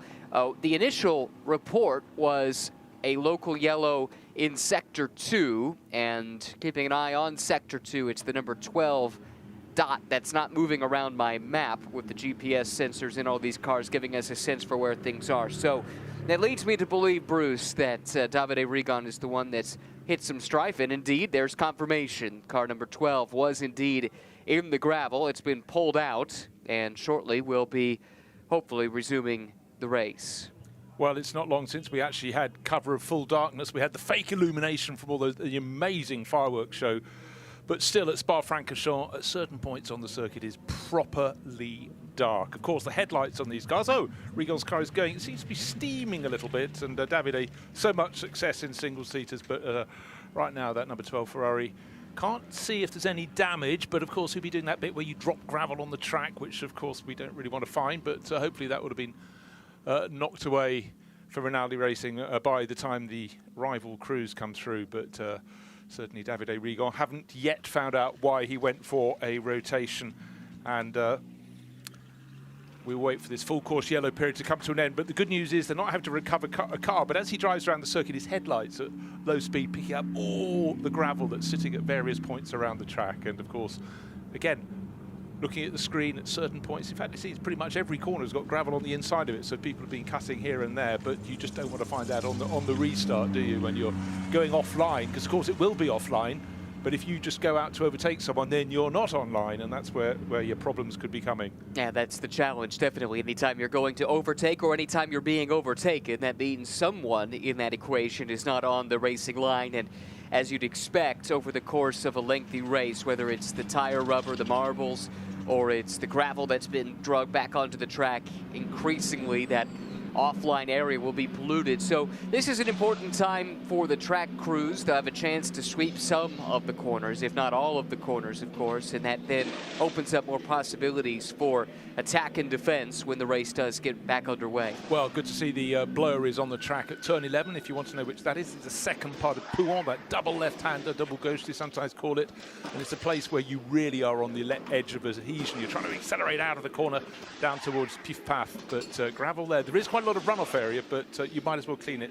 You might as well take these opportunities. Why leave hazards on the track? That's a high-speed, high-commitment corner as well. Joe Osborne was telling me earlier today, I think it was, that actually, when he was driving, was his favorite corner on the track because it was super high commitment, super high risk.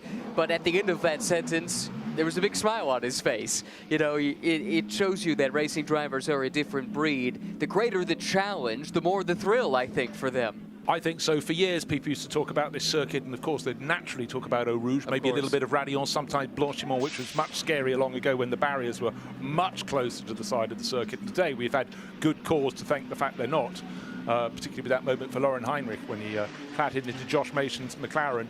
But really, I think from driving terms, turns 10 and 11, or what you want to call Pouhon 1 and Pouhon 2, or Les Double Gauche, I think that is just an amazing array. But there have been some big accidents on the exit of that long ago, but luckily the exits are further away now, so that's all fine. So, full light in the pit, full darkness out on the circuit, and Rinaldi Racing going to get the dolly jacks under that, and Davide Rigon has brought the Rinaldi Racing Ferrari back, but the number on the windscreen is becoming higher and higher. It's saying 53. How many runners have we still got? Effectively, we've got 65 runners still in this race. We started with 74, could have been 75, which would have been this is an absolute record at 74 GT3 starters, but we lost the number 34 Aston Martin, so a big shame for all concerned there, but you know, no driver damage, at least for Enrique Chavez, but frustration for his teammates. And so David Pittard, one of them, is a driver who just loves 24-hour racing. Had success, of course, at Nürburgring a couple of years ago now with Ferrari, but moves around, and you know, he'll be missing. Talking about the 24 hours race last weekend at the Nürburgring, a lot of drivers in a shuffle through the various teams were there, but the number 98 BMW from Rover Racing, we'll look at it now, they came away as winners. But in this race, thus far, they've been hovering just outside the top 10, which is where they qualified. So it's not yet come to them. But, you know, again, super strong driver lineup. Augusto Farfus won this race, I think, as long ago as... I'm trying to remember exactly how long ago it was, actually, but a very long time ago. But you realise some of these drivers have been top-level GT drivers for an awfully long time, and others are still quite new to works teams. But also the teams have to step up, Ryan. Full course yellow, so they're not losing too much time. But look, the front end's come off that Ferrari. Don't know what went on for Davide Rigon. Looking to see what the damage is underneath the floor at the back of that wheel arch. Looks like it's been clattered over a curb big time. Anyhow, Again, the kit that crews have to use, a floor-standing lamp to illuminate work, because when you're lying in a dark garage, you can see lots of gravel has come out of the bottom of that, but yeah, some of the bodywork under there is not sort of as it left the factory. Not the work of a moment, it would appear, for this crew trying to get Davide back into the fight, and a lot of work being done. It looks like maybe with the brakes as well here on the right front, or is that a suspension mounting point? In any event, they've got a lot of work on their hands. Interesting, of course, with the massive amount of cars in this field, that, you know, as is customary, the pit lane is extended, the new pits down to the old pits, and some teams will have a preference, the old pits versus the new pits versus the old pits. I have to say, if you have to do a lot of work in one of your garages, the new pits is the place to be. It's a lot more luxurious up here, a lot better lighting, more room to move around, and you're not on an incline. And also the old pits on the descent from La Source down to Eau Rouge, they're slightly at a diagonal angle. They're not fully 90 degrees off true, but also they're single garages rather than double. So just manoeuvring a car in, you don't have the extra space. And Joe Osborne has this theory, it's better to be in the top pit lane in terms of other cars coming around, having made their pit stop in the top thing. He thinks you're at a slight disadvantage on the downhill stretch. However, I'm sure we're talking about small margins. But certainly when we had the number 59 McLaren in the lead of the race, Marvin Kirchhoff from pole, and working through that cycle, they seemed to twice, when the car went down to the deck, the car just hesitated a little bit before it got going again. And in these small margins, we've had crews just gaining a position or two. Because out on the track, these cars are lapping within, what, 0.05 of a second of each other when they're at maximum pace. Right now, it's not maximum pace, it's full course yellow. So for some of the crews, you know, who's in the pits, who's not? Well, the bulk of the cars are out on the track at the minute. No, actually, when I say that, probably about just over half of the cars are out on the track. But the front runner, Jules Gounon, in from lead of the race. That's the number 17 Get Speed Mercedes. Second place, also in the pits, that's Sandy Mitchell, the 163. In fact, they're all pouring in. He's in the VSR Lamborghini. And Antonio Fuoco, AF Corsa Ferrari, listed in third place, but now in the pits. Everybody else is coming in. And from fourth place now, Marvin Kirchhoff, the driver who led away from pole position. The Garage 59 McLaren is also in. So busy time. Once that pit lane opened, in they poured. The Rutronic Porsche, the car that was for quite a while slightly offset in the battle, is now sort of fully in sync with all the others again. So we talk long and hard about getting off sequence. Sometimes it can find you an advantage, but the worst thing you can do is serve your pit stop under green, then it goes full course yellow, and your rivals, if they're in the pits, they gain the best part of half a lap. Yeah, that's right. When you're sitting stationary and the rest of the field is going at full course yellow speeds, you lose a lot less time than if the rest of the field is out there racing under green flag conditions. This comes at an interesting time strategically here, because ideally, if the race ran green for 24 hours, which we know it won't, but you want to kind of hit your 60-minute mark and make your pit stops right around the top of the hour. You can bang those out one after the other, and you don't end up then having to take an additional stop at one point or another. We're not there. Obviously, we're 15 minutes shy of that hour mark, and these cars could have gone past that hour mark on their drive time. All of the front runners were between 34 and 42 minutes of drive time. So it's one of those where this puts you out of sequence with where you would like to be ideally. However, as you point out, if you're close to the window in any way, you want to take advantage of this full course yellow for all the reasons that you pointed out earlier. The time delta that you lose relative to your competition, if you do this under full course yellow, much more advantageous. What a fantastic shot there, just showing the cars coming down at a bated piece speed in the pits, because that's the pit lane speed limit, 50 kilometers an hour. But that wasn't a lot slower than the cars on track. They're coming down the hill at 80 kph. But bear in mind, at full racing speed, if it was green, they'd be coming down the hill at around 230, 240 kph into Eau Rouge, up the hill to Radion. And so you're losing so much more if it's green. Right. Blower on the track at turn 2, that's down at Eau Rouge, so they're still just trying to get rid of any gravel that could cause a mishap, and we'll keep an eye on when the full course yellow will come to an end. But any shot with the illumination from the headlights coming towards the cameras, gravel is everywhere. This view is at the top of the hill at Les Combes, but certainly there's been plenty of action going on up there. As ever, it's one of the ultimate overtaking places. On the inside, tricky. On the outside, well, you could easily get it wrong and be just shoveled up into the gravel up at the top of the hill there. But you've got to try. But just also got to remember, it is a 24-hour race. but it's playing the long game. It's a game of chess, and as we said not so long ago, we had a lot of cars on the lead lap, and again, with a lot of them pitting right now, it'll take a while for me to tell you exactly, because some are still filtering out of the pit lane right now. I think it could be as many as about 40 to 43 cars that are still on the lead lap. We'll have to wait and see, like you say, for a couple of things to cycle through, but a good chunk of this field, and that encompasses multiple class leaders from the various subclasses as well, still on the overall leader lap. And the fact that we have had multiple full course yellows and safety car interventions, that's helped to keep some of these teams and cars in the mix. Interesting rule here as well that I heard David and Joe talking about earlier, but it's worth rehashing with how the wave by is done. If you're familiar with racing in the States, you know that this is not uncommon. If the different classes are separated from their class leader by the safety car, under the safety car conditions, they'll wave by those cars trapped behind the safety car and their class leader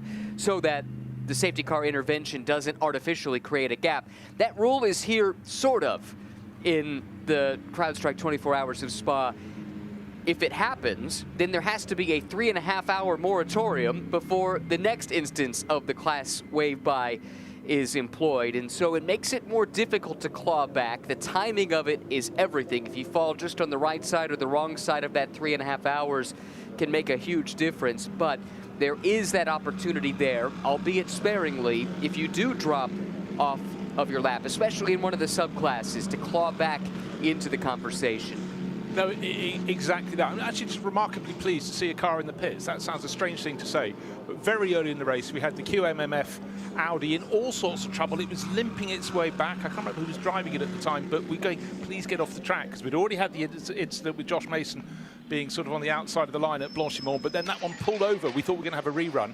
But that, I didn't know what the problem was. But anyhow, they got it fixed. They lost an awful lot of time, but they're still going. And that's a team with 3 Qatari drivers, and it's great to have this global spread. Just had news. We'd had a change in the commentary box, but Gemma Scott is now in to do the hard yards through the night in the pit lane. We saw that number 12 Rinaldi Racing Ferrari in, and she's just reporting there was contact. That was when David A. Regon was driving it. No word yet of what the damage is. We can see it was the front right-hand corner. It looked as though that front right suspension had had such a blow that it had come slightly away from where it should be. Yeah, and not a surprise, as you mentioned, Davide, such an experienced hand at the wheel of one of these GT3 Ferraris. His single-seater career, you made reference to, a 2-time Super League Formula champion.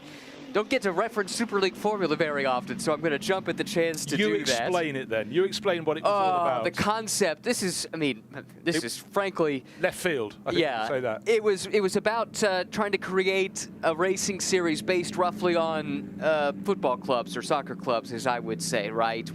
And actually there was quite a bit of buy-in, at least initially, from some established teams from the world of international football. Anyway, it was short-lived, but it had some pretty good talent, and Davide certainly was one of the leading lights in that championship back in the late aughts. Yeah, it was some long time ago. I guess we really need to have a little look at where we are in terms of the overall order. And here we are, still under a full course yellow, but we're going to give you a run through very shortly under this full course yellow period of the results as they stand at the moment. And we've got what left on the clock? We've got 17 hours left, so time aplenty. But we've just had the flurry through the pit stops, arty shots abounding. But we're in for the thick of the night. It was a beautiful, beautiful sunset. Then we rounded it off with, of course, some fantastic fireworks. The fireworks have been on the track, been on the sky. I'm sure there's plenty more to come. But this race is just bedding down right now, Ryan.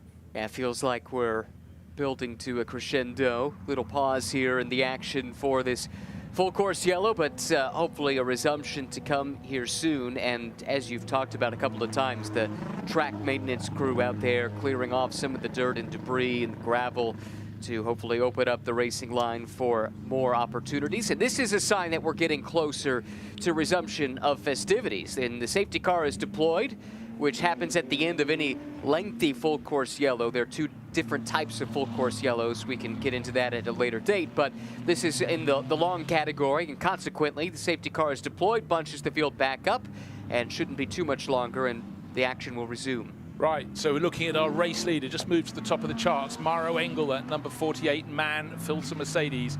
Moves ahead of the number 17, Get Speed Mercedes, Jules Gounon on board then. And Sandy Mitchell, third in the number 163, that's the VSR, or one of the VSR Lamborghinis. Antonio Fuoco, the top Ferrari driver, in fourth. Well, let's hear from car 17, team radio with Jules Gounon. What's he got to say? Just quick heads up on strategy. So the 48 Windward, they did just a short stop. They're now 3 cars ahead, currently entering turn 10. They offset it themselves in terms of sequence. So at the moment, everything good from our side. Just keep going. So there will be P1 correct? Exactly. Everyone else from the leading group did a full service. They're the only ones on short fuel. If you are much quicker, message to AMG, do you consider a swap or no chance? We do. But first of all, we need to get behind, and then we must see. Obviously how much quicker we are. But I think generally, for sure, we are on a better strategy. Over and out, so Jules Gounon listening in to the messages from his engineer at Get Speed Mercedes, wanting to work out, I was leading, now I'm not. How come? So the reassuring message came through to him that the 48 Windward Man Filter Mercedes had done things differently, the short stop rather than the long stop, but you've got to keep gambling. At Team WRT, Vincent Voss and fellow team founder Yves Wirtz looking at things from their point of view, and so far for Team WRT, not to their normal standards, but they're working their way towards the front. No, I agree with that assessment. What they do. Yeah, it is, but it's been a bit surprising that they've not been fighting at the pointy end really at any point yet, and they also are a team known for knowing the loopholes in the strategy, knowing ways if you don't have the pace to get the car to the front from a tactics perspective, and they've not really done a whole lot off sequence that I've noticed yet either, so maybe they're keeping that in their back pocket at the moment. But going back to that radio transmission, the important thing to know, the drive time rules, you're limited to 60 minutes on a stint that can be extended to 65 minutes if there's a full course yellow at some point during the stint. If you want to reset the drive time, in years past, you could just drive through the pit lane, and that was good enough. No longer. Now you have to come, be stationary, turn the car off, turn it back on. And that's effectively what Mauro Engel and the Windward Man Filter team has done. Their time spent in the pits was roughly 44 seconds less than the erstwhile leading car with Jules Gounon behind the wheel. So that's how the 48 was able to jump to the front. They've been on the back foot relative to their Mercedes brethren to this point in the race. So this is their little gambit, perhaps, to try and get some track position. It is, and I think one of the important things, of course, was the message to Jules, stay with him. Yeah. We're waiting to see if we get the wave by, because then that will remove the cars that are between them. But waiting, you know, drivers have so many questions they need to ask. And some drivers actually are remarkably cool, and others want information the whole time. Okay, we're not playing you all the team radio, because some, they would fill the airwaves, and others, they simply wouldn't. But I tell you, if you've ever monitored, and I know you would have done, Ryan, team radio, there is so much of it, but it's sometimes how concise people are. I quite like a driver who goes, yep, got it.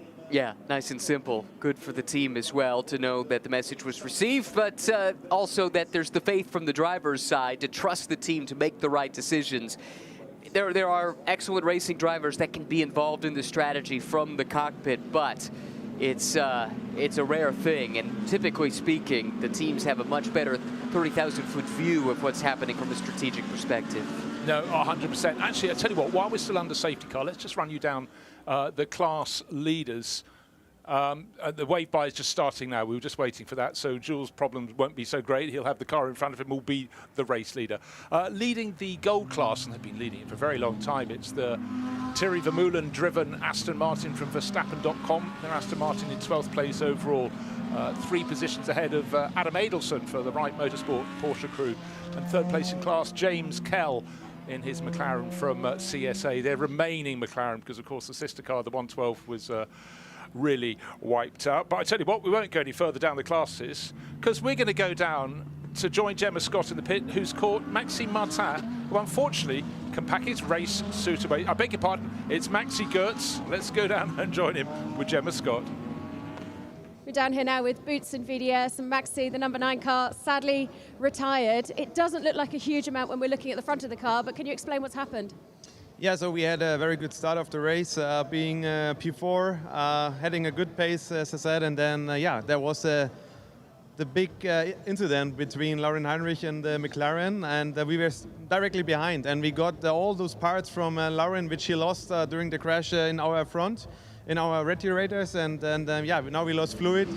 Radiator get broken, which is a big shame, so we kept going, but we already knew there's something not right. We taped it and we tried to fix it, but then radiator gave up. So in the end, really a shame. We had a very good package, good pace in the car. I mean, we had a puncture early on. We lost many places, but we fight back already to P25, and now we're out of the game, so which is really a shame. It's a real shame, and it's certainly been a wild start to this year's 24.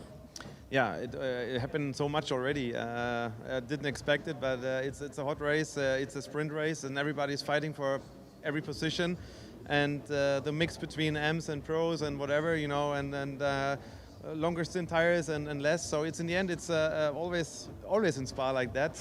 But in the end, it's part of the game. It's racing also for us. Wrong time, wrong place. We come back next year. Fight back harder next time. Thanks a lot, Maxi.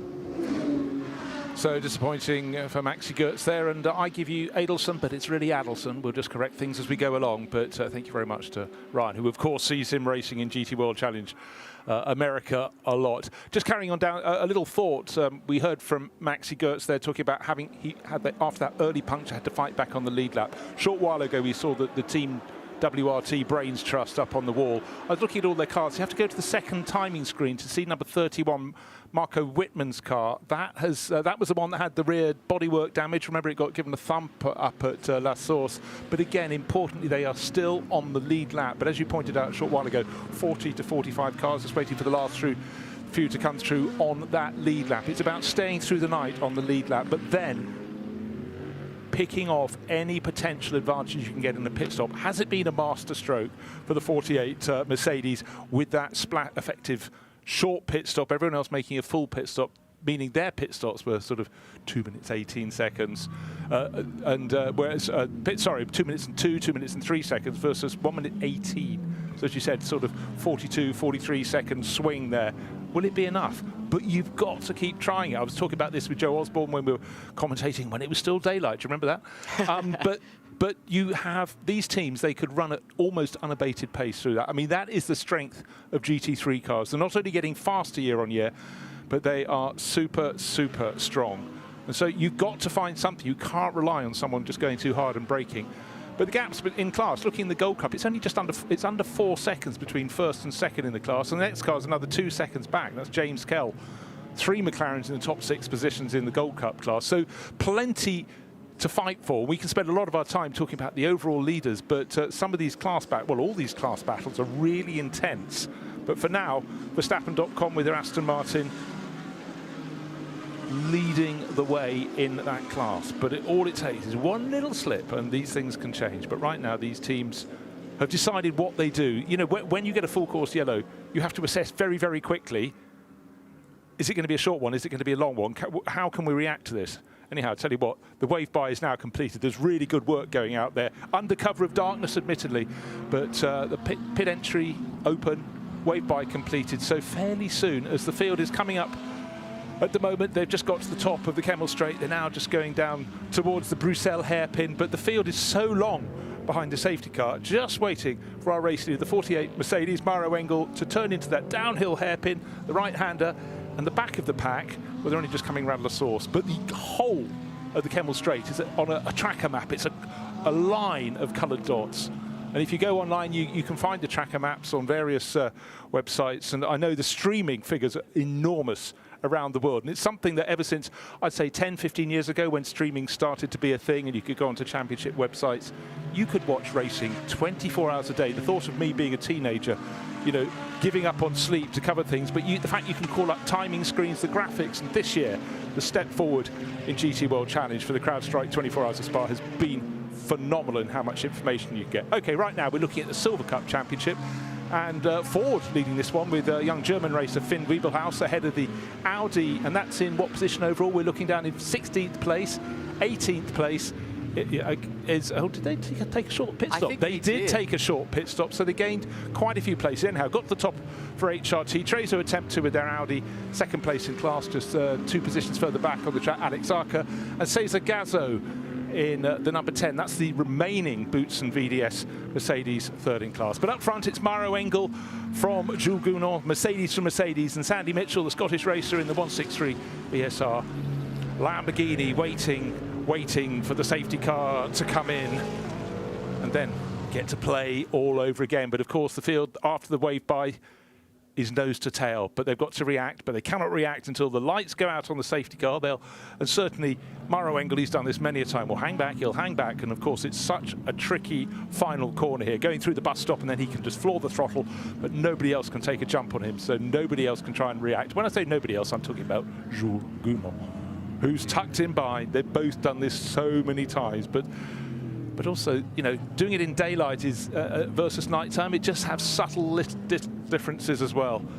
Right, unfortunately, you constantly get warning messages on a timing screen. Car 333 under investigation for not respecting pit exit lights. That's probably not a recommended course of action.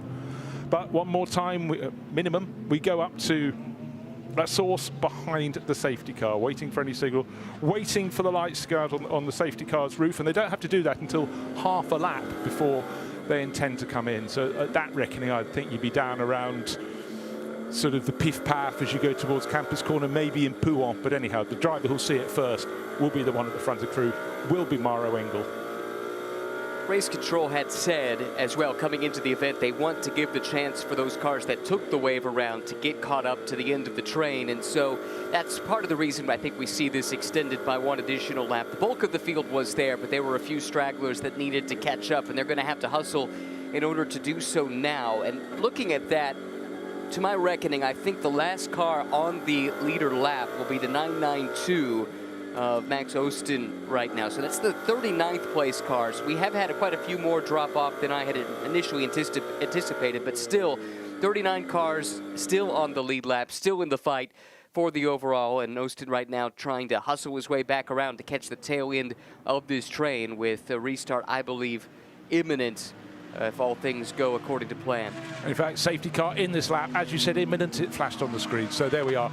So drivers, if they haven't spotted that, immediately their race engineer will be passing that message to them. Get on your tiptoes, get right under the rear wing, onto the tail of the car in front. And the pros are definitely doing that, and whole way down through the field. Right, into Piff Path, that's turn 12 and turn 13. It's the right and then the left, the safety car leading the field through. Lights still on its roof, but I expect those to go out any moment. So it's Mauro Engel, the number 48, the yellow and green Manfilter Mercedes run by Winward Racing, ahead of Jules Gounon, the Get Speed Mercedes tucked in behind. That's car number 17. And just going down through the classes, we didn't really get to the bronze class. That's being led by Conrad Larsson in the number 74 Ferrari, down in 25th position. Albert Renauer, one of the two twins in that car, Albert and Robert Renauer, 91 Herbeth Motorsport Porsche, second in class. Safety car in this lap, lights off, and now it seems they're going in slow motion, but they're just waiting to floor the throttle. But don't forget, it's they've got to come up through Blanchimont. They're just going through the the left-hander at Blanchimont. Don't turn right at Blanchimont, it's a bad thing. And then they'll see the bright lights, the pit building coming up, the grandstand, but they know they've got that really fiddly bus stop corner, that very tight right and left, really even tighter left onto the start-finish straight. Safety car not only through the bus stop, but has already turned into the pits. That's how much Mauro Engel has hung back. But now he's started to floor it. He can predict it long before the corner. Once that safety car is pulled off, he can go.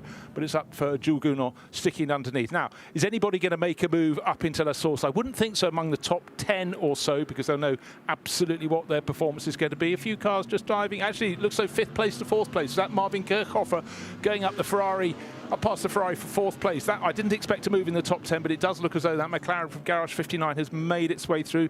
Yep, as he comes down the hill, 4th car in the pack. No, Fuoco is still there. Looked as though the move was done. Didn't quite happen. Might have been also Nicky Tim working on Kirchhofer there. I think that could have been the battle that we just got that glimpse of. Hard to tell, of course, with the blinding headlights coming our direction, but great getaway by Engel from the pole position, or sorry, from the lead position coming to the restart.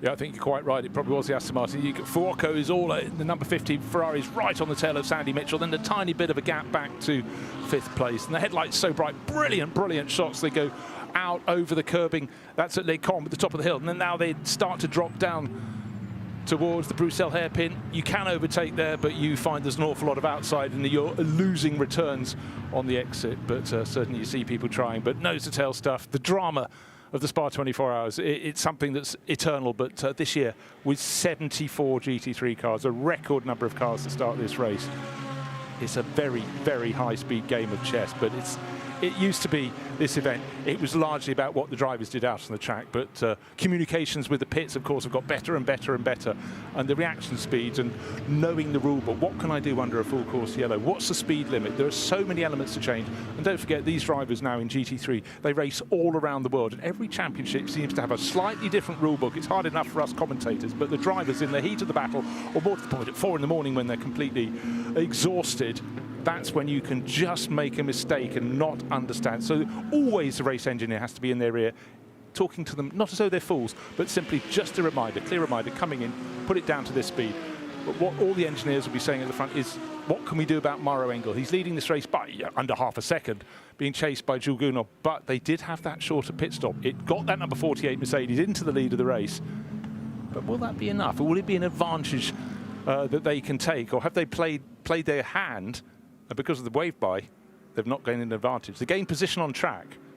But it's not what it could have been. You're right. The wave-by eliminated 3-lapped cars from different classes that had been in between when the safety car came out. But that said, again, this has gotten track position for a car that frankly hasn't had it all day long. They've been nipping at the heels of the cousin car, if you will, the other Mercedes. Jules Gounod currently piloting that car, which has been the best of the Mercedes-AMG GT3 Evos to this point in the race. The thing that's going to be interesting is it's a tire offset, which we don't see much with this rule set, right? There's really not much incentive to not change tires during pit stops unless you're doing the short stop to reset the drive time.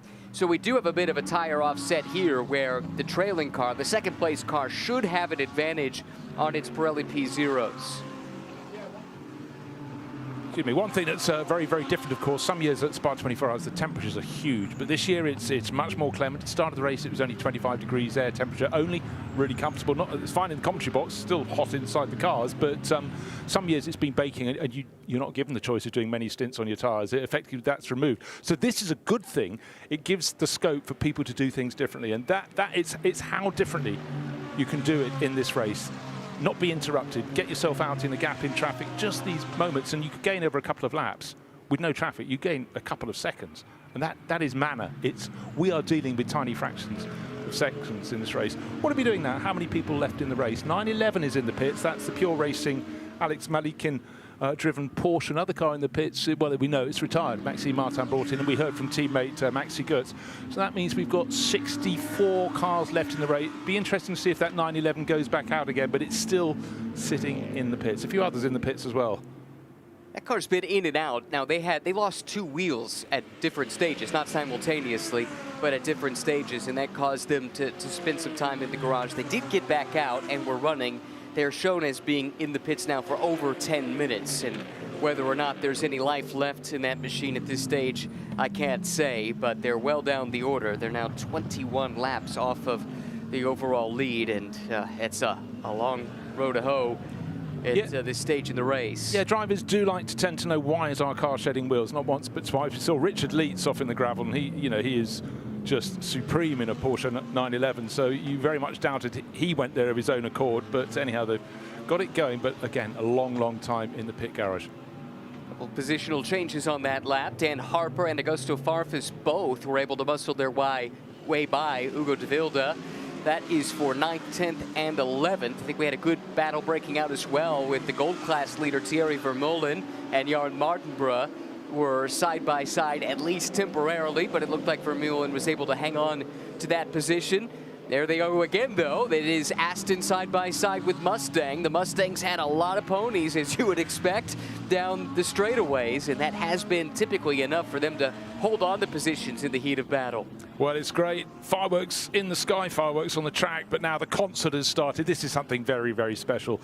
The arena down just inside Eau Rouge, it's another world, and people can escape that for a short while. It's in an arena they actually sometimes put a rallycross circuit into, but people go off for the night. It's a bit of a distraction for the drivers when they go down the hill. You've got all these lines behind the Ferris wheel, but it's all part of the magic of the CrowdStrike 24 Hours of Spa, and it grows and grows. And interesting, speaking to some of the photographers taking their little motorbikes out around the access roads to the circuit, they said it's almost like the Grand Prix, how packed it was. But of course, that doesn't stay for 24 hours. In fact, you think people come here today and they stay for about 3 days, but just to show the popularity of this race is growing and growing. And again, sidelines like this, something else to do, because if you're planning to stay the night, why not step away for half an hour, be entertained. You can have a little earpiece in and listen to us commentating, or whatever you choose, really, frankly, but a concert banging out down there. And on the left of the screen, just behind the graphic, there's the endurance pits, the original pit lane on that drop from La Source down to Eau Rouge, where the track fires up. But a remarkable place to watch your racing. In previous years, when I've been in the pits for the overnight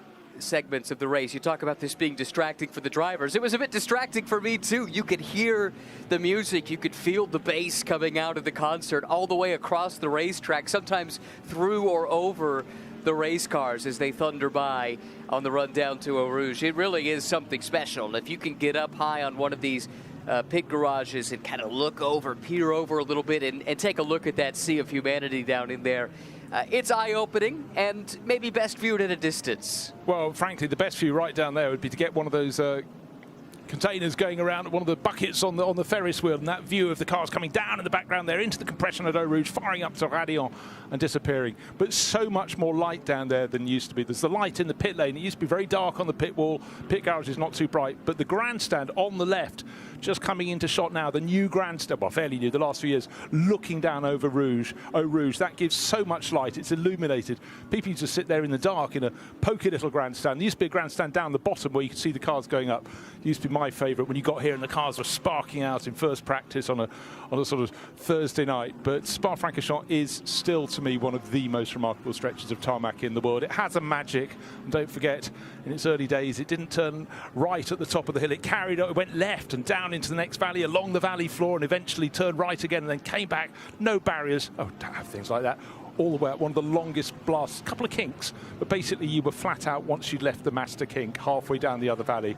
And that's why the lap record in the old circuit is still held by the magnificent Henri Pescarolo at about 163 miles an hour. Not top speed, average speed. I've driven some of those public roads that made up the old course, and trying to imagine carrying those speeds in the cars of that era with the safety or lack thereof located around the circuit. I mean, there is nothing to keep you on the track except for your own skill and bravery, and of course the design of the race cars at the time. Anyway, it's just mind-bending to think what the drivers of that era were able to accomplish. Well, one of the drivers, it wasn't fashionable to care about fashion in the 50s and 60s, but Jackie Stewart certainly did, and the moment that really focused his mind was when his car was sort of slid off the circuit in a downpour in the neighbouring valley at Malmedy, and he ended up upside, sort of semi on his side, but in his cockpit with fuel pouring all over him, and he was trapped by the steering wheel. And afterwards, he always had a spanner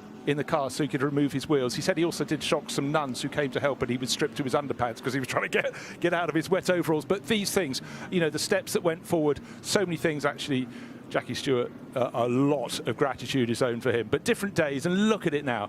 Absolutely fantastic sights. Racing going on. It's still 0.4 of a second between first and second. It's still Mercedes from Mercedes, Maro Engel from Jules Gounod, Sandy Mitchell just a second or so, another 0.7 of a second down in third place. So no change being given between any of these top drivers. Now, Antonio Fuoco is trying to put Ferrari into the mix. We've had long periods of this race with Ferrari just sort of one of them in the top 10, but in fact the next Ferrari is the sister car in 19th, just lost a position. However, this is a car that really dropped back early on with a lot of sort of very Italian gesticulation before the car was wheeled back into the garage, and that fell down off the lead lap. But Vincent Abril explained they just managed to get back on. That was their biggest success so far. But instead of being 46th, whatever they were, just get that. It's into the top 20s. They're chipping away. Yeah, that's a really good recovery from the 51. They were way down the order in the 50s, even in the 60s, I think, at one stage in the overall running order. It was a brake issue, if memory serves, at the back of that car that cost them a little bit of time, just a few minutes back in the garage, but a few minutes costs you a lap. But they've done well to fight their way back onto the lead lap. They're making progress up the running order. Some work to do if they're going to get to the rest of that top class and start to battle for the top 10 in the overall running order, currently down at 19th, but not too far to go. Ahead of them, though, I've been interested on this restart. It has not gone well for Thierry Vermeulen in Max Verstappen's entry, of course, that's run by 2C's Motorsports. He's lost a lot of positions in the overall, from well inside the top 10 down to 14th. It's not cost him yet in the gold class, but only one car now separates the 33 from its closest pursuer in class, which is Adam Adelson, the reigning GT World Challenge America Pro Class champion. Let's remember, as we've got a car in strife here, some sparks coming off the back of one of the cars, and actually the 00, the Good Smile car, may have brushed the wall at pit entry. Well, it is an incredibly difficult pit entry. It's hard enough turning to the right off the track at the bus stop. That's the background of the shot here, but then you get into the pit lane with walls either side, and they arc very markedly to the right-hand side, so it's not unknown for cars to come in and graze. Here's our lead battle, first, second and third. Mercedes, Lamborghini, Engel, Gounod and Mitchell, with Antonio Fuoco giving chase in his Ferrari. But Good Smile Racing, they do come with a smile on their face, but you know, any damage to the car is something that can just build up. I really thought Maxi Goetz's comments were very interesting. If you weren't with us in the early stages of the race, there was unfortunately a car. It was the 112 McLaren limping its way back to the pits, and it was the front-running group went through. A couple missed, but Lauren Heinrich had nowhere to go and gave it a mighty clatter with his Porsche. But right behind was the number 9 Boots and VDS Mercedes, and they ended up with so much debris going through the front of their grille, and it took out the radiator. And sometimes you just have to go, it's just how the cookie crumbles. Yeah, it's not our day, it's not our year, and unfortunately that's the case for that team. The Good Smile car, by the way, was driven at the time by Tatsuya Kataoka, who is a veteran campaigner, a 2-time and defending Super Taikyu champion over the last couple of years, 23 and 24. Worth explaining to people who aren't listening in colour, what is Super Taikyu? It's not the top level of GT racing, but it is maybe the top level of long distance racing, let's say, for GTs in Japan, with a really interesting mix of cars, everything from the GT3 level on down. Some really interesting experimental cars have run there, hydrogen powered cars in recent years. And you see some really top-level talent from especially Japanese domestic racing, whether it's Super Formula or Super GT, that will jump in and out and run those races. And there's a nice, solid gentleman backbone to that racing as well. No, exactly. And a lot of the drivers, a lot of the teams have stepped up to GT World Challenge Asia. In the last few years, of course, their sub-category, the Japan Cup, which now has its standalone races since 2024, filling the grids on that, growing all the time. But you know, the Japanese endurance racing scene is and always has been very, very strong. Well worth taking a look. But also, I love the global expansion of GT World Challenge. You know, you can follow it in some weekends. There might be a couple of races in Australia, a couple in Asia, a couple in Europe, and then, hey, for those who can stay up a long time, a couple in the States as well. And it's just grown like Topsy. And the very top pros, some of them, they don't do every championship in a weekend, but they have guest appearances from time to time across the globe as well. And for the manufacturers, it's a big deal too, because they can be represented on a global stage. They score points all around the world. All 4 of these championships, all the points accrued there go into a pot, and it's their performance globally with their customer teams, which is what GT3 is supposed to be all about. Exactly. That all go towards this global World Challenge Championship. So, but in the space of a day, the pendulum could either swing for you or against you. If you have 4 strikeouts across the globe, suddenly you're not so competitive, but we can have the flip side of that coin as well. But yes, I mean, the general point is that it has grown. But this whole element, if you're new to watching GT racing, we've got the pro crews at the front. They are what they say on the can, but we have multiple classes. Tell you what, we have HRT doing great things with their Ford Mustang, and Gemma Scott has caught up with Jean-Paul Breslin, who's the team manager of the Hout Racing team. Joined now by Jean-Paul here, team principal. The car seems to be running very, very well. You're leading the silver class at the moment. You've gained multiple positions since the start. How are you feeling as we head into the depths of the night? Yeah, I mean, the plan was to keep the car safe through the night and get through to the next day. So it's nice that we're in the lead in the class, but there's a long way to go yet, so we'll see. There is a long way to go, but of course, looking at the positive side of things, it is running very, very well, and you've made up those places, as we say, and you're running fairly high up in the order. Yep, the team has done a really good job so far, so we want to keep the car in the front and look after it through the night. Thank you very much. Sean Paul Breslin, so keeping things quite contained, but he should have a smile on his face because they're 12th. That's Jan Mardenborough in the pro car at number 64, and 3 places further back and not many seconds after that safety car period. Young German racer Finn Wiebelhaus, who's been getting better and better in the lead car in his class, lead Silver Cup class. He's in 15th. The next car down, as before, is Alex Sarka, but there are 3 cars between them, 15th and 19th overall. So we will keep an eye, Ryan, on the respective battles in the classes as they unfold. But right now, having had that very recent safety car period, everyone is in very, very tight formation. So they were nose to tail at the restart. Of course, that will gradually sort of stretch out. It's the nature of the beast. So you're a bit frustrated if your pit stop put you further back down the queue. But at the moment, none of them are affected by lapping other cars. But the lead car diving down past the endurance pits, just turning left and then right and then up the flip to Radion, and then with number 17, fellow Mercedes with Jules Gounon on the wheel, Mauro Engel leading the way, gap between them 3/4 of a second. But when they've got a number 4 Mercedes is the next car they're going to catch. That's as they arrive at Les Combes. That's diving down with Nicky Katzberg, driver who's won so many races and championships the last handful of years. He's going through Bruxelles. They will catch him. And that number 4 Mercedes from CrowdStrike by SPS. We did, of course, see that early in the race having a bit of a clatter into a rival. That probably lost a bit of time accordingly, but that will be the car they catch. But it's on its own. And then effectively about 1/4 of a lap ahead of them is the next car. So they've got plenty of time to catch the other one, but suddenly, minding his own business, and probably lapping almost as fast as they are, because he is Nicky Katzberg, he will be monstered. And those blue flags will be waved, fast cars coming through. But actually, his pace ought to be enough to keep them at bay for a while. If we were looking at a bronze driver, they'd be catching them, particularly in the darkness. That's where the gaps for the pros to the bronzes, who were the lowest ranked drivers, or often down to age, because once you pass 50, you become a bronze, which is a bit of a gift for someone who's been very quick all their life. But if it was one of the others, they'd catch him quite quickly. But in fact, Katzberg down in what position? 57th position. Yeah, he's lapping pretty much on their pace. Yeah, about 7/10 of a second slower on the last lap at least. We'll take that one lap in isolation, and who knows if that's representative or not, but not a whole lot of disparity between the pace there. That car has been delayed quite a bit. There was a penalty earlier on for some contact. That car also spent some time behind the wall. Initially, they thought maybe some suspension damage. Then they had to check the cooling on it as well, and that's cost them several laps. Nicky Katzberg is shown down, as you say, 4 laps down, 57th at this stage. This is the crew that won the Pro-Am class a year ago. They're back intact, and if memory serves, they had to fight back from some misfortune early in that race as well to come away with the top step of the podium in class. So they'll know, they've been through the wars before, and they'll try and fight back. Still 16.5 hours with which to do so.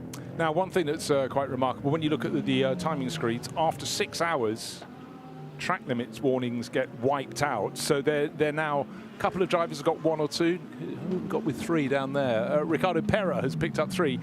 But a short while ago, some of them had nearly got to their max, after which you start gaining penalties. Wiped at 6 hours. We've got just over 16.5 hours remaining, so we're getting there, but we will have sun up at about 6 in the morning, so plenty of darkness here. But of course, we're used to having the race a little later in the summer, but this is closer to the longest day, so we've had the longest day pass, but it does mean we're going to have shorter night periods than we normally have. Just got a glimpse of a change in position in the gold class. This is 2nd and 3rd swapping hands. Adam Smalley just got by Adam Adelson in the Wright Motorsports Porsche. Adam, mentioned earlier, won the GT World Challenge America Pro Class title last year, and he's joined by longtime co-driver Elliott Skier and Tom Sargent, Porsche North America selected driver this year, the Australian. And this is the first time that this team has ventured overseas. It's a really remarkable story. Team now actually owned by Adam Adelson. That was announced back in April. I think the transaction happened even prior to the 24 Hours of Daytona, which of course the team contested as well. But Adam with big aspirations for this team, and they're using this as a warm-up for potential other long-distance programs in Europe in the future. Right, we've had other changes. We mentioned that Conrad Larsson was leading the bronze class. He is in 24th position, but alas for him, there's now a bronze car ahead of him in 23rd position. Alfred Renauer has just hopped past, so we've got Porsche now ahead of Ferrari. So they're just sorting each other out, and Herbert Motorsport, who is run regularly by Alfred Renauer for his brother Robert, but Alfred gets in as often as he can. They do a lot of endurance racing. Not all at this level, down sometimes in the Creventic Championship, but they are experts, and they are very, very good at working a tactics. To your point, they wanted the 24 Hours of Dubai earlier this year, so this would be a second scalp if they could pull it off with a class win in a 24-hour race in 2025.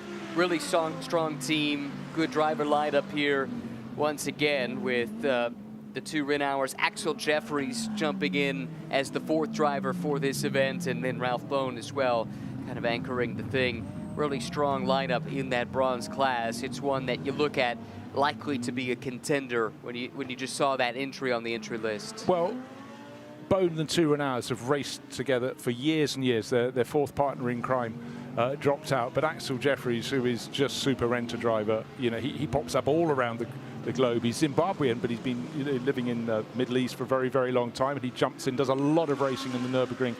But yeah, Herbert know their stuff. You could say they're stepping up to this level, but they've got solid experience of rule books and how to react to full course yellows and any other moment you could squeak an advantage. Out on the track though, it's settling down. I'm just going to see over the next few laps in the Gold Cup class, still being led by Thierry Vermeulen, but Adam Smalley, if he can start to pull away from Adam Allison, in fact he is ahead of Adam Adelson and just squeaking his way clear. He's chasing off after Alex Arca. Actually he's got 5 seconds down, so he's got clear track ahead of him. But with his head down, I expect Adam Smalley to just pull clear a little bit. But I am deeply impressed by Wright Motorsports. Adam's new team, effectively now he's got his hands on it. And it is a big thing to sort of move out of your comfort zone and come and play. And there can't be a more severe stage than this one. This is where the spotlight is. All the top GT teams on the sort of global scene are here. Or definitely all the top drivers from the global GT scene are at the top. And for them to be running top 20 overall in this race as a Gold Cup entrant, pretty impressive. They had a great battle with WRT down to the wire at the Indy 8 Hour, the tail end of last year as well, fighting for the overall win. They were in different classes in that race. Ultimately, it went WRT's way, but it was a nip and tuck thing. And again, it goes to show the level of talent that John Wright initially accumulated there in Batavia, Ohio, and now under the auspices of Adam Adelson. Yeah, Adelson now under a bit more pressure because the 111, the treble one McLaren with James Kell is right under his rear wing, and Indy Doncher, who's been such a star in Mercedes for a very long time, is tucked behind him. And what's tucked behind him? Another car in the bronze class, and that's Ben Durr, one of the German Durr racing family. So lots of manufacturer variety. This is what it's all about. You know, when you've got a class battle, you can be broken up by all sorts of other people from other classes, but when they actually get to run together, they're all in the shot right now, nose to tail. This is it. This is what it's about. So it's great if you can see a rival not interrupted by anybody else between you and them, and they're about to, we're going to have a place change coming up the inside. That's yeah, quite possibly. Is that Dorr making his move? Oh, unfortunately made his move. Oh, dearie me, and he's hit number 57 and spun it around. So that's this Indy Doncher, who was the experienced hand there, and I'd say the innocent party as well up at the source. So round he goes. Hopefully he can rejoin. But after a safety car, it means everyone's in a big bunch. So trying to get clear track to go back onto, that will be a very, very big disappointment for the number 57 Mercedes crew. And Indy has been rock solid over the years, and he's racing there for Winward Racing. However, the bright thing for Winward Racing, they do have a car leading the race out right, which is the number 48 entry with the Man Filter livery on it. Keeping an eye here on Adelson trying to fend off the charging James Kell. This is, as you mentioned, for position in the gold class, final step of the podium as they run, although it's a bit too soon to be thinking too hard about podiums at this stage. That's a long, long way away from now, 16.5 hours or so before we get to that point in the coverage. But boy, that is frustrating for Indy Doncher there. Bindur, who was racing a McLaren Artura Trophy car at the 24 Hours of the Nürburgring just last weekend, making the contact there. Of course, DTM the last couple of years for Ben. A lot of time spent in GT4 in his native Germany as well, but that's probably a maneuver he'd like to have back. Yeah, for quite a long time actually. Darren Turner used to race with the Dürr brothers, and you know, what an amazing coach to have. You know, still very, very quick, but just very good at explaining how the whole scene worked. But the Dürr family, they sell a lot of supercars in Germany. They've got motor racing blood in the bloodline, but there is a replay of Indy Dontje being given a push and a shove by the McLaren, and around it went. So disappointment for him there up at La Source. That incident, as you'd expect, has been noted by the stewards, so they'll be taking a look at it, and if an adjudication is issued, we'll pass that along to you when given the opportunity. But unfortunately, that one looks a little bit cut and dry. Yeah, not so good for Rhys Barr, the young Irish racer on board for Team RJN. That's Bob Nichols' team. Of course, we had Jan Mardenborough in here earlier in the booth, now driving for Ford, but when he rose up through the ranks after coming out of iRacing, he was, of course, Bob Nichols ran the team with the Nissans up through the various championships, and it's quite a story, and a lot of you might have seen the movie. That's right.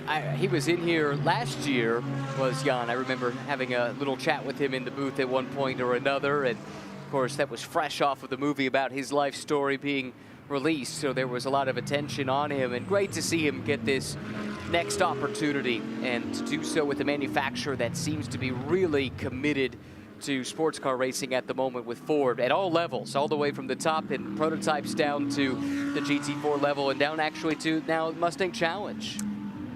All I can say is, in the 1970s, when I was growing up, Ford was in every form of motorsport, rallying, endurance, touring cars, etc. And I think in the man at the helm now, he's got motor racing in every pore of his body. Jim Farley, take my hat off, coming to play in the World Endurance Championship in the years ahead. And Torque there will have the V8 engine, though, which makes these Mustangs just sound so brilliant in GT3, GT4 form. But again, standing trackside, close your eyes, or just watch in the dark, frankly. Ah, right, just suddenly diving into the pits from the lead comes Maro Engel, just spotted him popping behind the pit wall, so that means Jules Gounon will go into the lead of the race. There it is, up to La Source, 001, GOU on the windscreen, and that is Maro Engel coming in. Remember, they had the short pit stop last time, so this is the rolling of the dice. This is the consequence. Yeah, so we mentioned there was a tire offset. There would have been a fuel offset as well, because all you can do on that short stop effectively is just plug in for a couple of seconds and give a little splash of fuel into the tank of that car. So that's why he's now pitting off sequence here. Yeah, because his pit stop, if you drive into the pits and just drive through and out the other, and it's 71 seconds. And notice his previous pit stop was 78.8 seconds. So that short, that was the slowing down, refueling, short splash, and out again. But it did put them at the front of the queue. So, right, now it's Jules Gounon, the number 17 Get Speed Mercedes. Second place, the VSR Lamborghini of Sandy Mitchell. Up to third, the number 50 AF Corsa Francorchamps motor Ferrari of Antonio Fuoco. But by dint of having it's a long run into the pits, around the inside of La Source, and then down past almost all the endurance pits before that. Number 48, Winward Racing, man filter. Mercedes can take a stop. It looks like an absolute standard stop, but you'd expect the full splash of fuel this time around. So expect that pit stop to be about 2-minute 1, 2-minute 2 seconds, there or thereabouts. Where that will slot in remains to be seen. In fact, I'll tell you what, it'd be right down, probably down in about 30th position, but then in time and in turn, all the other rivals will come in. Some may opt to do a short pit stop, sort of the flip of the policy we've seen here, the flip of the strategy, but others will do the full length. And sometimes it can take a very long time for the stagger to unwind. Yeah, this could take a while to really get a sense of whether or not that maneuver benefited this team or put them on the back foot. But I give them credit for trying something, because again, it didn't seem like on pace alone that, at least in the early stages, and who knows how much they were showing, but it didn't appear that they were necessarily in the fight at the very front, so might as well try and reshuffle the deck a little bit. It worked for Ford. It got them some track position with the car that now runs 11th. It's faded a little bit since then, but it inserted them into a conversation that they were not a party to prior to their strategy call. Yeah, so suddenly I'm just waiting for the next timing sector to be reached by the number 48 Mercedes, but it looks like it's dropped down to, crikey, outside the top 30, I would think, when it gets the timing beam. But anyhow, they've rolled the dice, but it does mean back into the lead goes the Get Speed number 17 Mercedes. Got a lead of about half a second or so, maybe slightly more over Sandy Mitchell. 1.1 seconds actually on the start-finish line. Down to Eau Rouge they go, up the violent flip, the way the track just suddenly rises in front of you up the hill into Radillon. And so it's Lamborghini in second place, Ferrari in third, Antonio Fuoco trying to hang onto the Scots racer Sandy Mitchell's tail. Looking for any other changes. Change of position is, of course, Maro Engel going backwards. He's listed as in 16th place, but just waiting to see if that drops down a little bit more. But he's made his pit stop. All his other rivals will be coming in a fair way off from now, actually. Frankly, they can stay on out, but it's good to have someone running another tactic, because we can see how it, if there's a net gain or a net loss. Gives us something to follow. Well, it does indeed. Marvin Kirchhofer riding on board with him now. Great rear shots from his McLaren, the Garage 59 McLaren. And again, chopping and changing their way around the course. That's Bruxelles down the slope through Speaker's Corner and then going on down the hill towards Pouin. This car is going to go left and then left again. The glare of headlights in behind. They're violent. You know, they are so much brighter than they were, you know, even 10 years ago, even 5 years ago. It's been a quantum leap. It's a blessing and a curse. It's great looking out the windshield. It's not so great when you've got it blaring in your mirror or in your rear-facing camera, as they are so often in these modern GT cars. And what's he seeing, or more to the point, not seeing? It's the glare from Nicky Teams Come To You Racing Aston Martin, and just suffering the same fate. Behind the Dane, Jordan Pepper's got those lights on the number 63 Grasso Lamborghini going well and truly. They are super, super bright. Of course, the rear wing does slightly cut out some of that glare, but you really don't want to be looking at the light. They know who's where, but you obviously do have to have rear view mirrors. But maybe at that point, you just angle it up very slightly. Worth consideration. Been so impressed by this Come To You team. So many years in touring car racing, still relatively new at the GT3 level, but that win they had here last year, Belgian team, to do it at the biggest race for the nation, just a massive accomplishment, and to do it with Aston, which hadn't tasted success in this race in a very long time. Now, a lot of that had to do with different regulations that were in place, and Aston wasn't always in play during the touring car era, saloon car era, whatever. But still, big breakthrough for team, for manufacturer, and they bring the whole crew back once again. They run it all back and just quietly going about their business, letting the race come to them, to make a play on the team name, and absolutely solidly in position. Right, car being wheeled back into the garage. This number is Miguel Molina's Ferrari, number 71. There's been a question over whether there was contact with car number 27, which is the QMMF, the Audi run for the three Qatari drivers. Didn't see it. That definitely was under nightfall.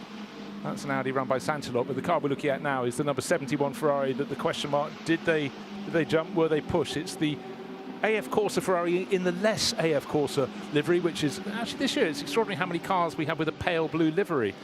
It's not a colour we see that often in racing, but this is not what the doctor ordered. So maybe they had the contact with the rear end of their car, their 296 GT3. Yeah, this was the other car that was noted for contact with that Audi that you were talking about. And this is actually a great view of what Ferrari and actually what Oreca have done with this 296. They've made it a modular composition of the car, very similar to what you would do with a prototype, where the front third, the rear third can effectively just be disassembled from the rest of the chassis for a quick change of components or quick access to a component that needs to be repaired.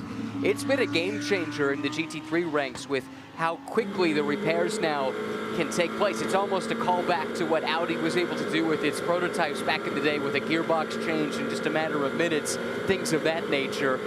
And you have to believe that the rest of the ecosystem is watching this and now maybe feels compelled to follow suit with whatever their next GT3 offering might be, because it is such an advantage. And look, what they would have learned from all those years ago with Audi, most notably leading the way, is you don't just have the modular element, you have bags with the right tools for the right job. They know exactly, so it's not sending someone running back to get another spanner of a different size. So for the drivers, there's the frustration. The rest in that number 71 crew waiting for their moment. Miguel Molina very much a star in the car. Luis Perez Companc, Matthias Perez Companc and Stefan Lemeray will wait their turns. However, other people are waiting their turns. Down in the world of sketchers, that's the team WRT BMW. That was the one that's, where are they in the overall ranking? 10th overall, Ugo de Wilde at the wheel at the moment. Got an update from Gemma doing some sleuthing for us. Alternator belt is what she has indicated is at the root of the problem for the 71. But what they were doing, they looked so they weren't risking keeping the old alternator. They put a new one on. There's no point just for the sake of a few moments. You might as well put the new one on. You've been delayed. But imagine if you thought it was all fine and it wasn't just the belt, there was something in the alternator itself. So again, they needed to have that kit ready very quickly. They've had a report from the driver, but the driver won't always get it right, analysing a problem with their car. Maybe alternator is one of the more obvious ones, but certainly you don't want to be out on the circuit with maybe no lights. No alternator, no lights. It does tend to happen. Interesting too, you mentioned the two Perez compacts in that car. That's father and son, Luis and Matias. The two raced together at Sebring in an LMP2 car earlier this year. And then to draft in Miguel Molina into that lineup as well. This just goes to show the strength of these lineups up and down the order, regardless of the class. This is a Pro-Am class car that ostensibly is in one of the lower classes in the pecking order, and yet you've got a Le Mans winner, a Ferrari hypercar driver as the anchor of the lineup. Yeah, well, absolutely. But bear in mind, for many, many years before, of course, he was running in GT3. Oh, yeah. Now we've had a change in bronze, and that's Tom Fleming. So McLaren having a really good meeting at the moment. That's the 188 from Garage 59 that had really been quite delayed early on, but they've chipped away. And Tom certainly starting to make the moves. He's stepping up very nicely indeed, sharing with Jack Hawksworth, Sean Balfe and Guillaume Oliveira. Again, multi-national cosmopolitan groupings, but McLaren actually, weirdly, they're running in 4th overall. That's the sister car that's running in the Pro class. And then you've got James Kell, who's second in the, he's 3rd now in the bronze class, in the 111 from CSA. And then the next car down in line is leading bronze, which is the one we've just been talking about. Tom Fleming, he has just got ahead of Ricardo Pera recently. Ricardo in the number 80 Porsche. Again, the driver he was up on the podium at Le Mans just a few weeks ago after that 24 hours. It's a rich picking time of season. That's the Lion Speed GP car run by the Kolb family. So again, you go up and down this entry list and you find an awful lot of title winning drivers, but you're quite right. Miguel Molina, you wouldn't look for him in the car down as far as his is back normally, but he is very much the pro. He's the one that's leading that grouping on. And, with the Perez compacts, they love their racing, and if they can get a guy like that who can propel them up the order, that's what it's about. You have to construct your team accordingly if you want to win the class. If you're running 4 drivers, as they are in their class in the Bronze Cup, means you can have the whole set, the Royal Flush. You can have a platinum. No, you don't. What am I talking about? You can have a platinum, a silver, bronze, and the 4th driver can also be silver or bronze. Almost the Royal Flush, but certainly you pick your driver accordingly. And some drivers, suckily, some years you go, oh, they become a silver. Oh, right, there had been a gold, they're a silver. They're suddenly an awful lot more valuable, because if you need a quick silver, hey presto, right, 188 just took the lead in class. Gosh, like putting a stopwatch on a car, and it comes to the pits there. Tom Fleming brings it in. Tom from the UK, winner in Ferrari Challenge several years ago, won the Ferrari Mondiale Trofeo Pirelli Championship, which brings together all the best Ferrari Challenge drivers from the various series around the world. So that's quite an accomplishment. That was back in 2023. Yeah, and then the next season he stepped up to GT World Challenge Europe with Ferrari rival Eliseo Dono, and they arrived at, I just remember they had an astonishing race at Brands Hatch where they sort of put it to the top of the charts. But then to maintain that form across the course of their first season in GT3, not easy against seasoned, hardened pros who've done year after year. And again, it's not just the speed in the car. That's something they can gain as they go. It's also just working the rule book. Did get one update. We were wondering about the 911. Alex Malikin Pure Racing is the team, and that car that had its issues early on has spent an extensive time in the pit lane. It's shown still as in the pits, now 37 laps down. The update, evidently a steering rack was replaced. They're going to send the car out, just do a quick check, but then the plan is to retire the car. It's so far down the order, so that one added to the casualty list, I'm afraid. And at the end of that, then, that leaves us with 63 cars out of the 74 that started this race going on 8 hours ago. It is still a crazy number of cars to get your head around. 74 were due to have 75 and you suddenly realize you blink and you miss someone. Or sometimes when you're watching on the screen, you don't see a car for hours. It's in there, but it's not right at the top of its class, and it's not running in front of the race leaders. So some cars can almost go invisible, and you sort of almost need a refresher. But the shots now, magical. Night racing is something very, very special indeed, and it's growing all the time. The fact we've had 3 of the world's top 24 races in 3 weekends, all for GT3 cars. Obviously, Le Mans, you had the hypercars, and then you had the GT3s, but then you head out to Nürburgring 24, that's GT3s at the top, and all other classes beyond. But here, this is the only pure GT3 race of the big trio. This is the one, particularly for Belgian teams, they are desperate to win. But with so many manufacturers now, it really is very, very interesting time in GT racing. It's not just very interesting, it's the greatest it's ever been. It's fantastic, and SRO has been at the forefront of it, of course. GT3, the brainchild of Stefan Rattel, the eponymous S&R in SRO. And it's amazing to see the growth. When these cars, when GT3 started, they were, what, would you agree, slightly modified road cars? And now, thoroughbred racing cars. Yeah, I mean, the requisite change is, of course, the pace that the best GT4 cars are managing now is what these cars did when they were launched in about 2006. That's often a point of contact, and this is a replay of Indy Doncher's 57 Winward Racing Mercedes being given a shovel around. Drive-through penalty for car number 23 has just been issued now, and that's the Team RJN McLaren, and that's why we've just been given that replay. So it was Reece Barr at the wheel at the time. So drive-through penalty, as we said, it's 71 seconds from pit in to pit out if you're driving through, because you've got this dual pit lane, and that will drop it well down the order. We do have front runners into the pits. From the race lead, Jules Gounon is in the pits. Antonio Fuoco has followed him in. Interesting Lamborghini, able to go at least 1 lap longer. Sandy Mitchell stays out and inherits the lead of the race. The stint now ticking over the 60-minute mark, but that's okay because there was a full course yellow and safety car during this stint, so there's an added 5 minutes of grace to that maximum stint length as a consequence, and Sandy Mitchell, at the very least, will be utilizing a good chunk of that going an additional lap. He certainly will, and he actually has got clear track ahead of him, but he's coming up as he goes out of the second part of the Pif Paf, and he's diving down towards Bruxelles. Don't think he'll quite catch Nicky Katzberg, so if he comes in at the end of this lap, he'll have had a clear lap, which is just what he wants. He's been bottled up by Jules Gounon leading the way in that number 17 Get Speed Mercedes, but right now the Scottish driver pressing on down the hill through the left-hander, recently renamed the Jackie X curve, and then he'll be going down to Pouhon, so he's halfway around the lap. But this could be very good news for VSR and Lamborghini. Just saw a sketchy moment there as Thierry Vermeulen dropped an overall position to Alessio Rivera, and that fast recovering number 51 Ferrari able to muscle his way by, I believe. We just got a glimpse of it coming up the hill, and he is through. I think that also cost Vermeulen a place to Finn Wiebelhaus as well. It looks like the Mustang was able to clear the Aston Martin after it kind of got shoved offline in a sketchy spot of the racetrack. Had to lift, lost a lot of momentum that allowed the Mustang through. Still, though, no change in the lead in the gold class. That's a class that's been dominated by the 33 with Vermeulen currently at the wheel.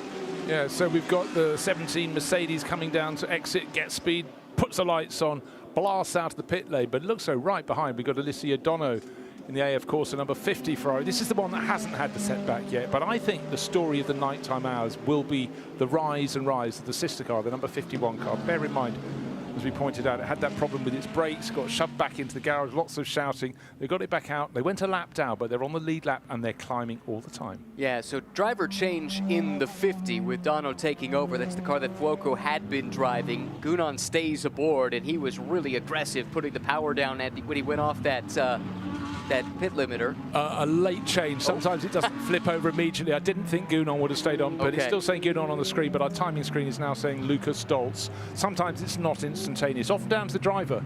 The driver gets in. One of the things they have to do is flick the driver ID switch, and some have got other things on their minds straight away. In that case, Lucas Stoltz was quick to get on the power. Was he ever? The rear underneath him. My goodness. And fresh into the car, he's not waiting around. He knows he's got to get going because some of his closest pursuers are trying to overcut him right now. Mitchell, Kirchhofer, Picarello all in the pits. Martinborough pits as well in the Mustang, as does Vermeulen in the leader in the gold class car. So very soon we'll see how this shakes out, which side of the ledger you want to be on with this pit sequence. Right, again, have to check all the screens for messages. Car 21, it's been in all sorts of bother recently, and they've just got a pit stop penalty, 30 seconds for track limits excess. Bear in mind, they were wiped clean quite a while ago. I'm trying to see where 21 is in the order. It's tumbled down to a little further down. Oh, well picked out. So Jamie Days at the wheel, down in 60th position, and pretty much last in the race. I think we've got about 62 cars still going, but you know, all the work. It's easy to exceed track limits. There are plenty of cameras, and they work perfectly well in the night as well for assessing where drivers are. And about half a dozen corners around the lap, including Blanchimont, for where they want to check if you're exceeding track limits. Radillon as well. And you know, again, there is no escape. If you go over the line enough times, you will pick up a punishment. The other car to keep an eye on is the 48. That was off sequence and pitted about 6 or 7 minutes ago, I think. And it's Mauro Engel at the wheel. I don't know how much clear track he had to work with, but if he had some and he could put his head down and hammer out some fast laps, that could help him make a jump in the order. He had been leading prior to this pit sequence, and it should be noted that the Gunan to Stoltz switchover, that took about 2 seconds longer than most of these pit stops have. We're seeing most pit stops right around 2 minutes. They were at the 2:02 mark, so that could be a sign that they could lose a little bit of time or perhaps some track position in this swap over. Yeah, just looking at the latest round of pit stops, and actually last time it was in, but again, that was a bit out of sequence, was Max D. Mooston, the number 992 BMW. That was a short pit stop, where the rivals were pitting and doing 2 minutes plus. In fact, I'll tell you, a really quick pit stop was Ricardo Perez, number 80. He's in going very, very well in class. He's in 10th overall, but there's sort of 1 minute 17. That is a super short pit stop. It is that. And that's going to be one to keep an eye on. Or was it a drive-through penalty? In fact, I see that Reese Barr has served his drive-through penalty, 1 minute and 12. The minimum time you can do it is 1 minute and 11. So that would guarantee, I would suggest. Well, actually, no, Ricardo Perez, 71. It could have been a short splash and dash. No, it couldn't, because they haven't reset the stint time. Oh, no, they haven't. Okay. Yeah, so that tells the tale here. Someone who could be in some trouble is Gilles Magnus. He's over the 65 minutes now. And that's pretty cut and dry. And he's not in the pits, whereas over 65 minutes, but in the pits is Dan Harper, the 998 BMW. Also in the pits, Alessio Rivera, but his was a shorter time. Yeah, that's interesting, though, on the Harper thing, because the clock, the stint timer, should stop as soon as you enter the pit lane. Time spent in the pits doesn't count towards your stint time. So by my reckoning, he was 16 seconds over before he tripped the timing beacon to stop the timer there at 1:05.16, so that could yet prove to be a problem for the 998. Well, and likewise, the car in third place, leading the silver class, Finn Wiebelhaus, because his was 65 minutes and 12 seconds, so he's also the wrong side of the equation. Another car that possibly is in trouble for the same thing is Gilles Magnus, who's down in 17th place in one of the Sandslot Racing Audis. He was 1 hour 6. Actually, he's still mounting. He's still out on the track. So someone under cover of darkness might not have quite done the right job there. Could be miscommunication. Could just be miscalculation, one way or the other. We'll let the stewards sort it through, but I suspect there are going to be a few teams that will be rueing a mistake here as we approach the 8-hour mark. Yeah, we've certainly seen some people cutting it fine. The car that's in the pits at the moment in second place, the number having just come in, number 51 Ferrari. Just remember, we were mentioning that a few minutes ago. Yep. So it was all the cars in front came in for their pit stop. It rose from, it was sitting at what, 16th, 19th position, I can't remember after its delay, but they came in and they were very clever because their stint time was 7 seconds the right size of 65 minutes. Small margins, it just takes one little slip up, suddenly a full course yellow, and you're the wrong side of the equation. But how much of a margin do you build in? That's the thing, they're cutting it fine, but I guess on the other hand, they're coming back, right? They're trying to get back into this race, so they're willing to take a few risks. You're exactly right, there is no leniency you can't say, well, full course yellow came out, we would have made it back to the pits in time. That doesn't matter. That's the risk you incur. The teams will make that decision. How much of that risk are they willing to carry? And in the case of a car that's trying to come back after a brake issue in the opening hour, I suspect they're willing to take a little bit more. Right, here's a little competition for you. Who is leading the race? Well, we just had this flurry of pit stops, but effective leader is Marco Mappelli. He's just taken over the 163 Vincenzo Sospiri Racing Lamborghini from Sandy Mitchell. They've been going very, very nicely indeed. But let's go down to the pit lane because Gemma Scott has caught up with Tom Fleming, and let's find out what he's been making of this racing in the dark. Tom, it's your first Spa 24. You've just come out of the car. You'd pulled the car up into first place in class for that. You've got to be feeling good right now. I'm feeling pretty tired, if anything. Yeah, it's my first 24-hour race ever.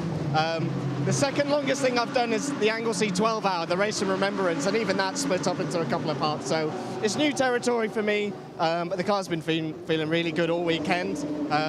Mark, my engineer, and everyone at the Garage 59 has done an amazing job all weekend. It's put us in a pretty decent strategy. So yeah, I mean, you put 2 and 2 together. The car felt, amazing during my stint. I was able to just pick off bronze, silver, gold, and some pro cars just one by one to get us into the lead. I've handed over to Guilherme de Oliveira, or Guy, Portuguese Guy as we know him. And yeah, I'm not out until the early hours of the morning. So once I'm done with this, I'm going to get some much needed rest. Yeah, rest is definitely needed. But before you go off, just talk to me. What's it like as you're driving through the night? The fireworks are going off, the party's kicking off on the outside of the circuit as well for a driver experiencing this from the first time. Well, once you're in the middle of your stint, you sort of disassociate the dangers of, motorsport in general. It's only when you get the call over the radio saying, right, Tom, you're boxing this lap. So that's when the sort of adrenaline and you sort of come back into reality a little bit more, and you're like, oh my God, I can't see anything. I've got cars with 3 abreast right here doing 260 kph. There's gravel all over the circuit. So yeah, it can be pretty hectic. Best thing to do is not think about it. Absolutely, and it's still warm out there. What are you wearing? I'm wearing a cool suit. Basically, this little dongle here, we plug into a little machine and it pumps cool water around us, which is really good, unless if it breaks, which means that we get hot water pumped around us. So just something to keep cool. Unfortunately, we had a little bit of a weight penalty as a result, which doesn't get counted into the total car weight. It's just something that we have to take on the chin. But obviously, it hasn't hampered us too much. So car still feels really good. Thank you. And I'm nice and cool. There you go, that's what we like to hear. Now go and get some rest. Thank you. Thank you very much. Cheers, guys. Thanks, Gemma, and thanks to Tom Fleming. And we were just talking about him a while ago, second in the European Ferrari Championship a handful of years ago. But if you don't know what he's talking about, the race of remembrance, a race in Anglesey. Where's Anglesey? It's an island off the top northwest corner of Wales. The circuit is phenomenal because it's on a cliff top, and basically beyond you have the sea, but nobody has ever come to the Spa 24 Hours and started referring to the race of remembrance. And we've got to change the commentary box for a short while. We'll even let you sit down. We have David Pittard, who coulda, shoulda, would have been in this race. But David, welcome to the commentary booth. But obviously, alas, there would have been 75 cars in the race. Yours was the one that didn't come to play. Explain for people who weren't looking what happened. Good evening, Bruce. Good evening, David. Unfortunately, good to see you. Yes, yeah, well, one of those ones. We're the beneficiaries there. Yes. So I've just stepped into the commentary booth, which is probably the 75th best seat in the house. It was the 76th, now it's the 75th. Exactly that. So. But how do you feel? I mean, obviously gutted you're not in the race, but at what point it would have struck you when you weren't involved with all the starting procedure, all that stuff on the grid? But now you're sitting in the booth looking at the cars going around in full darkness. And you've done a lot of 24-hour races. You had, obviously, victory in the Nürburgring race a couple of years ago. But do you feel just completely broken that you're not out there, or have you sort of got over it? No, yeah, it's going to take a while, definitely. It comes in waves. Yeah. That's the weird thing. Like, at points you think, not you're okay with it, but you can kind of accept the situation. And then something happens, and it's almost like a knife in your side. You suddenly, the pit of your stomach just drops out all of a sudden. And as I say, it just comes up and down in waves in that respect. And for example, a good example was earlier on. I was hanging around with the team before the race, like just there and thereabouts, etc. Hoopala. A little bit of rallycross during the night. Oh, okay. This is a car going off through the gravel on the exit. You've gone through Les Combes. and then you get to the point where it turns right and goes down the hill towards Bruxelles. But Gold class Mercedes. Yeah, it's car number 57. I think it's 57. 57. It's a Winward Racing car. Oh, this is the one that Indy Doncher was tipped into a spin a short while ago. Went wide, and then the gravel has just pulled it into the barriers on the run down towards Bruxelles. So we've got to keep an eye and see if there's going to be anything untoward. Will that car get back onto the track? It looks like it's going again. That's a okay. That's very good. But when you get a situation, we're talking about when it really makes you feel gutted. But when you get an incident like that, you must be thinking, if we were doing this, I'd want us to react like this, because we've seen some people getting out of kilter. They do a short stop, and you think, is this the time to roll the dice? You have to assess, obviously, how long the safety car period might be. Will it just be full course yellow, not go to safety car, and so on? But you must just be attuned to thinking, I'd react like this. Absolutely. I mean, that's the reason I'm still here and I haven't gone home already. I want to be involved in the race as much as possible. I want to learn as much as I can from what everyone is doing correctly and incorrectly, so that in the future I can apply that knowledge, hopefully, for my benefit, effectively. And yeah, it's just a learning 24 hours for me at this point. And yeah, you're just observing everything that's going to happen. You have probably a wider view than you would do as a driver. You're so narrow focused. The first thing I do after any sort of race, when I'm involved in races and go home, is to re-watch the race, because you actually have no idea what happened outside of your own car. But in this instance, unfortunately, I'm able to observe the race completely. And yeah, that's only going to benefit me going forward. Well, I'm glad you could be so positive, but I mean, it is just also just being able to assess how the other teams are also reacting. Do they have a tendency to do things a certain way? And a lot of the teams here have got multiple cars, so they've got the chance to split their strategy, but you're not compliant, I can imagine.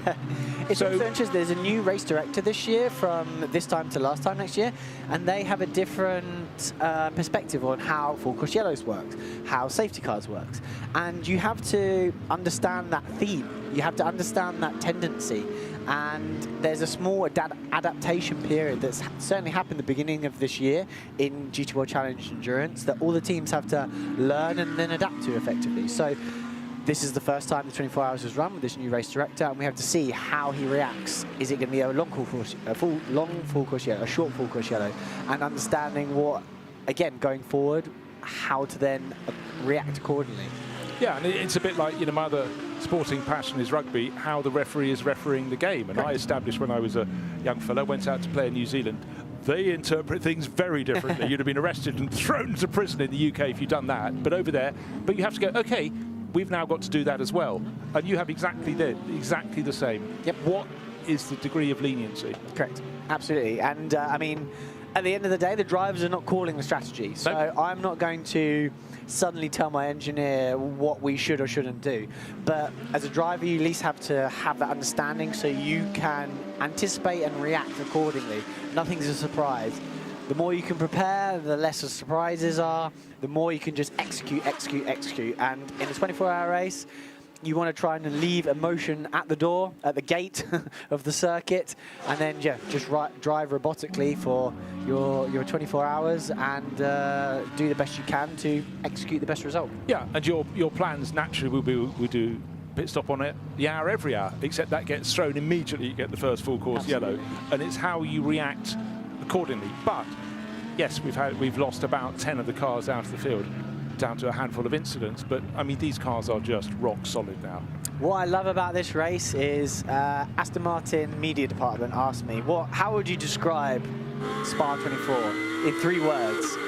And the 3 words I eventually came to were 24-hour quali laps, because that is what this race is. I love 24-hour racing. It's the best thing ever. The top 4 is Daytona, Le Mans, Nürburgring, and Spa. And everyone has its own individual characteristics of what makes it good. 75 cars, all identical spec. There's not much that separates it. When you look at Superpole, when you look at qualifying, thousandths of a second separate so many positions. And this is the point where you have to execute every single corner, every single lap for 24 hours. And it's the ultimate challenge. I love it. But looking at it now, there is gravel all over the track. Every time there's a full course yellow, safety car goes to safety car, they get some sweepers out there, but it's still there. And at night, you pick it up even more from the headlights. But when you have people, they come in to motor racing, you know, the new fans for Formula One, they think it's exciting.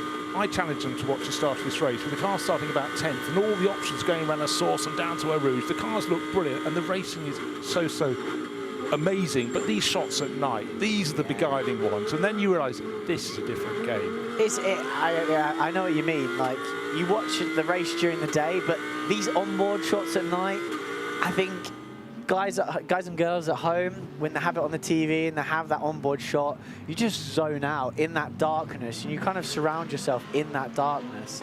So the 991 that's maybe had a spin there. Yeah, someone's again. I think that's their third spin they've had this race, actually. Well, and we're just going to, David, we're about to come up with some highlights. We've had quite a few so far. Do sit in through them, so you can. You might have been sitting in your pit garage at the time, or trying to advise the team, making the coffee, fetching the donuts. But you know, here we are. We've got what, just under 16 hours remaining, nearly 8 hours chalked up. The front of the race, we've got the top 3 cars covered by just under 2.5 seconds. We've got 3 manufacturers in the top 3 positions. It's absolutely magnificent. This is what the 24 Hours of Spa is all about. Well, let's take a look back to the beginning of the CrowdStrike 24 Hours of Spa. It was warm, it was sunny, it looked as though we were set for good weather. Two of last year's winners, Matthias Drudy and Marco Sorensen, wanting to see if they could do it again for Aston Martin. The Royal Princes and Princess waving the field away, and it was a brilliant start from Marvin Kirchhofer in the McLaren. Jules Gounod tucked into second place, just resisted the charge from behind, but brilliant shots of the field of 74, yes, 74 cars diving into Eau Rouge, up to Radion and beyond, as we call it. An early spinner, Michele Beretta, and unfortunately Antarizal nowhere to go, unsighted, and boof, first injury in the race. Here comes the driver from Hong Kong, no choice in the matter there.